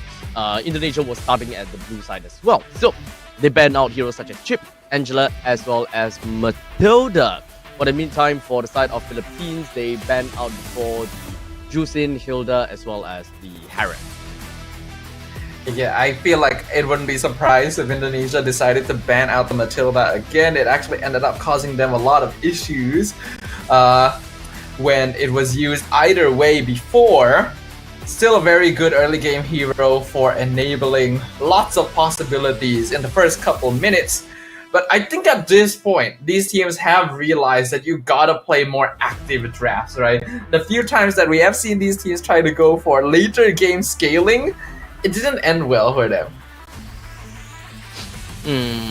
Okay, so far, when it comes down to Indonesia's bans, exactly, okay, never mind. Completely the same bans for Indonesia and Philippines in, I believe, their game number 3. So, starting things out, this is where, this is the point in time where Sadafa says, okay, Hayabusa first pick will be good.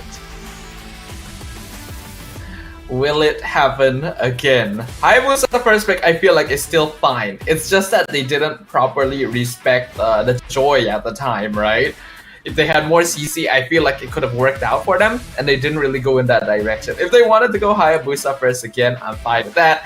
If they want to go Suyo first, that's okay as well. Or if they want to default back to their classic high-lows opening, I feel like then yeah, you know, you can reset the momentum somewhat. But they're gonna go with the Suyo, which is a little bit more interesting. Now, with the Suyo being picked up from Indonesia, that means that Philippines, they have a chance to pick up the Hayabusa if they so very much want to. And we haven't really quite seen the Hayabusa played by Philippines ever since game number 1. They still have quite a lot of other heroes that they can consider to pick out, being the Hylos, Gatokacha, all of which are also available. What else are we gonna... Oh, is there anything else I'm lacking of or like missing out? Khalid, I suppose? Yeah, Khalid is there. Let's see. Yeah, the Cho probably is what you were missing out on. the Cho, Hayabusa gonna be locked in here since Indonesia went for the Suyo as well. And Cho has so far been having a very high success rate here at the Asian Esports Games, precisely because only teams that are confident with the hero is willing to pick him up. Oh man, okay, so no more Cho on the Vivian, right? Vivero gets that Cho. I think it's still fine, definitely, as long as Philippines is able to pick out heroes in either the gold lane or the mid lane that can really prioritize and really make full use of that single target meltdown. Ooh, Indonesia going for the jawhead into the high-low. So this will immediately let them play very hard and very fast. But they would ideally need the burst damage to follow up on it. Jawhead, despite being very good at displacing people, is facing up against a Cho. And a good Cho will actually punish a Jawhead for walking very far forward, especially with that unstoppable force. So we'll see if Indonesia is able to deal with that. Yeah, this kind of is an either-or situation between the Cho as well as the Jawhead, right? If the Jawhead is the one that makes the move first, then that's a Cho that will be tossed backwards. But in the meantime, a simple flicker plus out from the side of Cho is going to send this Jawhead into the depths of hell. So at least the main thing that we are looking out for when it comes down to the Jawhead is to be able to threaten the rover in the early phases of the game, where no one is going to be around to assist the Cho to get some free easy kills. At least you'll be able to whittle down the Cho to a low amount of health and kind of encourage the Cho to either go back home or respect the space between Indonesia and Philippines. Yeah, the interesting thing as well is that Cho is oftentimes picked early these days because he can actually be flexed into both the roam and EXP position. But when the Philippines have picked up this hero, it has exclusively been played by Vivero. So we've never actually seen Diagon on the Cho so far. Not too sure if she's actually capable of playing it in the EXP lane, and that might reduce the flexibility of the hero a bit in the draft. I think that Indonesia also know of that fact, so it's pretty fair to say that the Cho, yep, we're just going to be keeping the Cho down over to the roam position. That will leave the EXP lane still very much open. But at this point in time, right, EXP lanes as well as the roam, the heroes are largely the same in this current meta. So Gatokacha is out, Hylos has been picked out already, we're just left with a Khalid that potentially should go out from the side of Indonesia. But I like the hard focus from the Philippines into these final two bans. Cine has so far shown really impressive performance on both the Paramis and the Kadita, and they've both just been taken off the table. A lot of the remaining mages aren't the best overall, and although we keep singing praises for Lo Yi and Eve, it just doesn't seem like the players here are the most comfortable with going for them, which kind of is a shame if you ask me. Indeed. But hey, you gotta go with what you're practiced on. I don't know though, but it seemed as though, considering the fact that Vexan, okay, I mean, damn, Aurora is still available. Cine might still go for the Aurora per se, but because they have the high loss, they have on the opponent's side, I still want to see the RWM. I still want to see the Eve, because Indonesia's lineup with the Eve is actually not too shabby. You have the Jawhead that can very potentially throw people back into the RWM in the event that someone tries to get out. Yeah, I feel like it would work really, really well, and Eve can combo really powerfully with either Hylos or Gatot too, right? That's why we see them picked up so often together, even in the professional scene. The Hylos is already available, so why not go for the Fallout, and then you can create a bit more safe space for your marksman, whatever it is going to end up being. There are actually very few marksman bans in this entire draft. Hardy, the only one that was removed. So a lot of power picks still on the table. Bruno is still there. He's still got the Beatrix, still got the Moskov. I'm interested to see what the first choices are gonna be. Yeah, so looking at it, if Indonesia wants burst damage, they gotta have to snag it away from Philippines, right? And naturally, when we think about marksman and burst that works well in the early stages, I'll always be keeping an eye on either Bruno or a Beatrix. And especially if they want to, if they play Eve as well, that is essentially a siege comp that plays very well into the Matrix too. The Lunox and Moskov. I'm okay with the Moskov somewhat. The maneuverability is going to be able to help out. Here, we've already seen good dash usage, being able to disjoint the Ogi Shadow Kill by spreading it to other minions or things like that. But the Lunox mid lane, it was okay last time because it was against an Angela, but now you're against a Vexana. There's no way you're going to have mid lane priority.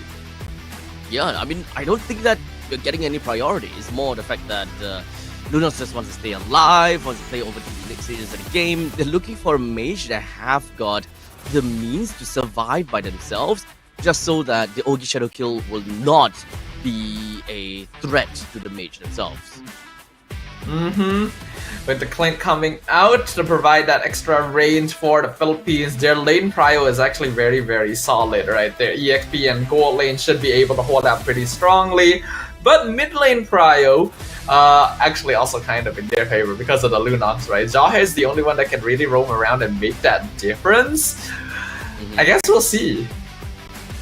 I want to keep my eyes really peeled out. Philippines, at this point in time, the draft in the early game, is the way to go. That is probably towards them. You have got you haven't got a Cho, and in the meantime, when it comes down to burst damage, technically speaking, Clint is also one of the solid burst marksmen that can find very early kills, especially if you happen to want to tag in with the Blade of the Haptices kind of thing going on to that Clint. I think that it would be a very scary Clint right off the bat in order for them to kind of work their ways into a snowball and try to get themselves tempo. Yeah, the thing is, Philippines is guaranteed mid and EX and gold lane prio here. The only lanes that are somewhat even are EXP and maybe Rome. But even then, Vivero can probably outplay Vivian if the skills are used correctly. So I see the Philippines holding the advantage in the early to mid game. Well, in the meantime, Philippines, they're just constantly just getting themselves the early game for sure. Amores as well as Vivero gets himself middle wave clear, easy. But this also means that in Indonesia, they can always come in with surprise.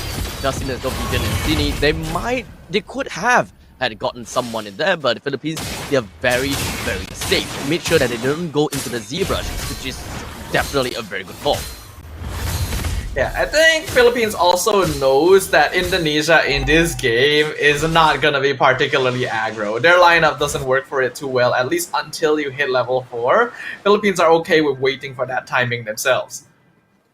Yeah, so it's all about the ultimate game. The main thing is once Cine hits the level 4, the power of the Chaos Darkening is something you gotta have to really look out for. But let's be honest, power of the Order Darkening is great against tanky heroes, and for the side of Philippines, not a lot of that.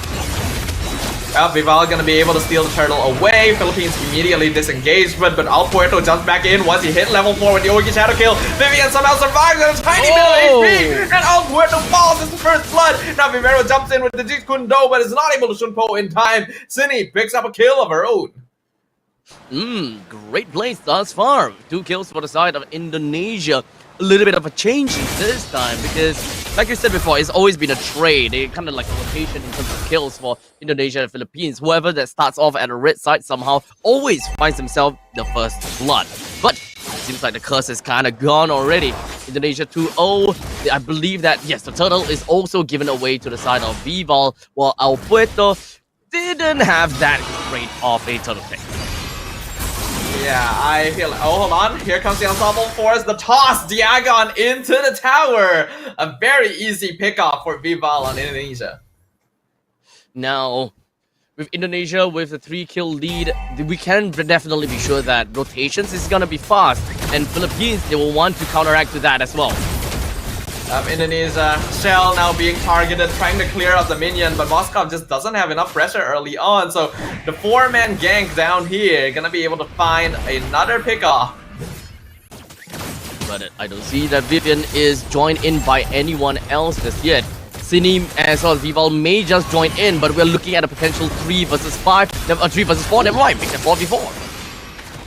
Yep, the Spirit of Destruction comes in so that Shell is actually able to come back to lane quick enough to catch some of the remaining minions so that she doesn't fall too far behind in Perez in terms of farm.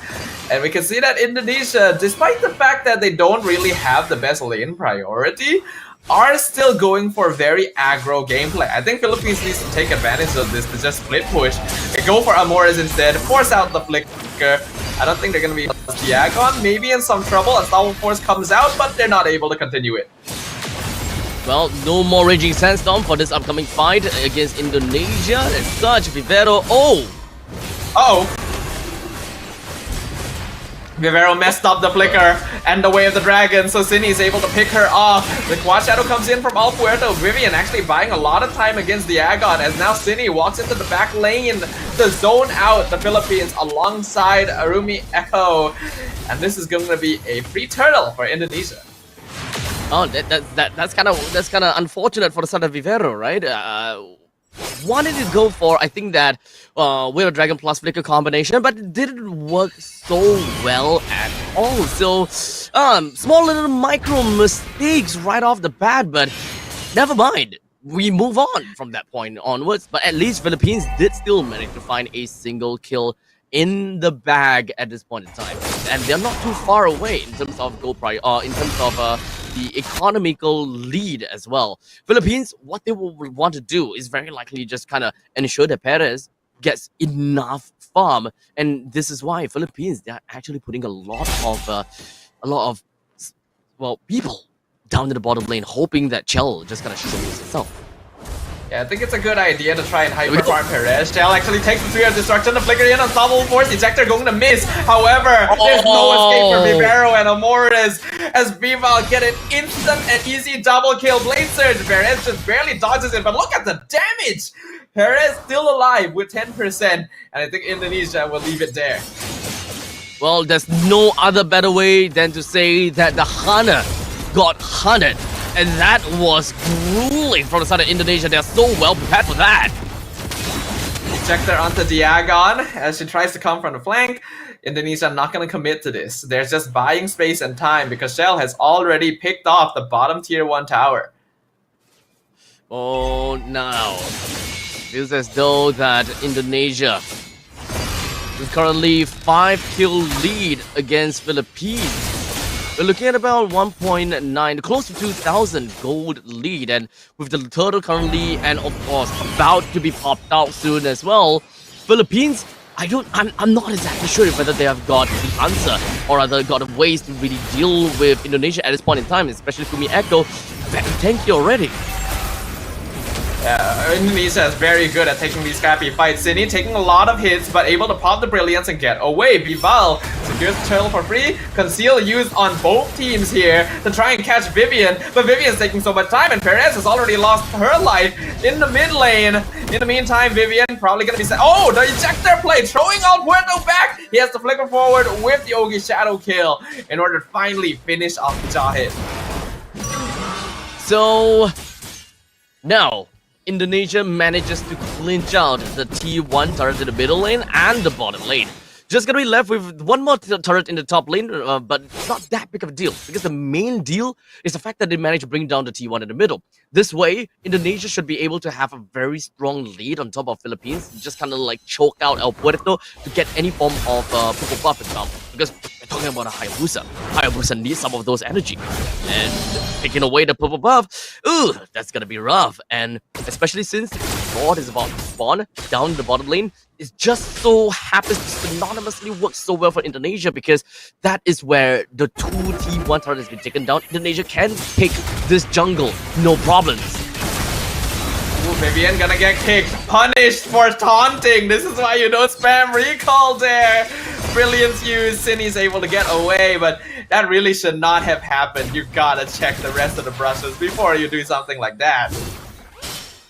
Well, a small little mistake from the start of Indonesia. That is definitely going to be funny. Well, Philippines, this is the point in time where you actually manage to see a true meaning of capitalize on mistakes, right? And Indonesia just a little bit of fun going on for the side of Vivian, while the rest of the side of Philippines, they need to kind of get themselves right back on track, and they gotta have to find back the groove before eventually starting to start the fight here. Look at that! The Agon almost melted down. Raging Sandstorm defensively to get back to her inhibitor. Will be able to survive that at least, but Indonesia keeping a very tight leash on their opponents right now, consistently scouting out the map to make sure that they know where they are at all times. The Lord currently under siege by the members of Indonesia. Philippines might be looking for something over here. Vivero does have the flicker, but didn't really quite find anyone just yet. But slowly but surely, Philippines would be able to find something. But I'm mostly just looking for combo, like wombo combo, unga bunga kind of thing going about. One thing that I can definitely believe that Diagon plus Morris is going to be the main deal. Where the dragon onto Fumi Echo, revitalized. Gores pathway comes out. Fumi Echo able to walk away, and Vivian and Cindy are just zoning out the Philippines. That's a lot of resources used. Vival now going to start pulling the Lord over to their half of the map. There is actually a pretty notable wave building up on the top lane as well, so Perez has to go on over to deal with it. Indonesia immediately shifting over to macro play to pull the members of the Philippines apart. The Lord is still in his pit and is still looking for someone to kill him. As such, speaking of which, yep, Vival gets it. Vivero trying to disrupt, not able to do so, and Indonesia gets a free kill for the Troubles. Yep, and now with the Lord going to the side of Indonesia, one free kill from Vivero, it is gonna be definitely the T2s that will be taken down all across the map. But Chell as well, Chell has basically be able to take down this turret, so looking great, especially if they're able to bring these creeps all the way into the holy defense. That's great. Middle lane's holy defense is already taken down. There is definitely some level of possibility for Indonesia to bring down the inhibitor turret in the middle lane.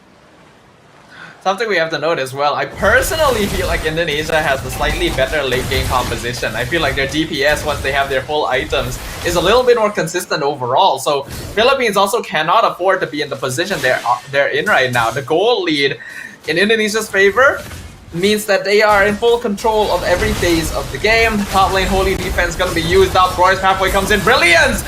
Melting down the Philippines! Unstoppable Force ejector with 2-man stun on the Mortis. Diagon trying to do their best, but it's already an unstoppable streak over there for Vival. Celine, unfortunately, a bit too deep, will end up losing her life, but the Lord is on top of the crystal, and we can see Moskov working on his shell, doing so much damage. El Puerto gonna be melted down, and another blade surge. Make sure Perez stays in place. The tempo has been broken. Indonesia at match point. Oh, we're finally down to the match point, and of course, Indonesia, they broke the tempo and they broke that back and forth going around between Philippines and Indonesia. And now, Philippines, the ball is back onto their court. How do they want to play the next game, being the final lifeline? Yeah, it's impressive to see what has happened here though. Philippines gotta come up with some sort of strategy, otherwise one more victory is all Indonesia needs to take the entirety of the Asian Esports Games. I had some small doubts about whether or not their composition would end up working out, but some very active rotations and smart timings made sure that they were able to supersize against the Philippines. They knew that the Philippines had a slightly better early to mid game, so they make sure to just start things off as soon as possible to make sure they're able to put a stop to that. I think one of the main things that Philippines couldn't really get for themselves is a synergy, right?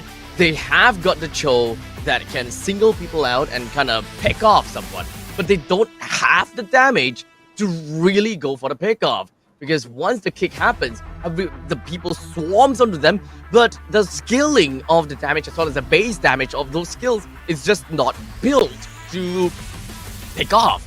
you can't really expect the members of, you can't really expect Diagon to just specially one man out whoever that Vivero kicked. You can definitely expect a Mortis to go for the Terrify on the one person, but aside from all of that, you will definitely be lacking in some form of damage, which is probably the main reasons why Philippines was unable to take control of the team fight, because they want to go either way. We want to play for team fight by using the Raging Sandstorm and the Eternal Guard, but we want to also pick off the enemies by using the Way of the Dragon, and then everyone else just runs right in. So they're kind of stuck in the middle, in my opinion. Yeah, I think Indonesia understood the fact that some of their lanes didn't actually have the best matchups overall, right? We already mentioned this. They didn't really have lane priority in mid and gold lane, but I think they kind of dealt with it by basically grouping up as early as possible, right? We started seeing them rotate as a 4-man very, very early on to start creating pressure, to zone out the opponent. And because Philippines is playing a hero like Hayabusa, they ideally want to play off of pickoff as well as Snowball, right? So if they're grouped up together early on, and the enemy team doesn't actually have enough burst to take all of them down, then although they are giving up a little bit of pressure in lane, it lets them divert the attention of Philippines into a place of the game where they're a little bit weaker. I think that there's also another thing that kind of didn't work too well for Philippines is more of the fact that the base health, base HP, and base defense of both Khalid as well as Cho is not necessarily all that great. So having just a simple high loss right in your face, you don't really have an answer to that. Even if you kind of go on for that duel kind of situation, Philippines would naturally lose because these heroes are technically fighters, not tanks, and they are just not built to have that kind of skilling. It's only when they have items that they are tanky. It's impressive though, because I would have personally felt like Indonesia didn't actually have that much early game burst initially, even to take down like say squishier heroes in the front line for the Philippines, right? It's because of the fact that they were able to group together, and I do think that Vival was being very, very active, right? This is what I wanted to see previously. I can't remember, I think it was Philippines when they were playing on the Suyo and it was being very passive and kind of farmy. This is a hero that can burst. He has a lot of damage even early on. If you pair him up well with setup heroes like Jahid, he can snowball just off of that. Yeah, I mean, Soul Sever, so much damage. But in the meantime, the rest of the team, they just need to bruise. And then Vival can just go crazy. Yeah, I think this is great though, because right now we are actually on track to my initial prediction, right? If Indonesia are able to take the next game. I feel like now that I've said that, it's probably not going to happen, but hey, I can hope, right? That's a jinx. Indonesia, That's a jinx. they're at match point. It is a jinx, isn't it? Well, we'll see what happens. Yeah. Match point for Indonesia. Is it one more game, or is Philippines gonna bring the back and forth once again? We'll find out when we come back after this break, so don't go anywhere. Tidak memilih sesiapa. Keunggulan adalah potensi hebat yang tersembunyi dalam diri. Seperti benih yang menunggu masa untuk bercambah, sedia untuk mekar hingga berkembang indah.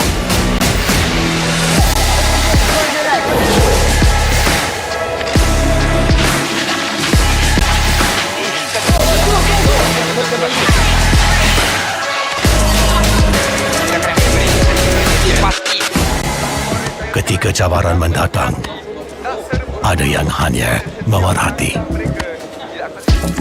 Kekuatan sebenar lahir dari dalam diri. Dibangkitkan oleh jiwa yang menyokong teguh tanpa henti.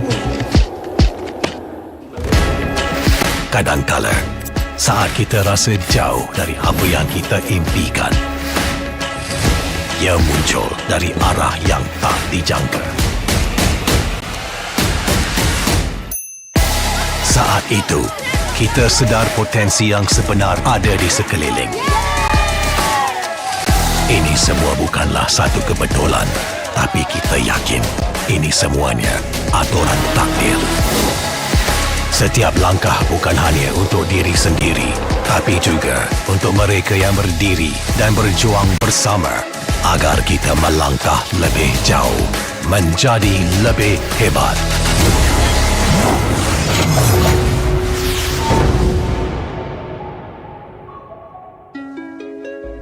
Bangkitlah rakyat Malaysia. Kita bersatu menyokong sepenuh jiwa. Demi jalur gemilang kebanggaan negara. Tiba masanya untuk menjadi greater than ever.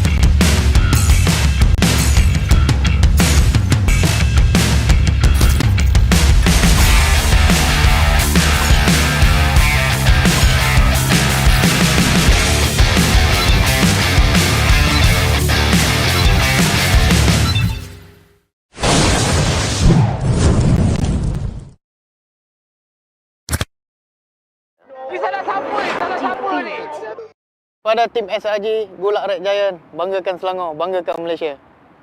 Champion juara wakil Malaysia time for M6 in Malaysia. Keunggulan ianya tidak hadir dengan mudah. Ia tidak menunggu sesiapa dan ia tidak memilih sesiapa. Keunggulan adalah potensi hebat yang tersembunyi dalam diri. Seperti benih yang menunggu masa untuk bercambah, sedia untuk mekar hingga berkembang indah.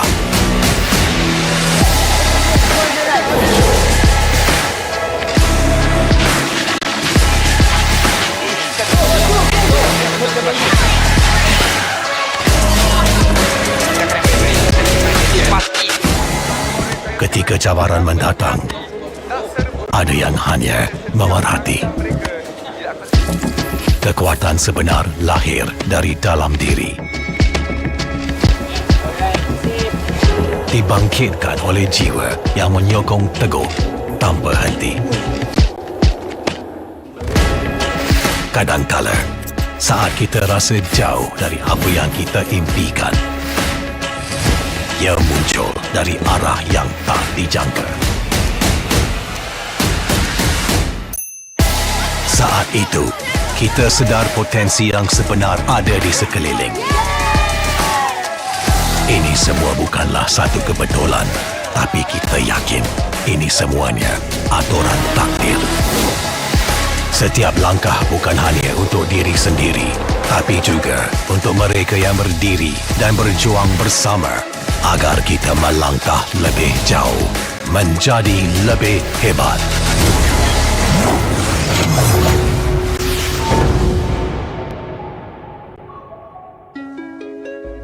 Bangkitlah rakyat Malaysia. Kita bersatu menyokong sepenuh jiwa. Demi jalur gemilang kebanggaan negara. Tiba masanya untuk menjadi greater than ever.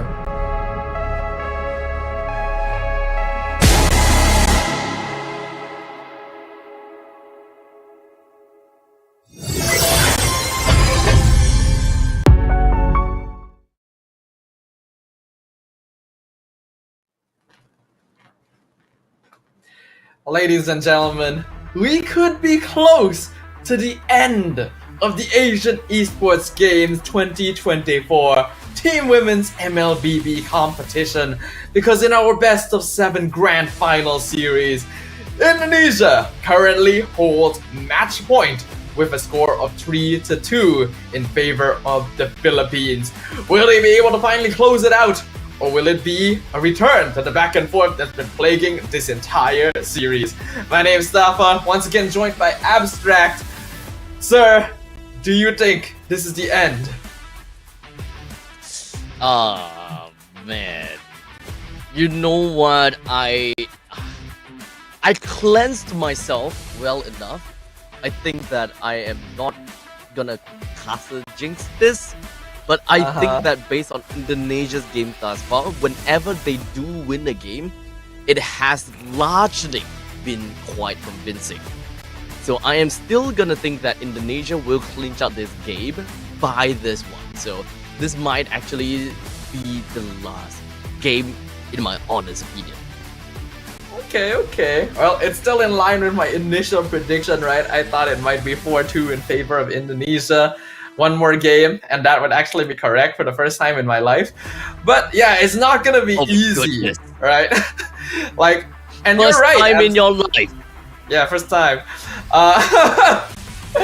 But like, yes, what you mentioned is true, Abstract. Up until now, the victories that Team Philippines have been able to take have been on the slower side, right? It's been 33 minutes and then 18 minutes. Whereas Indonesia have ended most of their games before the 14-minute mark. So they definitely specialize more in faster gaming.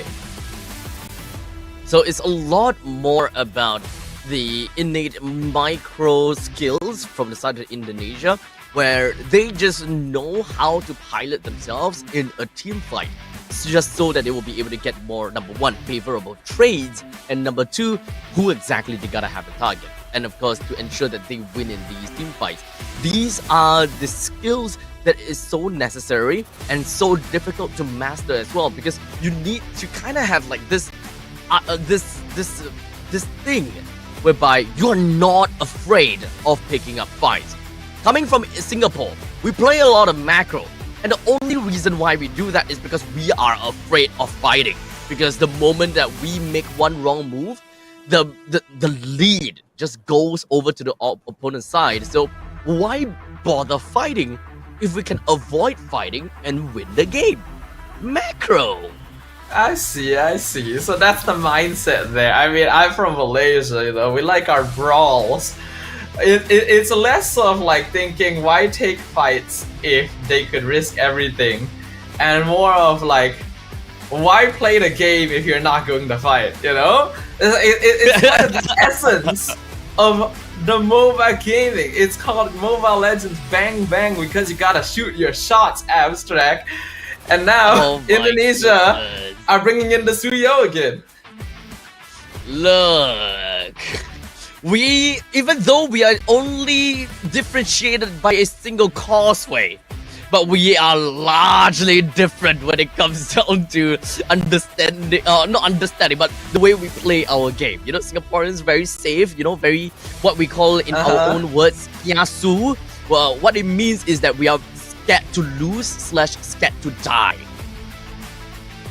You know what? The thing is, so Abstract, we kind of have that kiasu-ness as well. But the difference here is that if you win, but you have a silver medal, have you really won? You know?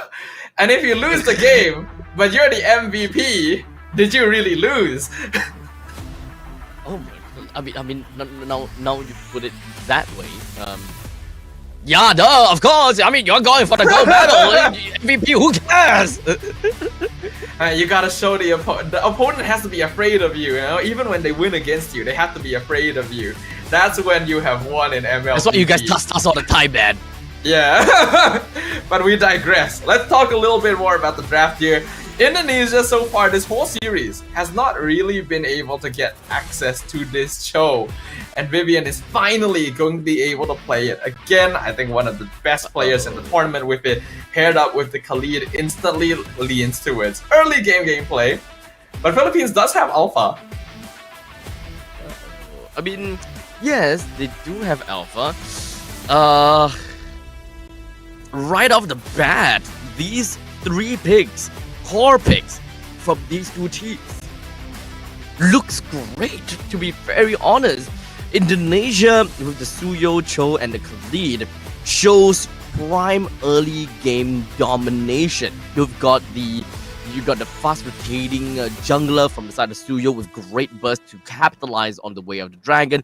You have got the Khalid that can wave clear and traverse the map so effectively. Cho himself can also move around fast.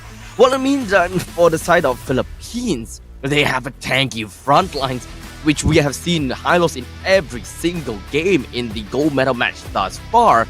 The alpha just deals with all kinds of annoying tankiness that Indonesia might potentially pose over to the opponent's side. And of course, Aurora, she's just able to escape death with the Pride of Ice, and not to forget Frigid Glacier. Great counter engage. The thing is though, Indonesia right now with Cho and Khalid means that we're not going to be seeing things like Hylos or Gatot, right? That means they're not really playing around the big AoE engages. And that means that Indonesia can actually take a more formless approach to the entire game. They don't need to play a front to back, which is something that Aurora is more specialized in handling. If you come at her in every single angle, she can't actually handle that. So that could be the angle that Indonesia is going for right now. But we are again seeing a lot of respect towards that mid lane. Cine really putting the fear in Philippines as they now ban the Lunox in Kadita. Okay.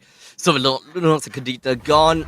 But in the meantime, for the side Indonesia, they decided to go for the Melissa and the CC ban.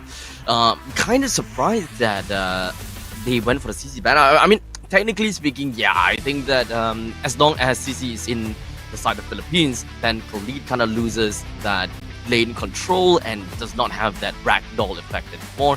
But it's more of that Melissa, you know. What does that mean for Indonesia? Do they also want to completely win in the lane, in the gold lane, and they don't specifically want to play the Melissa? I think it's just because Cho can be messed up by Melissa sometimes. And then a good Melissa ult placement can even mess with Khalid if he dives too deep in. So they just want to avoid that. But Philippines are going all in on the team fight here. This is the Hylos Gatot combo I've already been talking about up until now. 2 very bulky front lines with Revitalize. You are going to need some serious consistent DPS output to handle this one. So we are okay. So in terms of gold lane and mage, right? We always I always love the combination of looking at Eve as well as Beatrix, because not only is the fact that these two combination creates into a composition that can allow you to siege. Finally! Finally! Not exactly the Beatrix that I wanted to see, but it still works in some sense, right? Nathan can siege very well as well, and he also can burst people down very effectively the moment that he pops the entropy. However, the only difference is Beatrix actually comes online a lot earlier, which works very well for Indonesia. But perhaps what Indonesia have got in their mind is that they need a little bit more of the insurance policy to play into the late stages of the game in the very event that they are unable to win in the early.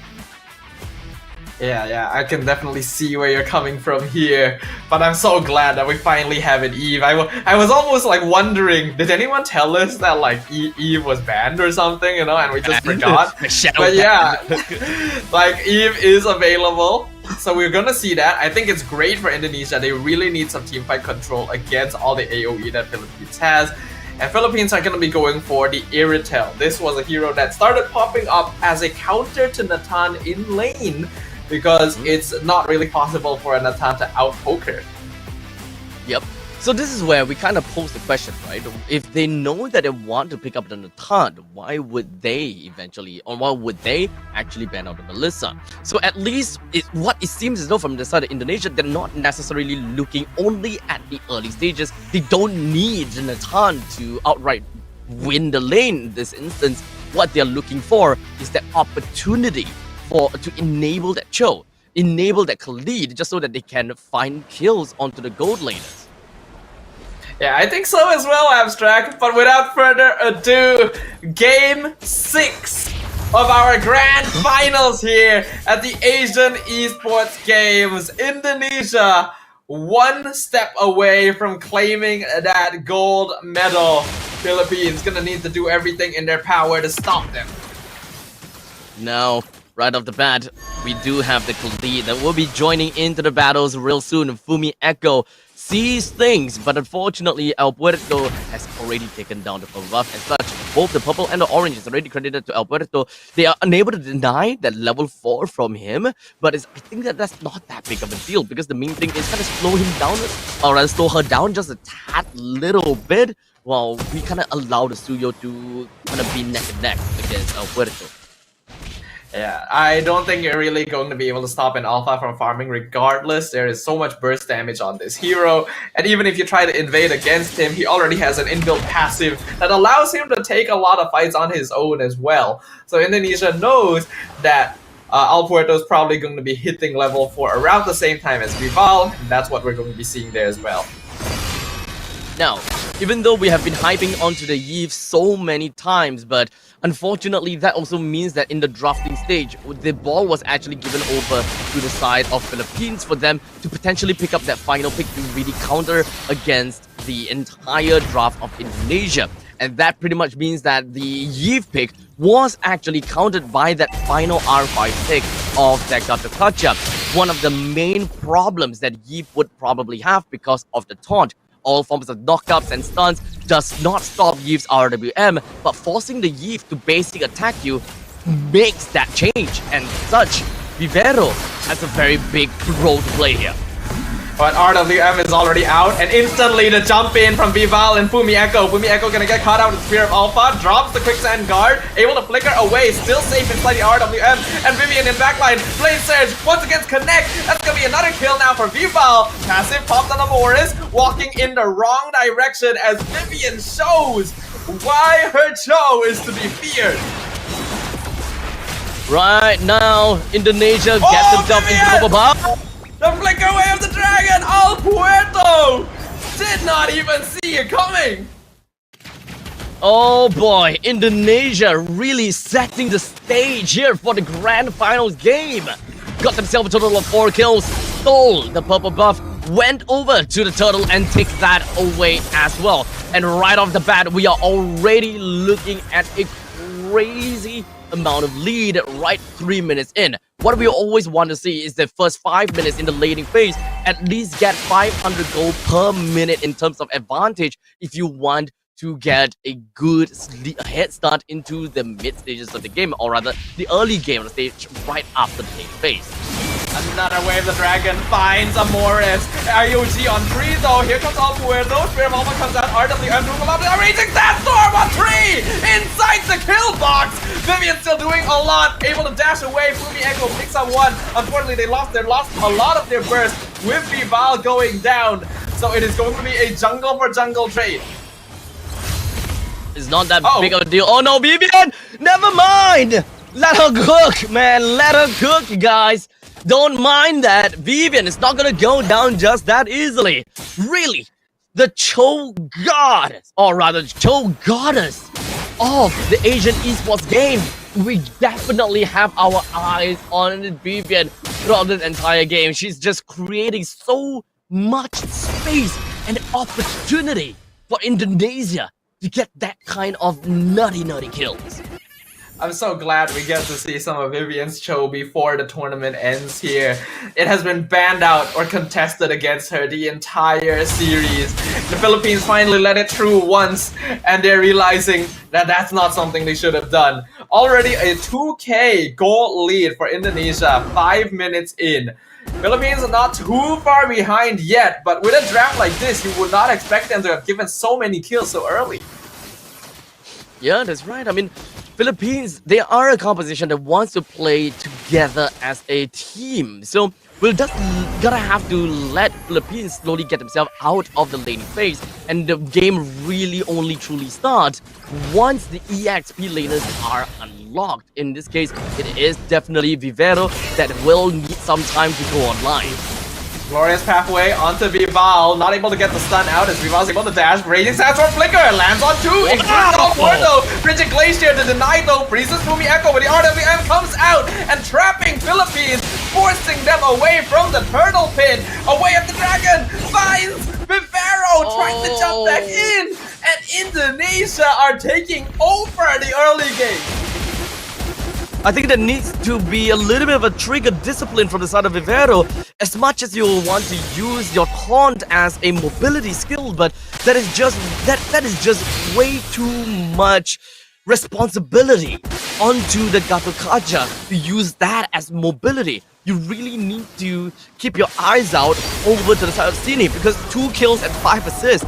We need to start to identify this Yeef to be the potential problem, the potential threat. And once Cine actually picks up the glowing wand, there is in no way can you allow this RWM stay up for more than 3 seconds. The fact that Glorious Pathway has to be used just to secure their purple buff. It is so early and Philippines is already losing control of their half of the jungle. Starlium site just completed on Shell. This Matan farming very well since there's just nothing stopping her. Oh man, 6 minutes and 40 seconds into the game, Indonesia have already been able to break down all the T1s, and what's left is gonna be the T2, but that's not gonna be the main priority, let's be honest here. It's all about taking control of the jungle, and Indonesia, they want to go strong and heavy on the Philippines and get themselves a sandwich play. Vivian actually shouldn't put law and order. That is insane right there.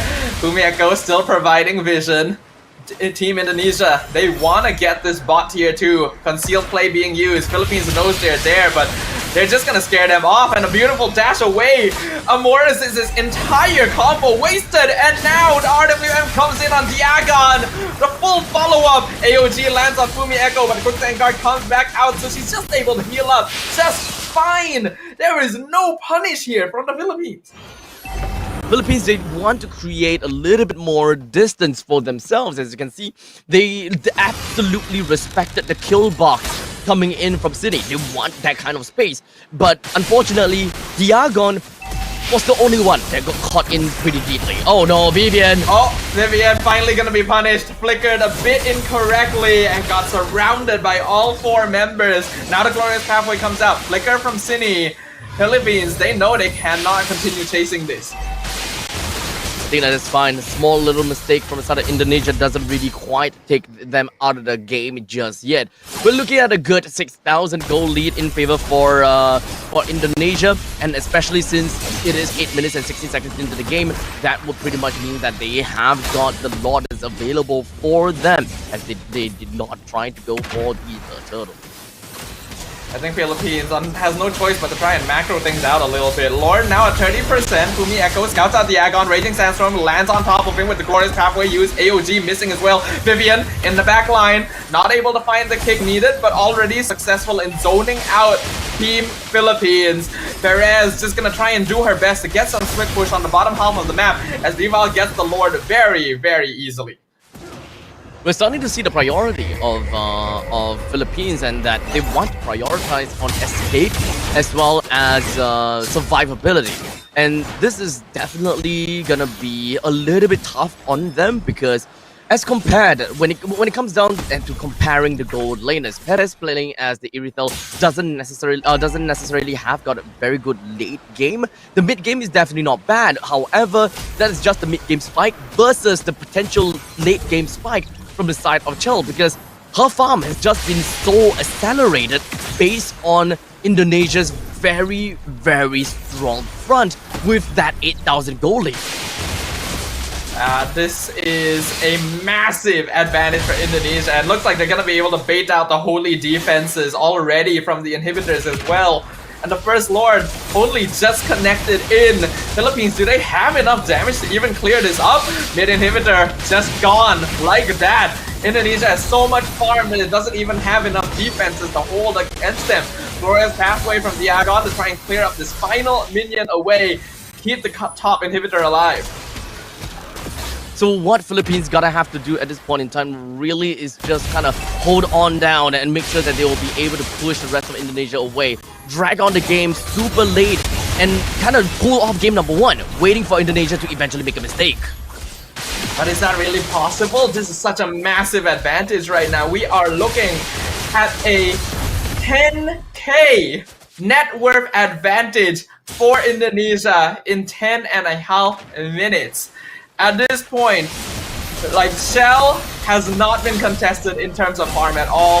You can see Vival doing so much damage to Diagon, even with just that evil quelling. Perez jumping forward, Vivian trying to get the knockup. AOG gets the taunt actually on the Shell. Purify has been used, RWM as well. Shell in bad position. Place's gonna connect, but they will lose on the taunt, and now the Echo gonna be dropped down in backline as well. However, Cine is able to get that killing spree by trading 2 for 2.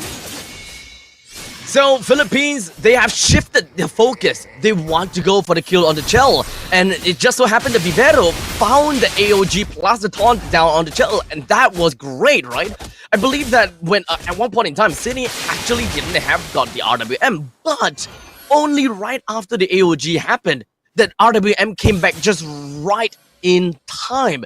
If not for the RWM, I think that Vivero might be able to score that kill and kind of catch that kill without even going down for the count. So there may be a little bit of timing error from the side of Philippines, as I believe that they were counting down the seconds as to how long Cine will have until the RWM is back online.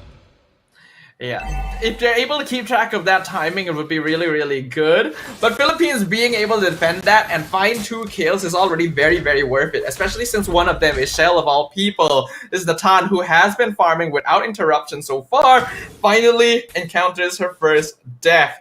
And that's because of the positioning mistake that Vivero was able to take advantage of. Despite all of this, Indonesia still has a very notable gold lead, and you can just see how effective they are at zoning out the Philippines from even getting anywhere close to the Lord Pit.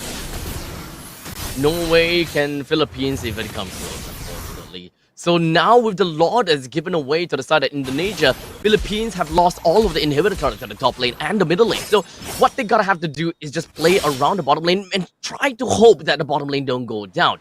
It's really gonna be very difficult, and it is definitely a tall order. But with their current composition, they actually have got pretty good wave clears on the side of Morris, on the side of Perez as well, especially when it comes down to the rain of arrows. I think that all of these given, they can do it.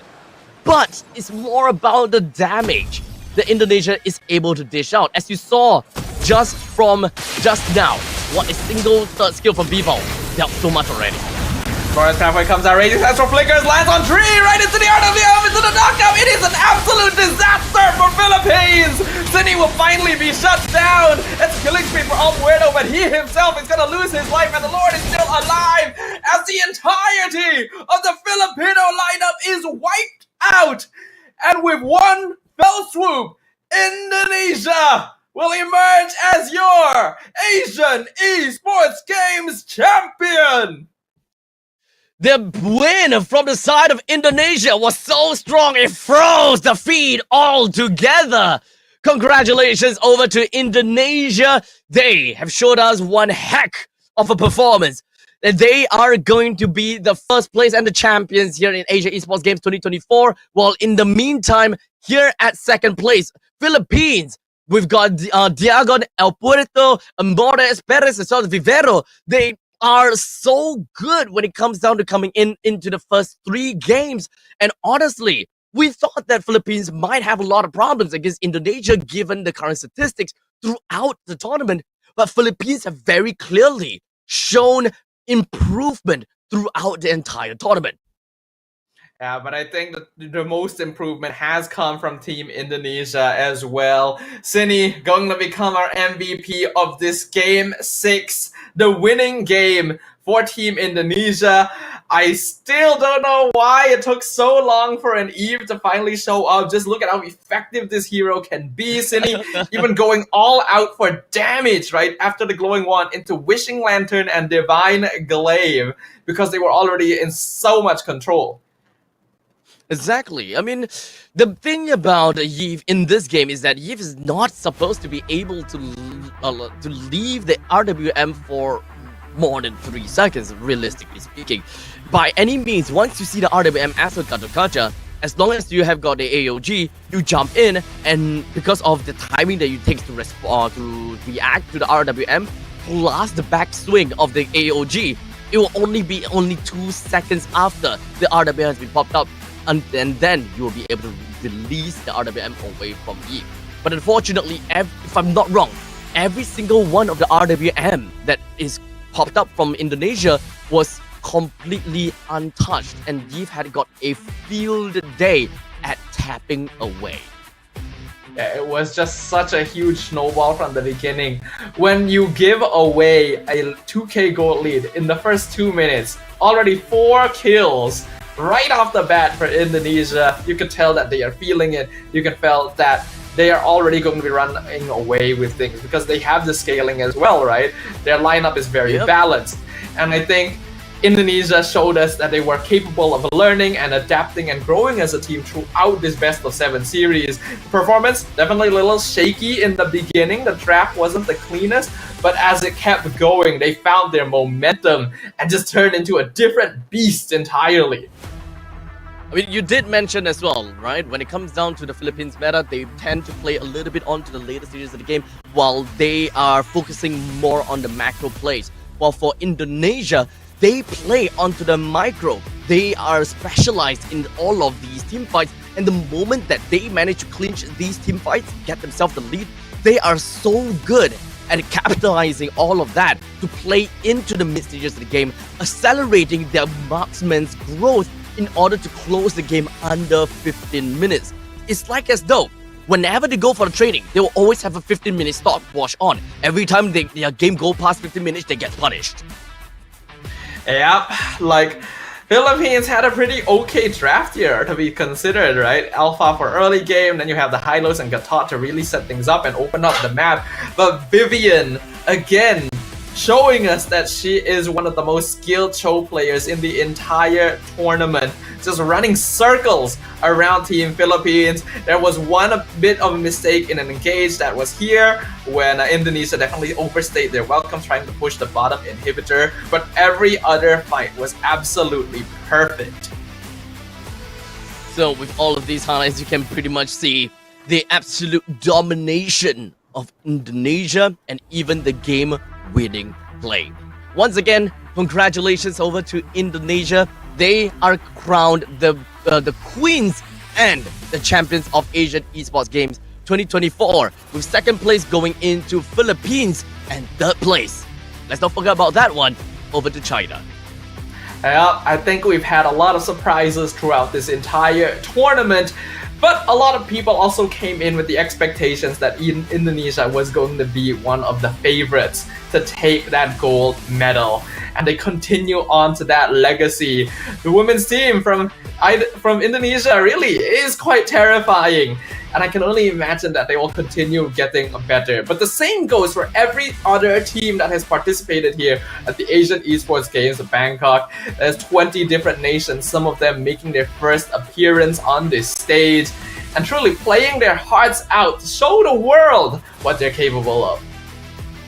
Indeed. And ladies and gentlemen, this is where once again we have managed to see the Indonesia Women's League, which is in this case Team Vitality, that found themselves yet another win to their name. I mean, they did tremendously well when it comes down to the MWI this year. They only fell short to Omega Empress, which well, happens to be Philippines as well. So it's kind of a little bit of like a back and forth between these two teams and these two regions. Great rivalry. It only makes me want to look out for more of these tournaments. But with that, the Asian Esports Games 2024 Team Women's MLBB competition has officially come to a close. 20 nations representing regions all across Asia and the Middle East coming head-to-head in Thailand, with Indonesia emerging as the cream of the crop.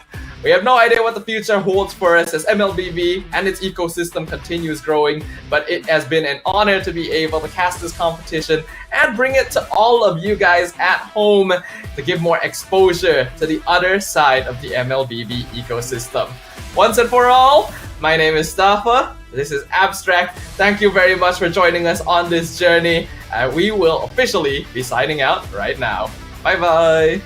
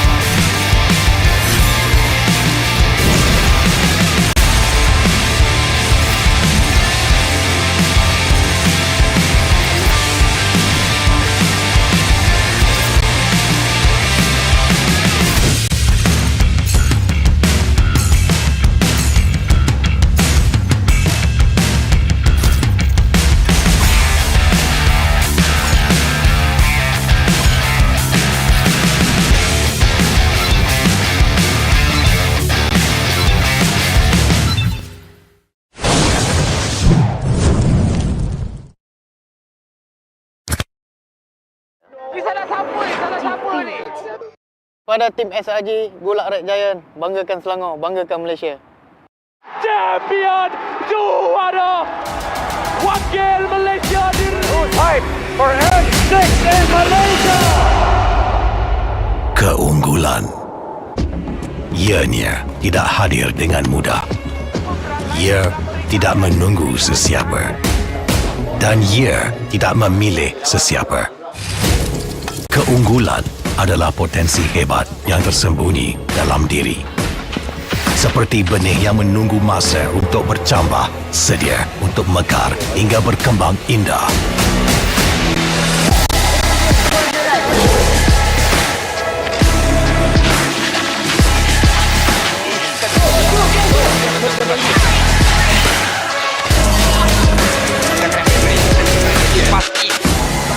Ketika cabaran mendatang, ada yang hanya memerhati.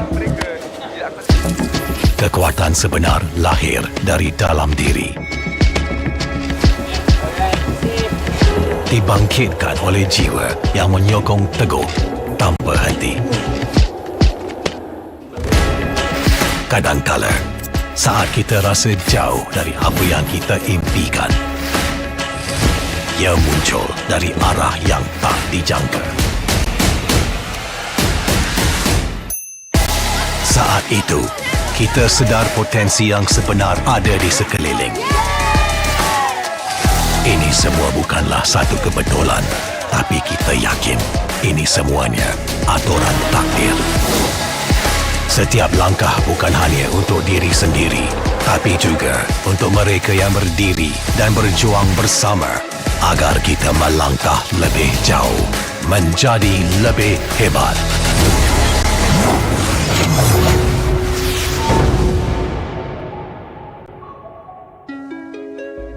Bangkitlah rakyat Malaysia.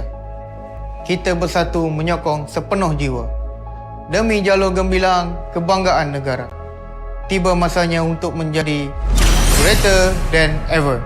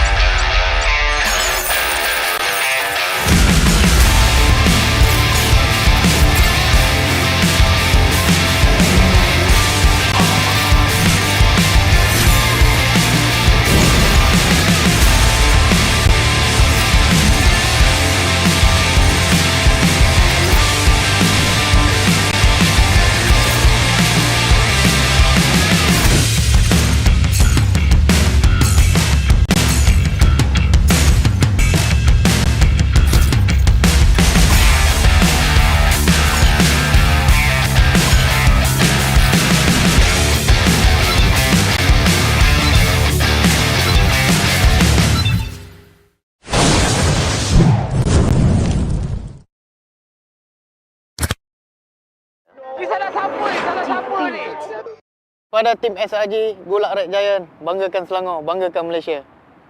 Champion juara wakil Malaysia fight for N6 in Malaysia.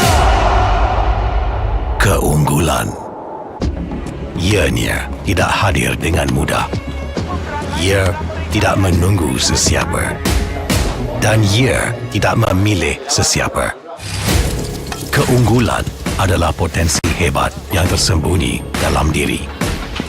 Seperti benih yang menunggu masa untuk bercambah, sedia untuk mekar hingga berkembang indah.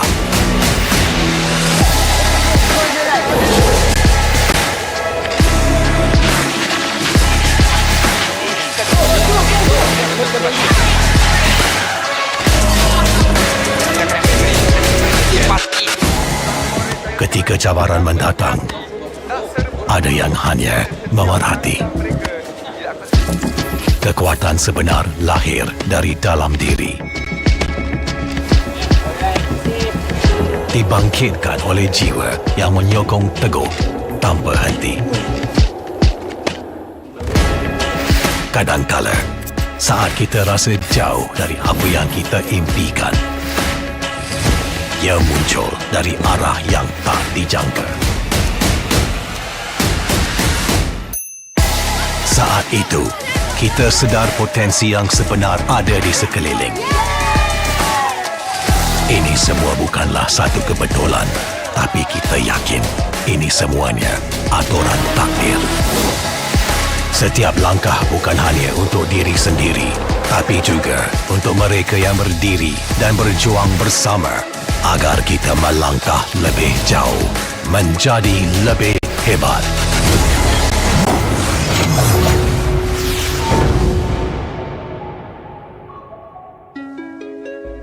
Bangkitlah rakyat Malaysia.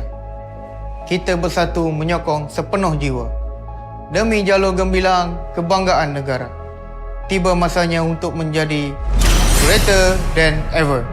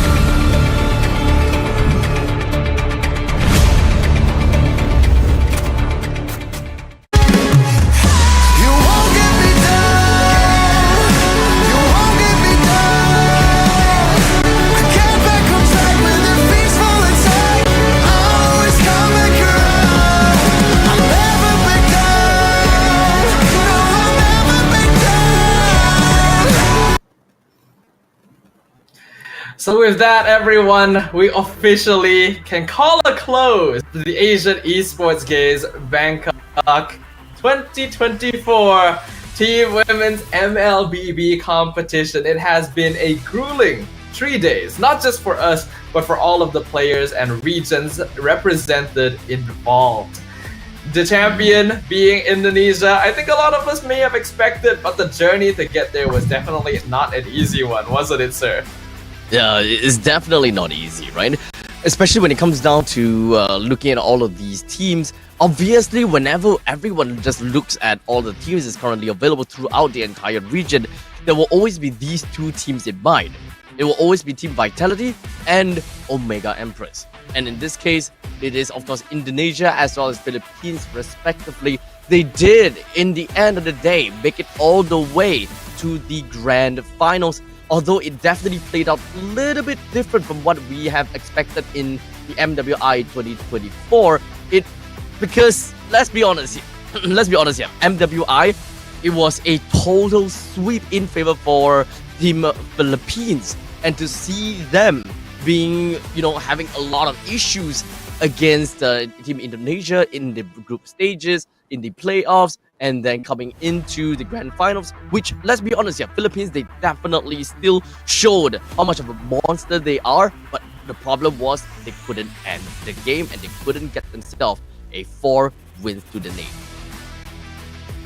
I think it also kind of shows how the meta has shifted. But officially, we will be able to move on over to, I believe, the award ceremony here on stage in Bangkok, Thailand. Now, ladies and gentlemen, we do have got the teams as well as the representatives that are ready to come on up on stage to receive their prize as well as the medals. We've got all of the officials that is ready over here as well to, of course, crown the 3rd place, 2nd place, and 1st place. Of course, we've got Mr. Santi Lotong as the TESF president here, ready to award the medals to our winners who have truly been playing their hearts out throughout the entire event, just shedding blood, sweat, and tears up on that stage to ensure that they are able to make it through to the next stage. Indeed. And of course, here at Bangkok and the indoor stadium, Hua Mak, we also do have Mr. Steve Kim, ASF CEO, over here as the both of them readies themselves for the prize presentation ceremony. Now, we have quite fun. I believe that we do have a total of $5,800 US dollars that will be given away to all to the top 3 finishers in China, Philippines, and Indonesia themselves. Yep, it has been an amazing event. Obviously, it's all been possible thanks to the people working behind the scenes as well as those who have been putting in the effort as well to make sure that everything has been going smoothly. So we'll go ahead and throw it over to the main voiceover on the stage so that they can properly handle the award ceremony.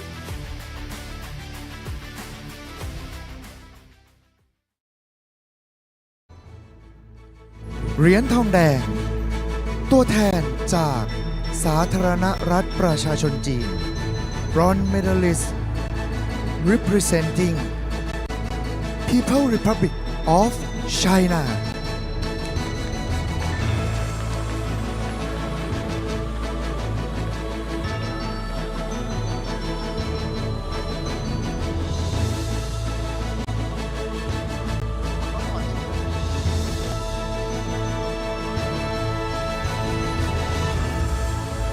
Jessica 唐世杰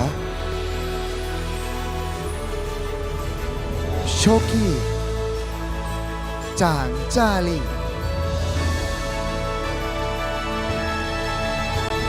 Vermount 陈友行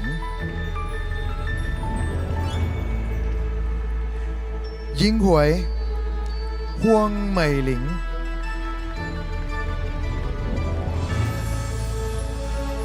Phan Hua 李正林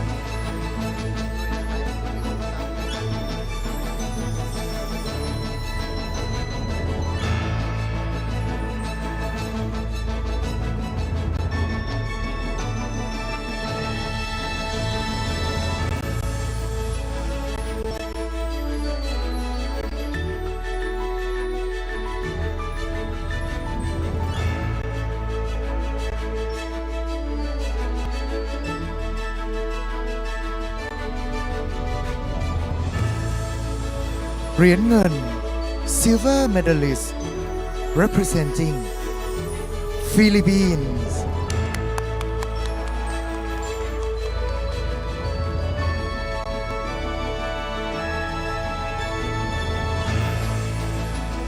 K. Merrill Lumbab Epus Edo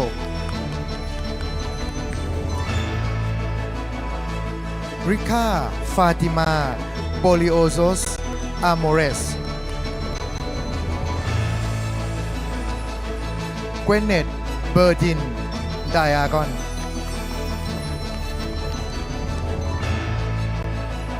Sheen Cobrado Perez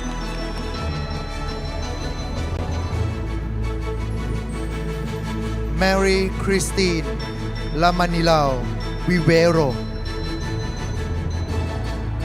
Rorian Hadia Samsun Alcaret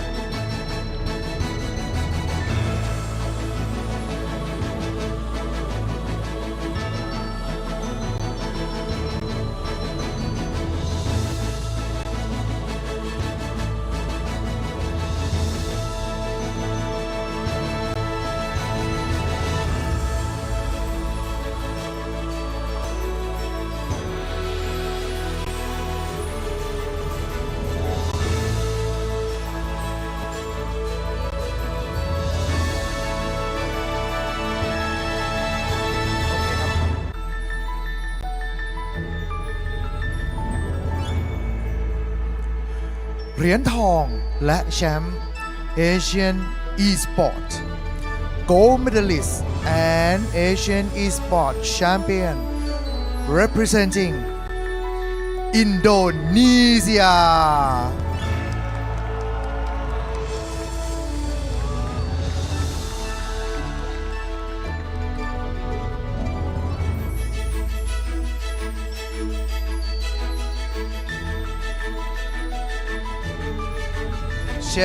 Michelle Dennis Siswanto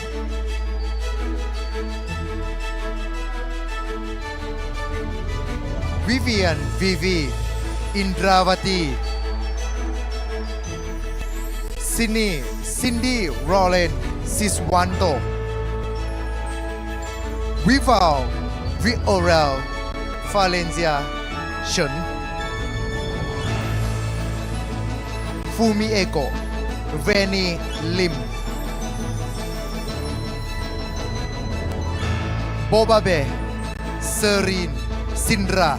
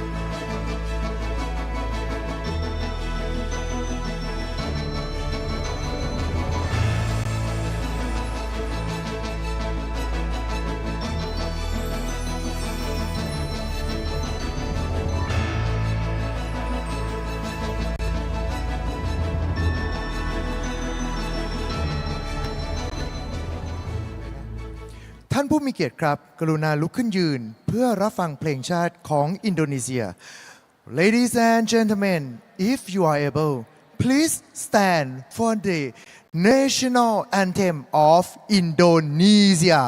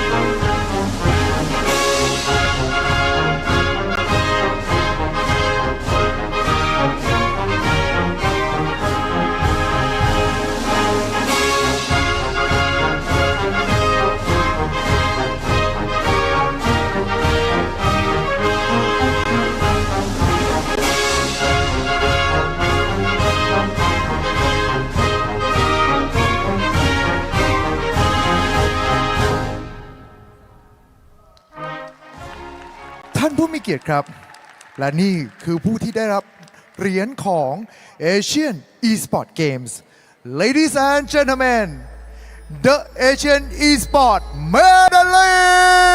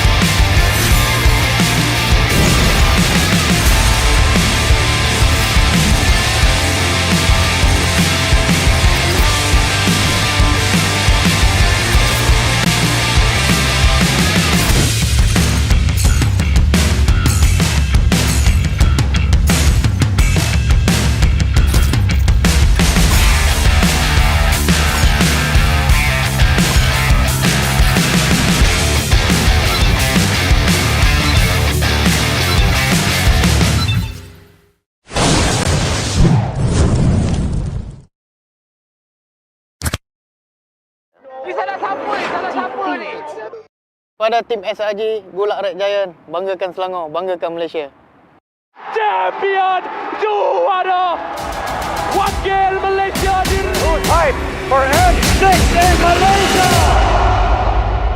Keunggulan ianya tidak hadir dengan mudah. Ia tidak menunggu sesiapa dan ia tidak memilih sesiapa. Keunggulan adalah potensi hebat yang tersembunyi dalam diri.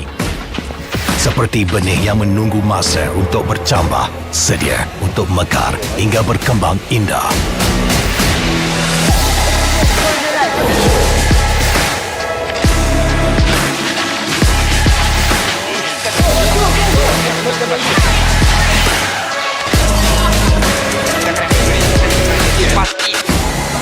Ketika cabaran mendatang, ada yang hanya memerhati. Kekuatan sebenar lahir dari dalam diri. Dibangkitkan oleh jiwa yang menyokong teguh tanpa henti. Kadangkala, saat kita rasa jauh dari apa yang kita impikan, ia muncul dari arah yang tak dijangka. Saat itu, kita sedar potensi yang sebenar ada di sekeliling. Ini semua bukanlah satu kebetulan, tapi kita yakin ini semuanya aturan takdir. Setiap langkah bukan hanya untuk diri sendiri, tapi juga untuk mereka yang berdiri dan berjuang bersama agar kita melangkah lebih jauh, menjadi lebih hebat.